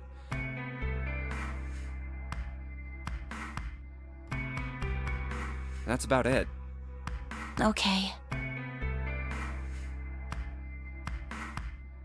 Hey, wait a minute. Hmm? Look, I don't know if I should ask you things, but... if you don't mind, I was hoping you could tell me if, is Snake, I mean, was he born... You're talking about his eyes? Yeah. No, he wasn't born blind. When he was a kid, he got in an accident. A really bad car accident. He couldn't see after that. And his arm. His arm? Yeah. My brother's left arm is... it's not like a normal person's arm. It's fake. It's not a real arm. The accident hurt him really bad. To save him, they had to cut off his arm. Oh. Is that all you wanted to ask me?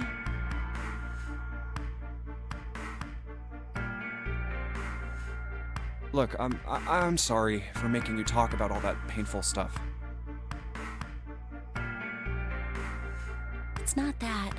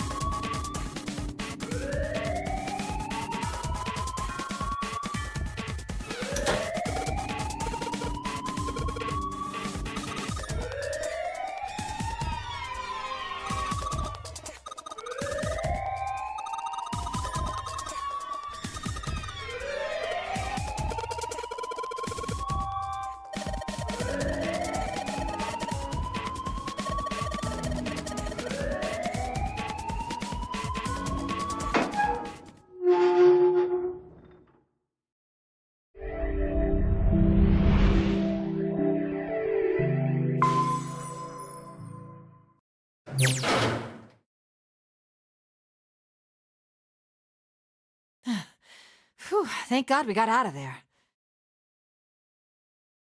Yeah, finally. Oh, yeah. All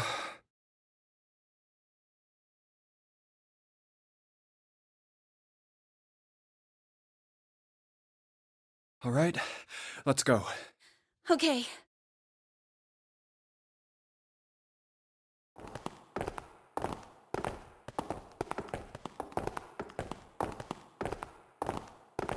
Damn, none of these open. They're all locked. How about that one?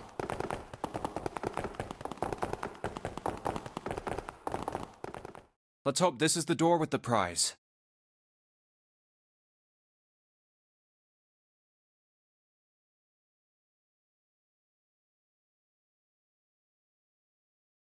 Jumpy! Huh?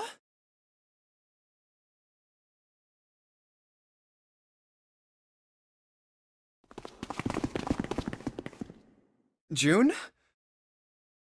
Santa! 7! Hey, what are you guys doing here? What? But we didn't... Hey guys! Could you come take a look at this?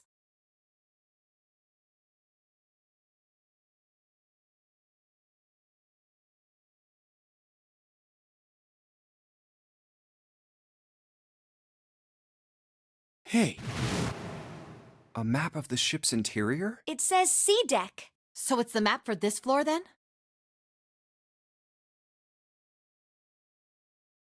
Door 7. And... Door 8. Yep, they both eventually end up at this hallway. Yeah, isn't that what I said? We aren't going to be split up permanently till we find door 9. We might get separated for a little while, but we'll see each other again. Otherwise, we won't be able to open door 9. And that's how the nonary game works.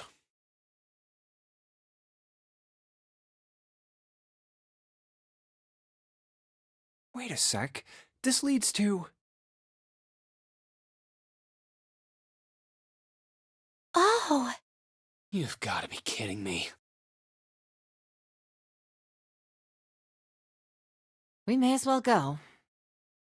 Yeah.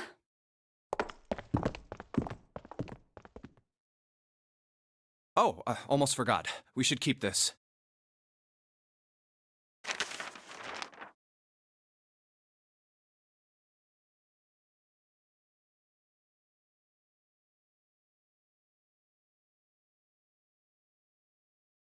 Ready? I'm gonna open it.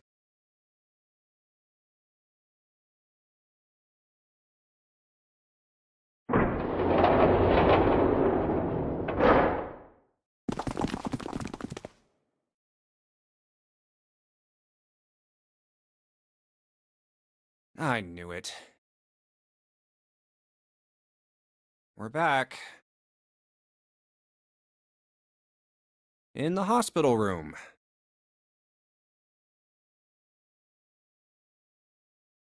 I see. I believe I understand what you're saying. The key? Ain't that what I just said? I'm talking about the Jupiter key. We found it in the operating room.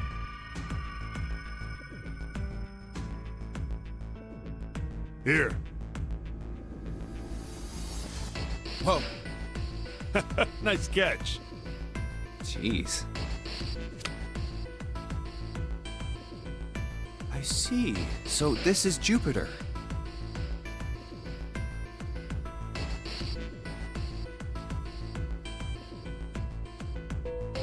I'm gonna let you hold on to that, all right? Yeah, on it. Well, I've got something for you too, then. Here, it's the Saturn key card. We found it in the kitchen. I might lose it. It's probably better if you hold on to it. That way it won't be my fault if it gets lost.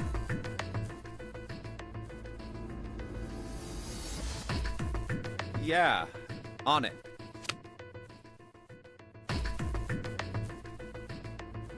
So, how many unused keys do we have now? There's the Earth key we found in the laboratory, the Jupiter key you just gave me, and the Saturn key card from Lotus. I'll keep them safe.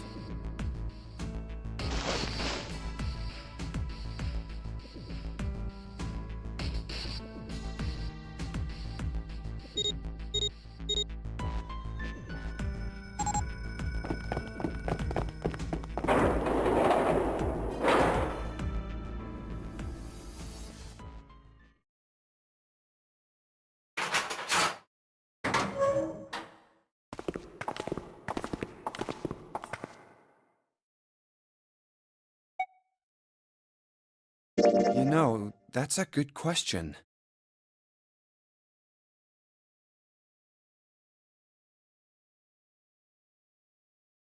I can't believe this. You guys followed me here, but you don't even know why?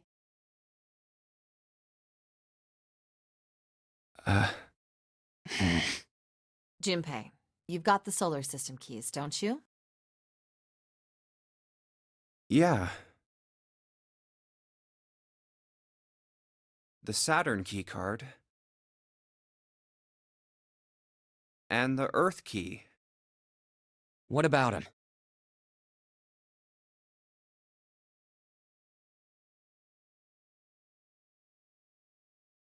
Don't you remember the elevator? On C deck, where we are.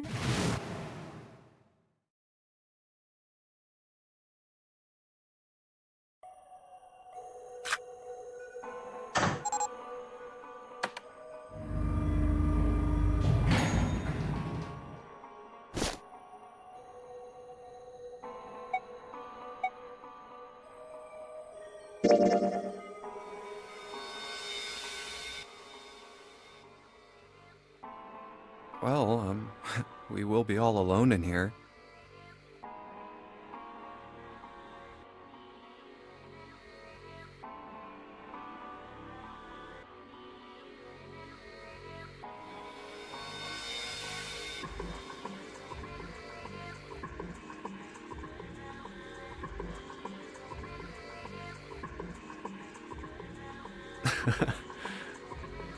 Jumpy?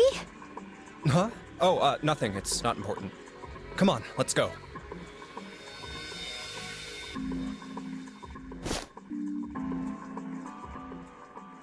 I said wait a minute. Why? Aren't you afraid, Jumpy? Afraid of what? Well, I've never... You know. It's your first time?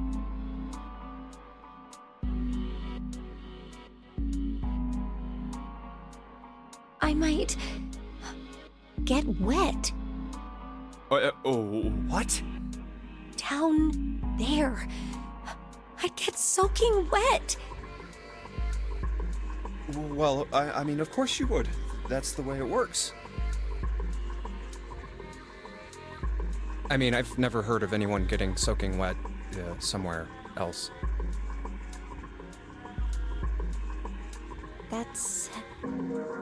That's true. You don't mind? Mind what? Getting wet. Well, I don't know. I think I'd probably, like it. Gosh, Jumpy, you're so brave. Really? I mean, I kind of think any guy would do the same thing, you know? What happens, happens, right? I mean, if you get the chance, you've just got to go for it. That's what a man is supposed to do, I guess.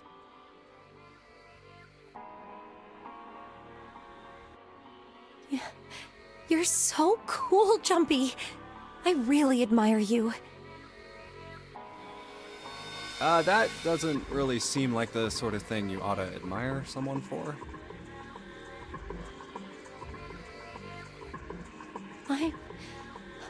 I'm really scared. Yeah, I mean, like you said, you've never done it before. Yes. So, I don't think I'll be able to last very long. And then it'll be over. Over? Yes. I'll go to heaven. Heaven? It feels kind of like you're floating in space, and your mind gets all fuzzy, like when you pass out.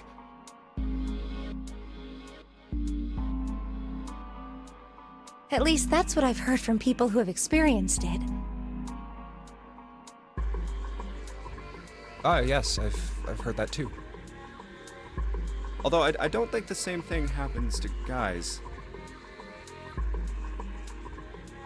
What? Huh? But it would happen to men too, wouldn't it? It would happen to anyone. Once it gets into your body, the same thing happens to everyone. Well, I mean, usually it doesn't go inside the man. I mean, generally. Yes, it does. Well, eventually it will. It's not like you really have a choice. Your body will force you to swallow some of it. Eventually.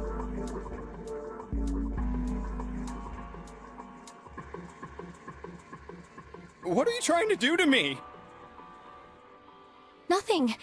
I'm not going to do anything to you. I'm just saying that that's what happens. It's a psychological reaction to what you're experiencing.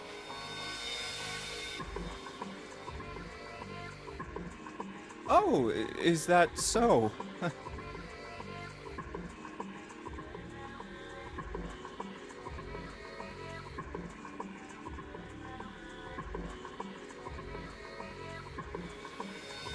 I know most men probably have larger lungs, but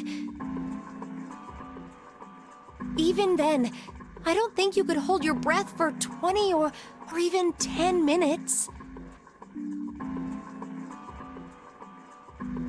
Eventually, you'd have to breathe, and then the water would get into your lungs. Once that happens, your body won't be able to get oxygen anymore, and you'll start to feel that floaty feeling as you pass out.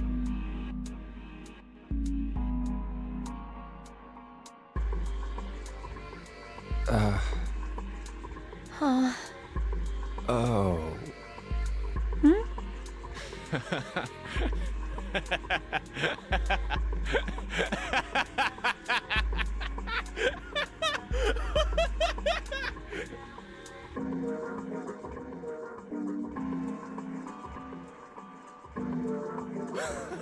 Yeah, you're right. You wouldn't last very long.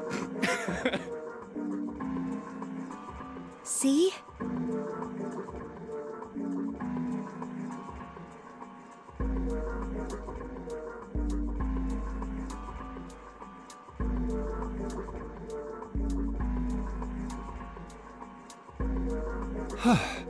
Come to think of it, the lower floor, D-deck, is completely underwater.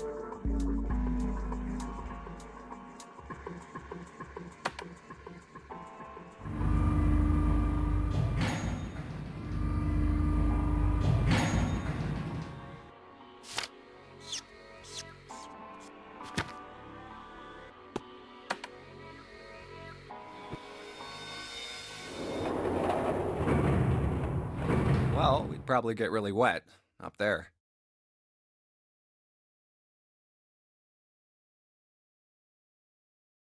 Huh? At any rate, we should probably go back as soon as we can, once we're done looking around down here.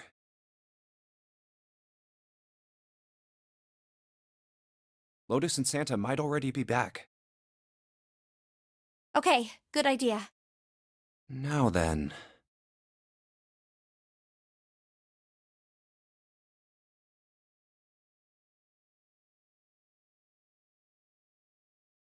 Iron bars. Well, we can't go over there. Right. Then maybe... Well,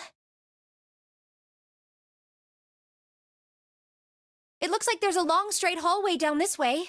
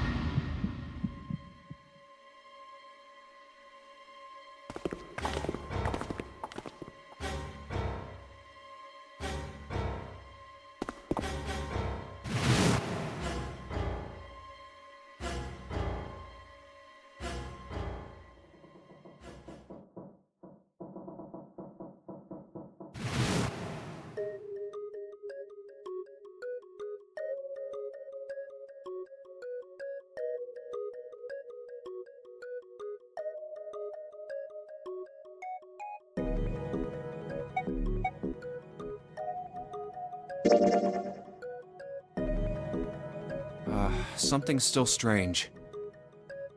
Hmm? What was that?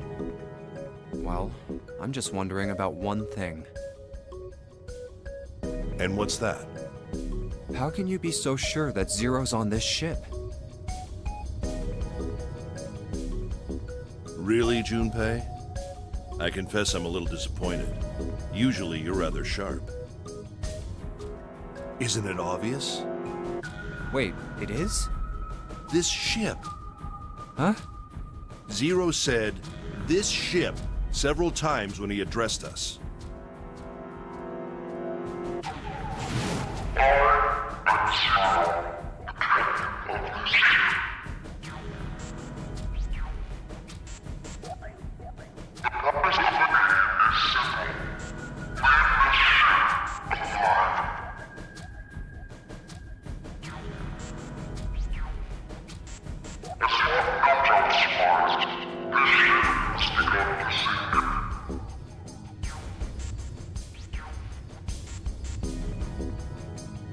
If he weren't here, he wouldn't say this ship, would he? He'd be saying something like, that ship, or the ship. Oh, yeah, I guess that makes sense.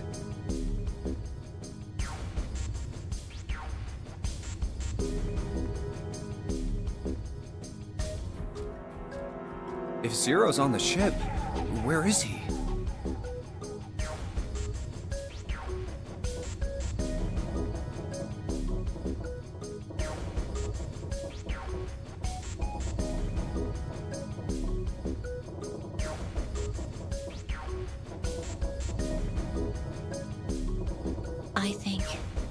I think Zero is one of us.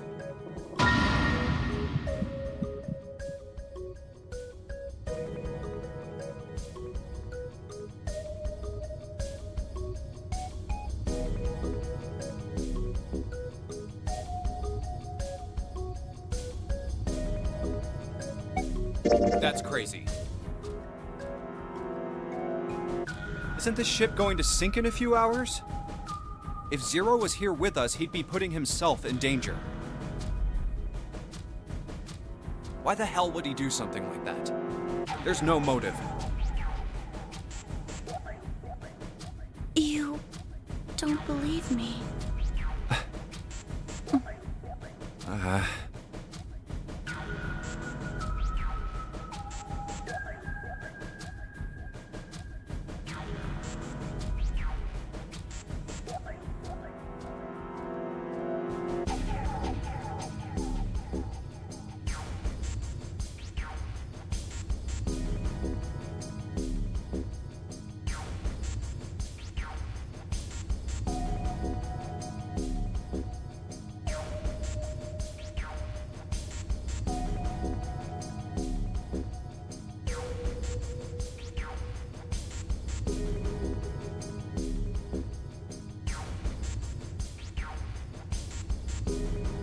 Clover, Clover, I understand what you're feeling.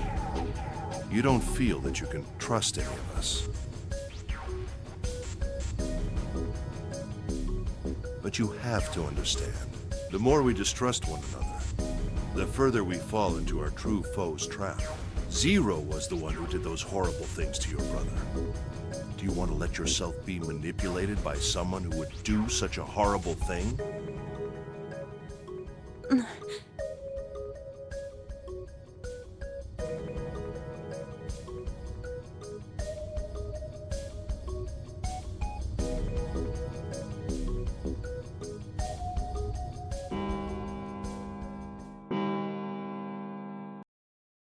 Then we need to move now.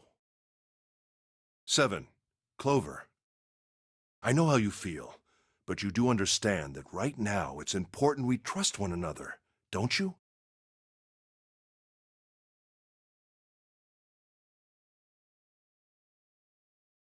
We must go. We have very little time left.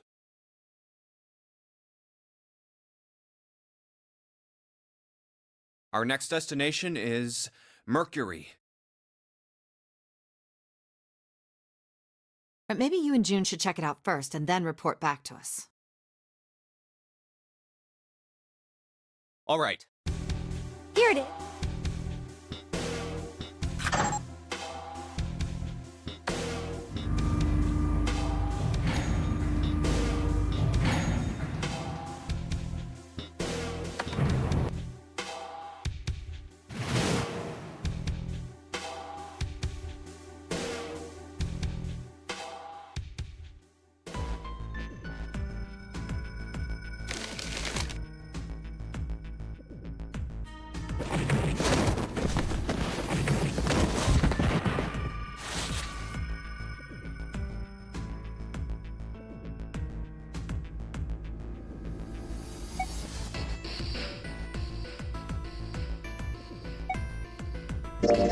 I want to go through door 6.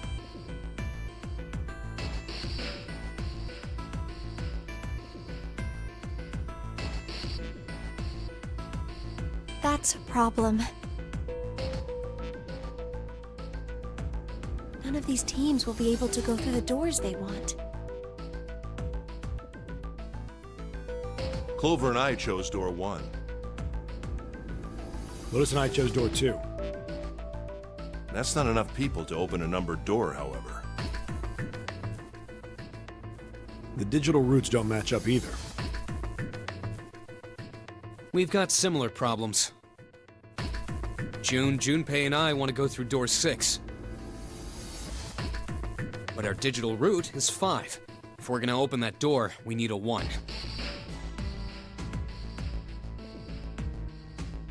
Damn, what are we gonna do now? What are we going to do?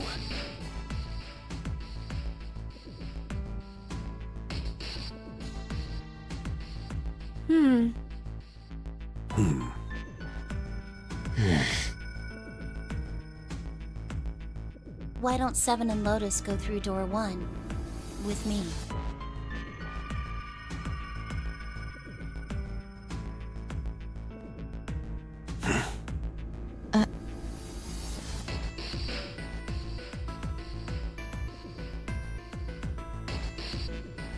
What about me? Isn't that obvious? Wasn't one of the teams just complaining that they didn't have a 1? You mean I should join Santa's team? Yes.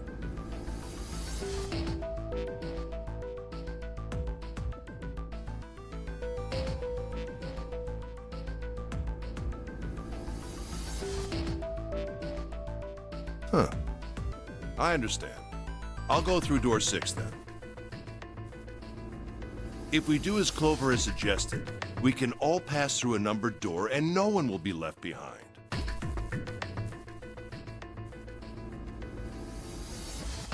This seems to be the most reasonable solution. 7, Lotus. What do you guys think? I don't have a problem with it. Me either. All right then, we're good to go. See you later. Wait, Clover! Don't move on your own! Oh, I'll be going too then. Yeah, be careful. We should get going as well.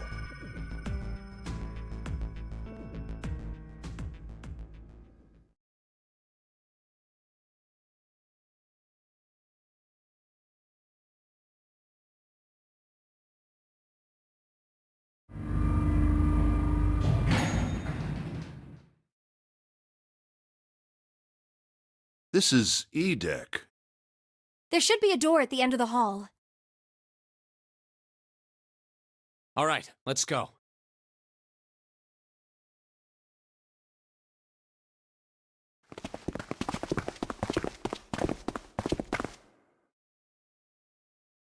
Here it is. You guys ready?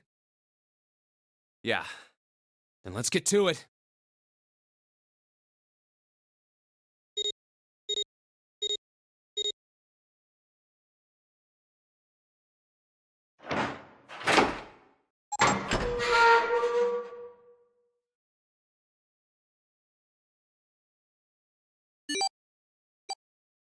Hey! I found it! It's right there!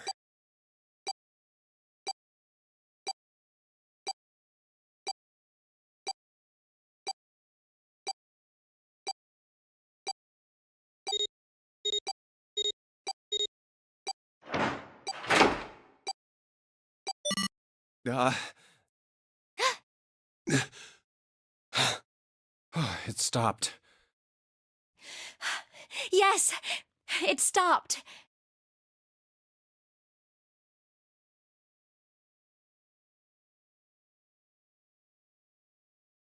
Whew. I don't believe I'll ever get used to that. I'm not sure it's something I'd want to get used to.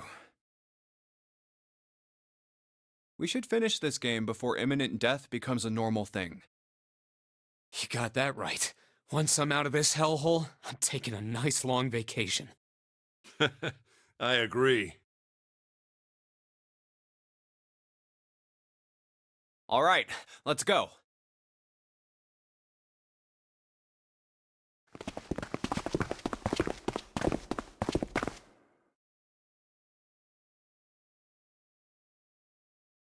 This door looks heavy. But it's not locked. I'm opening it.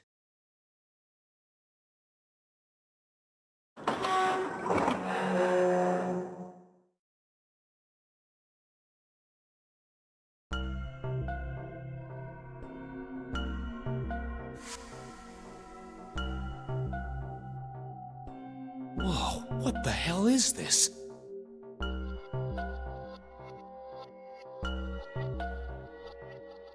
This has to be the biggest room so far. The ceiling is pretty high, too. Huh. Could be 2 stories, maybe even more. This space could be utilizing the entire length of the ship.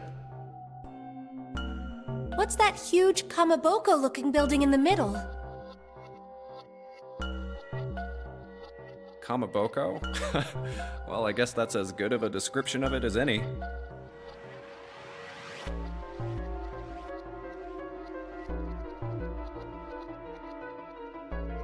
I see stairs, so we may as well head over to them.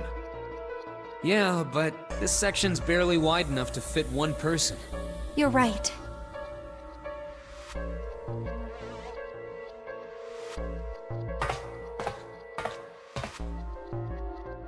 Whoa, you can't even tell the shape when you're this close. Let's check out the other side, too.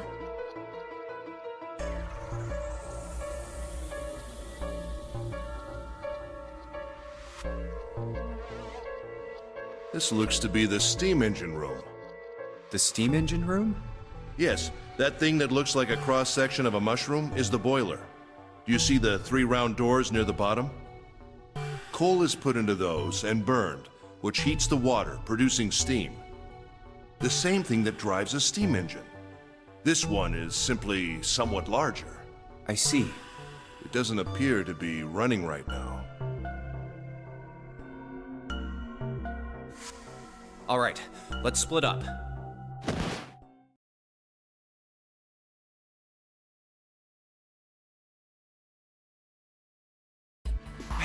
What's wrong? Are you alright? Hey, June. Jumpy. Oh, you're really warm. Is your fever coming back? Yes. Yes. It probably is. But I'm fine. Please, don't worry about me. I just need to rest. And I'll be fine. Okay. Here, sit down. Careful.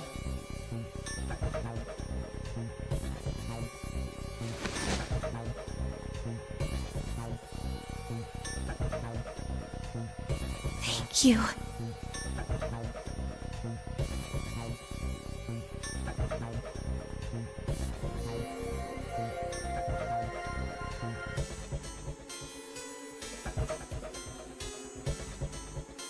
Ace, Santa. Yes. Right.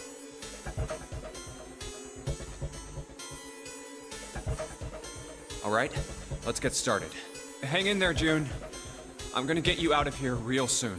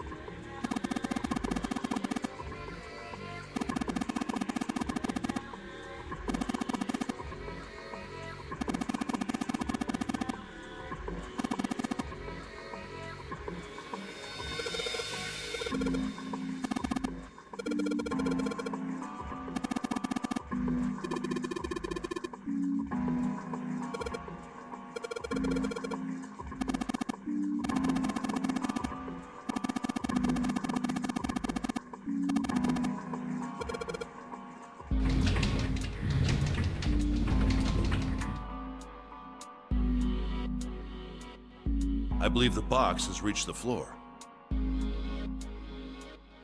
Yeah.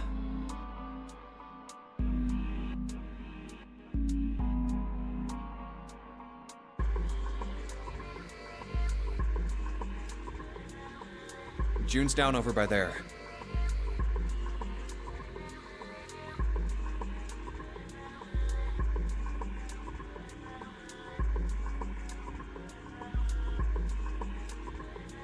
She doesn't seem to be improving.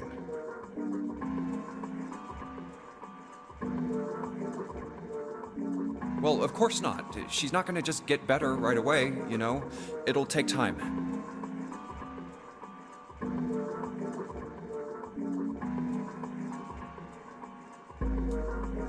What could be causing this, I wonder? Illness, perhaps? Nah, it's gotta be exhaustion. She gets dropped into some weird-ass shit, forced to play some messed-up game.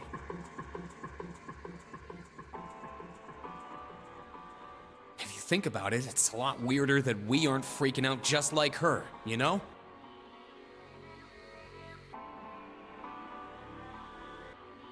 So you're saying we're abnormal? Yeah. We're just running around this room, solving all these puzzles like it's just business as usual.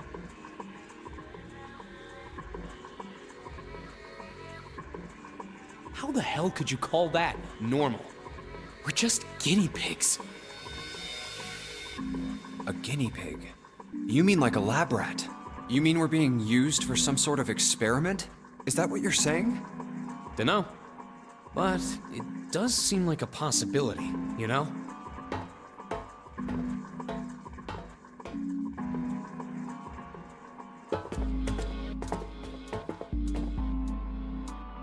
You know, speaking of experiments, there was this experiment some scientists did with rats. First, they took a squarish C-shaped tank and filled it with enough water that the rats could drown in it. The tank has 2 exits. Just to make it easy, we'll call one A and the other B. Exit A is pitch black, so dark even a rat can't see anything. But exit B is electrified, which means the rat can't leave through it. So, what would a rat do if it was put in this situation? Which exit would the rat choose?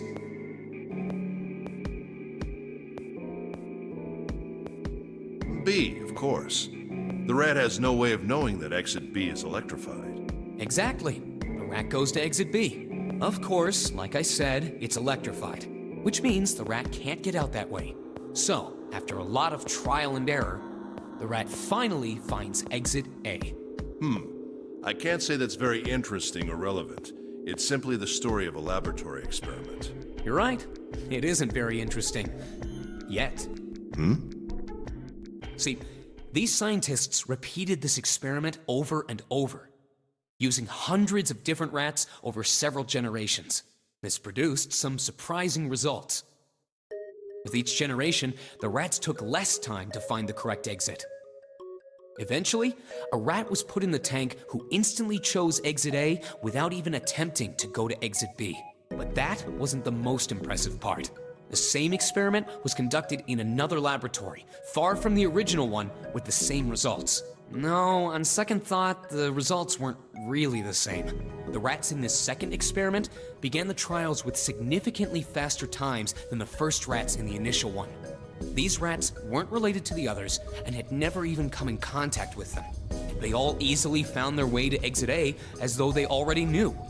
What did it mean? Are you suggesting something like telepathy? They were passing information to one another through some undetectable medium? How the hell would I know? I'm not any kind of scientist. I don't know what made him do that. But I do know that story's true. And if you've got another explanation, I'd sure love to hear it. Come on, let's get going. There's still a lot here we haven't checked out. And we gotta get the hell out of here before June passes out.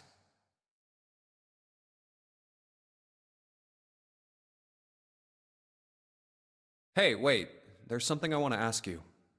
What? Why did they use that tank for the experiment? Huh? Well, I mean, it seems like you could conduct the same experiment without the water. They could have just used a dry box, you know? If they needed to motivate the rats to escape, they could have, I don't know, put some bait by exit B or something.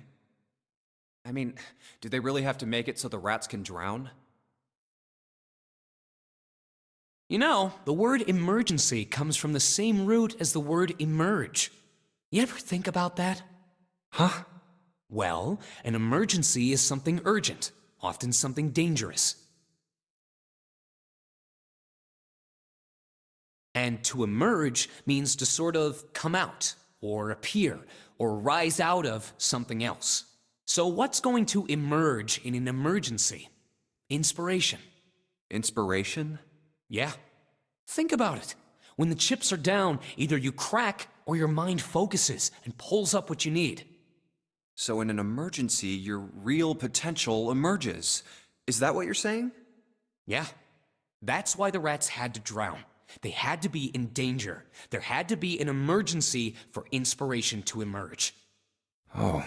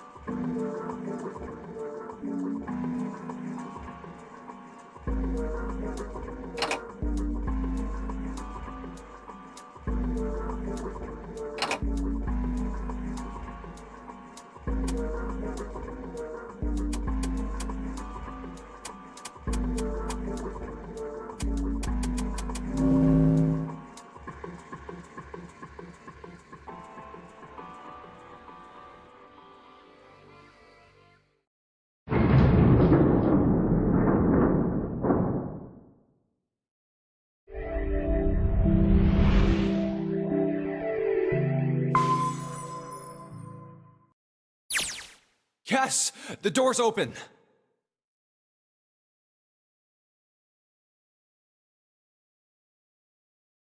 All right, Junpei. Why don't you go get June now? Santa and I will keep an eye on the store. Why do we need to do that? Even if it shuts, we know how to solve the puzzle now. We could just open it again. Well, I suppose that's true. Shall all three of us go and collect June then? Nah, I'm cool. I'll let Junpei handle it. So are you only interested in being contrary? All right, I'll go get June. I'll be right back.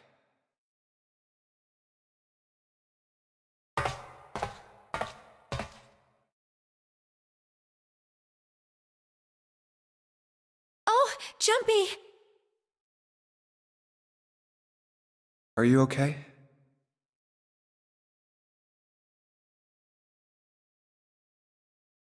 Yes, I'm fine now. I'm sorry I made you worry.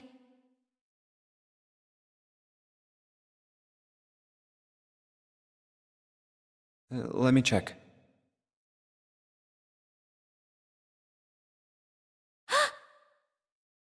Good. You're feeling a lot better.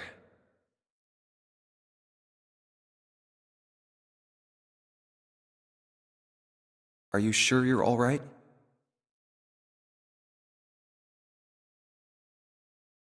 Oh, you're such a warrior, Jumpy. Oops, I mean, warrior.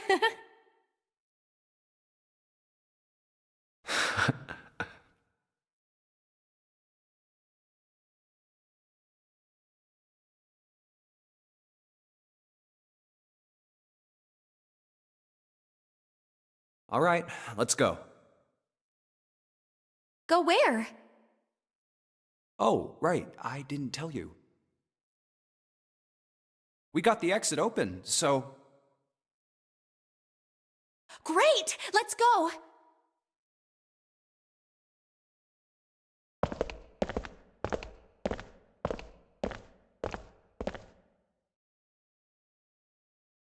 Oh, it's... Santa?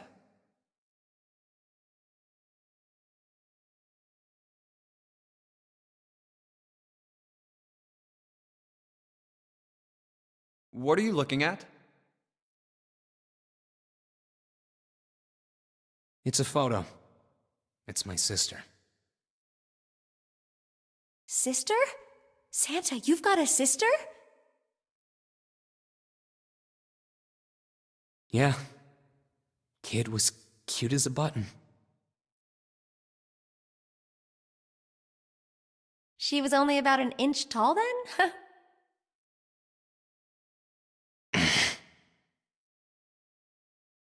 Oh, sorry.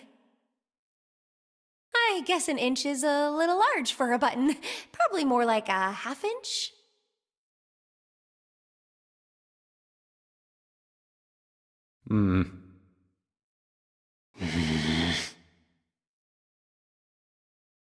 Sorry. Why are you looking at it?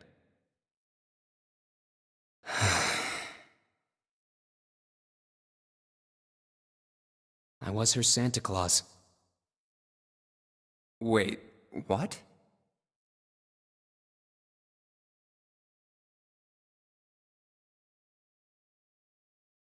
We didn't have parents.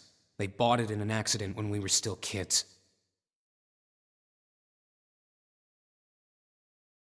So I had to be like her dad. And that meant that I bought her Christmas presents every year. On Christmas Eve, I'd leave the present next to her pillow. And the next morning, she'd come running into my room with this big smile. Look, look, Santa left me a present. He got me that doll I really wanted. I'm so glad he got my letter. She was always so excited. I was the one who told her to write those letters. I'd say, write down something you want and mail it to Santa. The address I gave her was somewhere in Northern Europe that doesn't exist. Anyway, she'd write the letter and stamp it and send it out.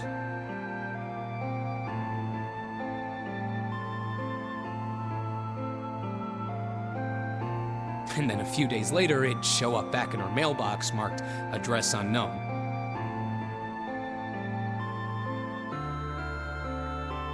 I'd open the letters before she figured out they'd been sent back. Once I had the letter, I'd go around to a couple stores with some money I'd saved up over the year and buy her the stuff she'd asked for.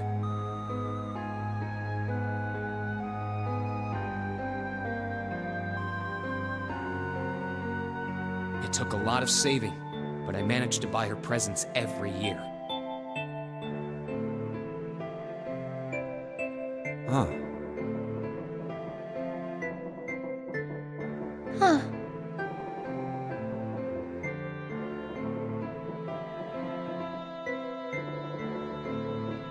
But one year, her letter was different. She didn't write a list of toys she wanted or anything like that. Instead, it said, "I don't want any presents this year. Instead, I want you to make my wish come true. My wish is that we'll be happy like this for a really, really long time." That was it. Nothing else. But I couldn't make that wish come true. Some Santa I am.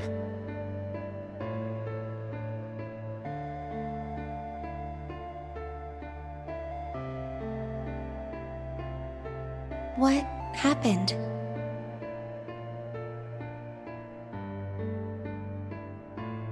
She died. She was killed 9 years ago. Oh.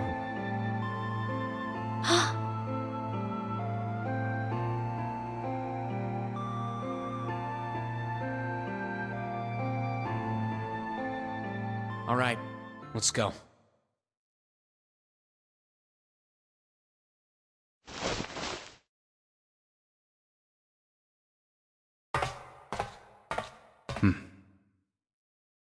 Huh?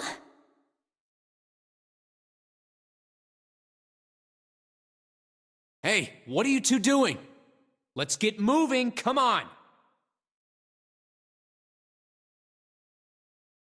Let's go. Yeah.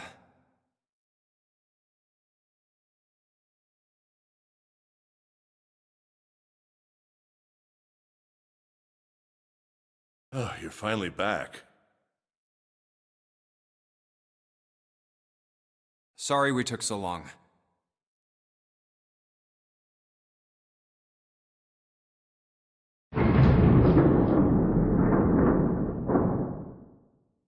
Let's go.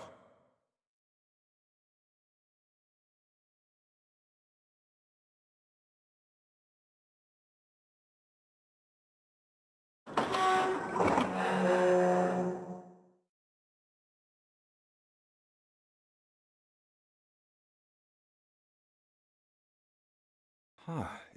Is this a warehouse? No, I believe this is the cargo room. This must be where they store all of this vessel's freight.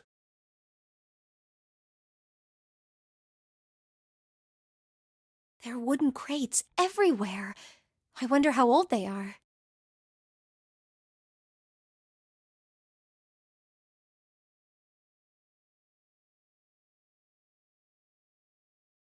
Well, we probably ought to start with finding the exit, right? Let's get going.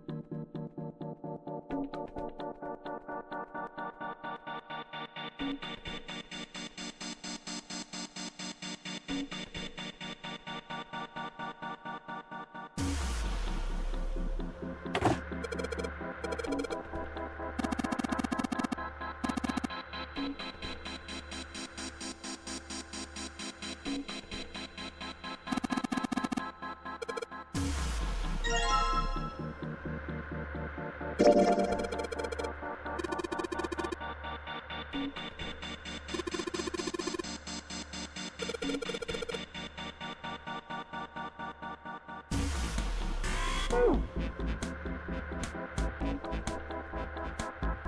we finally have all 9 picture cards. We just need to insert these cards into the slots at the front of each box.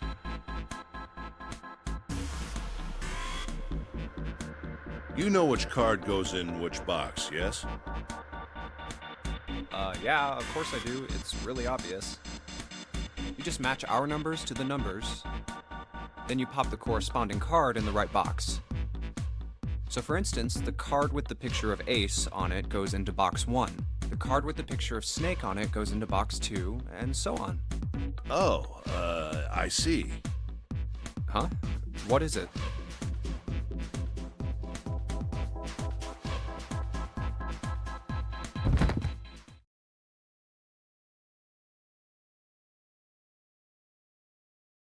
Hey! June, are you okay?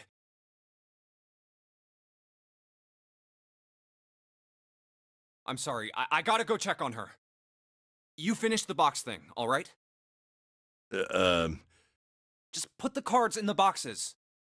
I'm counting on you.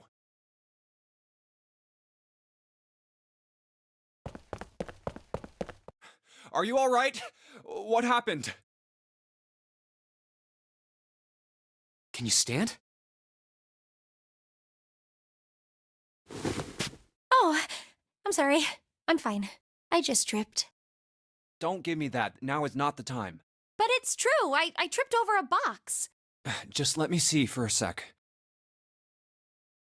Huh. You're still warm.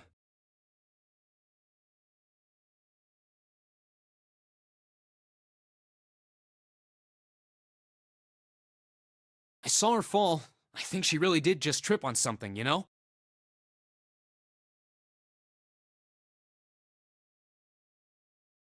Still, to fall down like that, I think she's probably still a little messed up.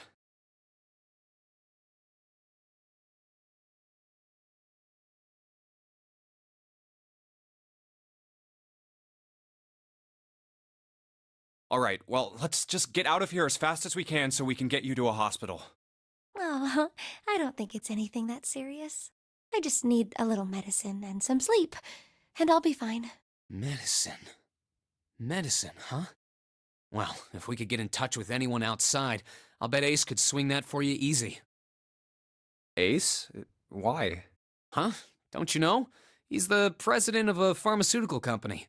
Cradle Pharmaceuticals is the name, I think. Their flagship product is an anesthetic drug called Soparil. Soparil. Soparil. I've heard of that before somewhere.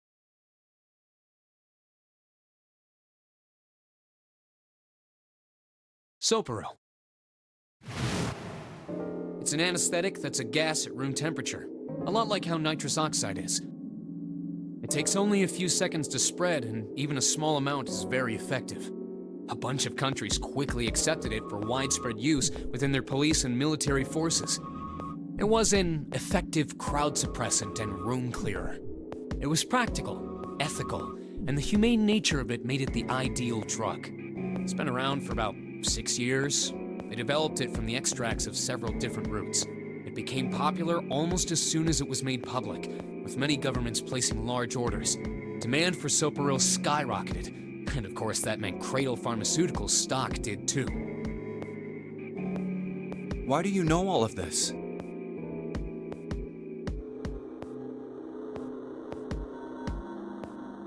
I heard it from the old man himself. From Ace? When? By the number 4 door at the central stairway, when we were searching the second class room. Remember how Snake, 7, and you went to door 5? It was back then. I asked him what he did for a living, and he said he ran his own company. After that, we just started talking, and I guess it just came up, you know? Huh. Are you worried about something? No, nothing.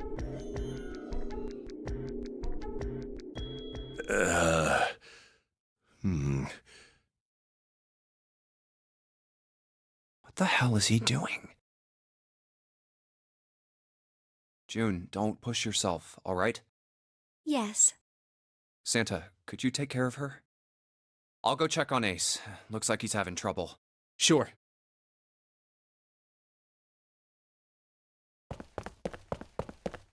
What are you doing?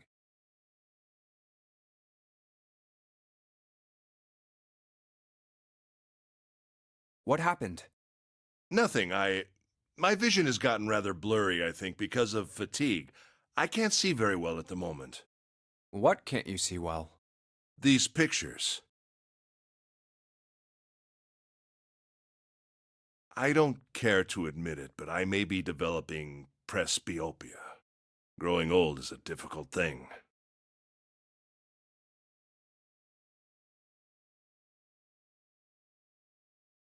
At any rate, I'll leave the rest to you. I'm feeling awfully tired, so if you don't mind, I'd like to rest for a bit.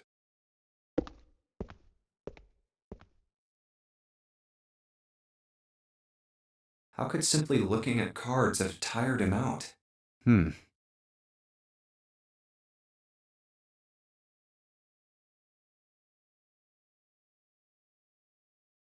But if it wasn't, what had made him so uncomfortable?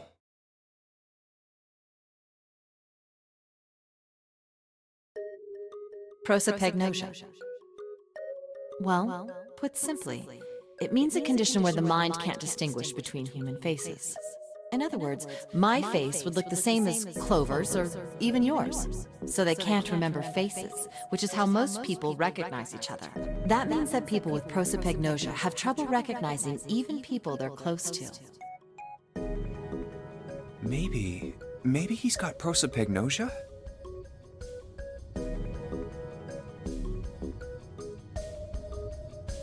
Huh.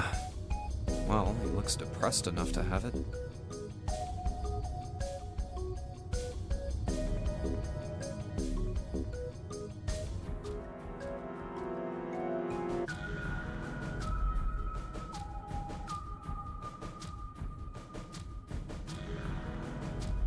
Oh well.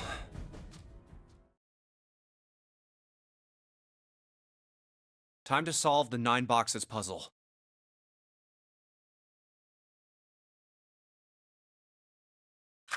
Ace's card is in box 1, Snake's is in number 2. I just need to do the same for the rest. And finally, the 9th man's card into box 9. Yeah! Oh, they opened! What the? 9 pins? I guess I'll take them with me.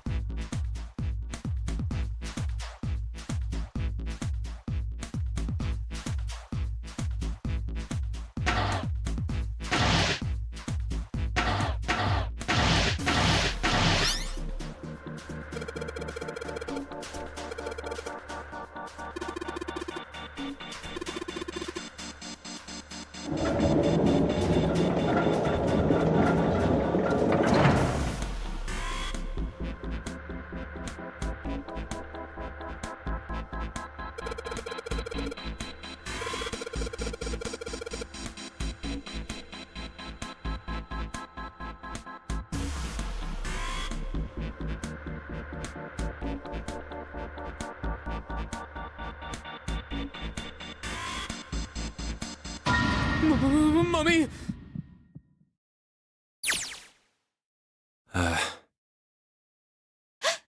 Oh. Just kidding. Really? Whatever. Just open it. Okay, okay.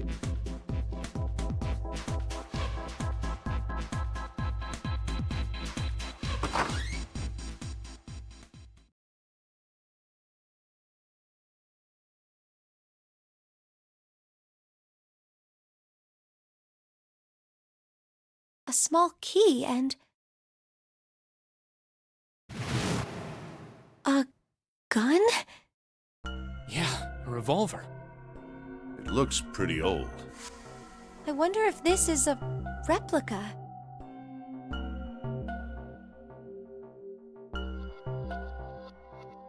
This thing is...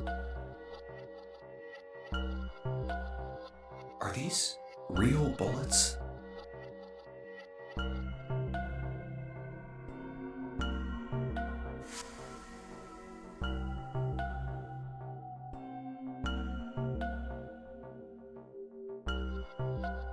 Oh, if this is real? Oh.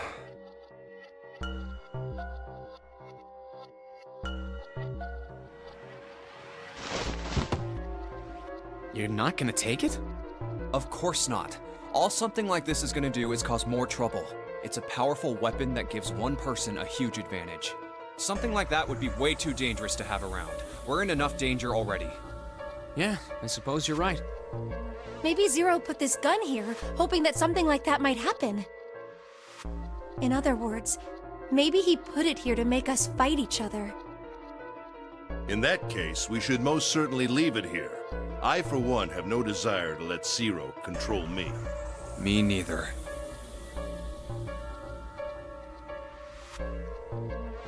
Okay, we've got that figured out. But you aren't gonna leave that key in there, are you? Of course not. We'll take that with us.